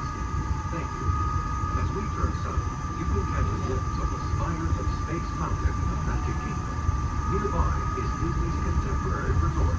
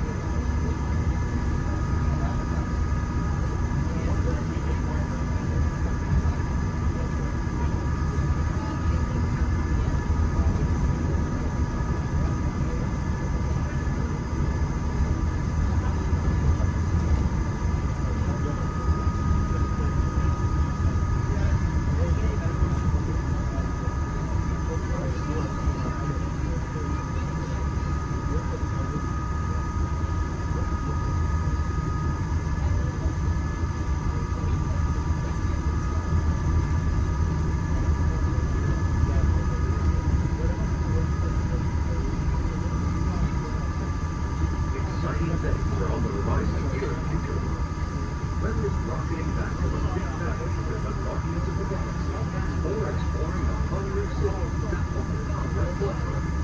words are sure to inspire. If you're looking for an exhilarating sensory thriller, step into Mission Space, where you and your flight crew can sign up for one of 2 out-of-this-world missions. And just next door is the new Space 220 restaurant, where you can eat at night and enjoy stellar dining in space. At Test Drive, you can experience the exhilaration of test driving a vehicle all on the fastest ride ever created in Walt Disney. Across the World Showcase, you'll find representatives from the Coast, making this a truly international experience. Some exciting new adventures from around the world are coming to France, Canada, China, and the United Kingdom. Join us tonight at the Lagoon to celebrate together during the nighttime spectacular. There's even more for you to explore, and you come around the world with a package of experiences. Inside those glass pyramids, unleash your spark and journey into imagination with figures and experience your favorite short films like never before at the Disney Pixar Short Film Festival. Next is the Land, where you can celebrate Earth's graceful diversity. The Land is also home to Soar, a free flying adventure across the wonders around the world. Here at the seas, you'll be able to meet some of your favorite undersea pals from Disney Pixar's Finding Nemo. We're approaching the Epcot monorail station. For our smoking guests, there are designated smoking areas just outside the park. Please hold on to the handrail and stay clear of the doors until the monorail stops completely and the doors open. On behalf of the cast of the Walt Disney World Resort, welcome to Epcot.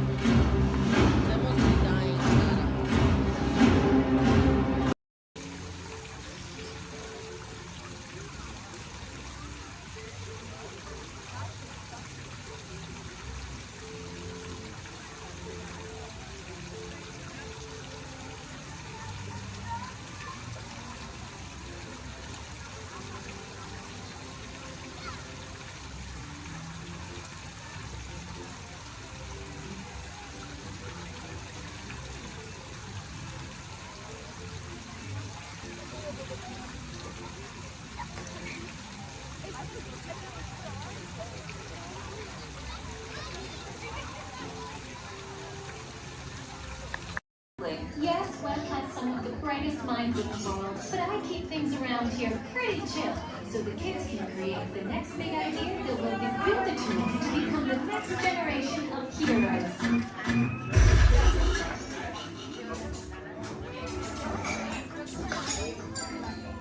We hope you have a great time on your visit to the Worldwide Engineering Brigade Open House.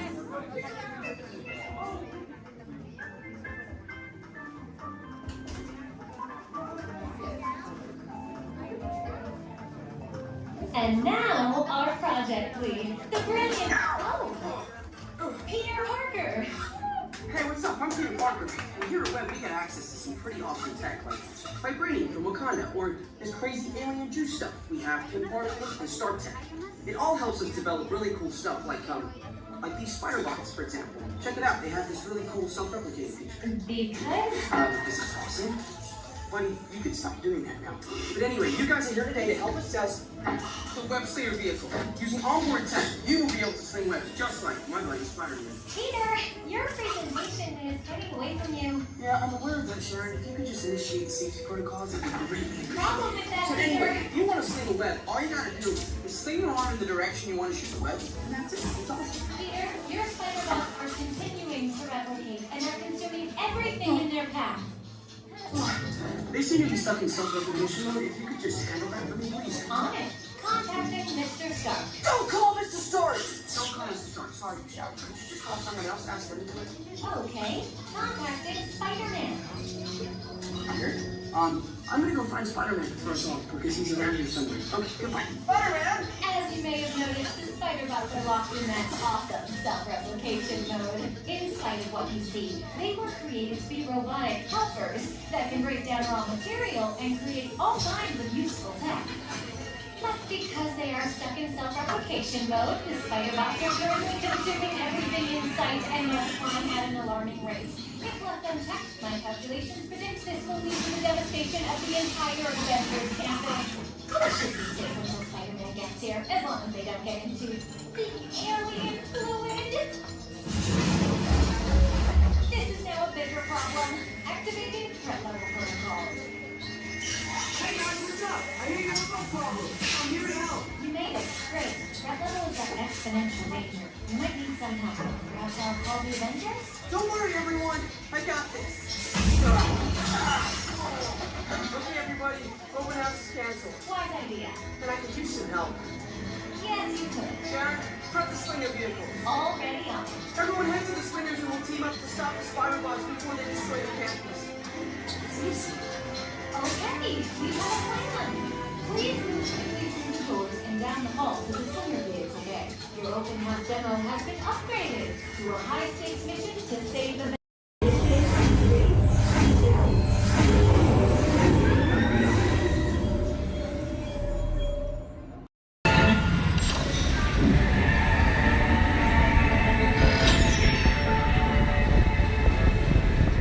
We'll begin with the capability test to see how your vehicle designs perform under challenging weather and surface conditions. Monitoring road surface. Connecting to OnStar. SIM card performance data acquired.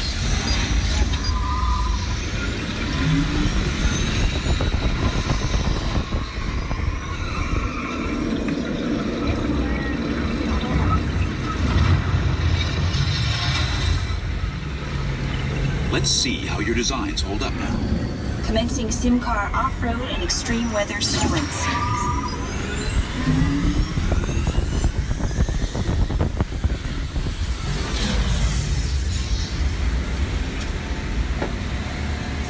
Capability test results displayed and verified.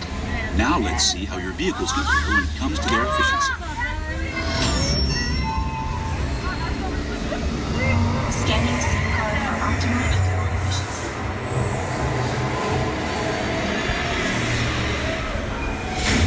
Gauging eco scan for aerodynamic efficiency.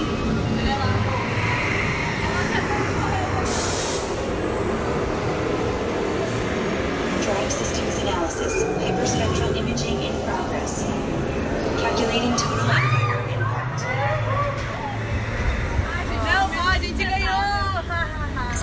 Commencing responsiveness test. Okay, the responsiveness data is now being synchronized. Automated driving technology verified and active.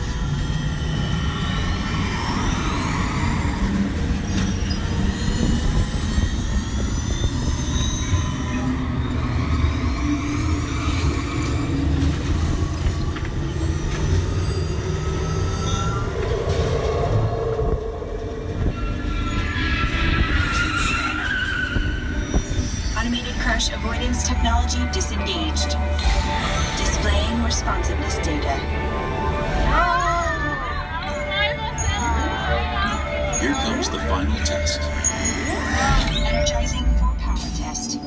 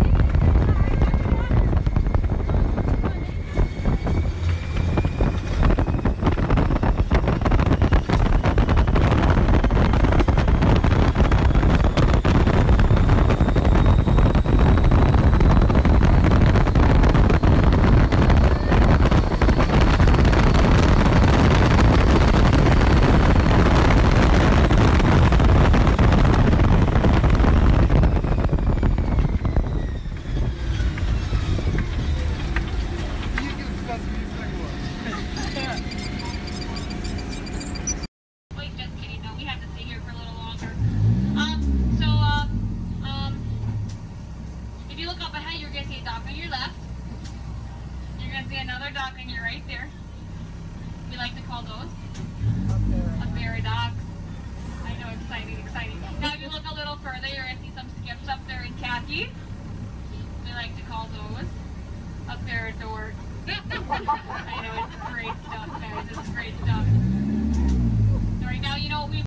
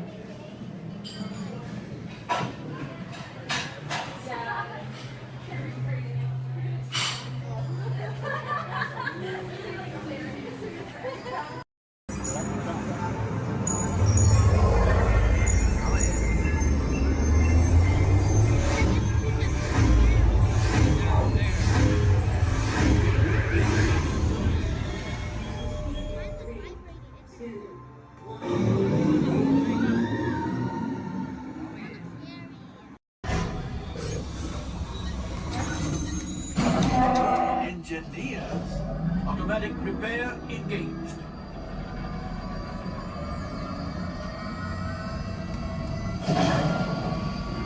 Right, pilot. Push the flashing button to take off. Pilot on the left. Move your stick to fly right and left. I was just about to say that. Pilot on the right. Pull back on the stick to fly out. And push forward to fly down. Oh, watch it. Julie is flying this thing looking in the air. Weapons are online. Left pilot, hit the booster. Now let's go get that coaxial. Right pilot, make the jump to light speed.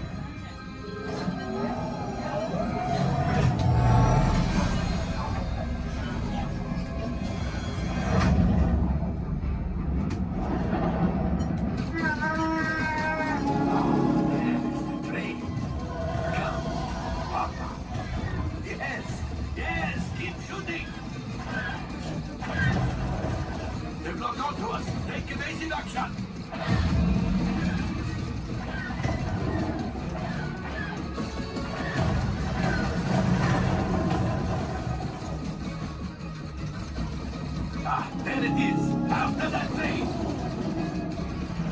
Gunners, fire the harpoon. Excellent, now gunners, shoot the cargo free. Left pilot, brakes. Well, my friends, that could have been much worse. Okay, it's much worse.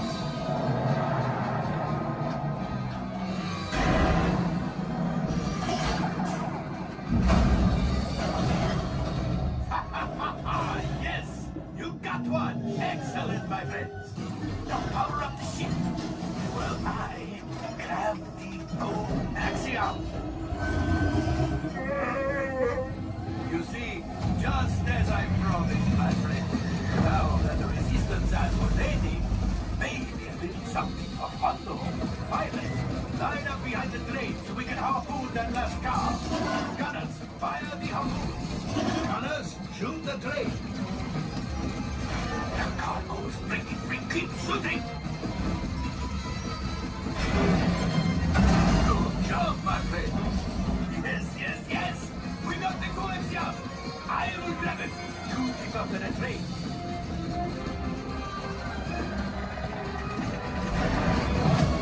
Gunship. Oh, that's ridiculous. Things are getting too hot. We're going to get out of here. A distraction! Fire the missiles at the train!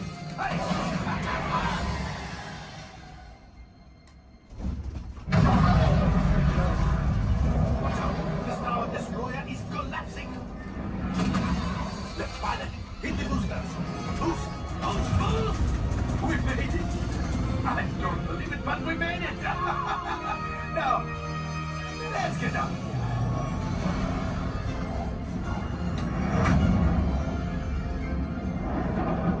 Great job, my friends.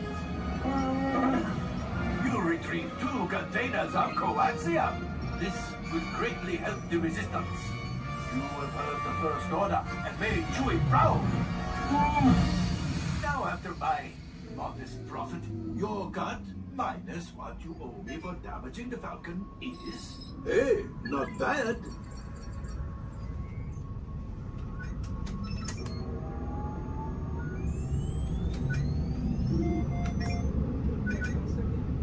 R5, damage report. Engine failure. All right. Hyperdrive leak. That is not too good. Multiple hull ruptures. Well, worse. All right, I'm making an executive decision. Everybody out. Go on, get out.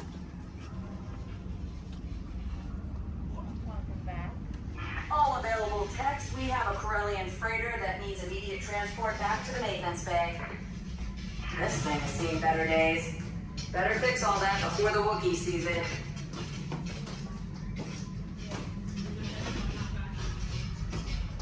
So move a little if you can't. Before we send you into the link chamber, let's watch this piece by Dr. Ogden, who runs the program. Welcome, everyone. I'm Dr. Jackie Ogden from the Pandora Conservation Initiative. You're about to experience a ceremony that's very special to the Na'vi, flying on the back of an Ikran, or as we call it, a banshee. To the Na'vi, connecting to an Ikran and flying on its back is an incredibly important rite of passage they call Ikni Maya. With permission from the Na'vi and in partnership with Alpha Centauri Expeditions, we can now bring this amazing experience to you. The way you'll be able to fly is by linking to an avatar that's already on the back of an Ikran. Let's see how this works. We establish a link using powerful psionic amplification equipment. A human driver is connected to an avatar, which could be physically hundreds of kilometers away. When you follow our technician into the link chamber, you'll see a series of 16 link chairs. Please go to the number that matches the number you're standing on now. First, stow your gear in the storage containers on the back wall. This should include all bags, cameras, and other items, including cell phones.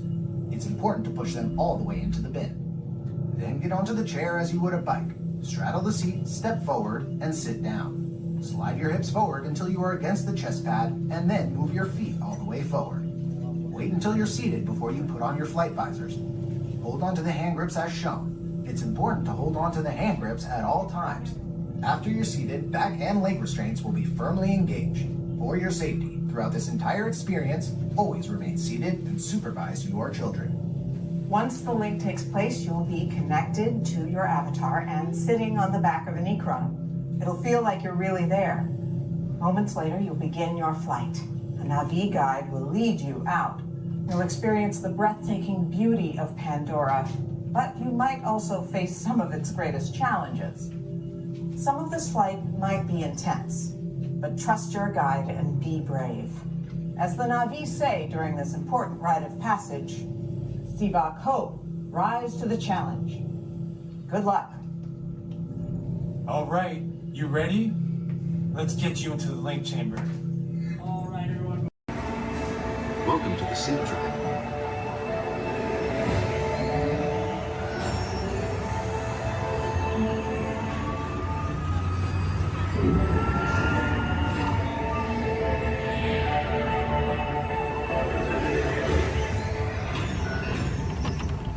We'll begin with the capability test to see how your vehicle designs perform under challenging weather and surface conditions.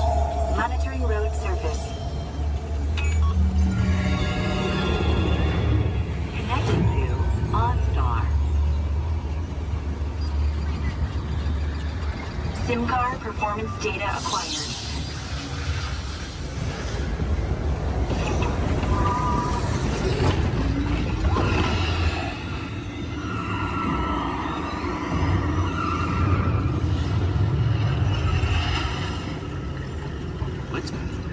Let's see how your designs hold up now. Commencing SIM car off-road and extreme weather sequence.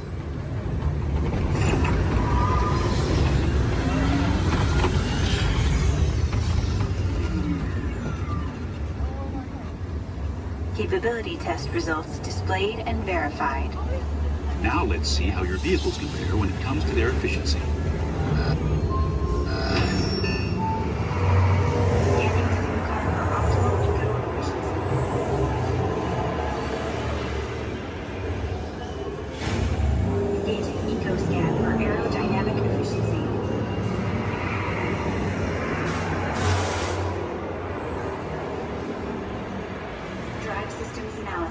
Hyperspectral imaging in progress.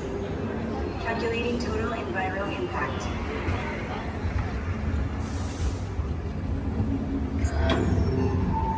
Commencing responsiveness test. Okay, responsiveness data is now being synchronized. Automated driving technology verified and active.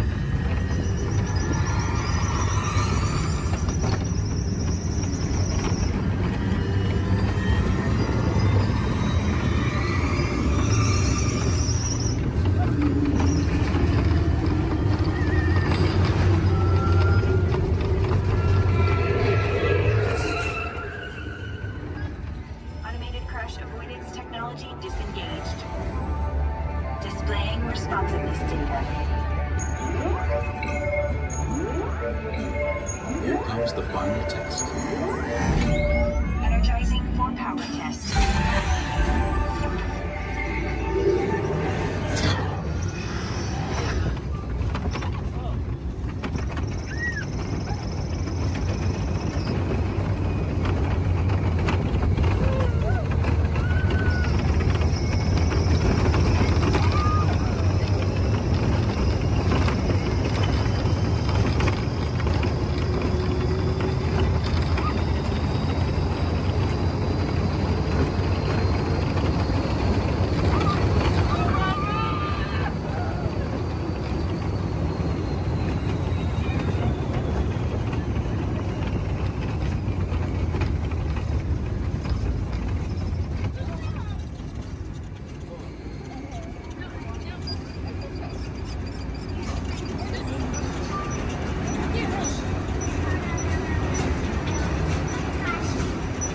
Displaying power test results.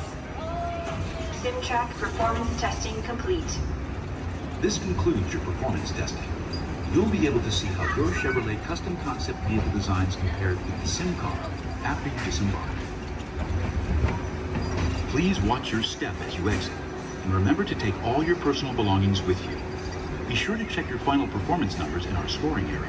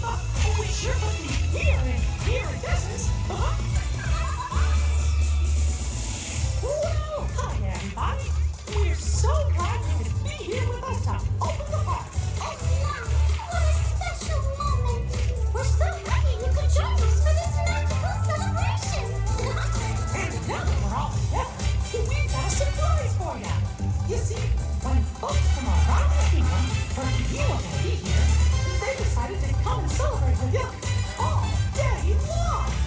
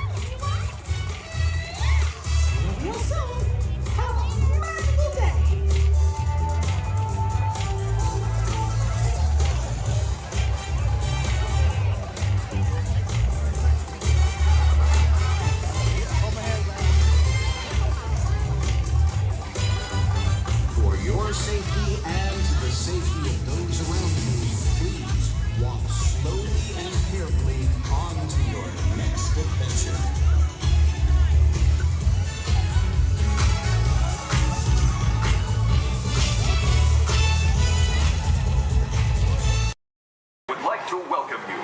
While you're in town, be sure to... We interrupt this program for a special report. A child is on the loose in Monstropolis. A human child! If witnesses are to be believed, there has been a child security breach for the first time in monster history. We can neither confirm nor deny the presence of a human child here tonight. I tried to run from it, but it picked me up with its mind powers and shook me like a dog. It's true! I saw the whole thing! Happy birthday, Schmoozy Poo! Oh, goodly bear!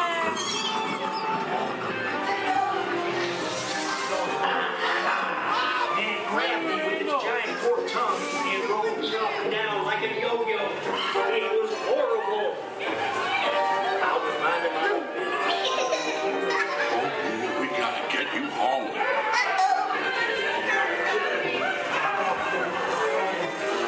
There's a kid! A human kid!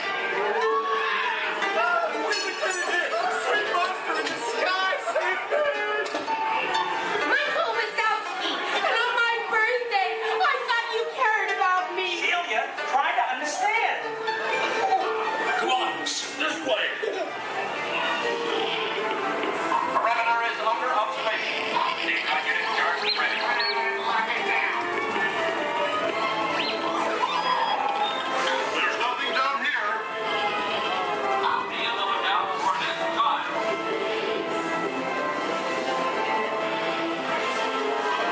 I hate working nights. Yeah, nothing exciting ever happens. Hurry up, Sully, hurry up. I've got both doors set up on the stair floor. Are you done here, Boo? Race you to the stair floor.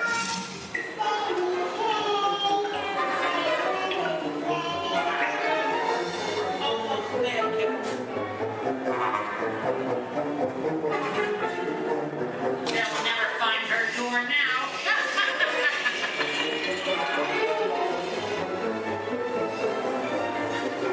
Oh, there's your door. We're almost there, kiddo. Not so fast, Sullivan. They'll never get her home now.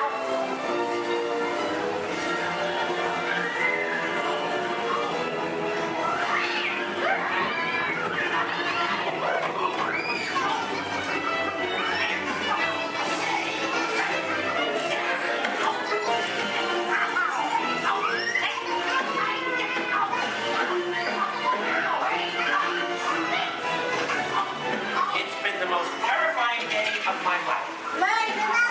But I love you, kiddo. Kitty's gotta go now. Sleep time.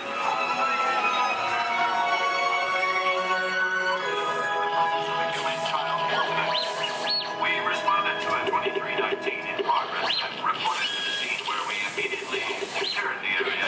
Get ready, folks. We have to decontaminate you. After careful and thorough observation of the perimeter, we quickly rendered the situation status to 990. We can neither confirm nor deny the presence of a human child here tonight. We responded to a 2319 in progress and reported to the scene where we immediately secured the area. We spread out and locked it down. After careful and thorough observation of the perimeter, we quickly rendered the situation status to 990.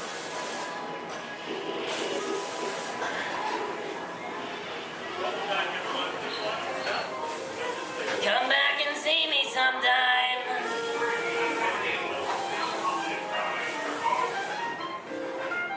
I'm watching you. Always watching. We can neither confirm nor deny the presence. Welcome back, everyone. Please watch your step. In 1923, a young man from the American Midwest, along with his older brother Roy, started a cartoon studio in the back rooms of a small real estate office in Hollywood, California. This was the small beginning of a family entertainment company that would create unforgettable stories, characters that become beloved friends, wondrous experiences, and music that has become the soundtrack of our lives. That young man was Walt Disney, a master storyteller whose imagination knew no bounds and who possible. Disney 100, the exhibition, is a journey through 100 years of Disney magic, presented in themed galleries based on Walt Disney's creative concepts and philosophies. These include storytelling, creating believable characters, the spirit of adventure and discovery, the magic of sound and music, the world around us, real and imagined, curiosity, imagination, and technological innovation, the worldwide wonder of the Disney parks, and an everlasting sense of optimism about the future. Walt Disney famously said that it was all started by a mouse, but it really was all started by Walt himself. His philosophies became the foundation of the Walt Disney Company. They still inspire Disney's artists, filmmakers, Imagineers, and the storytellers of today. Oh boy! Oh, steady! Whoa! Hi, Mouseketeers! Well, here we go again, so hang on. Anything goes. You ready? And let the show begin! Here's my pal Walt to tell you how the magic is made. There's a lot of satisfaction in developing ideas into reality when we consider a new project we really studied. Not just the surface idea, but everything about it. And when we go into that new project, we believe in it all the way. We have confidence in our ability to do it right, and we work hard to do the best possible job. There's really no secret about our approach. We keep moving forward, opening up new doors, doing new things, because we're curious. And curiosity keeps leading us down new paths. We're always exploring and experimenting. Everybody ready? Then on with the show!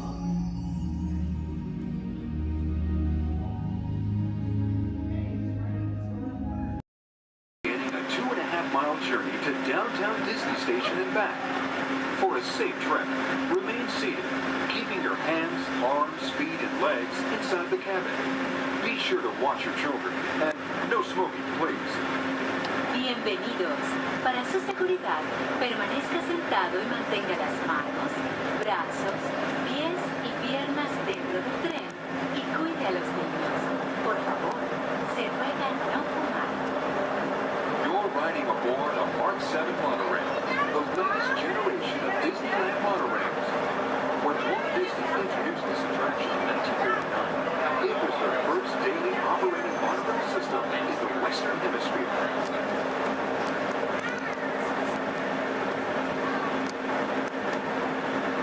Just ahead is Disney's California Adventure, where you can live the ultimate California dream through attractions and live shows that are as diverse as the Golden State itself. The Towering Hotel is home to the Twilight Zone Tower of Terror, where you can literally take a thrilling drop into Hollywood history. The bear-shaped rock formation is part of the Grizzly Peak Recreation Area, a haven for outdoor adventures. Beyond it, you'll find the high-energy fun of Paradise Pier. Coming into view on the left are the villas at Disney's Grand California Hotel and Spa. It's the first Disney Vacation Club resort on the West Coast and shares the same arts and crafts style as the famous hotel, which we are now entering.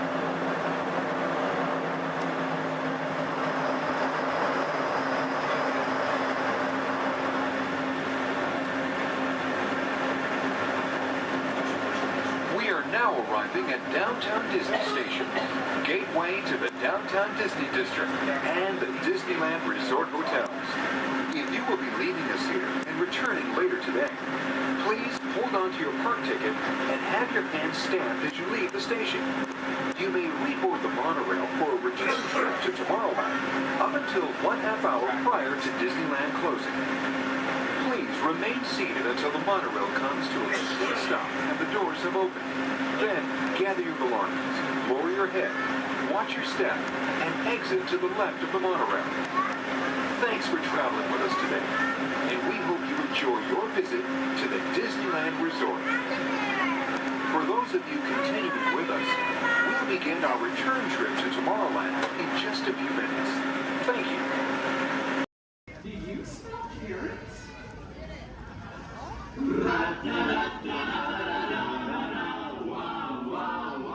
Hey! What? What do you call an old snowman? What? Water.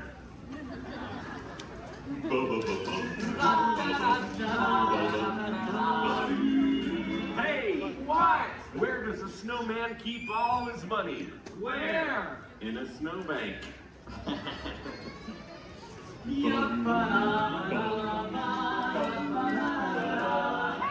What? Who's the snowman's favorite relative? Who? His Antarctica.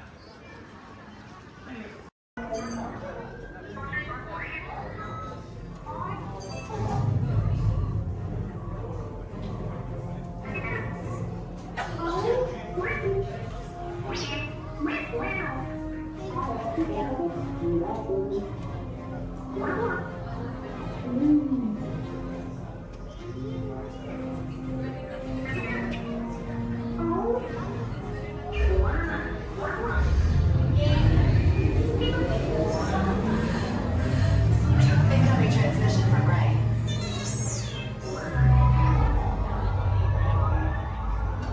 BB-8, is everyone assembled?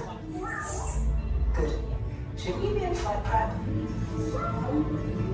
Recruits, thank you for joining the cause. A covert resistance team led by my friend Finn has infiltrated a First Order Star Destroyer that is now headed to this system. Your outpost on Batu is no longer safe. We have transports waiting to take you to General Organa's secret base on Pucara. I'll regroup with you there. The Resistance desperately needs your help in our fight against Kylo Ren and the First Order. Remember, it is vital that you keep the location of the Pucara base secret. Lieutenant Beck, one of our top commanders, will lead you. Affirmative. Transport is ready. 9 and I shall personally see them delivered. Thank you, Lieutenant. Welcome to the cause. May the Force be with us. Commander Poltam led a squadron of X-Wings to escort us to the rendezvous point on Pucara. Roger, this is Black Leader. I hear you're a fine-looking group of recruits. Well, no time to waste. Let's get you on your way to the General. Stand clear. Deck doors opening now. Hurry, all recruits to transport. No need for safety gear, it'll be a smooth ride. Ground crews, deck is in motion. Recruits crossing to transport. Initiate pre-flight sequence on Deck 3 for Pucara.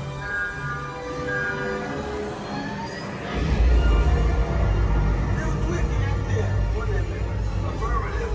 Deck 3, you are clear for launch.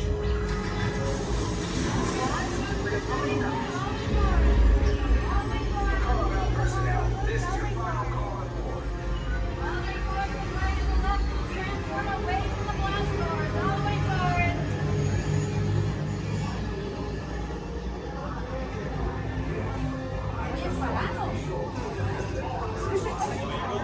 Transport is away in 30 seconds.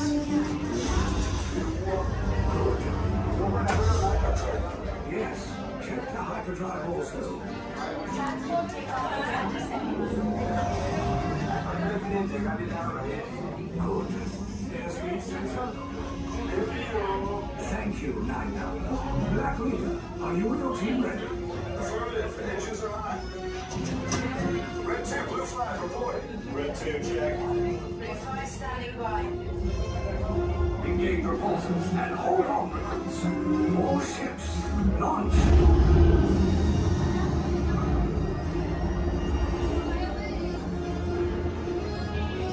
I am Lieutenant Beck. As you heard from Ray, I have been tasked with getting you to Pucara.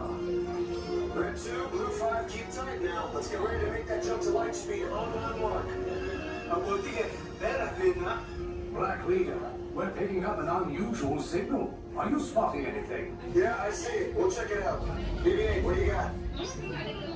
There appear to be a number of small craft heading our way. Raise the shields. Weekend Company, First Order TIE Fighters. Reroute! Reroute! Red 2, Blue 5, we got a clear path for transport. Make the jump.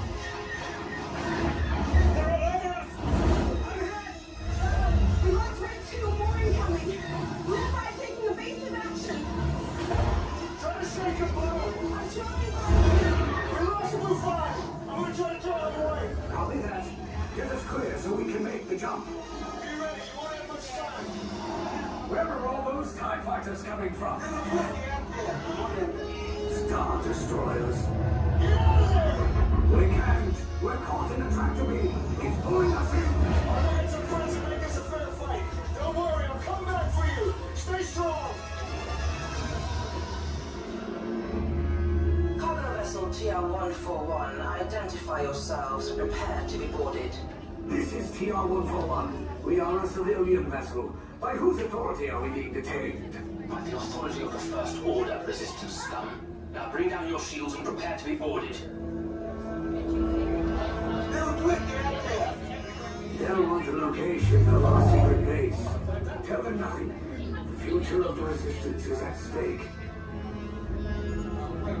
I have a bad feeling about this. Stand back from those doors. Attention, passengers of the TR-141. You have been identified as enemies of the First Order. You will disembark immediately and prepare yourself for interrogation. Proceed forward, now.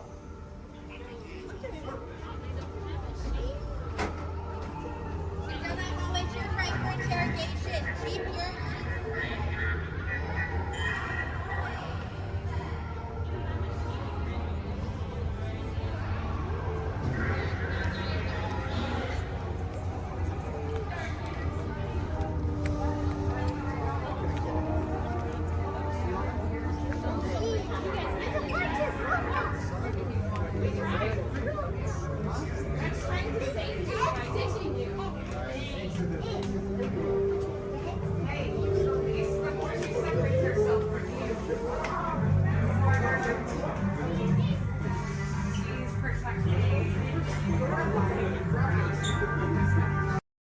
Look inside yourself.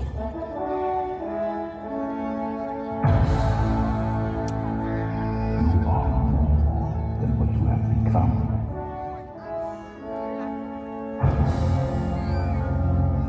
Remember who you are.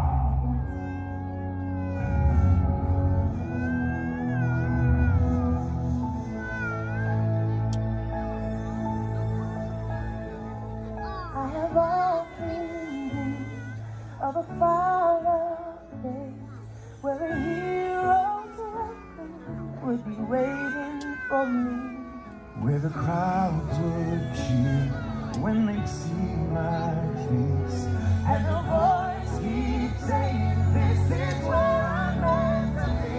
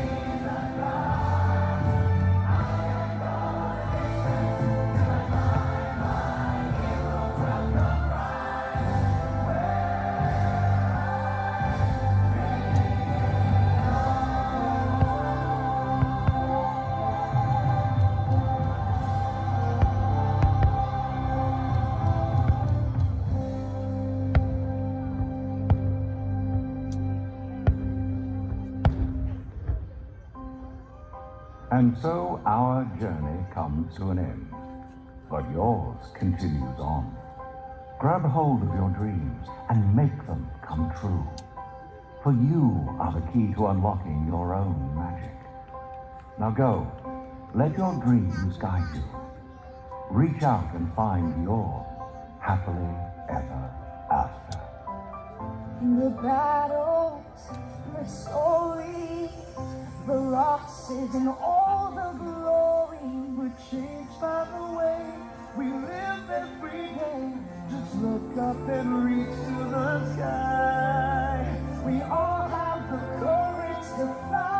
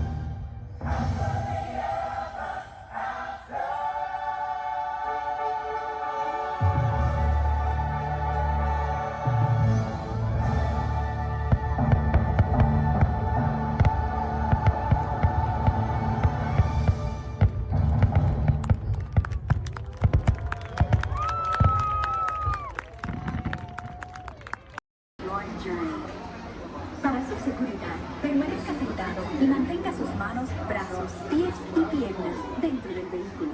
Y cuide a sus niños. Gracias. Please step carefully onto the moving platform. Then step into the car.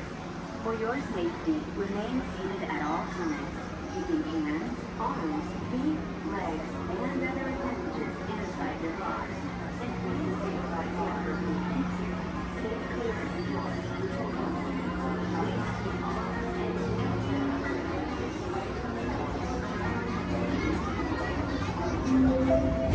This is the TTA Blue Line, non-stop service around the clock.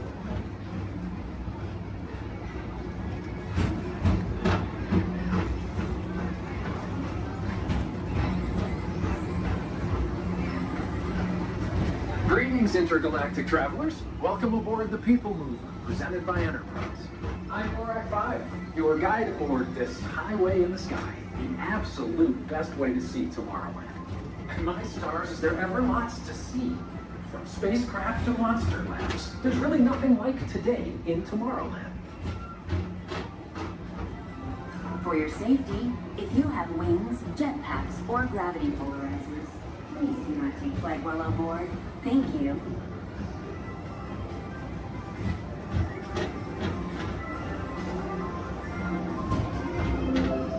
The next station is Tomorrowland Urban Planning and Star Traders. Transfer to green and red lines. Don't worry, your express train keeps on rolling through the future, right by two of my favorite spots.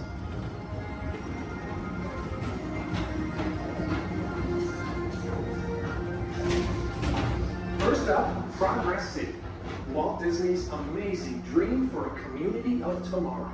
Did you know Progress City inspired Epcot? And a lot of the visionary ideas throughout Walt Disney World. Look, there's even a tiny people mover. I wonder if that means there's a tiny mover.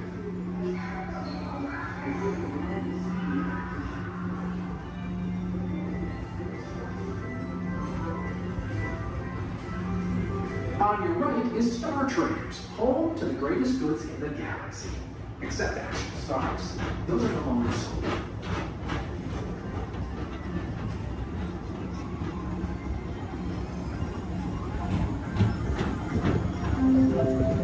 Now approaching Tomorrowland Speedway and Tron Light Cycle Run. I love a good circuit, and these are two of the best tracks in the cosmos for a bit of light, speedy competition.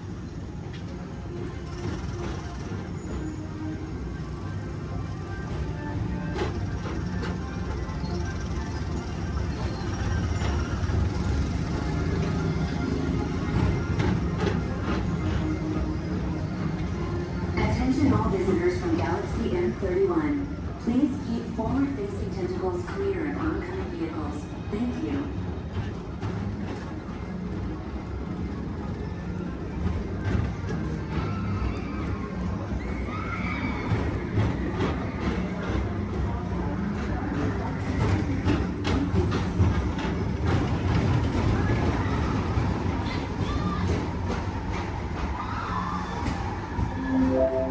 This is Starport 75.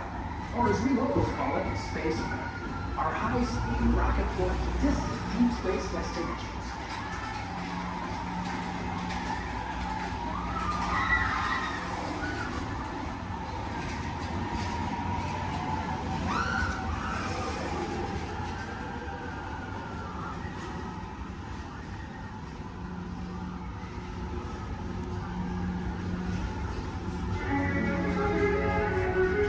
Let relaxation wash over you at the most refreshing retreat in the galaxy, the coral rooms of Pisces 7. You H2 owe it to yourself. Book today.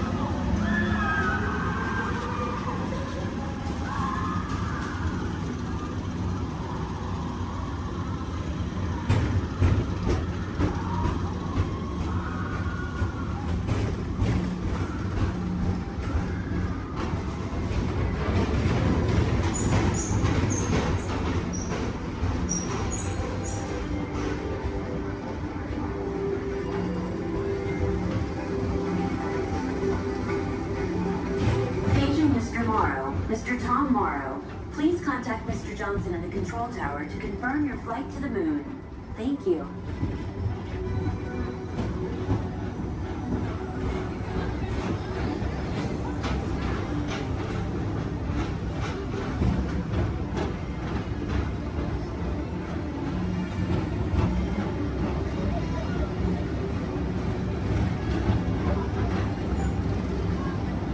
Attention all visitors from Galaxy M31. Please keep forward-facing tentacles clear of oncoming vehicles. Thank you.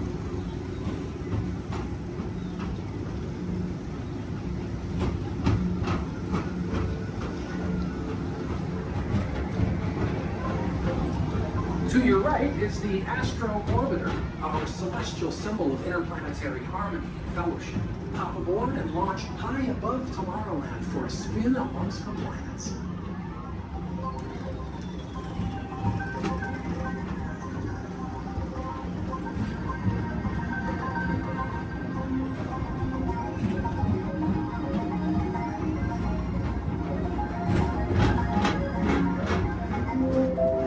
The next station is Walt Disney's Carousel of Progress. As usual, we'll keep moving ahead, and so does the carousel. Like progress itself, this theater never stops, inspiring new generations to dream of a great, big, beautiful tomorrow.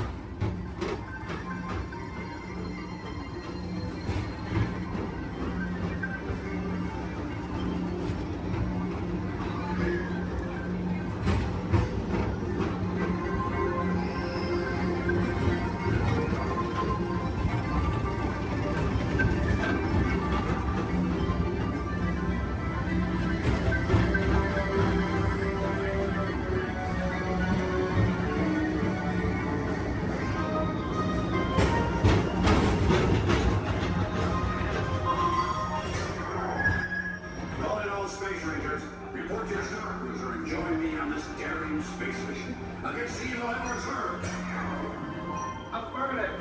We run it, Buzz. You can count on us.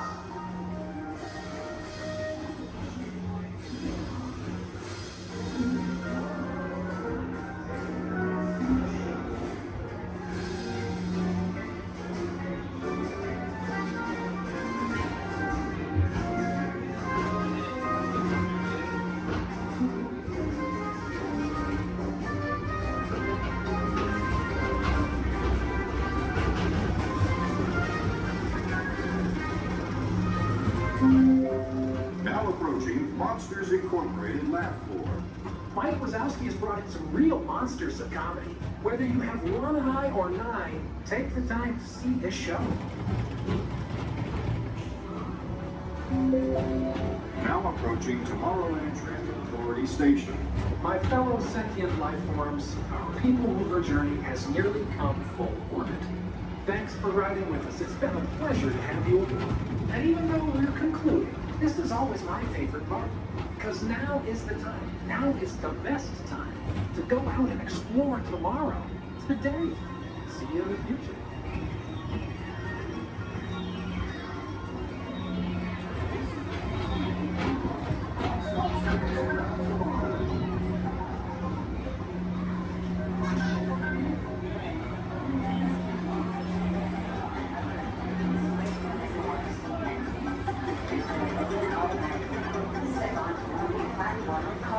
And exit by stepping away from the car. Thank you. Please keep arms and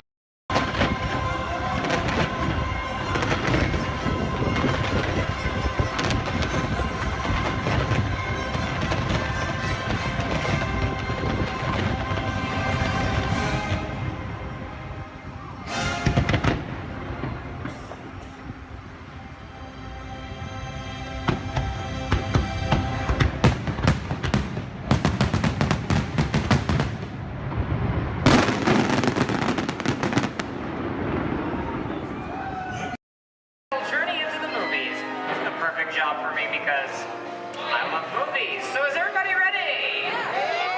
Great, because it's showtime. Ready when you are, CB.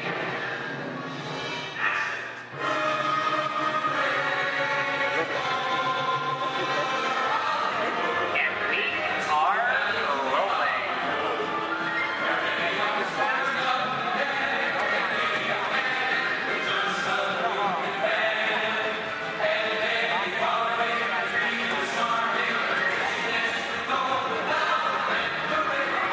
Hello everyone and welcome to the Great Movie Ride. Once again, my name is Michael, and I'll be taking you from this Hollywood soundstage right into some of the greatest movies of all time.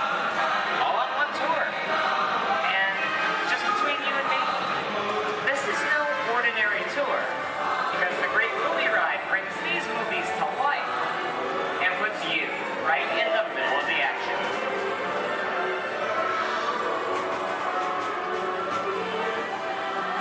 I don't know about you folks, but I just love those great Hollywood musicals of the 1930s. This scene is from one of my favorites, the Busby Berkeley classic Footlight Parade, starring James Cagney, Ruby Keeler, and Dick Powell. In 1952, Gene Kelly was singing in the rain with Debbie Reynolds and Donald O'Connor. Did you know that Gene Kelly co-directed this movie? And can anyone tell me what movie this is? That's right, it's Walt Disney's Academy Award-winning film from 1964, Mary Poppins, starring Julie Andrews and Dick Van Dyke. Julie Andrews won an Oscar for her portrayal of the nanny who was practically perfect in every way.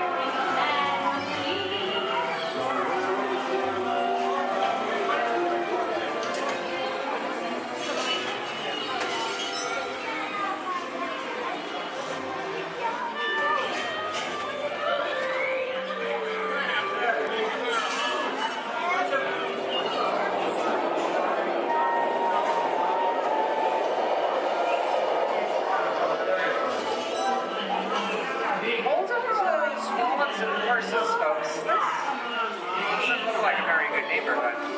In fact, it looks a lot like the underworld.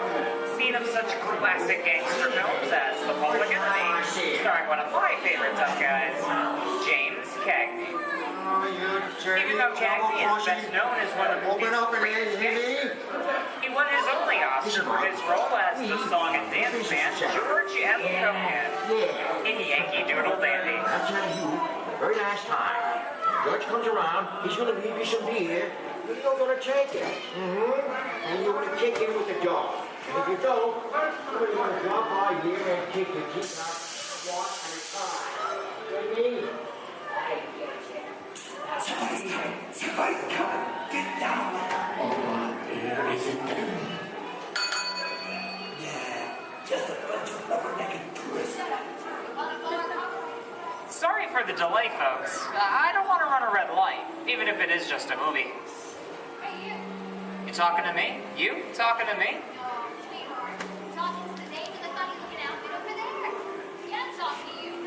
I'm not supposed to leave my vehicle. I said get over here. Okay, Muggsy, whatever you say. Hey. How'd you know my name anyway? I've seen this movie before. You're making a big mistake here, Muggsy. I can't just walk out in the middle of a movie. Here they come, bud. I'll go for some artwork. You're blinded.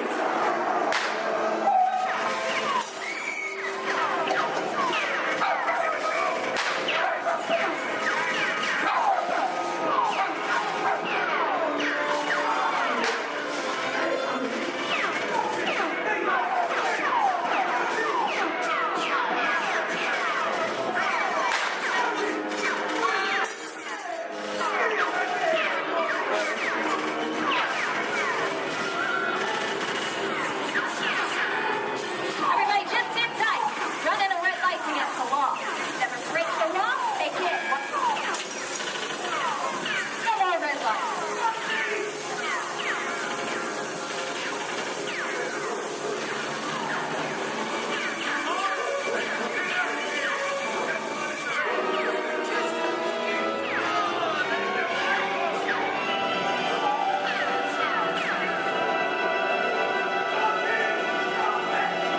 Sorry, boys, I'm making my getaway. I'll see yous in change. Hey, what are you looking at? I'd everybody mind your P's and Q's, maybe you won't get hurt. Ah, must be the west side of town. And now, the Old West, and two of Hollywood's legendary stars, Clint Eastwood and John Wayne.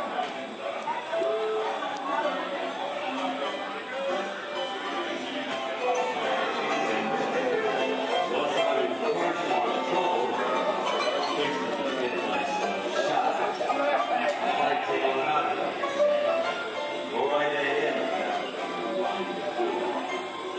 Long time ago, I made a rule. Let people do what they want. Sleepy little bug, ain't it? So, that's some mighty tough territory you're heading into, Pilgrim. I think about turning back. That is, one of my opinion. Reckon audit. Now that we're in the clear, this is the perfect time for me to collect up all your valuables. We'll start with the jewelry. There it is. It's the bank robber. Don't let him get away. Look out in the front, this neighborhood copper. Drop your gun. You're under arrest. Nuts. It's nuts it is. We're getting out of here. Get yourself up. Well, look at it this way. It can't get any worse.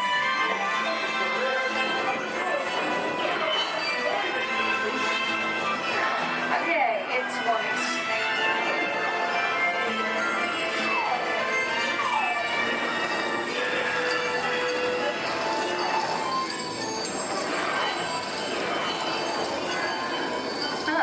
I don't know about you guys, but this is kind of creepy.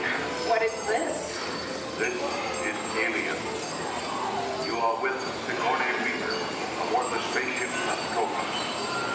Something has gone wrong. One by one, the crew has vanished. And somewhere in the ship, a terrifying creature waits to claim its next victim. Look, Val, I ain't no victim. Warning, remain in your vehicle. The area you are entering is extremely dangerous. Proceed with caution.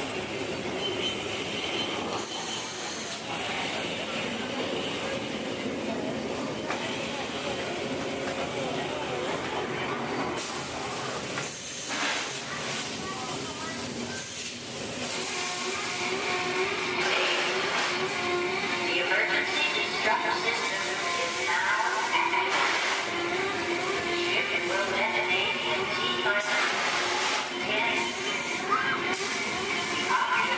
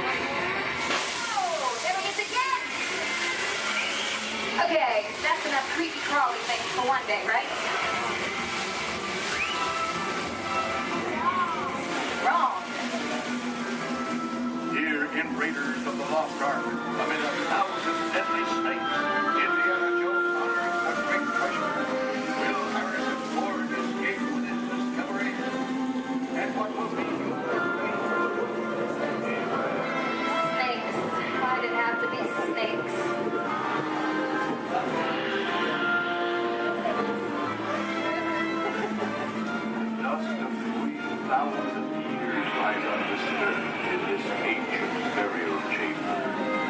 And on the chest of the great stone god, a priceless. Wow. Got a load of that chunk of ice. Time for me to get back to work. But don't nobody move while I go get the goods.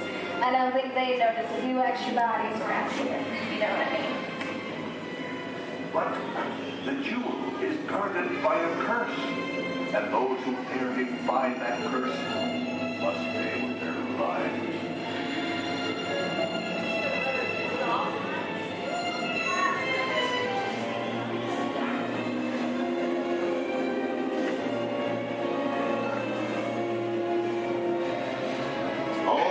Unbeliever, disturb the treasure of the gods, and you shall all pay with your lives.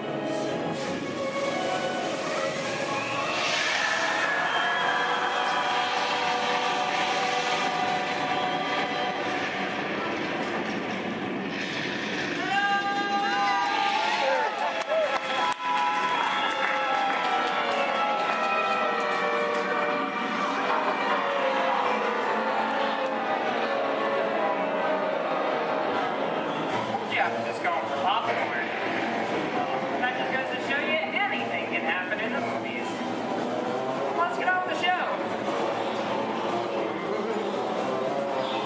I see dead people. The horror movie is my all-time favorite genre. Some of the best horror films were produced back in the 1930s and 40s, but monsters, mutants, and maniacs are still audience favorites and continue to haunt us today. Hollywood has produced dozens of hundred movies over the years, beginning with a silent version back in 1912. We are now entering the jungle home of one of the most beloved characters of all time. Though it's not George the Jungle, actually it's Tarzan, represented by Johnny Weissmuller. There we have Maureen O'Sullivan as Jane and the lovely and talented Cheetah as herself.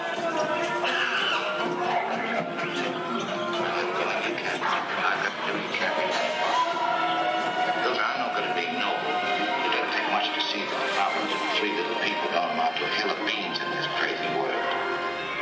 Someday you'll understand that. Louis, I think this is the beginning of a beautiful friendship. That's the last line of a movie ever. I'll bring you a guard, your favorite person, there's a fantastic romance.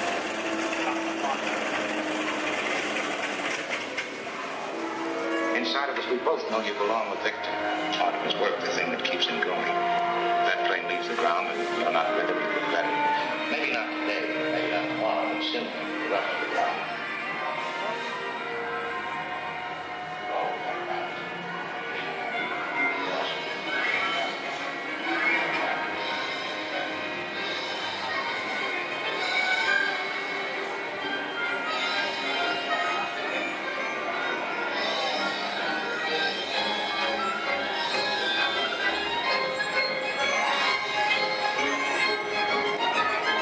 Here's one of my favorite movie stars, Mickey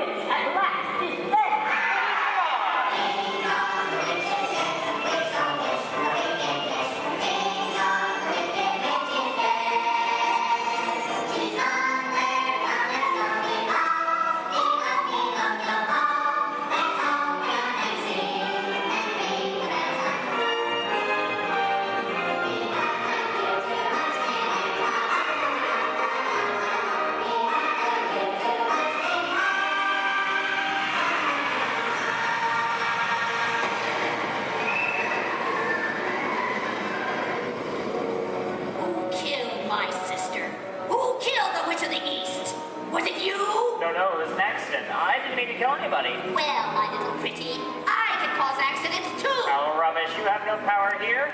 Be gone before somebody drops a house on you, too. Very well. I'll bide my time. But just try to stay out of my way. Just try. I'll get you, my pretty, and your little dog, too. I wonder how we get out of here. What do you folks think? Which way do we go? Follow the yellow brick road. Follow the yellow brick road. Why didn't I think of it? Sing along, folks. You know the words.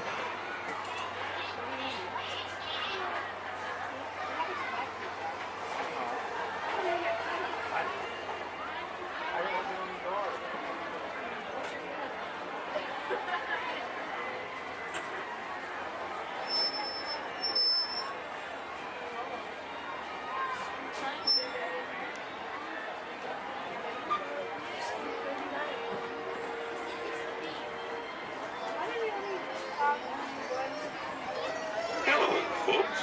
Welcome aboard the Disneyland Railroad.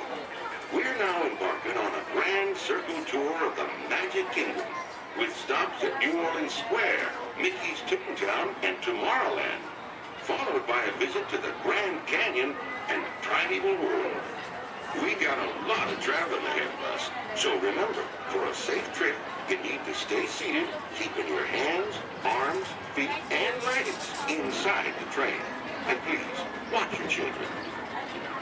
Bienvenidos a bordo del Disneyland Railroad. Para su seguridad, permanezca sentado y mantenga las manos, brazos, pies y piernas dentro del tren. Y cuide a los pequeños. Gracias.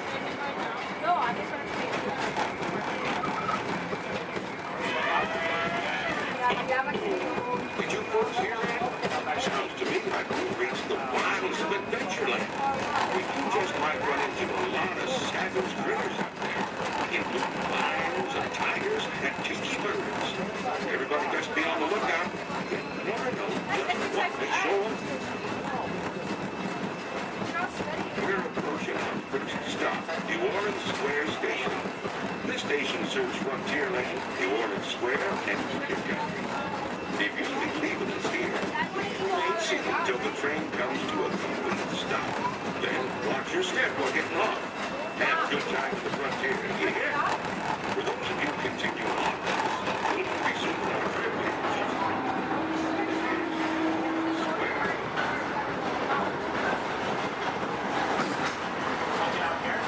Mom, you want to get off here?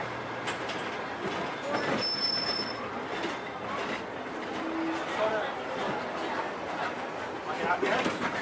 Dad? Next stop is Toontown. Next stop is Toontown. Say doesn't know.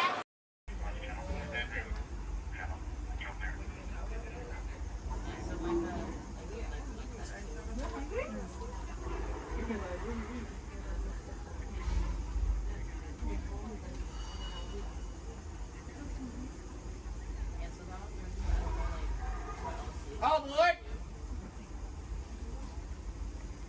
For those of you just joining us, welcome aboard Excursion 3 on the Disneyland Railroad. For your safety, please remain seated at all times, keeping your hands, arms, feet, and legs inside the train. Please supervise all children, making sure they are seated away from the train openings, either fully on a lap or on a bench. Our next stop will be the Land of the Future Tomorrowland Station. Oh, they're doing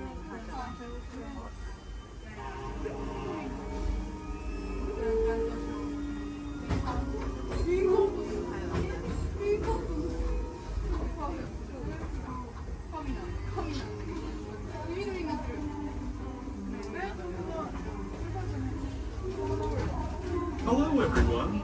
Thanks for joining us on the Disneyland Railroad.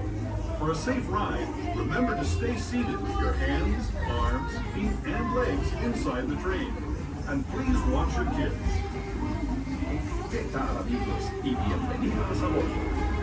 Para su seguridad, permanezca sentado y mantenga las manos, brazos, pies y piernas dentro del tren y cuide a los pequeños. Gracias. As we leave Toontown Depot, we get a real nice view of the happiest land of them all, Fantasyland. You can see people stepping onto It's a Small World just below us. And, off in the distance, majestic Matterhorn Mountain.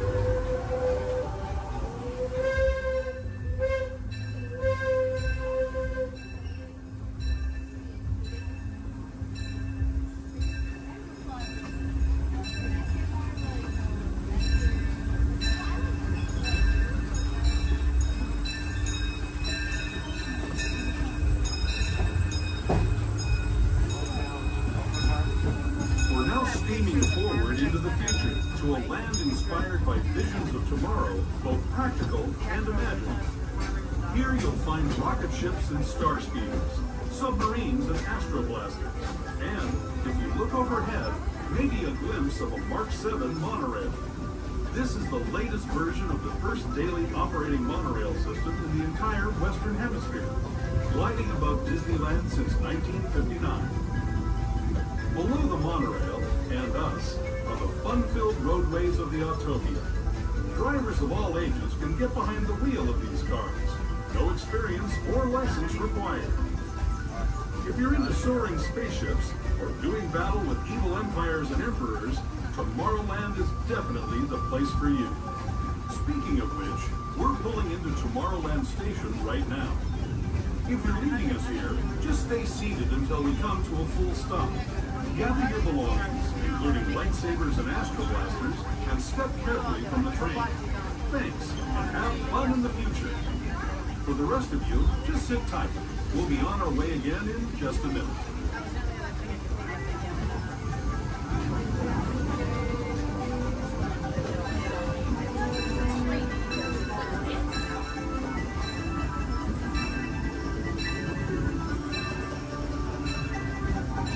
As we make our way into Tomorrowland Station, we do ask that you please remain fully seated until the train has come to a full and complete stop. This will be your stop for all Tomorrowland attractions, including Space Mountain, Star Tours, the adventure continues. Finding out about submarine voyages, the monorail, the Autopia, and many more.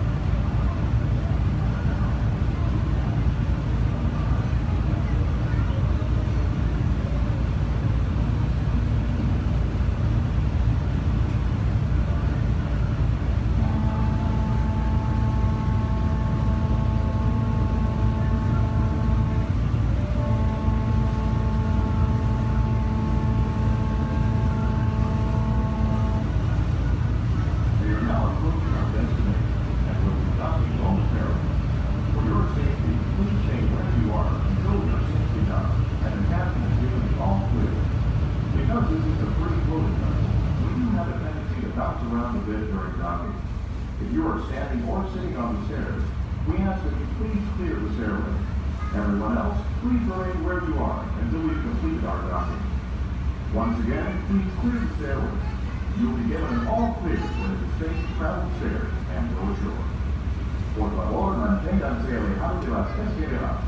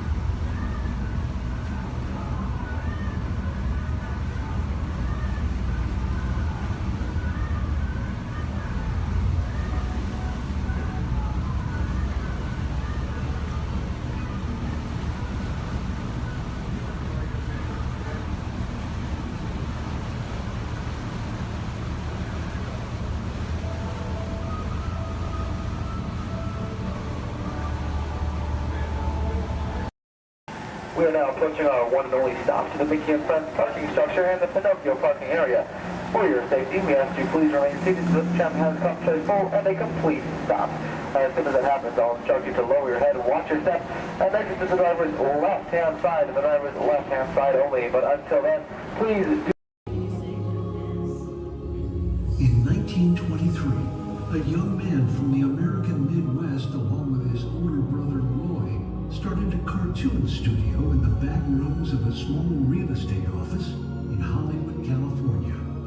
This was the small beginning of a family entertainment company that would create unforgettable stories, characters that become beloved friends, wondrous experiences, and music that has become the soundtrack of our lives. That young man was Walt Disney, a master storyteller whose imagination knew no bounds and who delighted in making the impossible possible. Disney 100, the exhibition, is a journey through 100 years of Disney magic, presented in themed galleries based on Walt Disney's creative concepts and philosophies. These include storytelling, creating believable characters, the spirit of adventure and discovery, the magic of sound and music, the world around us, real and imagined, curiosity, imagination, and technological innovation, the worldwide wonder of the Disney parks, and an everlasting sense of optimism about the future. Walt Disney famously said that it was all started by a mouse, but it really was all started by Walt himself. His philosophies became the foundation of the Walt Disney Company. They still inspire Disney's artists, filmmakers, Imagineers, and the storytellers of today. Oh boy! Oh, steady! Whoa! Hi, Musketeers! Well, here we go again, so hang on. Anything goes. You ready? Then let the show begin! Here's my pal Walt to tell you how the magic is made. There's a lot of satisfaction in developing ideas into reality when we consider a new project we really studied. Not just the surface idea, but everything about it. And when we go into that new project, we believe in it all the way. We have confidence in our ability to do it right, and we work hard to do the best possible job. There's really no secret about our approach. We keep moving forward, opening up new doors, doing new things, because we're curious. And curiosity keeps leading us down new paths. We're always exploring and experimenting. Everybody ready? Then on with the show!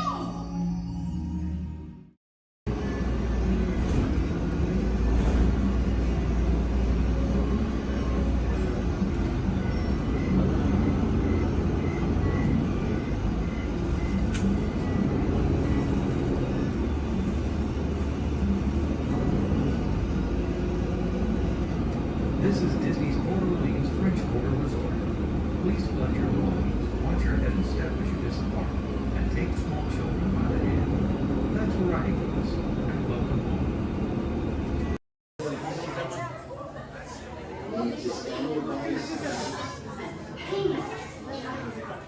And then a simple wave of your hand will be your passport into... Raise your hands for security clearance. And presto, the doors open for you. I now present to you Tannelier Tavon's private office.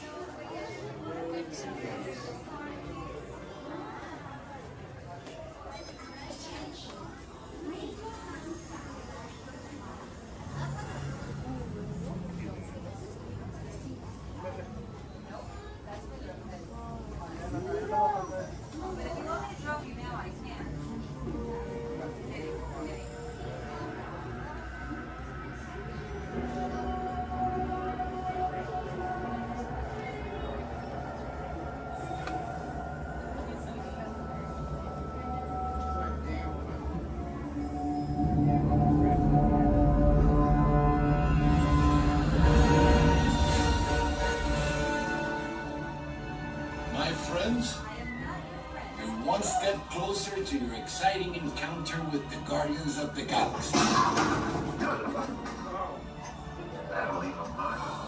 You're now standing in my private office. I know. Where I Carefully scrutinize each and every piece that comes to me from different parts of the galaxy that let's mute this guy.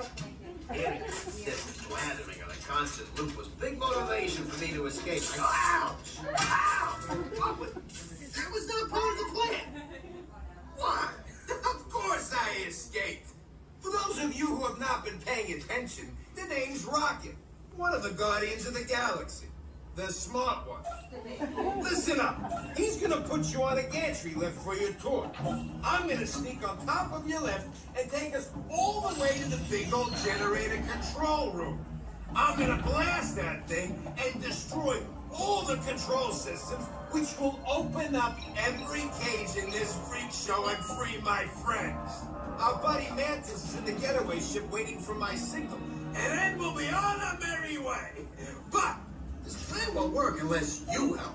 I don't have clearance. My hands don't scan. Yours do. If you raise your hands, I get the clearance and the chaos begins. It's a foolproof plan. 35% of the time. Oh. I'm gonna take this. Now move it.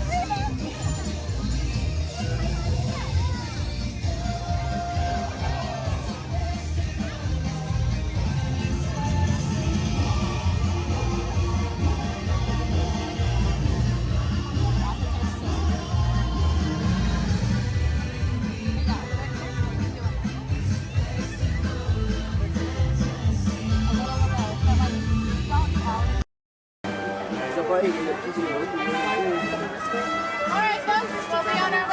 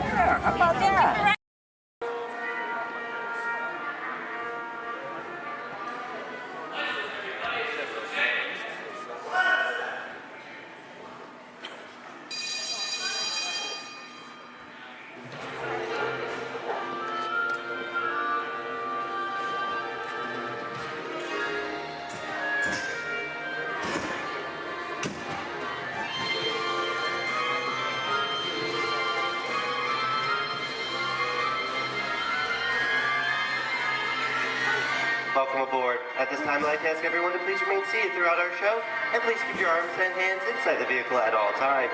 For the safety of our cast, we ask that you please refrain from the use of flash photography and external video lighting.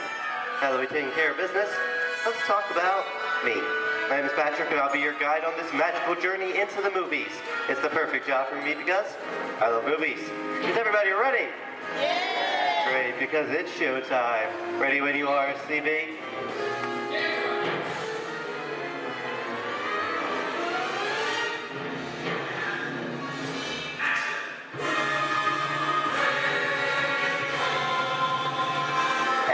We are rolling.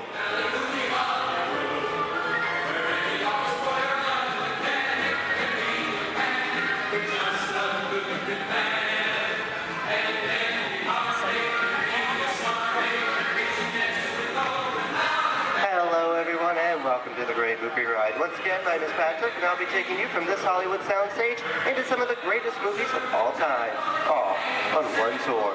But between you and me, this is no ordinary tour because the Great Movie Ride brings these movies to life and puts you right in the middle of the action.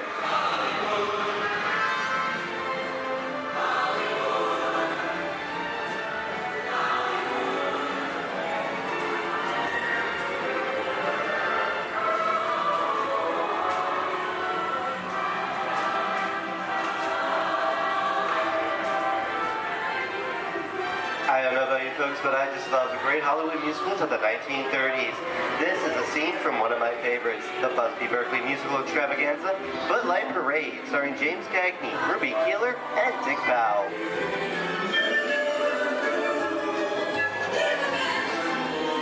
In 1952, Gene Kelly was Singing in the Rain with Debbie Reynolds and Donald O'Connor. Did you know that Gene Kelly co-directed this movie? Who can tell me what movie this is? That's right, it's Walt Disney's Academy Award-winning film from 1964, Mary Poppins, starring Julie Andrews and Dick Van Dyke. Julie Andrews won an Oscar for her portrayal of the nanny, who is practically perfect in every way.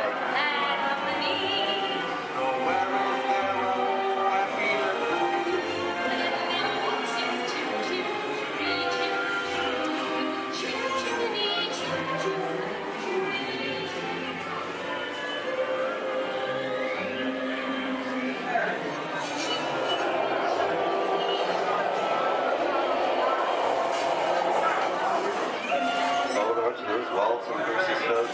This doesn't look like a very good neighborhood. It looks a lot like the underworld. This seems such classic gangster films as The Public Enemy, starring one of my favorite tough guys, James Cagney. The working title for this movie was Beer and Blood, and in the United Kingdom it was known as Enemies of the Public.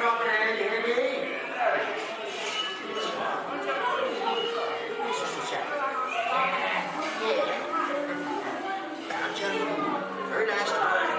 Judge comes around, he's going to leave you some beer. We're going to check it. And you're going to kick in with your dog. If you don't, somebody's going to drop by here and kick your teeth out one at a time. You see? I get you.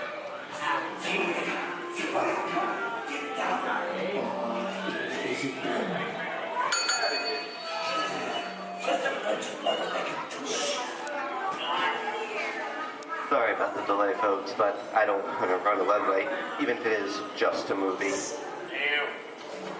You talking to me? You talking to me? That's okay. I'm talking to the demon of punishment out for the day. I'm talking to me. I'm about to mislead my vehicle. I say get away. Oh, okay, Monkey, whatever you say. Hey, how'd you know my name anyways? I've seen this movie before. Oh, I've seen you fancy cats and I'm thinking that is amazing. You make a big mistake about this and swim out of here. You gotta get out of here. You can't just look at the middle of the movie. I'm beating you, son! Here they come, boss! Get out, you grinders!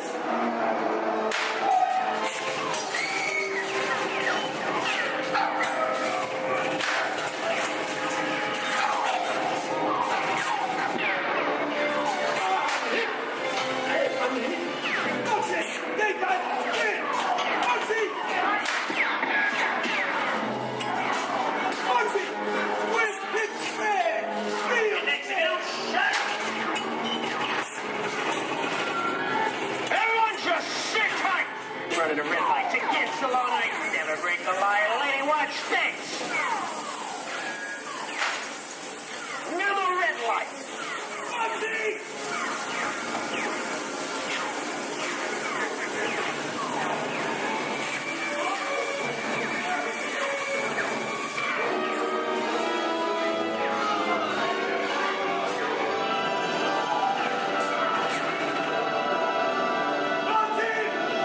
Sorry, boys, I'm making my getaway.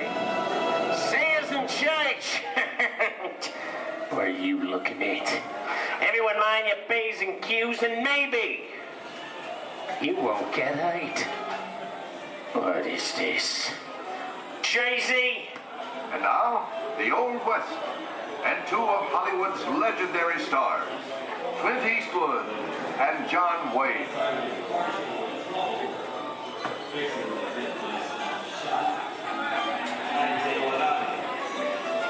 Go right ahead if that's what you're going to do. A long time ago, I made me a rule. Let people do what they want. Sleepy little bug. That's a mighty tough territory you're heading into, Pilgrim. I'd think about turning back if I was you.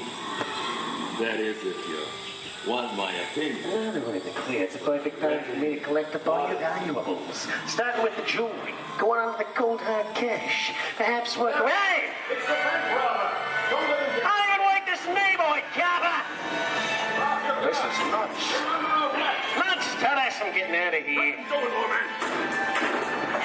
Get yourself up! Look at it this way. Easy on me. Can't get any worse.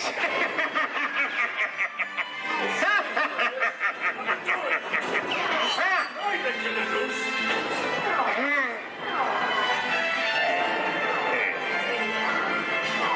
Okay. It's twice.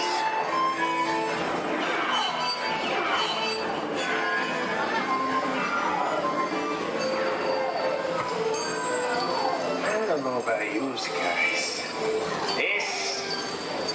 This is kind of creepy. What is this? This is Alien. You are with Sigourney Weaver aboard the spaceship Nostromo. Something has gone wrong. One by one, the crew has vanished. And somewhere in the ship, a terrifying creature waits to claim its name. Pal, I ain't no victim. Warning, remain in your vehicle. The area you are entering is extremely dangerous. Proceed with caution.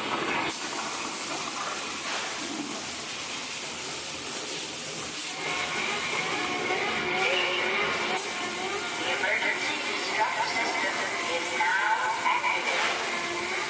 Ship will detonate in T-minus 10. The option to overload...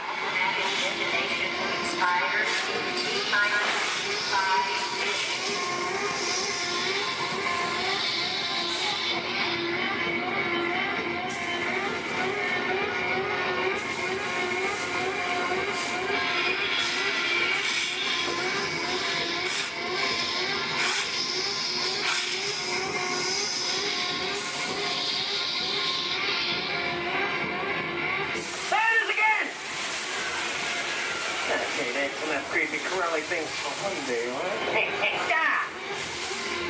Wrong!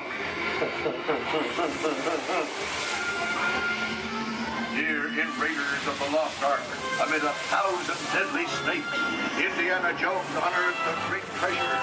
Will Harrison Ford escape with his discovery? And what will be your fate? Beware. Snakes. Why did there have to be snakes?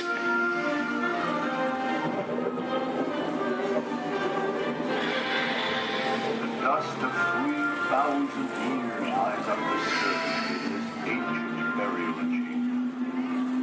On the chest of the great stone goblet, a priceless Get over that chunk of ice.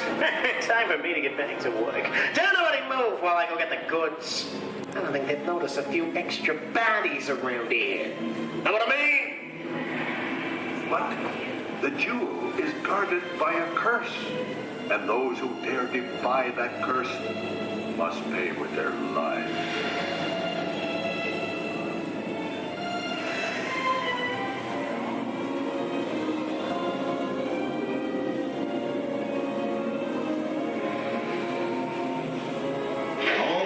Unbeliever, disturb the treasure of the gods, and you shall all pay with your lives.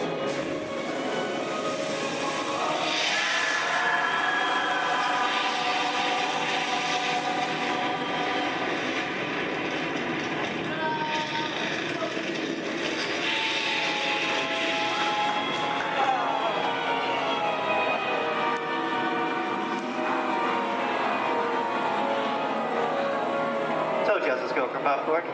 Well, this just goes to show anything can happen in the movies. Now, let's get on with the show.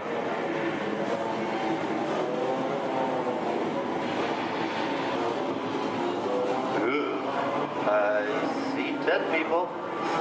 The horror movie is my all-time favorite genre.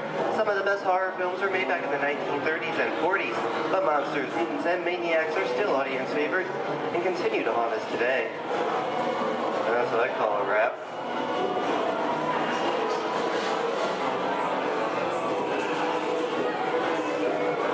We are now entering the jungle home of one of the most beloved characters of all time. Now it's not George of the Jungle. Actually, it's Tarzan, portrayed here by Johnny Weissmuller. Over here we have Maureen O'Sullivan as Jane, and the lovely and talented Cheetah as herself.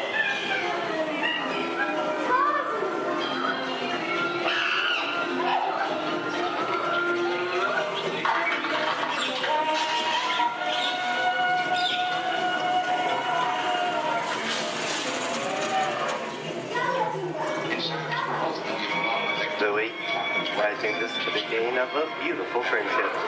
Best last line of a movie ever. Humphrey Bogart and Ingrid Bergman in the classic romance, Casablanca. Always have passed. You didn't have me. You lost me until you came to Casablanca. You got it back last night.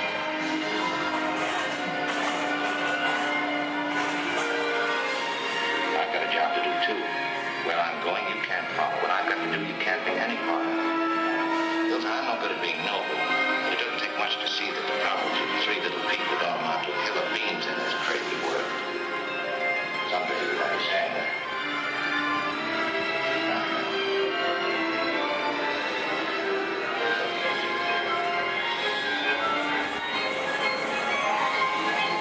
And here's one of my favorite movie stars, Mickey Mouse, in one of his greatest roles, the Sorcerer's Apprentice in Fantasia. The sorcerer in the sequence is named Yen Sid, which is Disney, spelled backwards.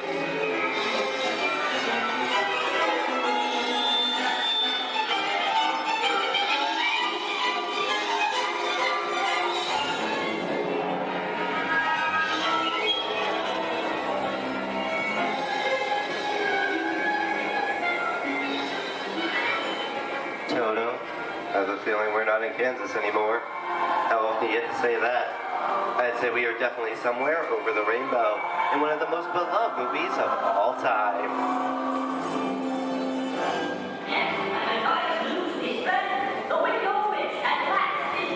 The Wizard of Oz.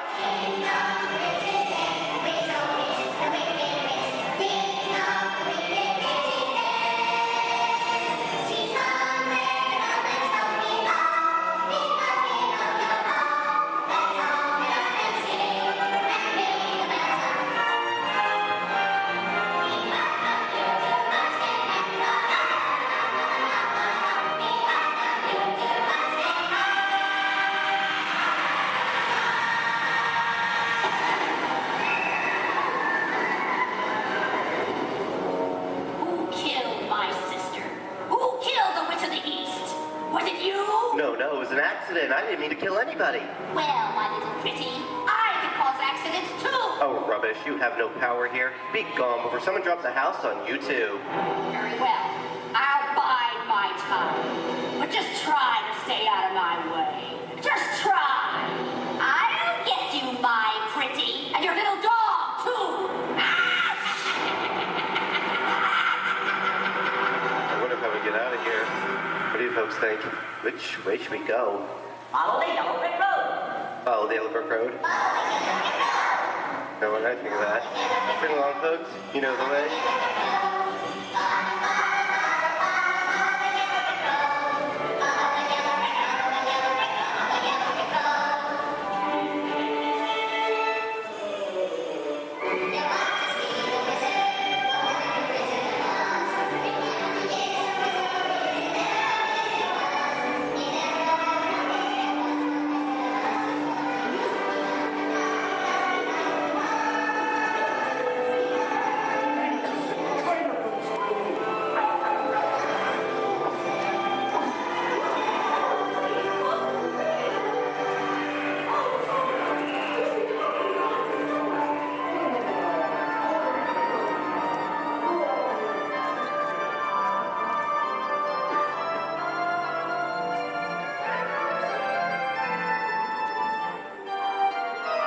I hope you enjoyed our tour of these great moments at the movies, but we've only scratched the surface of what Hollywood has to offer. There are thousands of great movies out there just waiting for you to discover, and here are just a few of my favorites.